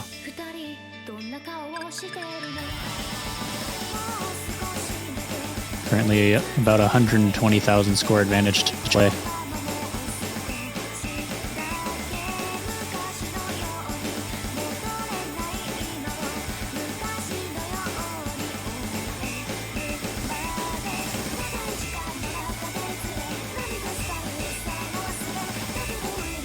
Ooh, Huanzi didn't quite get over far enough for that stream note, and gonna be finding another miss. Yeah. Help me please doing quite well on the 900 combo, carrying a FC alongside Stark and Line. Oh, Deli and Line go down. And Lechu gonna find another miss as well. And Line again. As well. Ooh. Line really struggling on some weird misses there. Colombia gonna reverse the sweep. They do have 2 combos at least. I don't know if that's enough to negate like 150k deficit though, because that is a heavy deficit, and Delhi just dropped again. But help me please with a really solid showing. Like even if he doesn't FC this entirely, like he's already pulled like 950k. So, ooh, nearly spinner trapping too. And it is the FC Delhi. showdown between Stark and Help Me Please right now. Chile will take the 3rd point. We gotta see that FC. Let's go. There it is. Yeah, there we are. So just Stark and Help Me Please with the full combos, which very impressive. Yeah, it's just, you know, Colombia just a little bit more inconsistent than Chile this time. So that was a proper showing from them, though. Yeah, that FC from Help Me Please was definitely yeah. nice to see and gives some confidence that Colombia can find a way to take some points here. Chile, definitely a really rough challenge for them as they're just one of the top teams in the tournament, but they're not going to go down without a fight. Oh, definitely not. And yeah, I predicted right there. They pulled about 2.85 mil right there. So very solid. Very solid.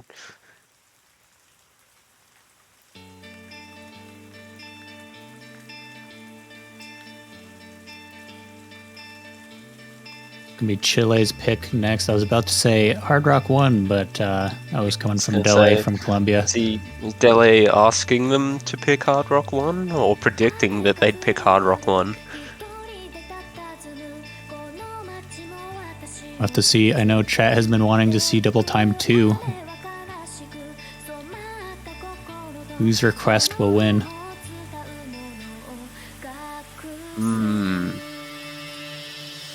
Very good question. If I had to predict something, I'd say Chile would probably go for a Hard Rock, but I'll say Hard Rock 2. I'll throw a spanner in the works here. Yeah, and we haven't seen Hard Rock 2 yet this stream, so it'd be nice to see that coming out. You've seen a bit by Japan in the last match. Ooh, we're gonna see Mixed Mix Mod Mod though. 1. Let's go. This is interesting. Mapletown Memories by Rigel Theater.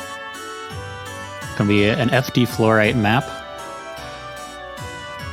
And remember, you got to remember those wiggles. Oh yeah. You got all those Hard Rock players.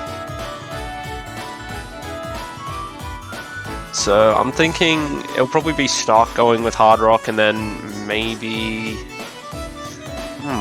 probably Wanzi for Colombia, if I had to predict. Wanzi seems to be quite solid at the moment. Then probably Delhi with Hidden and Help Me Please for No More. Or swap around Delhi and Help Me.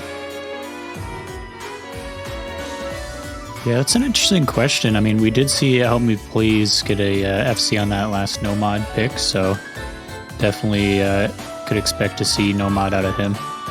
Yeah, I feel like Chile will probably be a bit more straightforward. Go Leku on Hidden, Lion on No Mod, and then Stark on Hard Rock. Because I mean, you know, Lion and Leku are both quite solid Hidden players, but I feel like Leku's like that's his main. Yeah. This map is a catch specific map, and Mixed Mod 2 is the convert, and you'll sort of see like how like the difference in patterns and combos between converts and specifics is like there's like you still got to focus a lot, but specifics are always generally going to be more flowy. Yeah, and when it's a map from FD Fluorite, you always gotta watch out. Definitely gonna be some spicy mapping in here.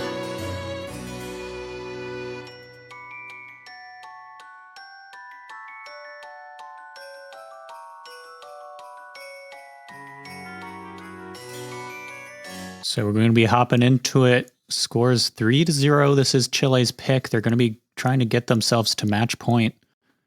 But Colombia going to be trying to stop them. Who's going to win? Actually, as you predicted, Line going to be with Nomad, Eletru with Hidden, and Stark with Hard Rock. And actually, a bit of a swap up from what we thought with Colombia. It's going to be Dele with Nomad and Help Me Please on Hard Rock. Yeah, I kind of got one team 100% right and the other team 100% wrong. Yeah. That's all. If you think about it, we're 50% correct, so it's not bad. That is true. I do also like the sound of 100% correct on one. True, yeah. So that's a better way to put it. Yeah, we just conveniently leave the wrong part out.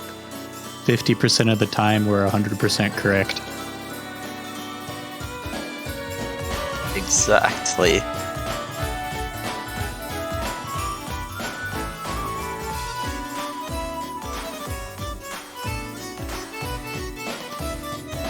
Up to 100 combo and no misses yet. Although, as I say that, Huanzi going to be the first miss.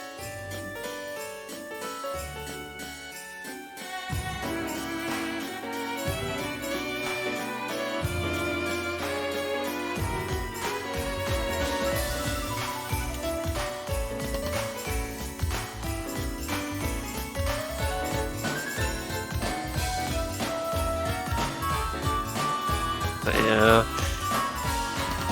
Help Me Please gonna lose a bit of combo there.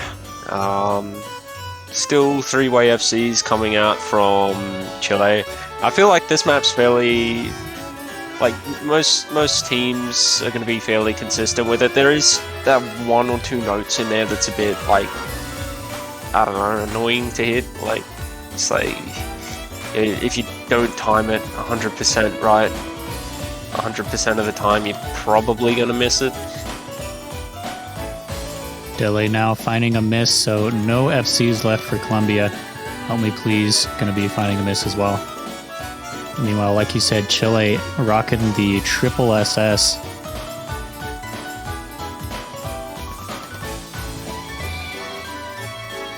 Yeah, this is the sort of thing that Chile and a lot of these higher up teams will excel on because they've always got that variable roster. I mean, obviously, some of the lower teams will have good performances on this, as you know, plenty of times with a lot of teams you get like certain players, only one or two players who are like really strong on particular mods. You don't have like a full variable team. And Help Me Please missing coming out of the break, not the best place to miss, but I mean, it's understandable. Sometimes you're not quite in the groove when you fall out of a break. And a little bit of an odd miss there. Looked like he might have messed up the hyper. Yeah, we're getting some really tricky sections at the end here. Seeing more misses of the Dele as well. Yeah, the three-way SS coming out of Chile. Quite a dominant performance there. Yeah, just destroying the competition on that pick, but it was their pick, so they undoubtedly practiced pretty hard on that one, and it shows. Yeah, they were very solid.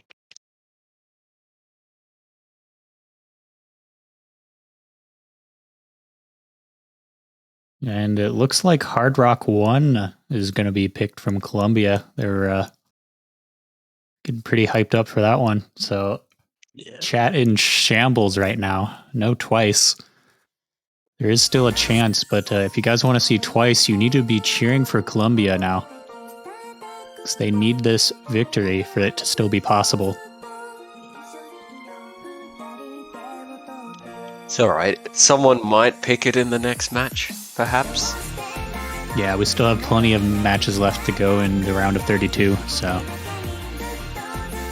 There's plenty of chances, but, Colombia needs your energy right now anyway, so send it all to them. Help them big chill at this point. Need the big chill in the chat.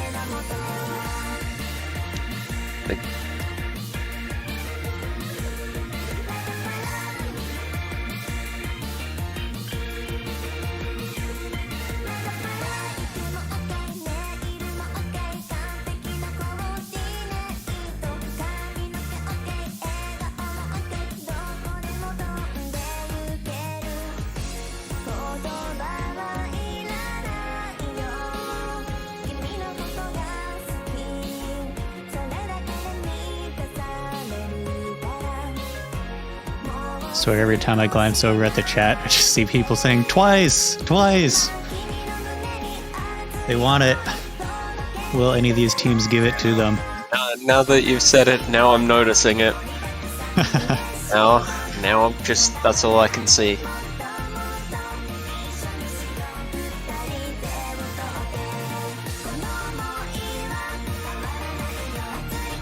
Got a Ascendance map to get through at least before then. Light Up My Love by Onokin, a featured artist, if I'm not mistaken. I want to say one of the earlier featured artists.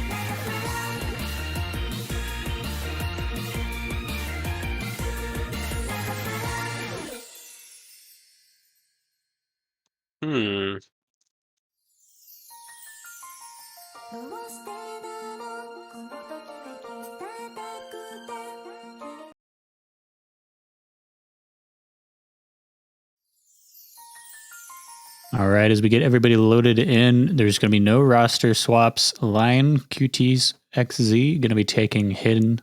Everyone else just going with the normal Hard Rock.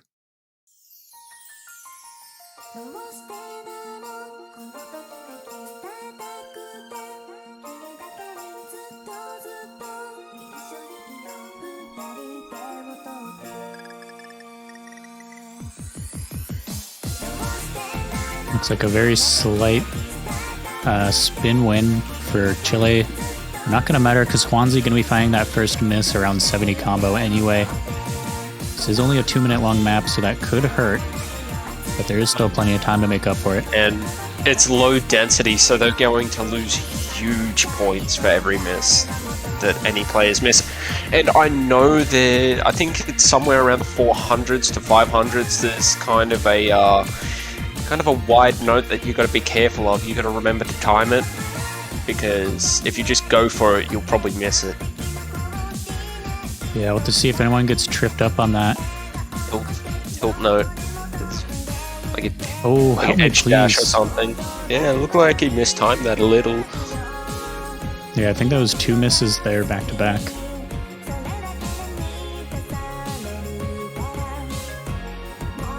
Starting to get close to that 400 combo range that you were mentioning. Yeah, if I remember, yeah, Stark went down on something there. So I think that might have been it.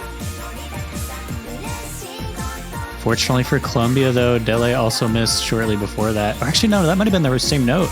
It looks like the same note. Yeah, alright, that would have been it, I think. That was it. Yeah, that's an annoying note too. Way out to the left. Classic Ascendance behavior. Nah, I'm just kidding. Hard Rock will make any map a little awkward at places. Yeah, a little bit. There's just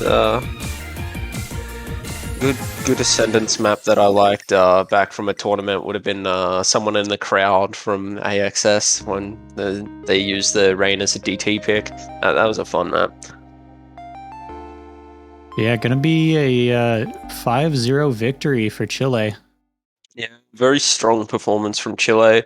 Colombia doing pretty well by their own respect too. I think they shouldn't be too upset with that. I mean, sometimes it's just, you know, you're just versing one of those really strong teams. I mean, you just gotta do what you can, and then, you know, come back next week. Yeah, they're definitely not out of the race yet. They will be moving on to the round of 16 losers bracket.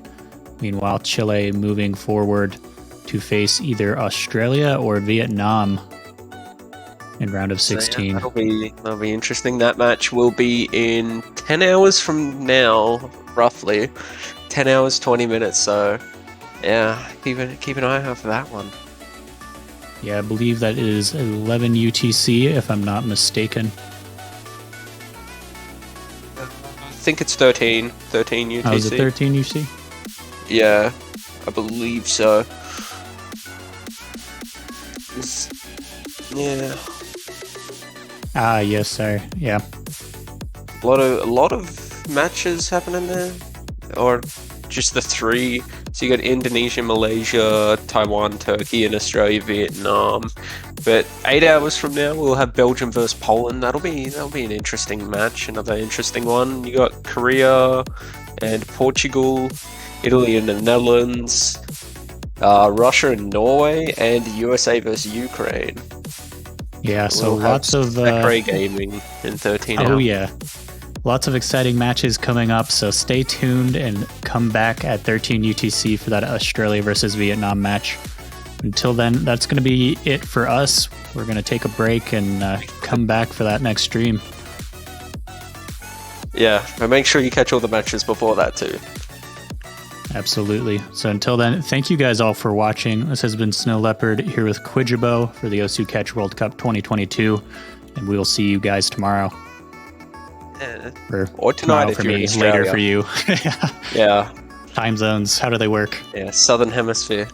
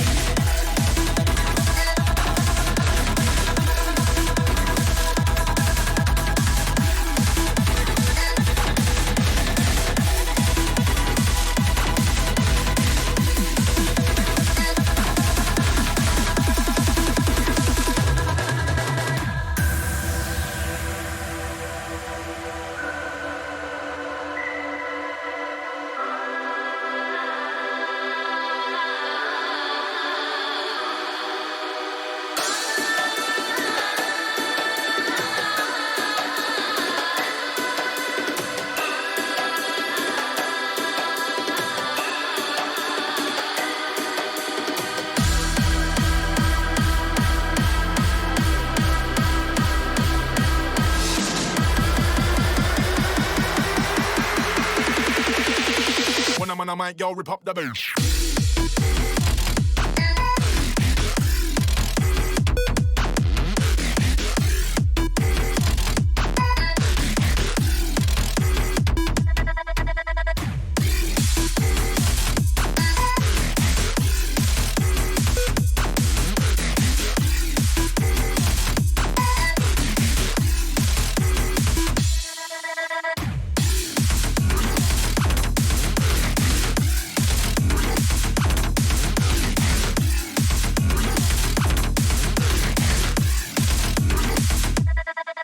Force.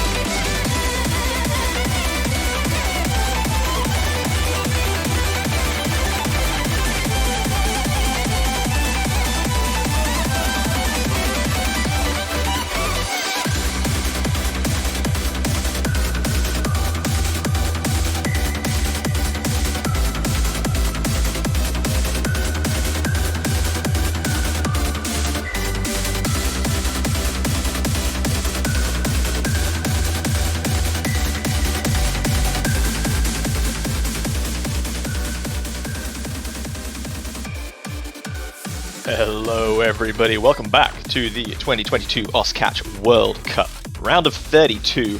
I'm JB Hyperion, joined for this next block of matches by Elux. How are you doing today, good sir? Doing great. Bit nervous, my first CWC appearance while actually playing instead of commentating today, but can't wait.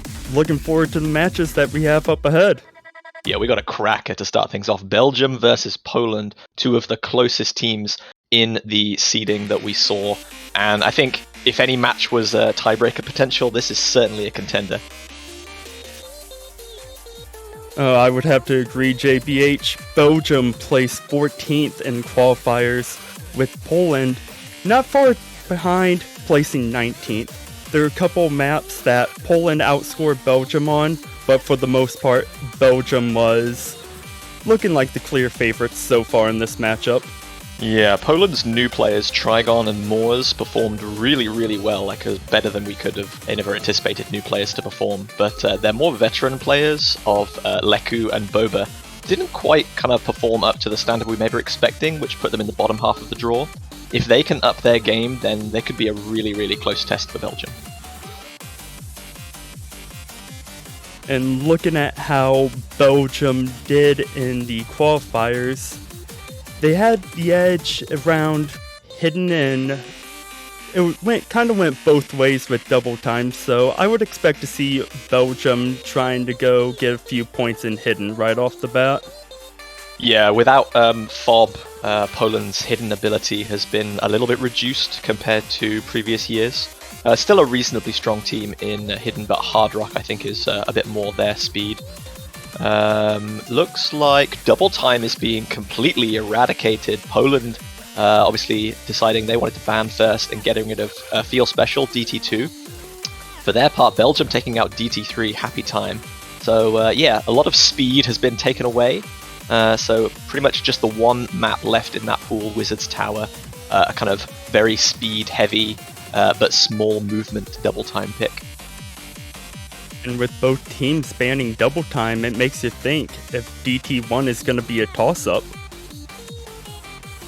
Yeah, you were saying that Belgium were the stronger hidden team, but Poland not really feeling the need to ban it, so Obviously, they're not kind of feeling that Belgium are too far ahead on Hidden, that it's potentially a coin flip, and they can maybe sneak a point in here on Hidden. As I said, they are reasonably strong still in that mod.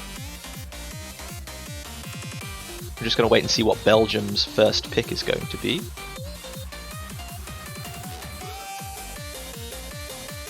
Nomod 2, so Peer Gynt is going to be first up.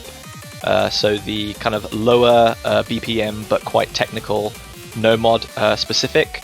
Lots of wiggles, some high slider velocity and strong hyper dashes. Very interesting map. Interesting indeed. It's my favorite custom map in the pool, actually. I find it to be unique without trying hard to be unique, if that makes sense. Yeah, so when Niam, one of our custom mappers, created this, it was probably a little bit harder than we would have liked for the round of 32 pool to begin with, but we managed, with obviously kind of his kind of hard work, to get it down to a state where it was fitting for the difficulty without kind of erasing the identity of the map, because we all loved the map. We just felt like, hey, this is a bit too hard, so can you maybe turn it down from 11 to maybe like 9 or 10? And he's done a really good job with it. So I hope that this, and obviously a lot of the custom maps that we have for this tournament, get pushed afterwards, after the tournament, so more people can enjoy them. But we're getting right underway. Both teams not hanging about. Good to see. Quinten, Jind, and Jess playing for Team Belgium in this first one. Bobber, Trigon, and Leku on the side of Team Poland. Good luck, have fun to both teams. Love to see lots of support in the chat. Let us know who you're rooting for.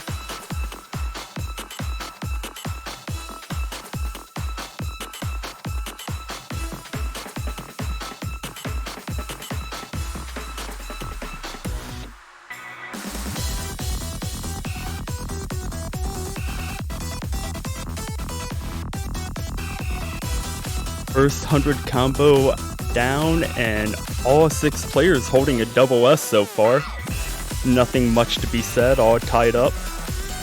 Yeah, some of the interesting slider shapes that this map gives makes double S quite a bit more impressive than on some of the more kind of flowy standard mapping styles.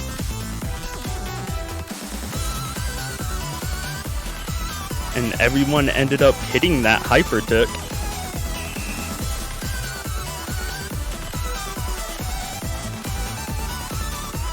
Trigon was the first one to drop some AK, but Zind is going to be the first one to find a miss, followed by Juz. Yeah, both dropping right at the end of the Ki section there. Coming into that slow section, kind of, you don't have to focus too much on the map, so it plays on your mind that you've kind of missed not an easy section, but yeah, that's going to be a little bit of a mental drain for Belgium, so hopefully they can come back from that. But Poland looking really strong right still. Bobber and Leku both still holding that double S. I mentioned before the stream that they didn't really perform as well as they probably would have liked in qualifiers, and they had a point to prove. So far, looking like they're doing that with about a third of the map still to go, as Jessa misses once again.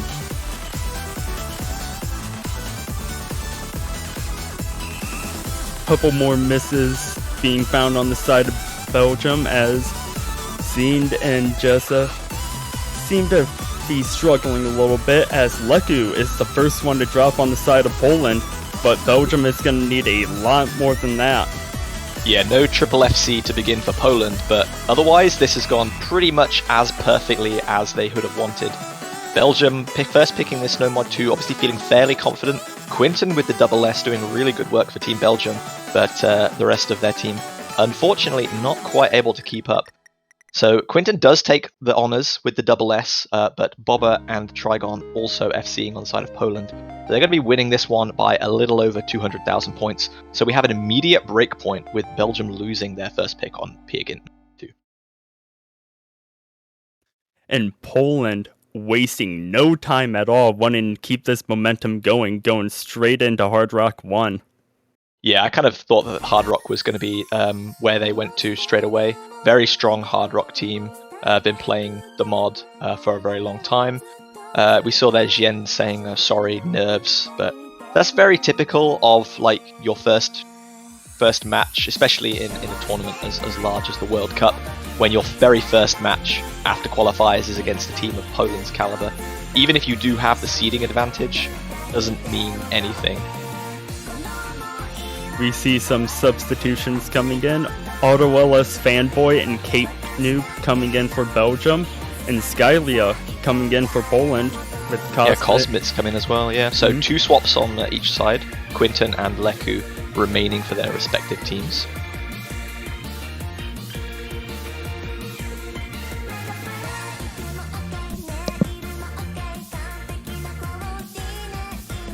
And will Belgium be able to answer back with a breakpoint of their own, or will Poland be able to make this a 2-0 match?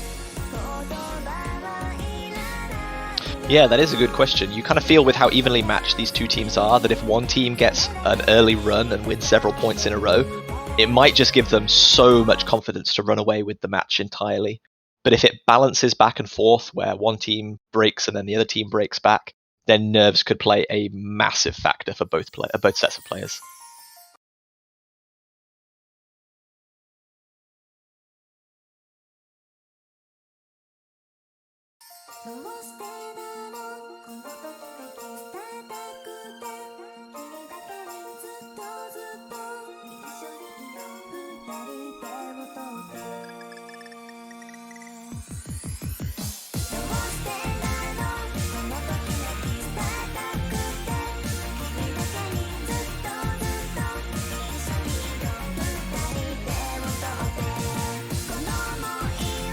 And it would appear that Belgium has a slight score advantage due to that first spinner.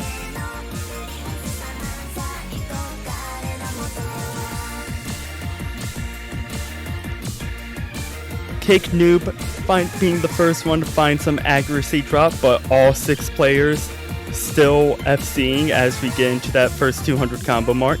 That accuracy drop alone has ever so slightly swung the lead into Poland's favour though. It's a very, very minimal amount, but with a kind of fairly standard, not too like edge dash heavy or kind of memory jump heavy hard rock map in Light Up My Love, this Hard Rock 1.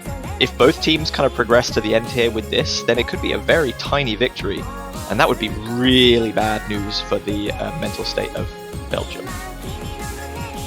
Through as Cake Noob found a few more droplet misses, slowly inching that score lead to the side of Poland. There's only a third of this map left to go. I mean, it's not a short map, but it's not particularly dense either, so combo doesn't play as much of a factor.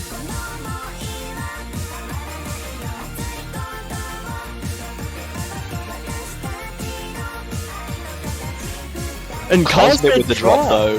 Ooh, at the end, you hate to see drops at the end when your team is triple FCing. As long as 2 players don't miss from Belgium here, they should have this one wrapped up. Spinner at the end might allow Poland to gain some score back, but nah, it's good. 66,000 points, the difference. And Belgium, as we said, do immediately break back. Leku and Skyly are both double S-ing. Autoella's Fanboy and Quinten doing the same on Team Belgium, but unfortunately, that miss from Cosmit with about 100 to go swung the difference. So, anyone's game still, and Belgium also wasting no time at all. They're going for Hidden now. Hidden 2 coming out. And it would That's going to appear be that a long fall. Appear that both teams know exactly what they want to pick with each other.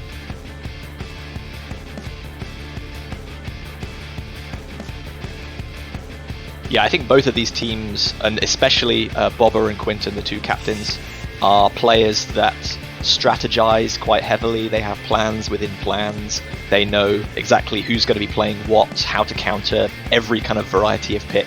And that is a way that allows them to compete with some of the best teams, despite maybe not having the same caliber of players individually, is that they play really well as a team and they know how to capitalize on opponents' mistakes.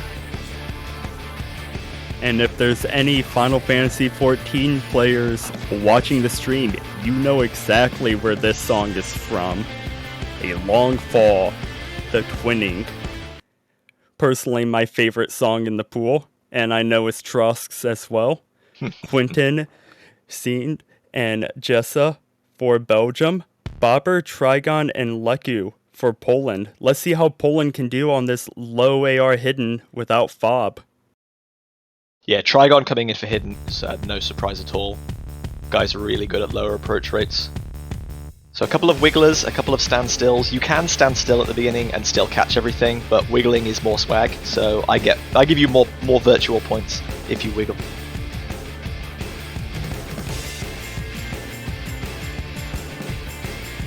Ooh, and Trigon's gonna drop at that first Hyper Dash, giving Belgium slight lead as Jessa drops as well.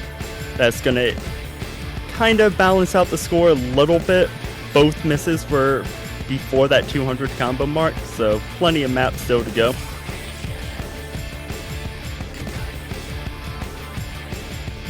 Yeah, max combo on this is only just a bit below 700 though, so any kind of miss near the middle, and it's really difficult to build that combo back up before the map actually ends.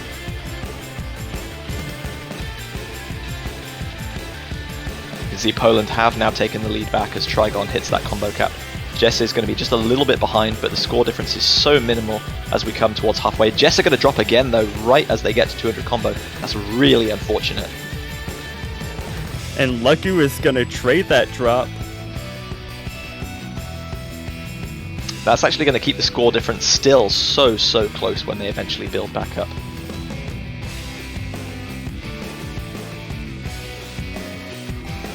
But any further misses from really any player, and it could swing it irrevocably in the other team's direction, because there isn't that much time left.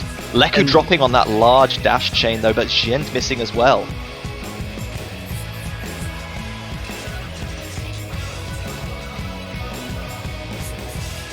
And Leku is gonna drop again as Jessa gets up to that 200 combo mark. Score is swinging in favor of Belgium. Yeah, Leku not having a great time right now. Belgium have just been perfectly placed to capitalize on, unfortunately, his mistakes. If their players can all keep holding now, they should take this one, but there's really not much time left. A miss has to come now for let Poland back into this one. And unfortunately for Poland, that miss is not going to come as Belgium winning their pick, making it 2-1. So we had 2 break points, and Belgium have got their own pick on the board, now leading 2-1. Double S coming out of Boba and Quinten. Xiend with the 1 miss, Jessa 2. Trigon with a couple misses right at the very beginning, but Leku, unfortunately, the difference maker. But not phased. Boba immediately.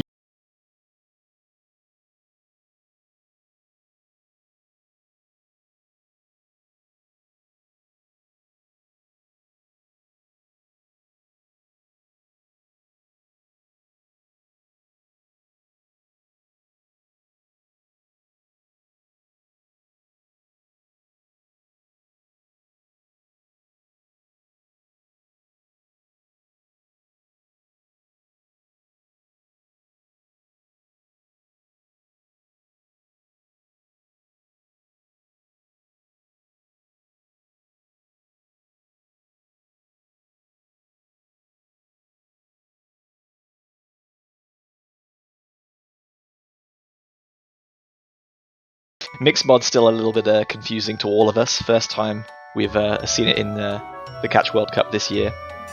But yeah, it is going to be Mixed Mod 1, Mapletown Memories. So, quick introduction to Mixed Mod for anybody new. It's kind of like the free mod bracket that you may have seen in some other tournaments before, where you can choose between no mod, hidden, and hard rock. But unlike free mod, you can only have each player playing one mod. You can't have like everyone running hard rock to try and get a better score. So we'll have 1 no mod player, 1 hidden player, and 1 hard rock player who can optionally take hidden for no extra score bonus if they so wish.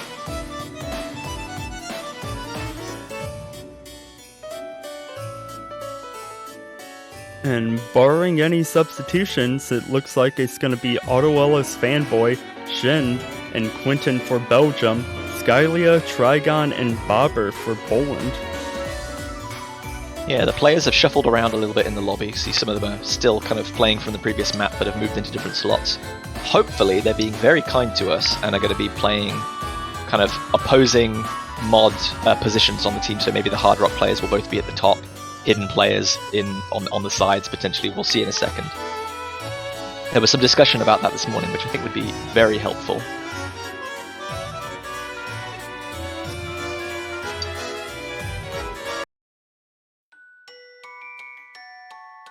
And I do believe that is going to be the case, JBH. Oh, thank you. You guys are so helpful. So, AutoLS Fanboy and Skylia on the top, both playing Hard Rock. Jiend and Trigon on the left, on the lower, both playing Hidden. And then Quinton and Bob are going to be playing Nomod on the bottom right.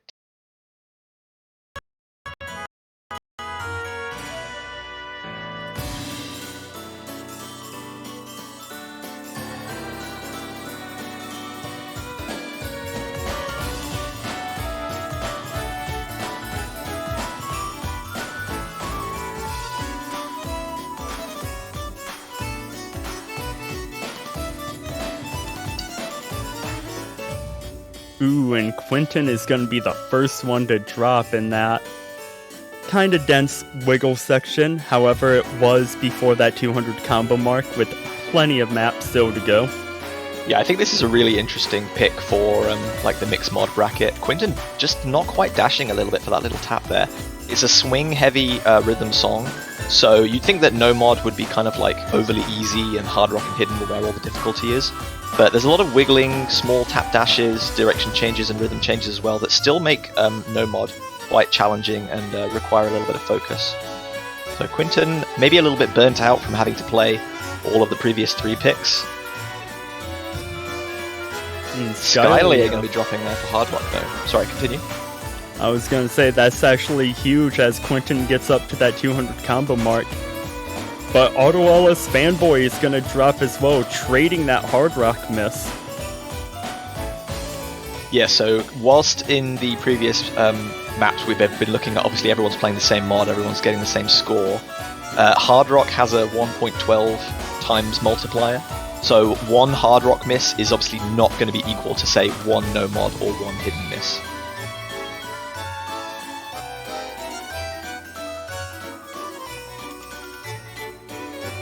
Both players recovering nicely to 200 combo. But right now, score advantage in favor of Poland by about low 75,000? Yeah, about 75,000. So they can see in this break that Poland have the advantage. There's not that much of the map left to go, but there is one kind of dense, tricky section coming up here with some streams and a lot more wiggling. This is going to be especially punishing for the Hard Rock players. But everyone holding really nicely, but Jiend is going to miss though, which drives the gap even further. AutoLS Fanboy doing the same. Bobber's going to trade a miss, but I don't think that alone is going to be enough. Poland are running away with this one. And Quinton found a miss at the end, same with Bobber, and unfortunately for Belgium, Poland is taking this. So far the score is 2-2. Possibly our first tiebreaker? Yeah, Trigon the only FC there. Definitely bringing a fight back. Didn't perform quite so well on the straight hidden pick that we saw earlier, but now definitely showing why he is a master of hidden. Quinton, like wasting no time once again, double time 1. These picks are coming so thick and fast right now. The only double time left available in the pool after both teams banned 1, Wizard's Tower.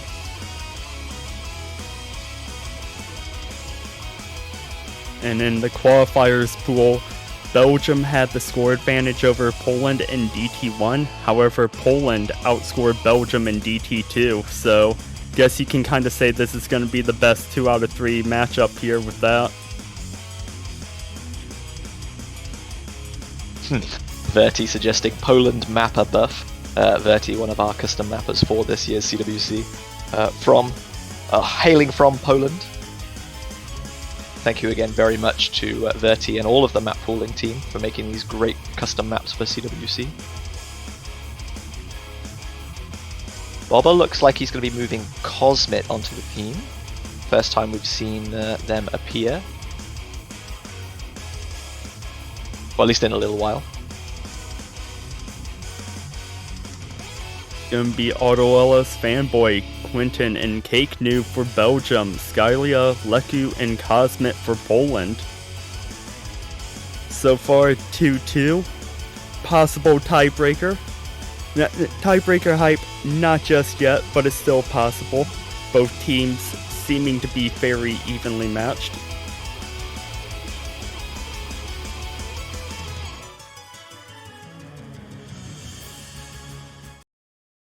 Yeah, both teams breaking once and winning their own pick once. So 2-all, with potentially 5 maps still to play, 4 more after this one. And Just gonna sync everyone up. Leku being the only one choosing that hidden modifier with double time.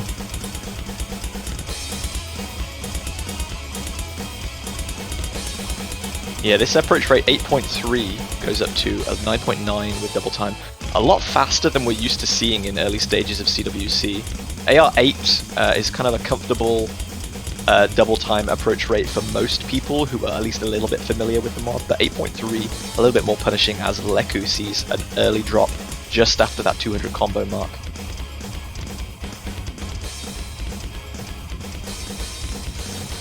The density of this map does at least allow you to build combo back up fairly quickly, as long as you kind of don't string lots of misses together in a row. But Belgium currently sitting at about a 40,000 point lead at the halfway mark.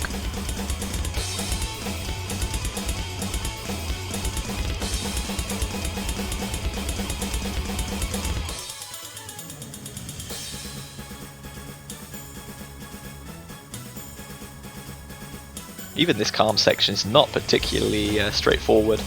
Lots of stop-start motions to take into consideration. 1/3 of the map still to play as things are building back up nicely. Still 2 double S's on the side of Team Belgium, Autoless Fanboy and Quinton. Cosmit the only double S on the side of Poland, but Skylayer still holding on to that FC, as is Cake Noob from Belgium. And Auto LS is gonna drop on the side of Belgium. Will it be enough for Poland to get back into this though? Leku missed just after 200 combo, so it is going to bring them very closely back together. It's a spinner battle for the win! And Poland inched it out at the end with the spinner. That is a 1,300 point victory for Team Poland. Wow! That's a fantastic spin from Cosmit at the end there. Really, really well played. And good job by Leku, recovering nicely after that initial miss. Seemed to not get shaken up at all by it.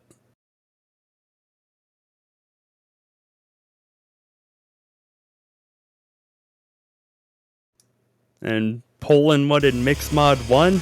Well, now they want Mixed Mod 2, as Bopper comes in with their pick, just instantly back to back to back with these picks, wasting no time at all on either side.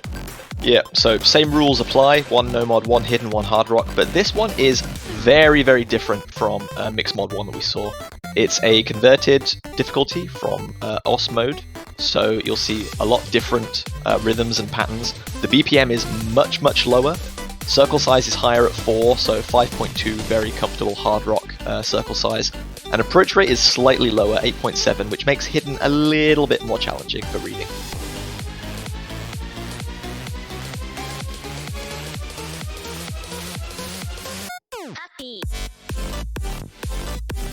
And as of right now, does not appear to be any substitutions for either team.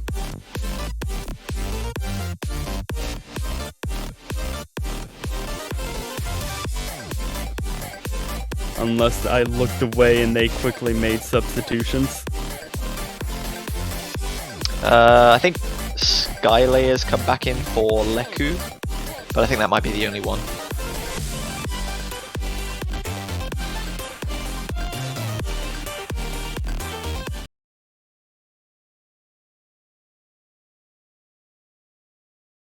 Here we go then.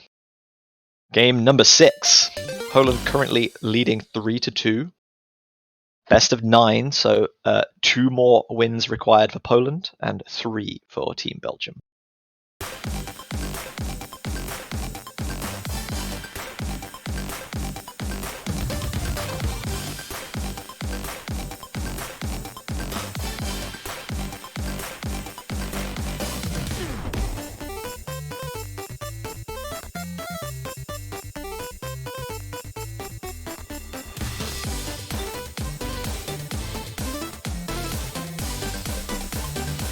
And the players have made things just a tiny bit easier for us, putting both hidden players in the center and both nomads on the edges this time. As Autoless Fanboy going to be an early drop right before that 200 combo mark with Hard Rock.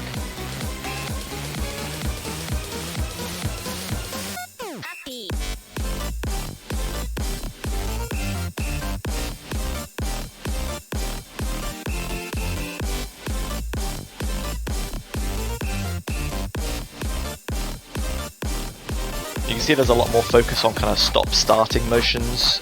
With Hard Rock, that's a little bit difficult because the approach rate is so high. We see a double miss on Hidden there from Trigon and GN. GN missing once again in this kind of dense, like, slider to note section. That's going to put Poland in the lead.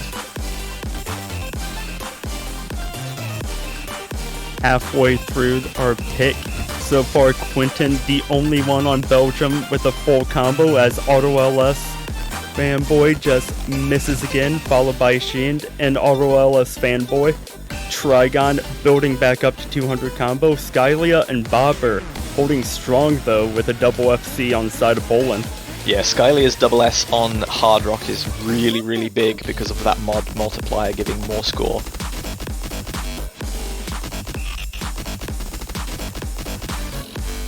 And Shind seemed to be slightly moving a little bit too early on this section, and Quinton drops, and there's no more full combos on the side of Belgium.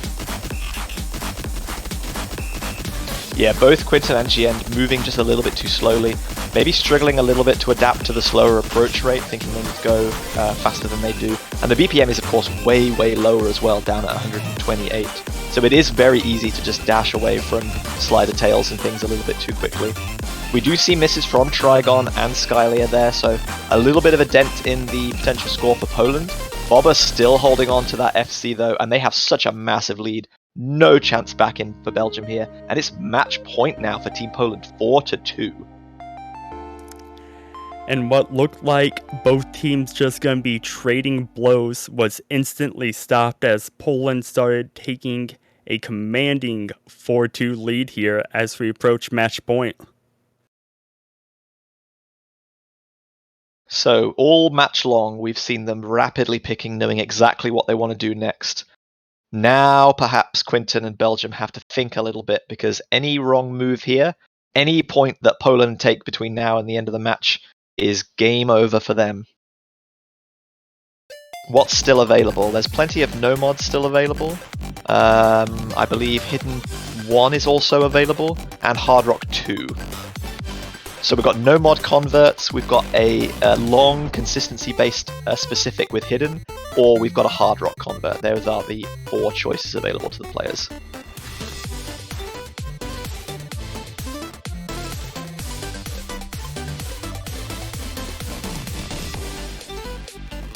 Ooh, and Quinton and Belgium are going to choose Nomad 3 as their pick. That's a really interesting decision from them, because this is the CS5, like quite short, a little bit streamy Nomad pick. I think that Hidden 1 and Nomad 4 are both long consistency maps, and maybe they feel that they're not quite playing at a level where they can maintain high consistency. So maybe they're just going to try and pray for a burstier, kind of shorter pick that they have a more realistic chance of FCing. Substitutions underway as we see Jessa coming in on Belgium, Leku coming in for Poland, and Cosmet going to be that third player for Poland.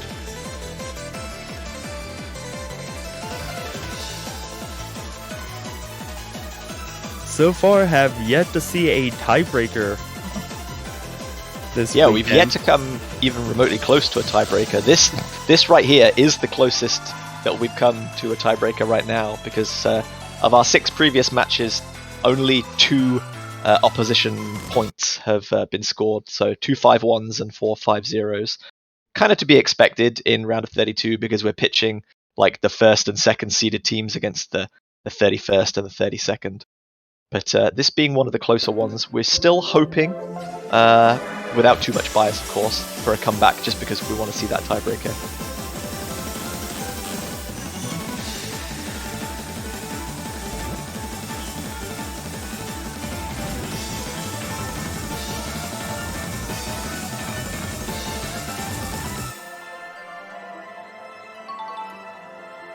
at the first break point of the map. All players, seeing that they're all holding full combos, 200 combo mark so far. No one looking shaky or anything, but Auto LS is gonna find the first miss. Skylia was the first act drop. Yeah, getting caught out by that far dash after a little micromanaging wiggle. Jessa overshooting that stream as well. This is not good news for Team Belgium. And Poland, as we approach the halfway point, see that this is their map to lose. They are in full control of their destiny right now.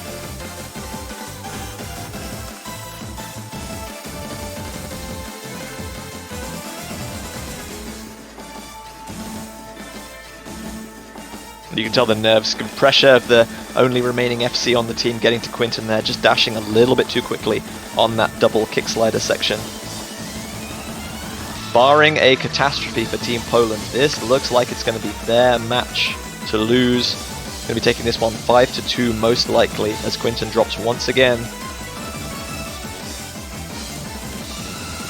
And all three Polish players not letting that match point nerves get to them at all, looking strong as we're closing out our match, and Poland is going to win this 5-2. Yeah, Poland not having the greatest of qualifiers, but definitely having woken up now as we come into the knockout stages.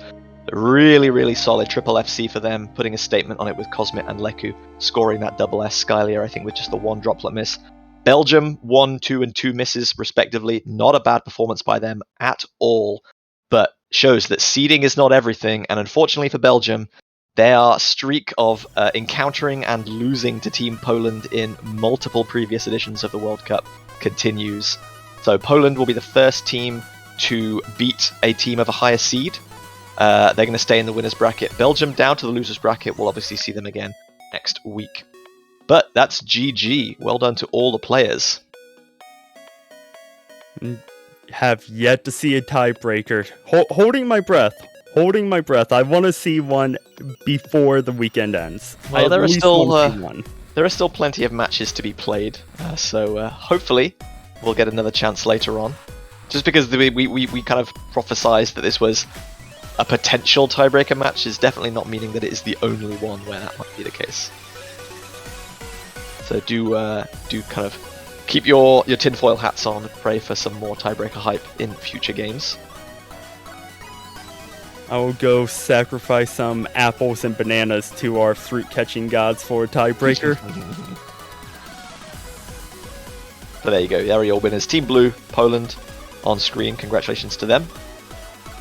And in just a second, we will have the schedule for the rest of the round of 32 up for you. There it is. Perfect timing. So you can see Korea versus Portugal, the number 2 seed versus the number 31 seed, coming up in about 25 minutes from now.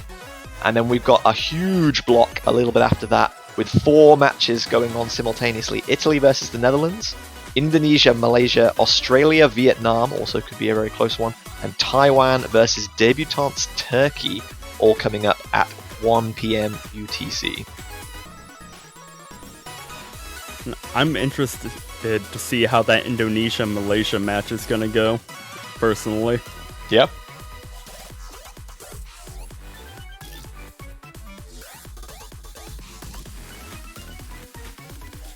Okay, so with 25 minutes to spare, we'll leave you with some lovely tunes, courtesy of our wonderful featured artists. Elux and I will be back in about kind of 25 minutes again, ready to take you through the next match, which, as we said, is South Korea versus Portugal. So don't go too far. Please do feel free to stretch, have some drink, have some food, go outside if it's nice weather. Got to get that fresh air, touch some grass. And we'll be back with you very, very soon. Don't forget, if you want to support the tournament, now is a perfect chance to buy yourself a banner for any one of these 32 teams that have reached the knockout stage through qualifiers to display on your profile. They look fabulous, and of course you'll be supporting the World Cup and the game in general, helping us make these events even more awesome than they are already. So do check that out. Thank you, Puffbuck, for putting the link in the chat. Everyone go there if you have a little bit of change to spare. And yeah, closing thoughts on that is obviously well done to Poland, commiserations to Belgium, and we'll see you back very, very soon.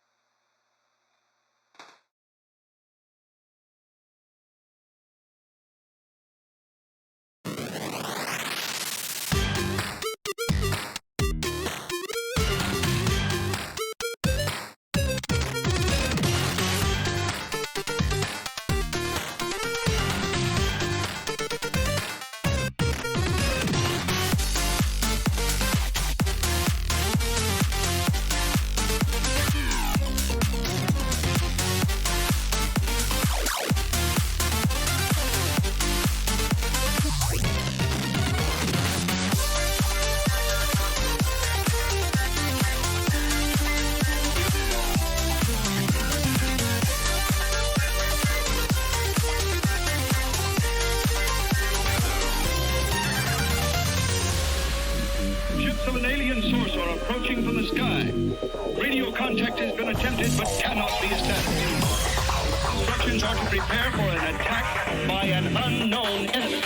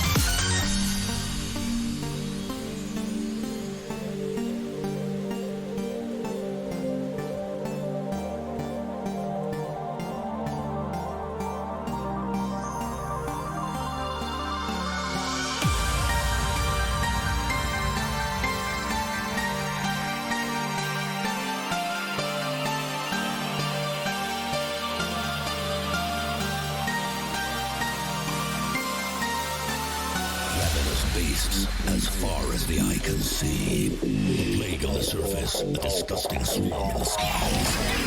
With a crash of thunder, a new demon appears. Unfurling its rotten wings, it lets out a petrifying scream.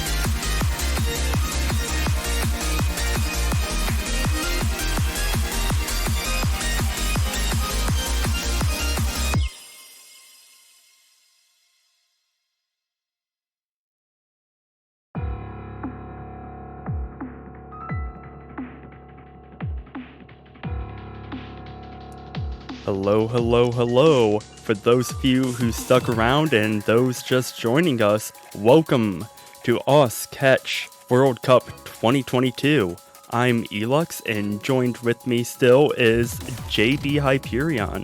How's it Hello, going? hello. I'm doing good, thank you. Just had some lunch, had a little bit of a stretch, and ready for some more fruit catching. Have South Korea versus Portugal.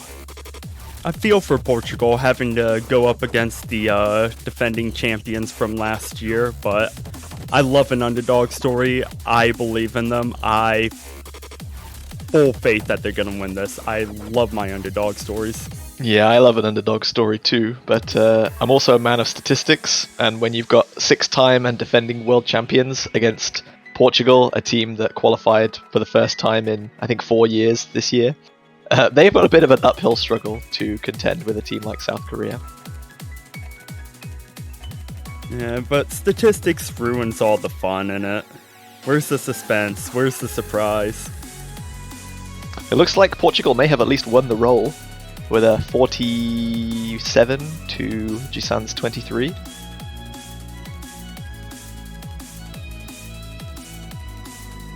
So if nothing else, they can claim that they beat South Korea at rolling. That is true, and speaking of South Korea, their first ban is going to be Nomad 1, wanting to get that consistency pick that most lower seeded teams would feel comfortable on out of the way. Yeah, very kind of standard, straightforward ban that we've seen a lot from the higher seeded teams against the lower seeded. A kind of map that everyone should be fairly comfortable on, so taking that out of the picture removes an element of kind of coin flip that South Korea would otherwise not have to deal with.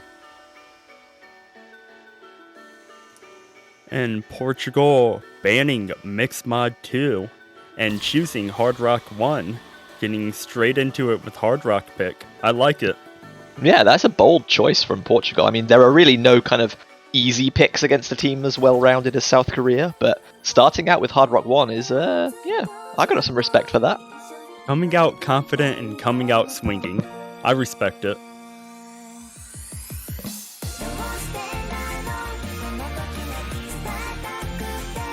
Great to see lots of support for the teams in the chat. Hope you're all doing well. Welcome if this is your first time to Us Live and the World Cup. Feel free to ask if you have any questions and we'll do our best to answer them.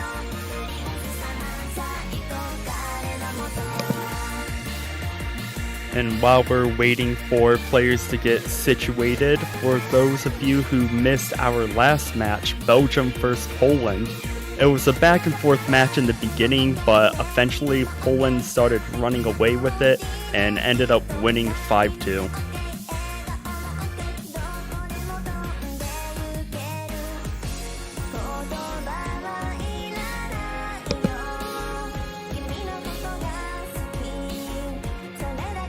And barring any substitutions, we have Rose, Yes My Darkness, and Jisan for South Korea, Nelson, Treese, and Hiroto for Portugal.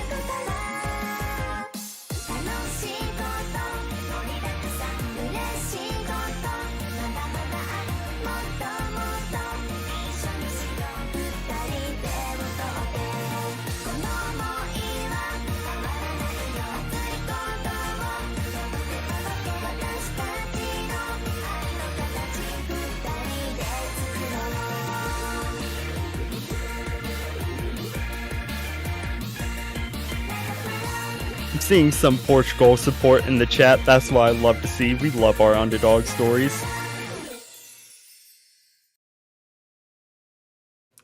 And here we go. First map of the match. South Korea versus Portugal. Hard Rock 1.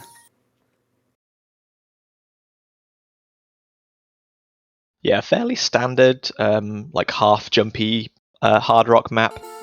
Not too much complexity in the way of like strong, unsuspecting distances or like really difficult reading, because the BPM is kind of high enough that you don't need to kind of memorize anything. Nelson with an early miss in that calm section, maybe just a little bit of nerves at play there.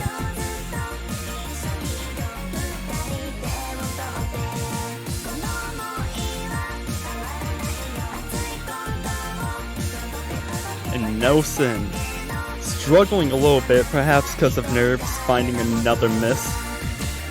5 other players holding on to a full combo so far, but Treese is gonna drop right before that 200 combo mark. Same with Hiroto. Yeah, so no more full combos remaining on the side of Portugal now as we come towards the halfway point. Still 3 triple S's on the side of South Korea, kind of expected.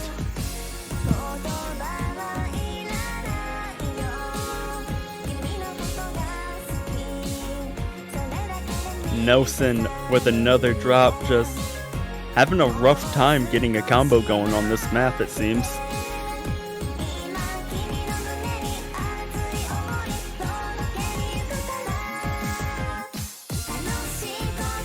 Nelson and Treese dropping once again. Hiroto, the only one on the side of Portugal above that 200 combo mark, while a triple double S on the side of South Korea still.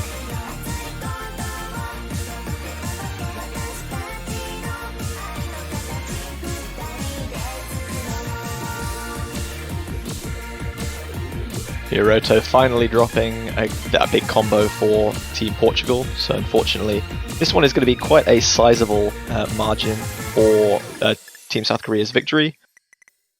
But still not a bad performance. Triss doing a pretty solid performance, almost pushing up that 1 million point mark. Hiroto actually getting over 1 million, really good. But that triple double S from South Korea, not a lot you can really do about that no matter how well you play.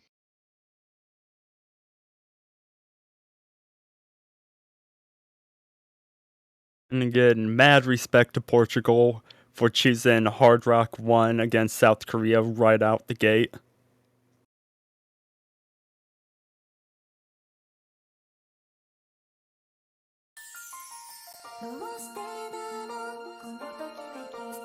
Yeah, to any people who are new and surprised by South Korea's performance, they are the 6-time world champions for a very good reason. And Portugal haven't qualified for CWC in quite a few years. Triss and Demigod Yoxide, 2 players who were in that 2018 team.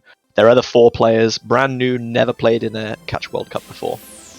So yes, there are definitely going to be some elements of nerves and unfamiliarity with the pressure of a tournament setting on this scale. And South Korea is 2nd seed, actually. China were the 1st seed to whoever was asking that in the chat. But it was very close. Sorry, go ahead, Elias. Speaking of South Korea, they are choosing DT3, our double time convert happy time, which Angel Kawaii coming in, Rosa and Demigod coming in for Portugal, Treese, Jisun, and Yes My Darkness all staying in from last map. Yeah, we didn't get a chance to see this one in the previous match, Poland versus Belgium. Like, double time was almost completely taken off the table. Both this and the DT2 were banned. So it'll be the first time we're seeing this since maybe last night or yesterday, depending on your time zone. This is one of the shortest maps in the pool, a little under 1.5 minutes long, with double time having been added.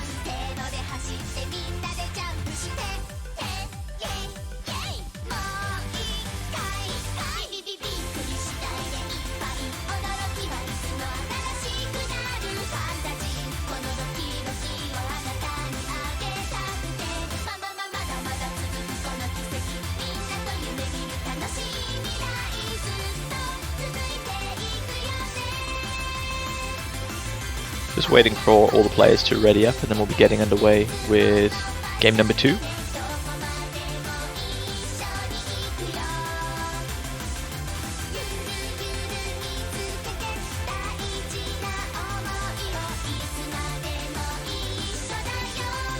Seems to be some issues currently going on in the lobby. Demigod wanting to see if they have hidden on or not, but it appears that it got straightened out. Yeah, maybe he was readied up and was trying to add the mod on afterwards, and then he needed to kind of back out and then kind of ready up again once hidden had been added. But whatever the case may be, looks like that issue is resolved, as you said. Rosa and Demigod choosing that hidden modifier to go along with double time. If you're new to catch, hidden does not add on any extra score. It is strictly a 1x multiplier. It is purely for reading for Hard Rock and Double Time.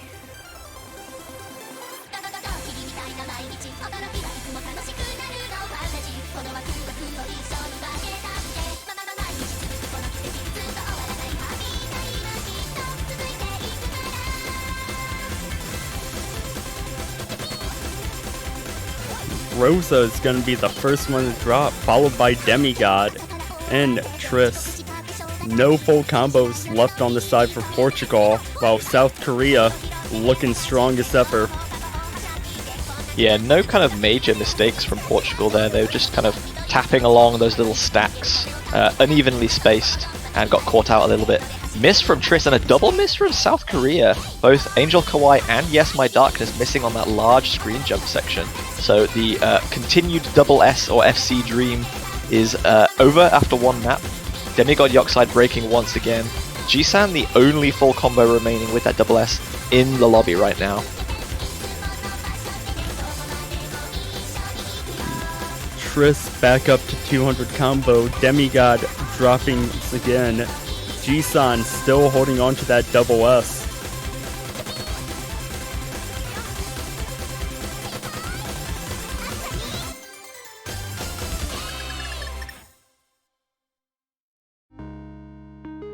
And that is going to be another point in favor of South Korea. Jisan, the only one full comboing and double S-ing in the lobby. Yeah, a few small hiccups there for South Korea, but otherwise a very dominant display once again. Portugal just not quite able to keep up. Triss with a pretty solid combo, that 330, but Rosa and Demigod not quite as happy with their kind of speedier, more fluid catcher control that Double Time elucidates. I guess you can say they didn't have a happy time with that map. Ha I'll see my way out for that.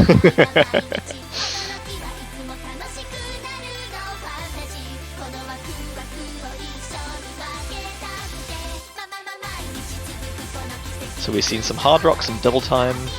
Are Portugal just going to try and test the waters in as many mods as possible? Are they going to stick towards specifics or potentially try some converts? There's plenty of options on the table for them.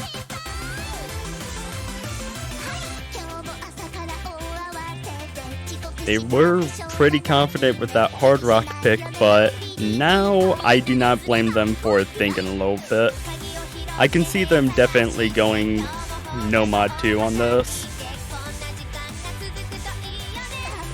Ooh, and it is a Nomad, but it's Nomad 3.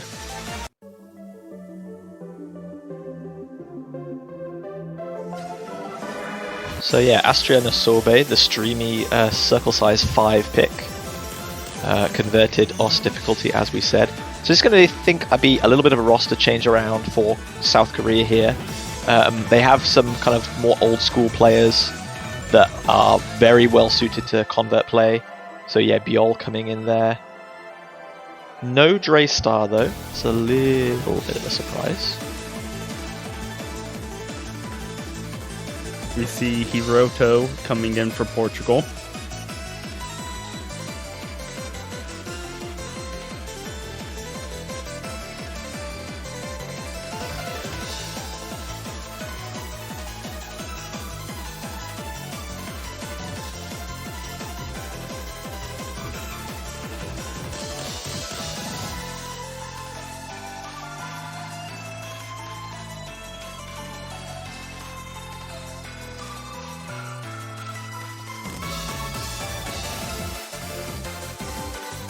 Despite South Korea being up 2-0, still seeing strong Portugal support in the chat. Love to see it.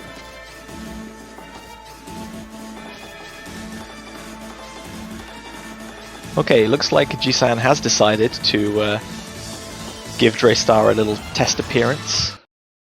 See how he can flex his spinning ability for Team South Korea.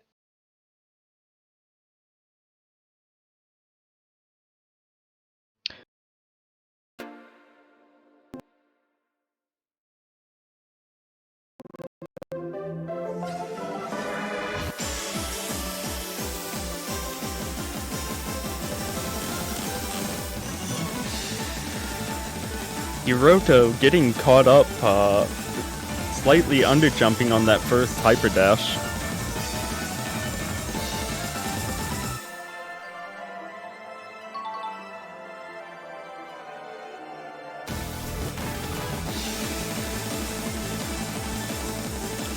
First 200 combo marks here on the board. 5-way full combo right now with Hiroto, catching up with the rest of their team.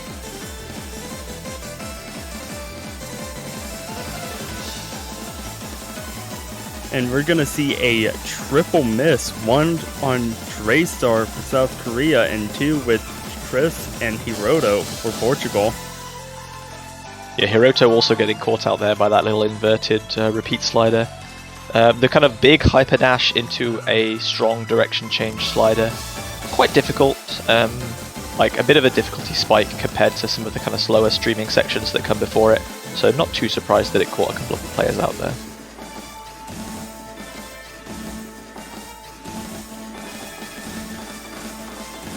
And Hiroto dropping again as Draystar gets back up to that 200 combo.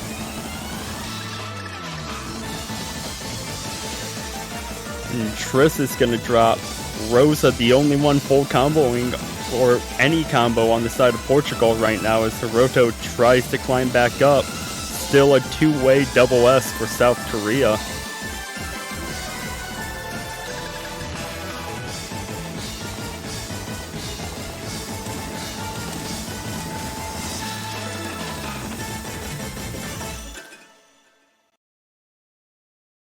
And there we go, South Korea take a 3rd point. Really good score by Rosa there to get that FC, doing a great job. Kind of keeping up with the South Korean players. Just the one early-ish miss from Draystar there, but otherwise, triple double S was on the cards. Biol and Jisan not letting anything pass the plate. Not a bad performance by any means for Team Portugal, just the 8 misses across their team. But you need a little bit more consistency against the team at South Korea's level.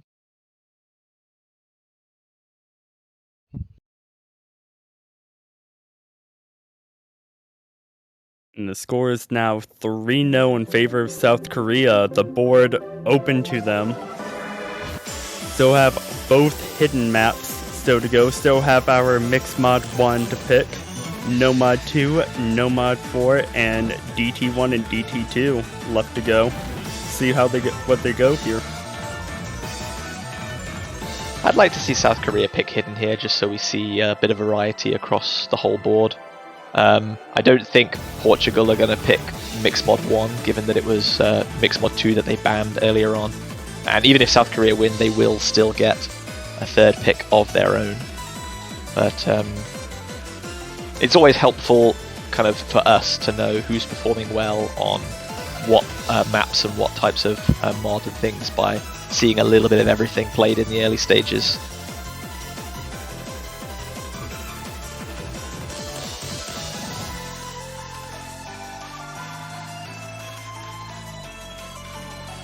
Taking a little bit of time to decide here.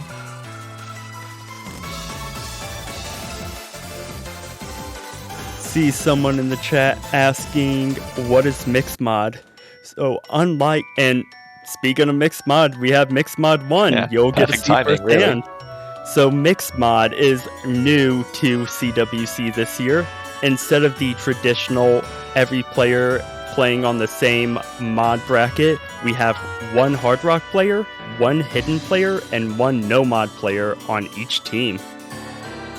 Yeah, so a reminder that Hidden doesn't add any score bonus relative to no mod, so there'll be 2 players that'll just be playing for the 1 million score.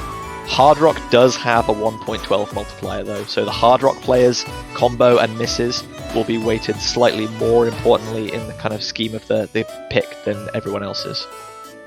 It's like free mod, but instead of everyone being able to play whatever they want, each player is forced to play a different mod, so you can't have like 3 people all playing Hard Rock, for example.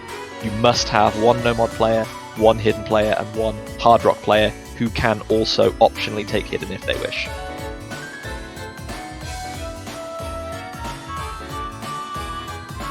We see some substitutions. Rose coming in for South Korea. Angel Kawhi and Beal as well, with Triss, Rosa staying in, and Gonks coming in for Portugal. Yeah, a couple of new faces, Rels and Gonks appearing on each team. Good to try and get everyone a little bit of a stretch their fingers, get their catcher moving.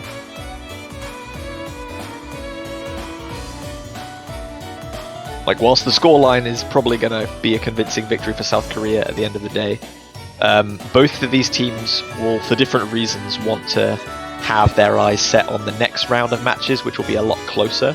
South Korea want to make sure that they are kind of well adapted to each mod against more challenging opponents.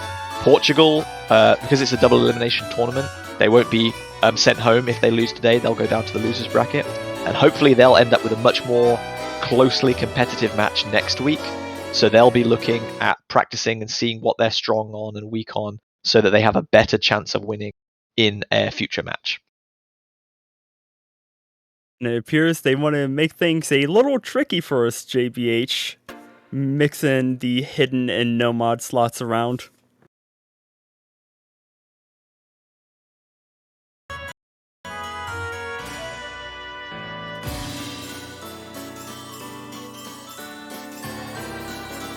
We see an early miss from Triss, but other than that, all players looking strong. But Beal dropping early, same with Gonks. Yeah, so Beal dropping again, and like, take a screenshot now if you're a Portugal fan. Portugal are leading South Korea in the Catch World Cup. Angel Kawhi, sorry, now known, is also going to drop there. So we currently see Rels and Rosa 1 FC apiece. Portugal have a very slight advantage. That's going to be eroded away right now with Triss's miss, unfortunately.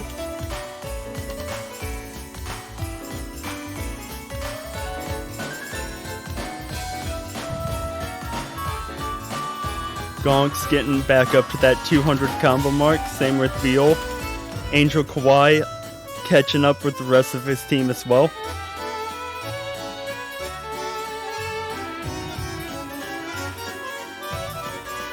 Rosa and Rels both still holding on to that double S, but Rosa the hidden player, whereas Rels' SS is on the hard rock slot, so that is going to be a slight score bonus. Gonk's going to drop, unfortunately, in that bottom right bracket for no mod there, but Angel Kawhi dropping for hidden as well, Biol going down, Rosa going down. Everyone's struggling a little bit on this mixed mod. Only Triss and Rels now still holding a significant combo.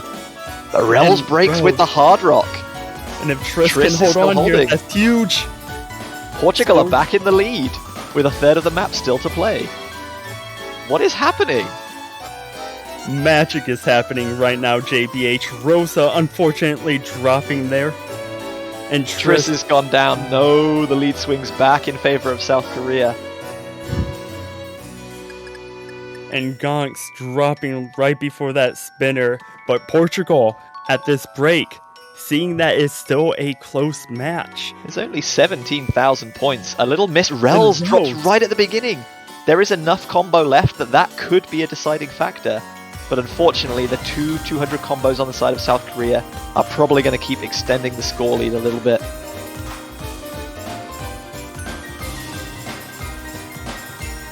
Rosa is going to drop in that dense stack section. Angel Kawhi dropping as well. But unfortunately for Portugal, the magic, as fast as it appeared, faded away as South Korea is going to take this match to match point. Yeah, I mean, South Korea struggled maybe a little bit, but Portugal played really well there. If I'm a Portugal player or a fan right now, I consider that a victory to kind of be leading and going toe-to-toe with South Korea. They had a realistic chance of winning that point, and that's really cool to see.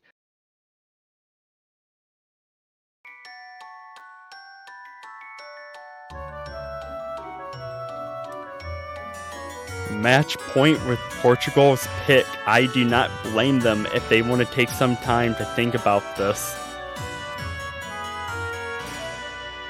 Maybe wishing they hadn't banned mixed mod at this rate. They took it off the table right at the beginning, but mixed mod 1 was easily the closest they've come to taking a huge point off of the defending world champions. They're going to have to go to one of the other mod pools now. Still 2 maps available in No Mod, Hidden, and Double Time, and of course the 1 Hard Rock pick available as well.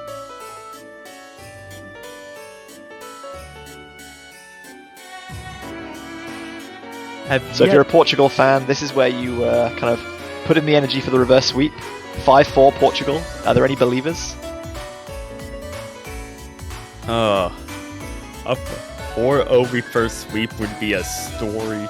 Reverse sweep would be a story to tell. And Portugal finally letting us see Hidden for the first time this match. Going I like a this. long fall. I like Hidden this too. from Portugal. I think, like, in any normal circumstance, you would be very silly to pick Hidden against South Korea. They're a fantastic Hidden team.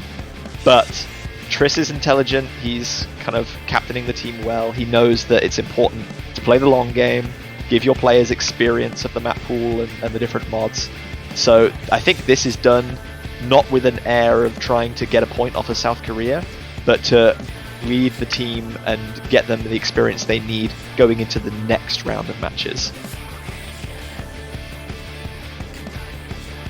And you already know how I feel about this song, JBH. Final Fantasy players in the chat, you know where this is from.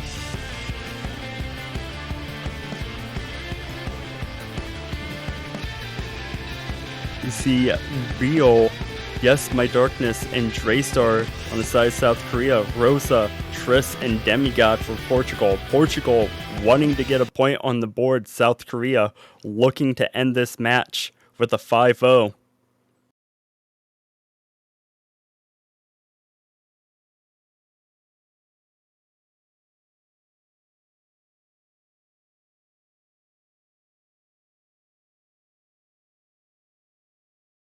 So here we go then, the 5th and potentially final game of this round of 32 matchup between Portugal and South Korea. Hey, and we got some style points on the wiggle. I love wiggling, man. Love it.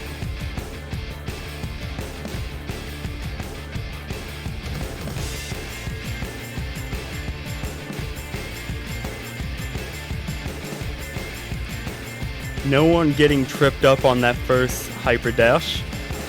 But Demigod, right before that second hyper dash, is going to find a miss.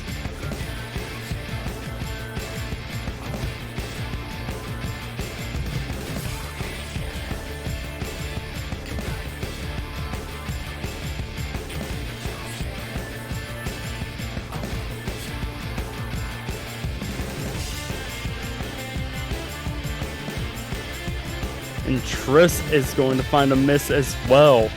Still a 3-way double S on the side of South Korea as Demigod drops, leaving Rosa the lone full combo on the side of Portugal.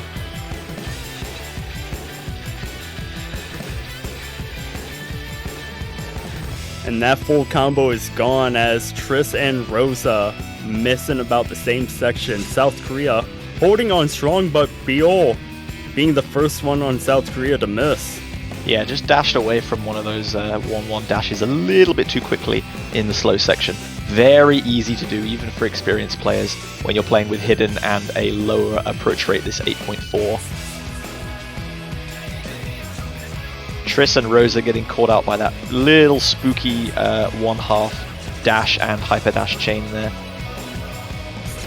Yogside still holding on to a respectable combo, but Draystar and Yes My Darkness both with double S's coming towards the end of this map, and South Korea have built up a huge lead.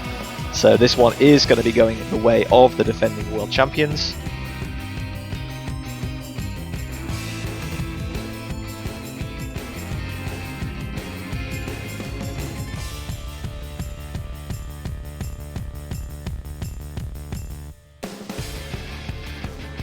And there you have it, everyone. South Korea winning this 5-0. But if you're Portugal, I wouldn't feel too bad about how you played. It is the defending champions, defending 6-time champions in South Korea, and you almost got a point taken off of them. So I would feel, if I was them, going into next week with more confidence.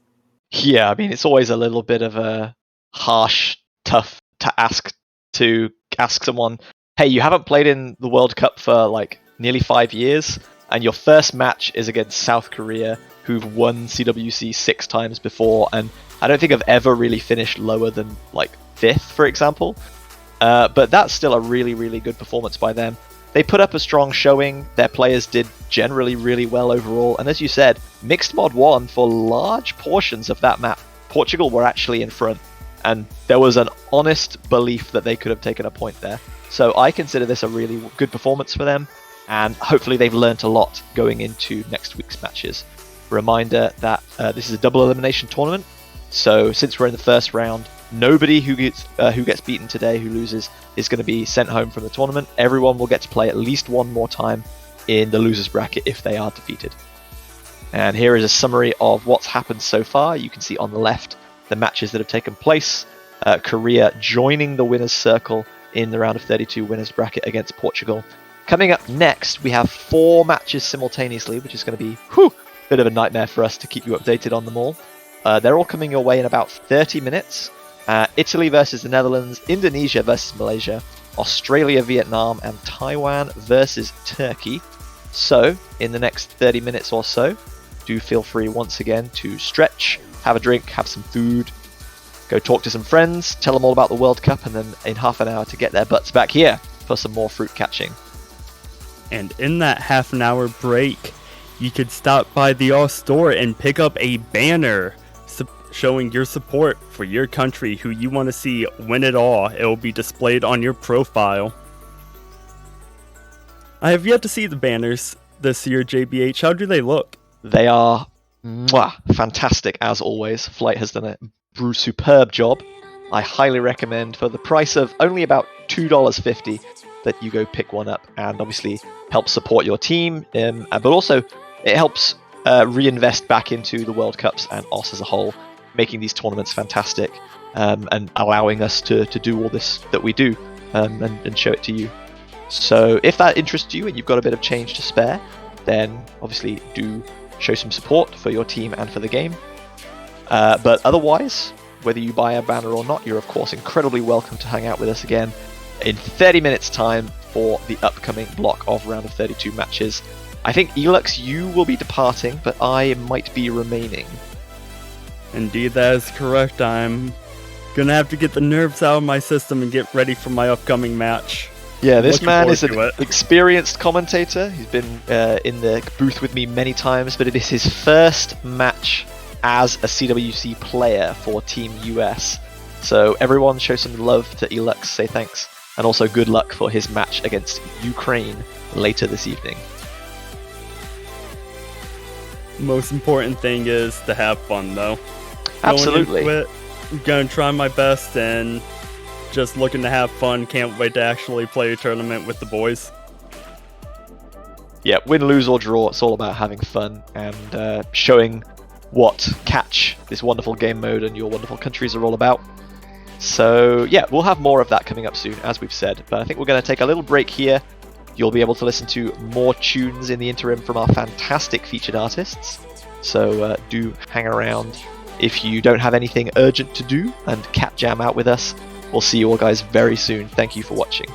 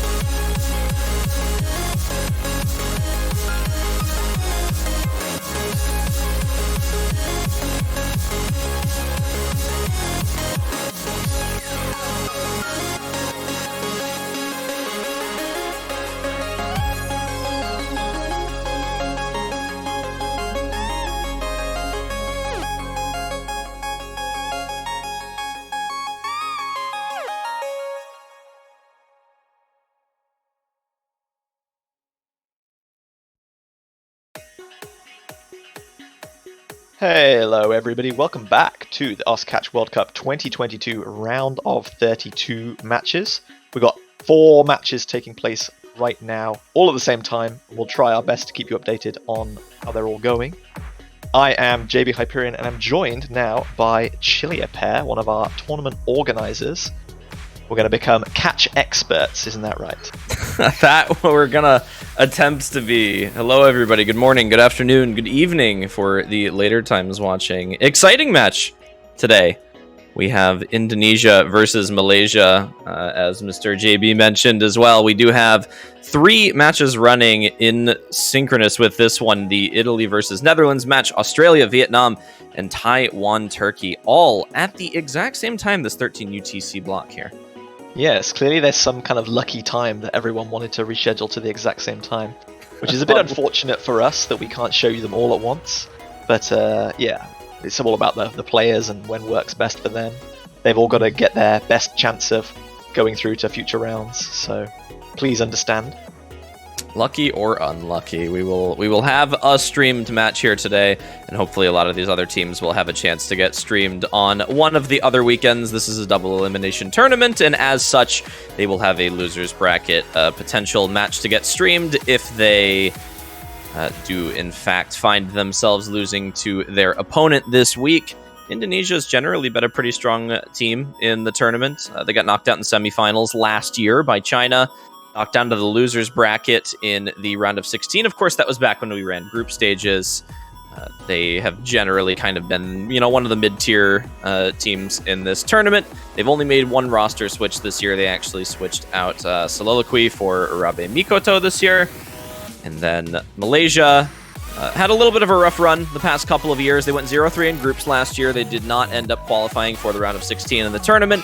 Generally similar to Indonesia, knocked around semifinals to quarterfinals. They do have only 1 player, or rather 2 players, or 1 player returning this year. One of the 2. Astroloki is the only returning player this year, and Murutak is actually back as well.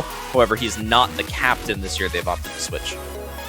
Yeah, a lot of the Team Malaysia players have been in CWCs before, but they've had a very kind of flux team where players have been in, been out, haven't played for quite a long time. Quite a dangerous team in their day. They've always had a little bit of potential to upset stronger teams, but they haven't quite advanced as quickly as some of the other teams around them, unfortunately.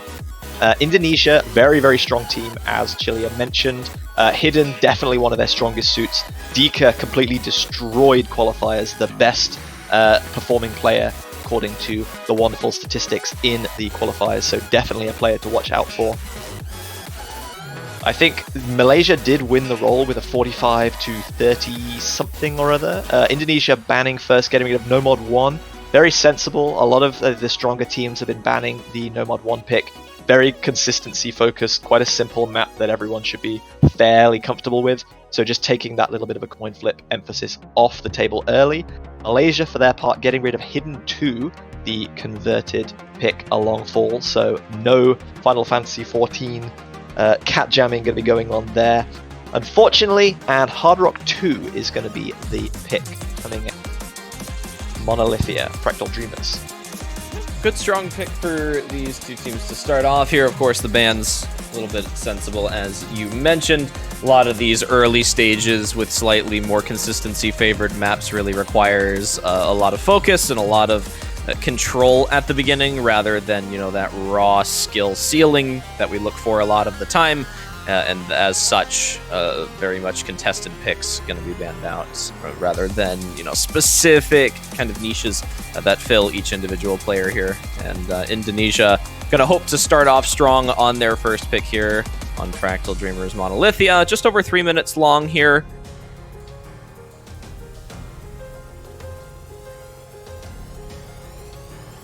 See if we can get the rosters set up for both teams here. Do we think we have any expectations of maybe a couple sit-in players on some of these early rounds? Sometimes we do see teams opting to put in their stronger players for, all or almost all of the maps, just to keep some consistency across rosters here. I think the captain Astroloki is highly likely to play nearly everything, because he will be very helpful in focusing his team, bringing in the players that maybe haven't played in a little while or haven't ever played in a World Cup before, trying to get them all on the same wavelength as playing as a team. Indonesia have a little bit more leeway because they have such a kind of favored matchup. They are a much stronger team.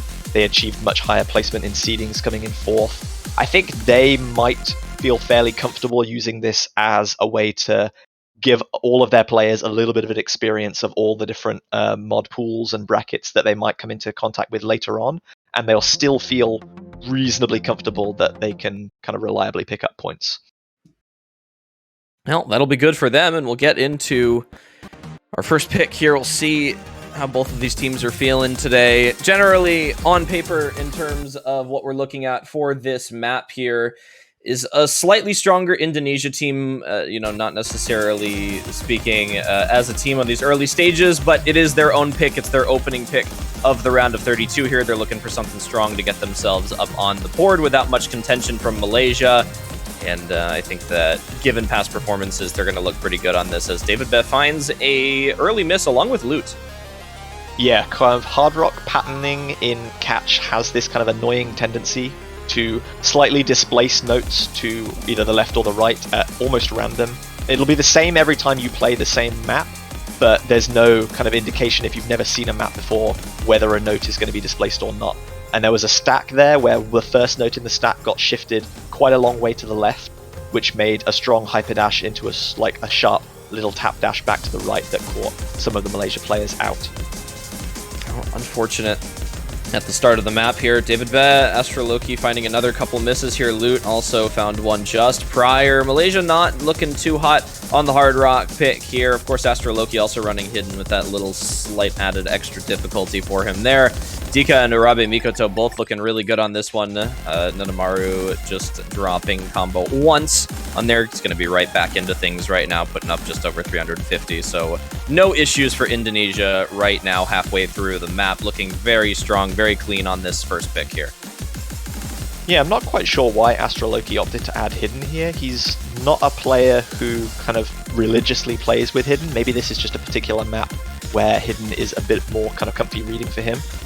David Bear and Loot both struggling a little bit to build that combo back up. As you said, Netamaru back well above that 200 combo after an early miss. Dika and Urabe Mikoto both holding on to double S. During the break, the players are able to see the scores of the opponents if they have the kind of overlays enabled, and they'll see that, as hoped for and expected for their first pick, very comfortable advantage for Team Indonesia right now. Extremely comfortable. The score gap continuing to grow. We're pushing that 500,000 score difference between the two teams here now. Quarter of the way left in the map to go. And yeah, you did mention definitely Astroloki, not normally someone who favors towards Hidden. Any number of things not comfortable in the pick itself. Mind block from practicing something too much. You really never know what can happen there. But Dika is going to be finding a miss for Indonesia here. Not really going to matter at this point. Unfortunately for Malaysia, Indonesia far too much in the lead. Urabe Mikoto going to be bringing this one into the finish here with the hidden hard rock. Has not missed anything yet. No droplets, no anything.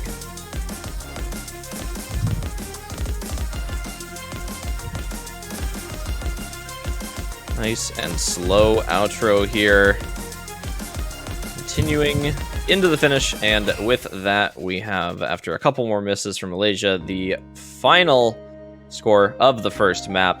Very, very decent score gap between the two teams. Extremely confident play from Urabe Mikoto to start off this match, as we go off to a very solid rolling start for Indonesia here. Malaysia going to try to respond with their first pick here. Yeah, Dika a little bit of a kind of struggled towards the very end there, but by that point there was no problem at all that Indonesia had that one secured. Urabe Mikoto very clean with that double S there on the side of Indonesia. Very confident victory for their first point. Exactly what you want from your first pick in the tournament, to know that you kind of chose the right thing. You're all feeling very comfortable. You know what you like. And Malaysia have to decide now, do they pick something that they feel very confident on, despite knowing that Indonesia are probably also very confident on? These two teams, both as a team, as a whole, very comfortable on Hidden, although Malaysia opting to ban Hidden 2 was a bit surprising. There is still one Hidden pick left available.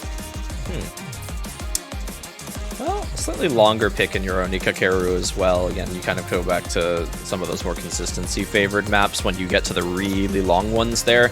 I think that might fall under the distinction there. It's always kind of a 50-50 on whether or not these teams like to go for at the beginning of these matches. You have the one side of things where you really, depending on what kind of team you are, you want to go for the picks that your opponent is not necessarily super strong on, which do come less frequently in these early stages rather than the picks that you are going to be super strong on. Some people seem to assume that Malaysia is going for the Hidden 1. They're going to be going for the Nomad 2. Instead, it's going to be Sysmix Pure Gint. Yeah, that was kind of funny. David Best saying, are we playing Hidden? And then Loot immediately says, no, we're not playing Hidden. Yeah, no desire to play Hidden on the first map of the day here. Understandable. So yeah, Nomad 2 going to be coming in. Quite a technical, interesting pick. One of our custom maps that we've obviously been cheering our custom map pool team very much throughout the tournament so far. Like lower BPM, slightly lower approach rate as well. Lots of strong hyper dashes into like high slide velocities, so making sure that you're not hanking droplets, and also lots of wiggling as well, which is very well suited to low BPM. So much more of a technical pick than some of the other no-mod options that are available.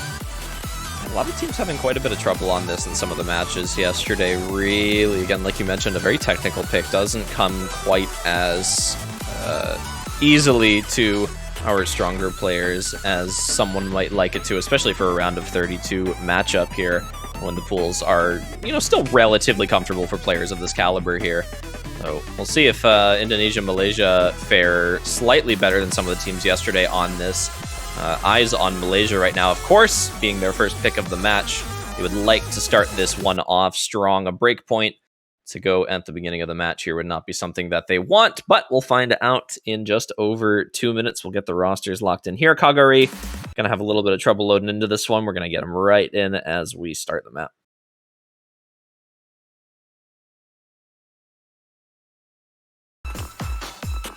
And there we go. Start off at Nomad 2. Big roster switches for both of the teams here. So we'll be seeing a new set of players on both sides. Completely different experience from that first map on Hard Rock. Yeah, Dika, the only player who's kind of retained from either side. Otherwise, entirely new, 5 completely different players. So Malaysia gone for a complete roster swap here.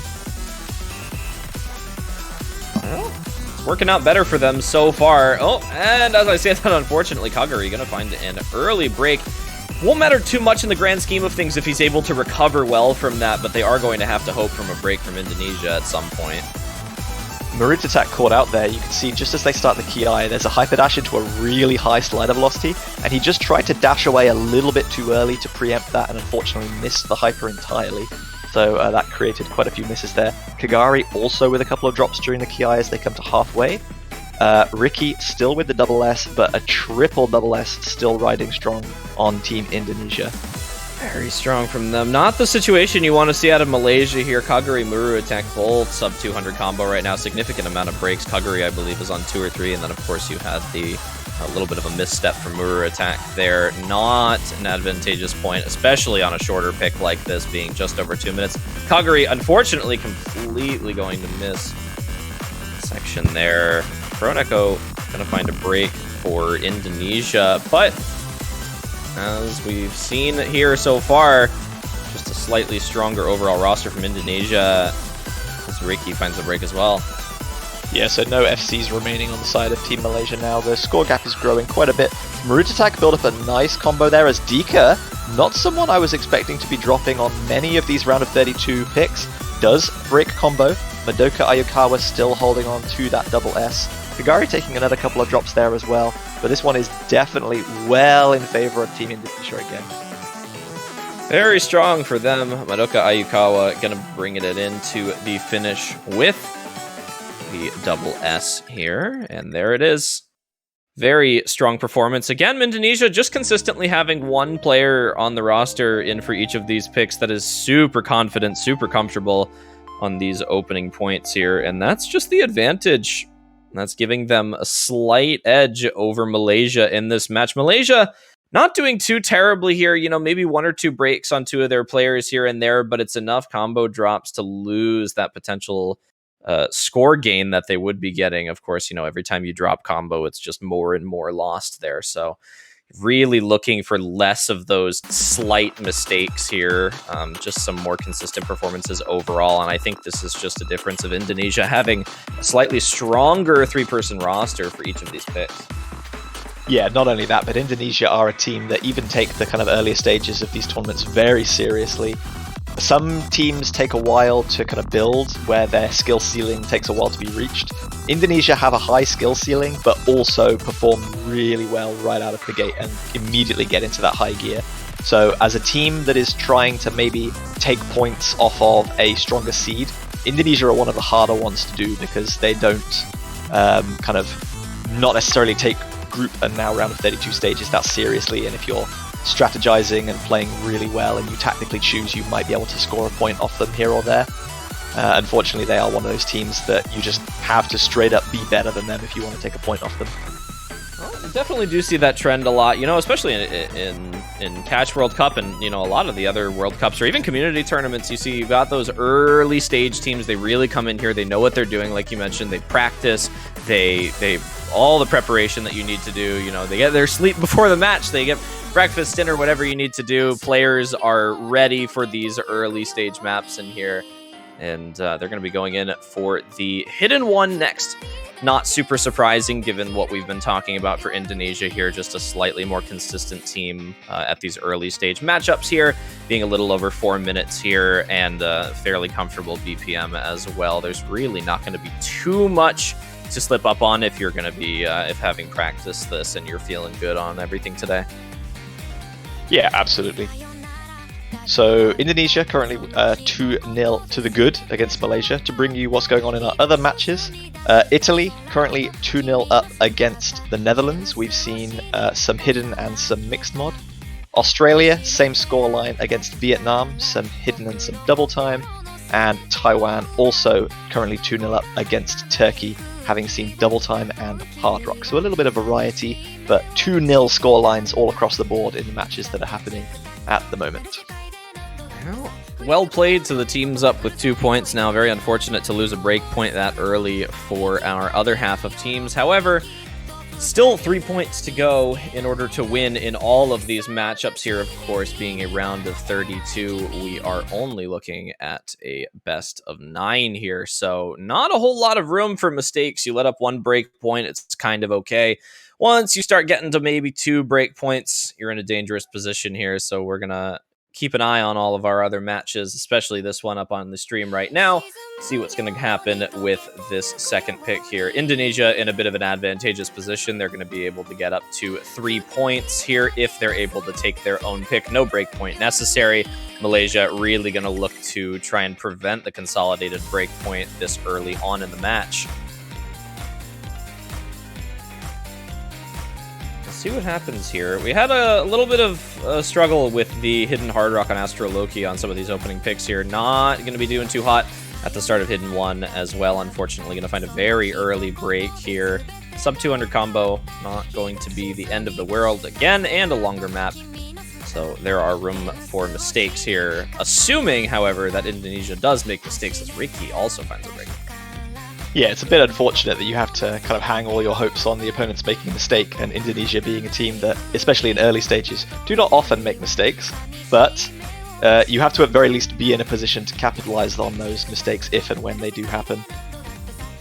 Just so confident, and again, it's not, you know, it's not even the case of you need to be the best player in the lobby right now. It's just you need to be better than somebody on the opposing team, and unfortunately the early breaks, and again another combo drop unfortunately for Ricky, is going to lose a little bit more there. Again, score gap is going to start to pull to the side of Indonesia as we have seen absolutely no mistakes from them.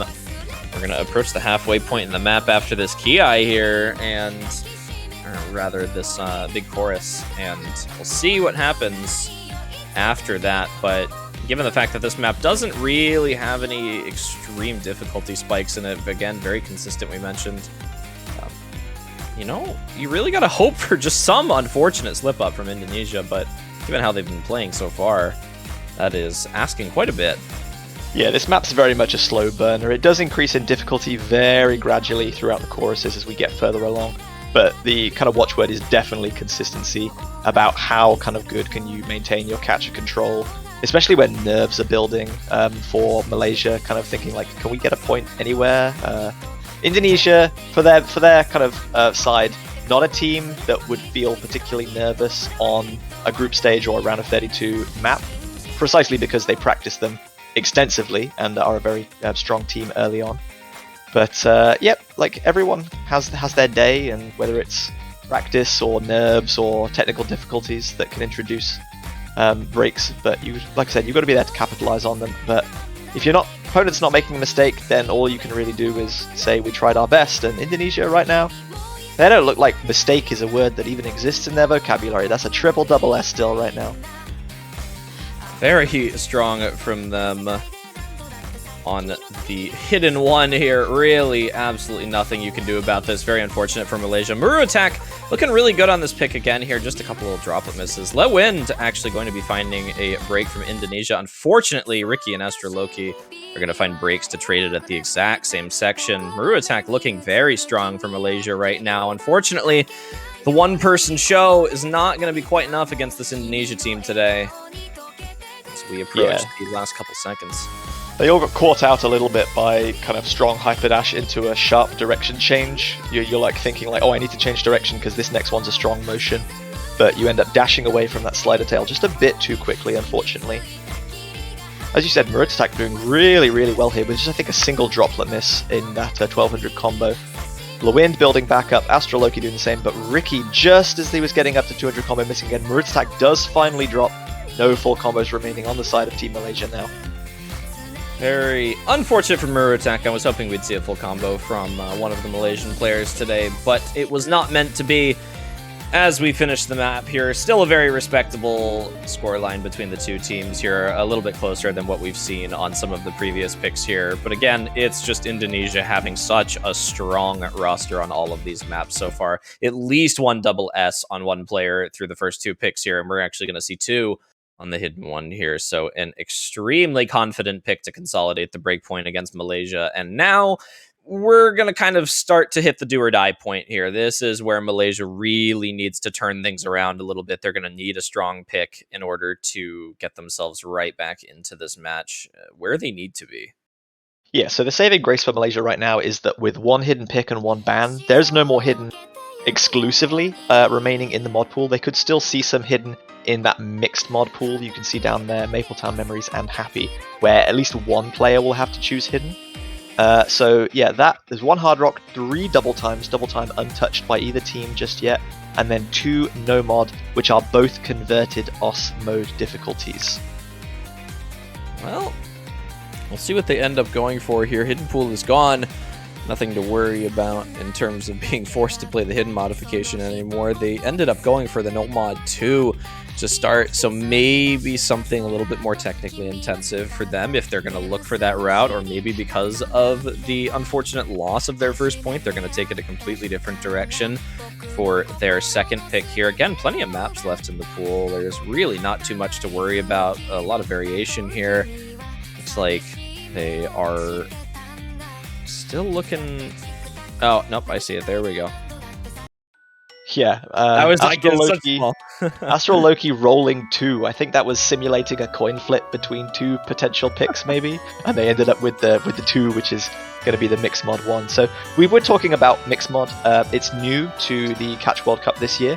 If you've ever seen free mod pools in a tournament before, it's very similar, except in free mod, any number of players can pick any combination of hidden, hard rock, no mod.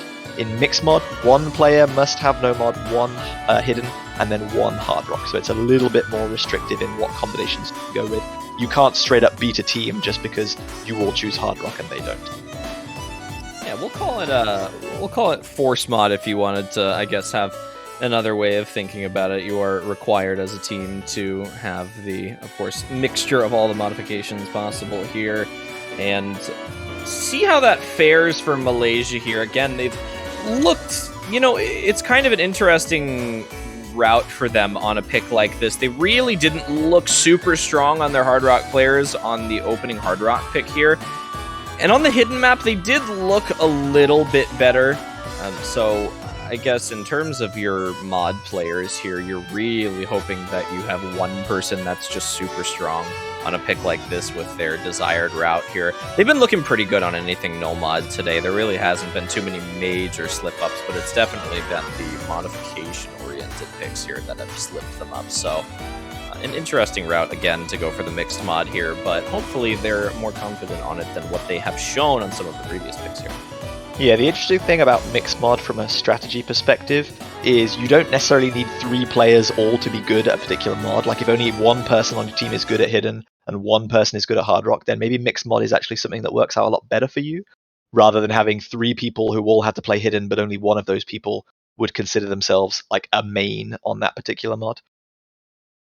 Exactly. It gives you the advantage of putting your strongest player on that mod in for that, and then you don't have to worry about someone else struggling on it. Although it is interesting to note that despite Astro Loki's performance on Hidden in this match, he does opt to go in for it. A very different styled pick here, though, so I guess he's just getting touch bases on all the areas here today. But got Madoka Ayukawa running the Hidden on Indonesia, as well as Netamaru on the Hard Rock, and then Luke is going to be running the Hard Rock for Malaysia today. Kagari on the Nomad.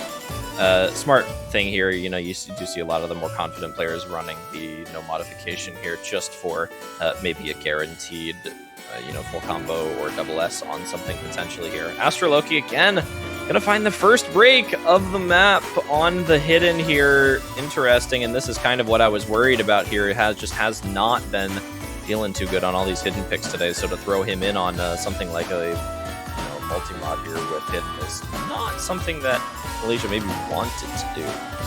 Well, as the captain, this might be kind of a strategy thing where he feels that Hidden going forward is going to be the pick that he's going to have to contest the most.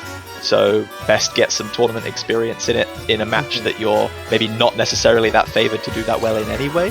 A lot of these weaker teams will be kind of hopefully strategizing as this week doesn't necessarily mean that much, but next week we'll have a much closer match which we should really focus on. Absolutely, that is the desirable position here as Malaysia finds 3 breaks. Indonesia continues to hold the double S's on all 3 players here, really not looking too hot for them.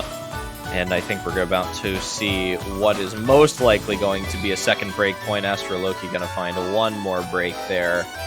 And we're going to approach the last quarter of the map after a couple more seconds. Not a super long pick, but not a short one as well.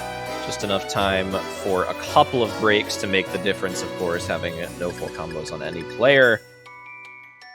And that is the pause section right here with a quarter of the way left to go. Just over 268,000 score.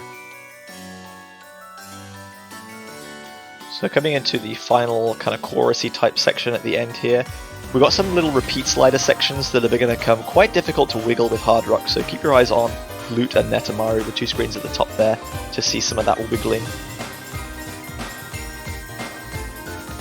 Very, very nice from both players, but Astro Loki, Kagari, and also now Loot also dropping, so huge team drop there at the end for Malaysia. Wasn't going to be a difference maker anyway, but regardless, a little bit unfortunate for them at the end. Indonesia, for their part, just the one miss for Lewind towards the end that we missed there, but Madoka Ayukawa and Netamaru both coming in with a double S. As expected, Indonesia consistency game looking real strong. Very, very strong as they continue this performance into a 4-0 lead. Malaysia, unfortunately, just not finding any open spots here to fit a point in. And unfortunately for them as well, they're going to be looking for a break point in order to prevent Indonesia from running away with the win on this match. While we've got 1 point left, we might as well update you on some of the other matches here. Australia versus Vietnam. Vietnam has managed to take a point against Australia for a 4-1 score lead in favor of Australia now. Italy versus Netherlands. Italy is up 3-1. Netherlands was also able to grab a pick. And Taiwan, Turkey, also 3-1. Turkey grabbing 1 point against them here. So we've got slightly closer matches on the other hand here. And then still looking for Malaysia. Again, one little gap in the defenses for Indonesia here. They might be able to grab one, but unfortunately, slightly less than optimal position on an Indonesia pick. Yeah, while we wait to discover what the last potentially pick is going to be, just want to go back to that Vietnam-Australia match you were talking about. 4-1 the scoreline, but on Mixed Mod 2, Australia won by 2,300 points. So that is kind of... So there was 2 players that on both parties that FC'd. The third player on both sides, 1 4 miss and 1 5 miss. So very, very unlucky for Vietnam. Wow. Very unfortunate for them. So looking potentially to take some more picks here. It is to be noted that Vietnam actually did take a break point against Australia to get their first point on the board. So a strong performance in order to get that there. We are going to see our final pick, potentially, of our Indonesia-Malaysia match here, unless Malaysia is able to make a little bit of a switch here. It's going to be Happy Time Wa'orinai, the cut version, of course, the full version being significantly longer for a double time pick. Yeah, so this I think is a little bit of a surprising choice. Double time coming out of Indonesia. Not necessarily because I think that they're an excellent double time team. They're perfectly serviceable at the mod. I think that with it not having been played, they just want to get a little bit of kind of experience in the fingers for double time and how the catcher feels in preparation for future matches. And I don't think that they will have any trouble getting a good enough score to beat Malaysia. Not a country known particularly for double time. Well, maybe they'll make that change starting in this match, the beginning of a new era. And as I say, unfortunately, Kagari finding slight under move there. Ricky gonna find a break as well. Again, opting for the hidden on Astroloki and Ricky here. Again, they're really just trying to perfect the hidden modification in this match at all costs. Astroloki doing a little bit better on the hidden than he has on previous picks, which is good to see. The only full combo left on his team is Kagari finds one more break here, going up against, again, another 2 double S's on the Indonesian side here.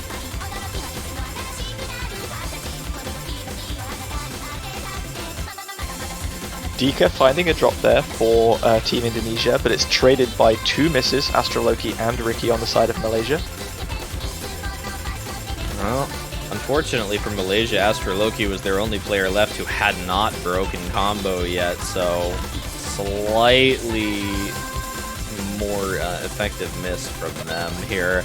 Arabi Mikoto just dropping a couple droplets here as Kroneko finds a break in the combo, but it's right at the ending of the map as we go into the final spinner here, and that is going to be it. Indonesia 5-0 over Malaysia, an absolutely dominant performance from them, looking fantastic as a team today.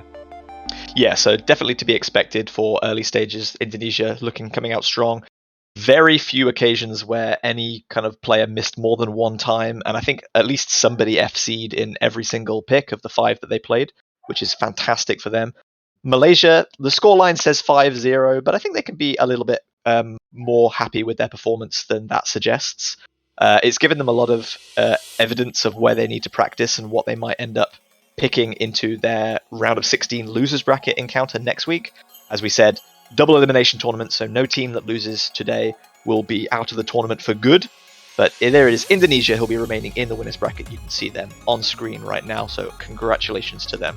Very much congratulations to them. We've got a lot of our matches in this block finishing at around the same time, so unfortunately we won't have any time to switch to another match before we pause here. But just to update everyone, so far Australia-Vietnam ended up in a win for Australia, 5-1 in a victory for them. Currently Taiwan, Turkey, Italy, Netherlands both sitting at 4-1 score lines here. So we will eagerly await to see the winners of those matches. But again, a big congratulations to Indonesia for advancing to the next stage, into the round of 16 in the winners bracket. We hope to see Malaysia with a continuously strong performance in our losers bracket. They will have a chance to fight on and see what they're able to make of a losers bracket run here. You've got 2 chances to make some big recoveries here, and that's what they're looking for so far. I think we're gonna try and give it a couple seconds to see if we get any potential final maps that we get to stream in some of the other matches. We're maybe looking for a 4-2 on one of them. We'll wait and see, maybe. Yeah, Italy, Netherlands right now are also playing Happy Time, which is obviously one of the shortest maps in the pool. So if they're currently in that map, I don't think we'll be able to see much left of it. Turkey, Taiwan, I believe they're still picking their potential 6th map, so that might be something that we can jump into for just a single map. I'm not quite sure at the moment, though.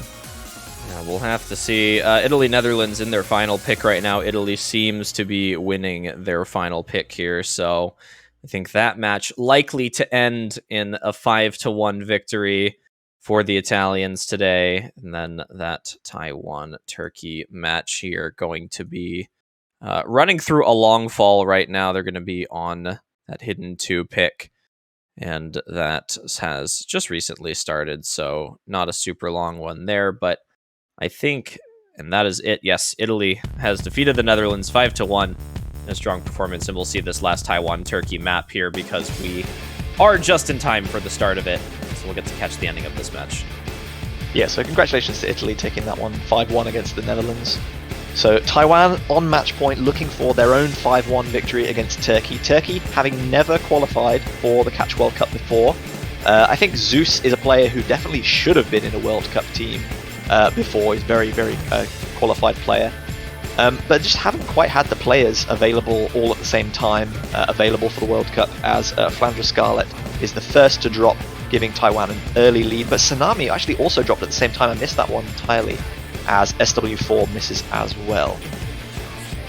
Well, it's a double 2-1 break trade here at the beginning. Plenty of opportunity for Turkey to grab the point still here, but again, I think we're seeing something very similar to what we saw in the other match, where you just got 2 players that are so strong on these early stage maps here going up against 1 player who is able to put up the pick. And, you know, we know how that goes in the 2-1 battles here in terms of the score. Tsunami is definitely giving them a couple of openings with these continued combo breaks, but SW really not looking too good on this map, as well as Flandre going to be finding 1 more break. So Zeus is in this alone right now. Yeah, Tsunami looking to struggle a little bit, but thankfully Turkey not quite able to punish, not in really a position where they have combo as Tsunami breaks, unfortunately. ZX and Bipu both still holding onto that double S, as is Zeus. Only about a third of the map still to go. We see a double miss there. SW4 guy and Flandre Scarlett both missing at the same time, unfortunately resetting their combos back down again. That's rapidly going to accelerate Taiwan's lead, and there's not that much combo left here, so I think this one is going the way of Taiwan, unfortunately, for Team Turkey. A very strong last map from Taiwan. This match has been relatively close. There really haven't been a lot of picks in this match, actually, that have ended in greater than 100,000 differences in scoreline here. So this is actually going to be one of the most one-sided maps that we're going to, you know, have in this match. Unfortunately, it's the one that we get to see on stream here. But Turkey trying their best in this first match. Unfortunately, will end in defeat. Taiwan in a 5-1 victory as well, similar to some of the other matches here, 5-1s, 5-0s, and that's kind of the nature of the round of 32. You've got a lot of these really, really strong, experienced teams going up and just duking these maps out with, you know, 2 double S's, 1 double S, all across the board, looking so strong. And then we've got our teams that will be facing off, almost all of them, in the losers bracket. We wish them all luck. There are still 4 matches left for this weekend that you don't want to miss, all of which are going to be streamed today. That'll be running from 15 UTC all the way to 17:45 UTC. That'll be followed by our map pool showcase afterwards. And with that, if you've got any other closing thoughts before we take a bit of a break before 15 UTC block here, congratulations to our winning teams. Yeah, no closing thoughts, but I'm just hopefully waiting to see if we can get the bracket up on screen so you guys can see who's going to be playing, what time they're going to be playing as. As I said, unfortunately, 4 matches all ended up getting rescheduled to the same time, this one UTC block, so it was a bit hectic trying to keep them all up to date for you. But yeah, we're going to have a little bit of a break of just under an hour and a half until 15 UTC.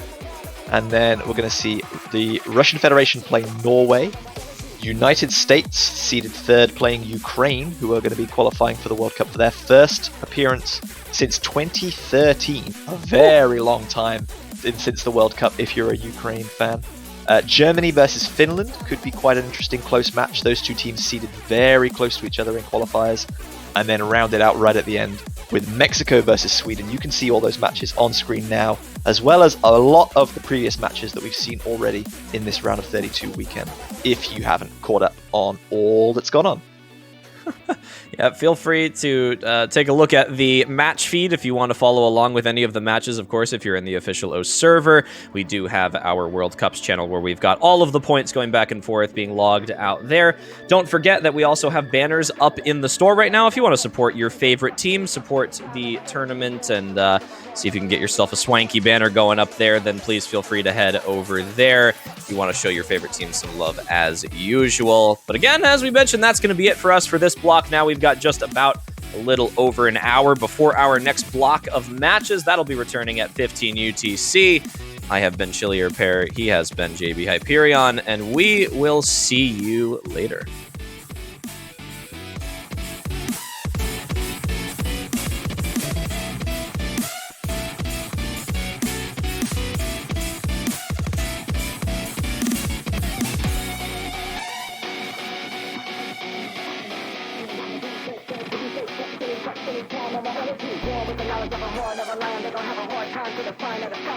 And I'm running down fresh, give you fake, fuck silly time on my energy. Born with the knowledge of a hard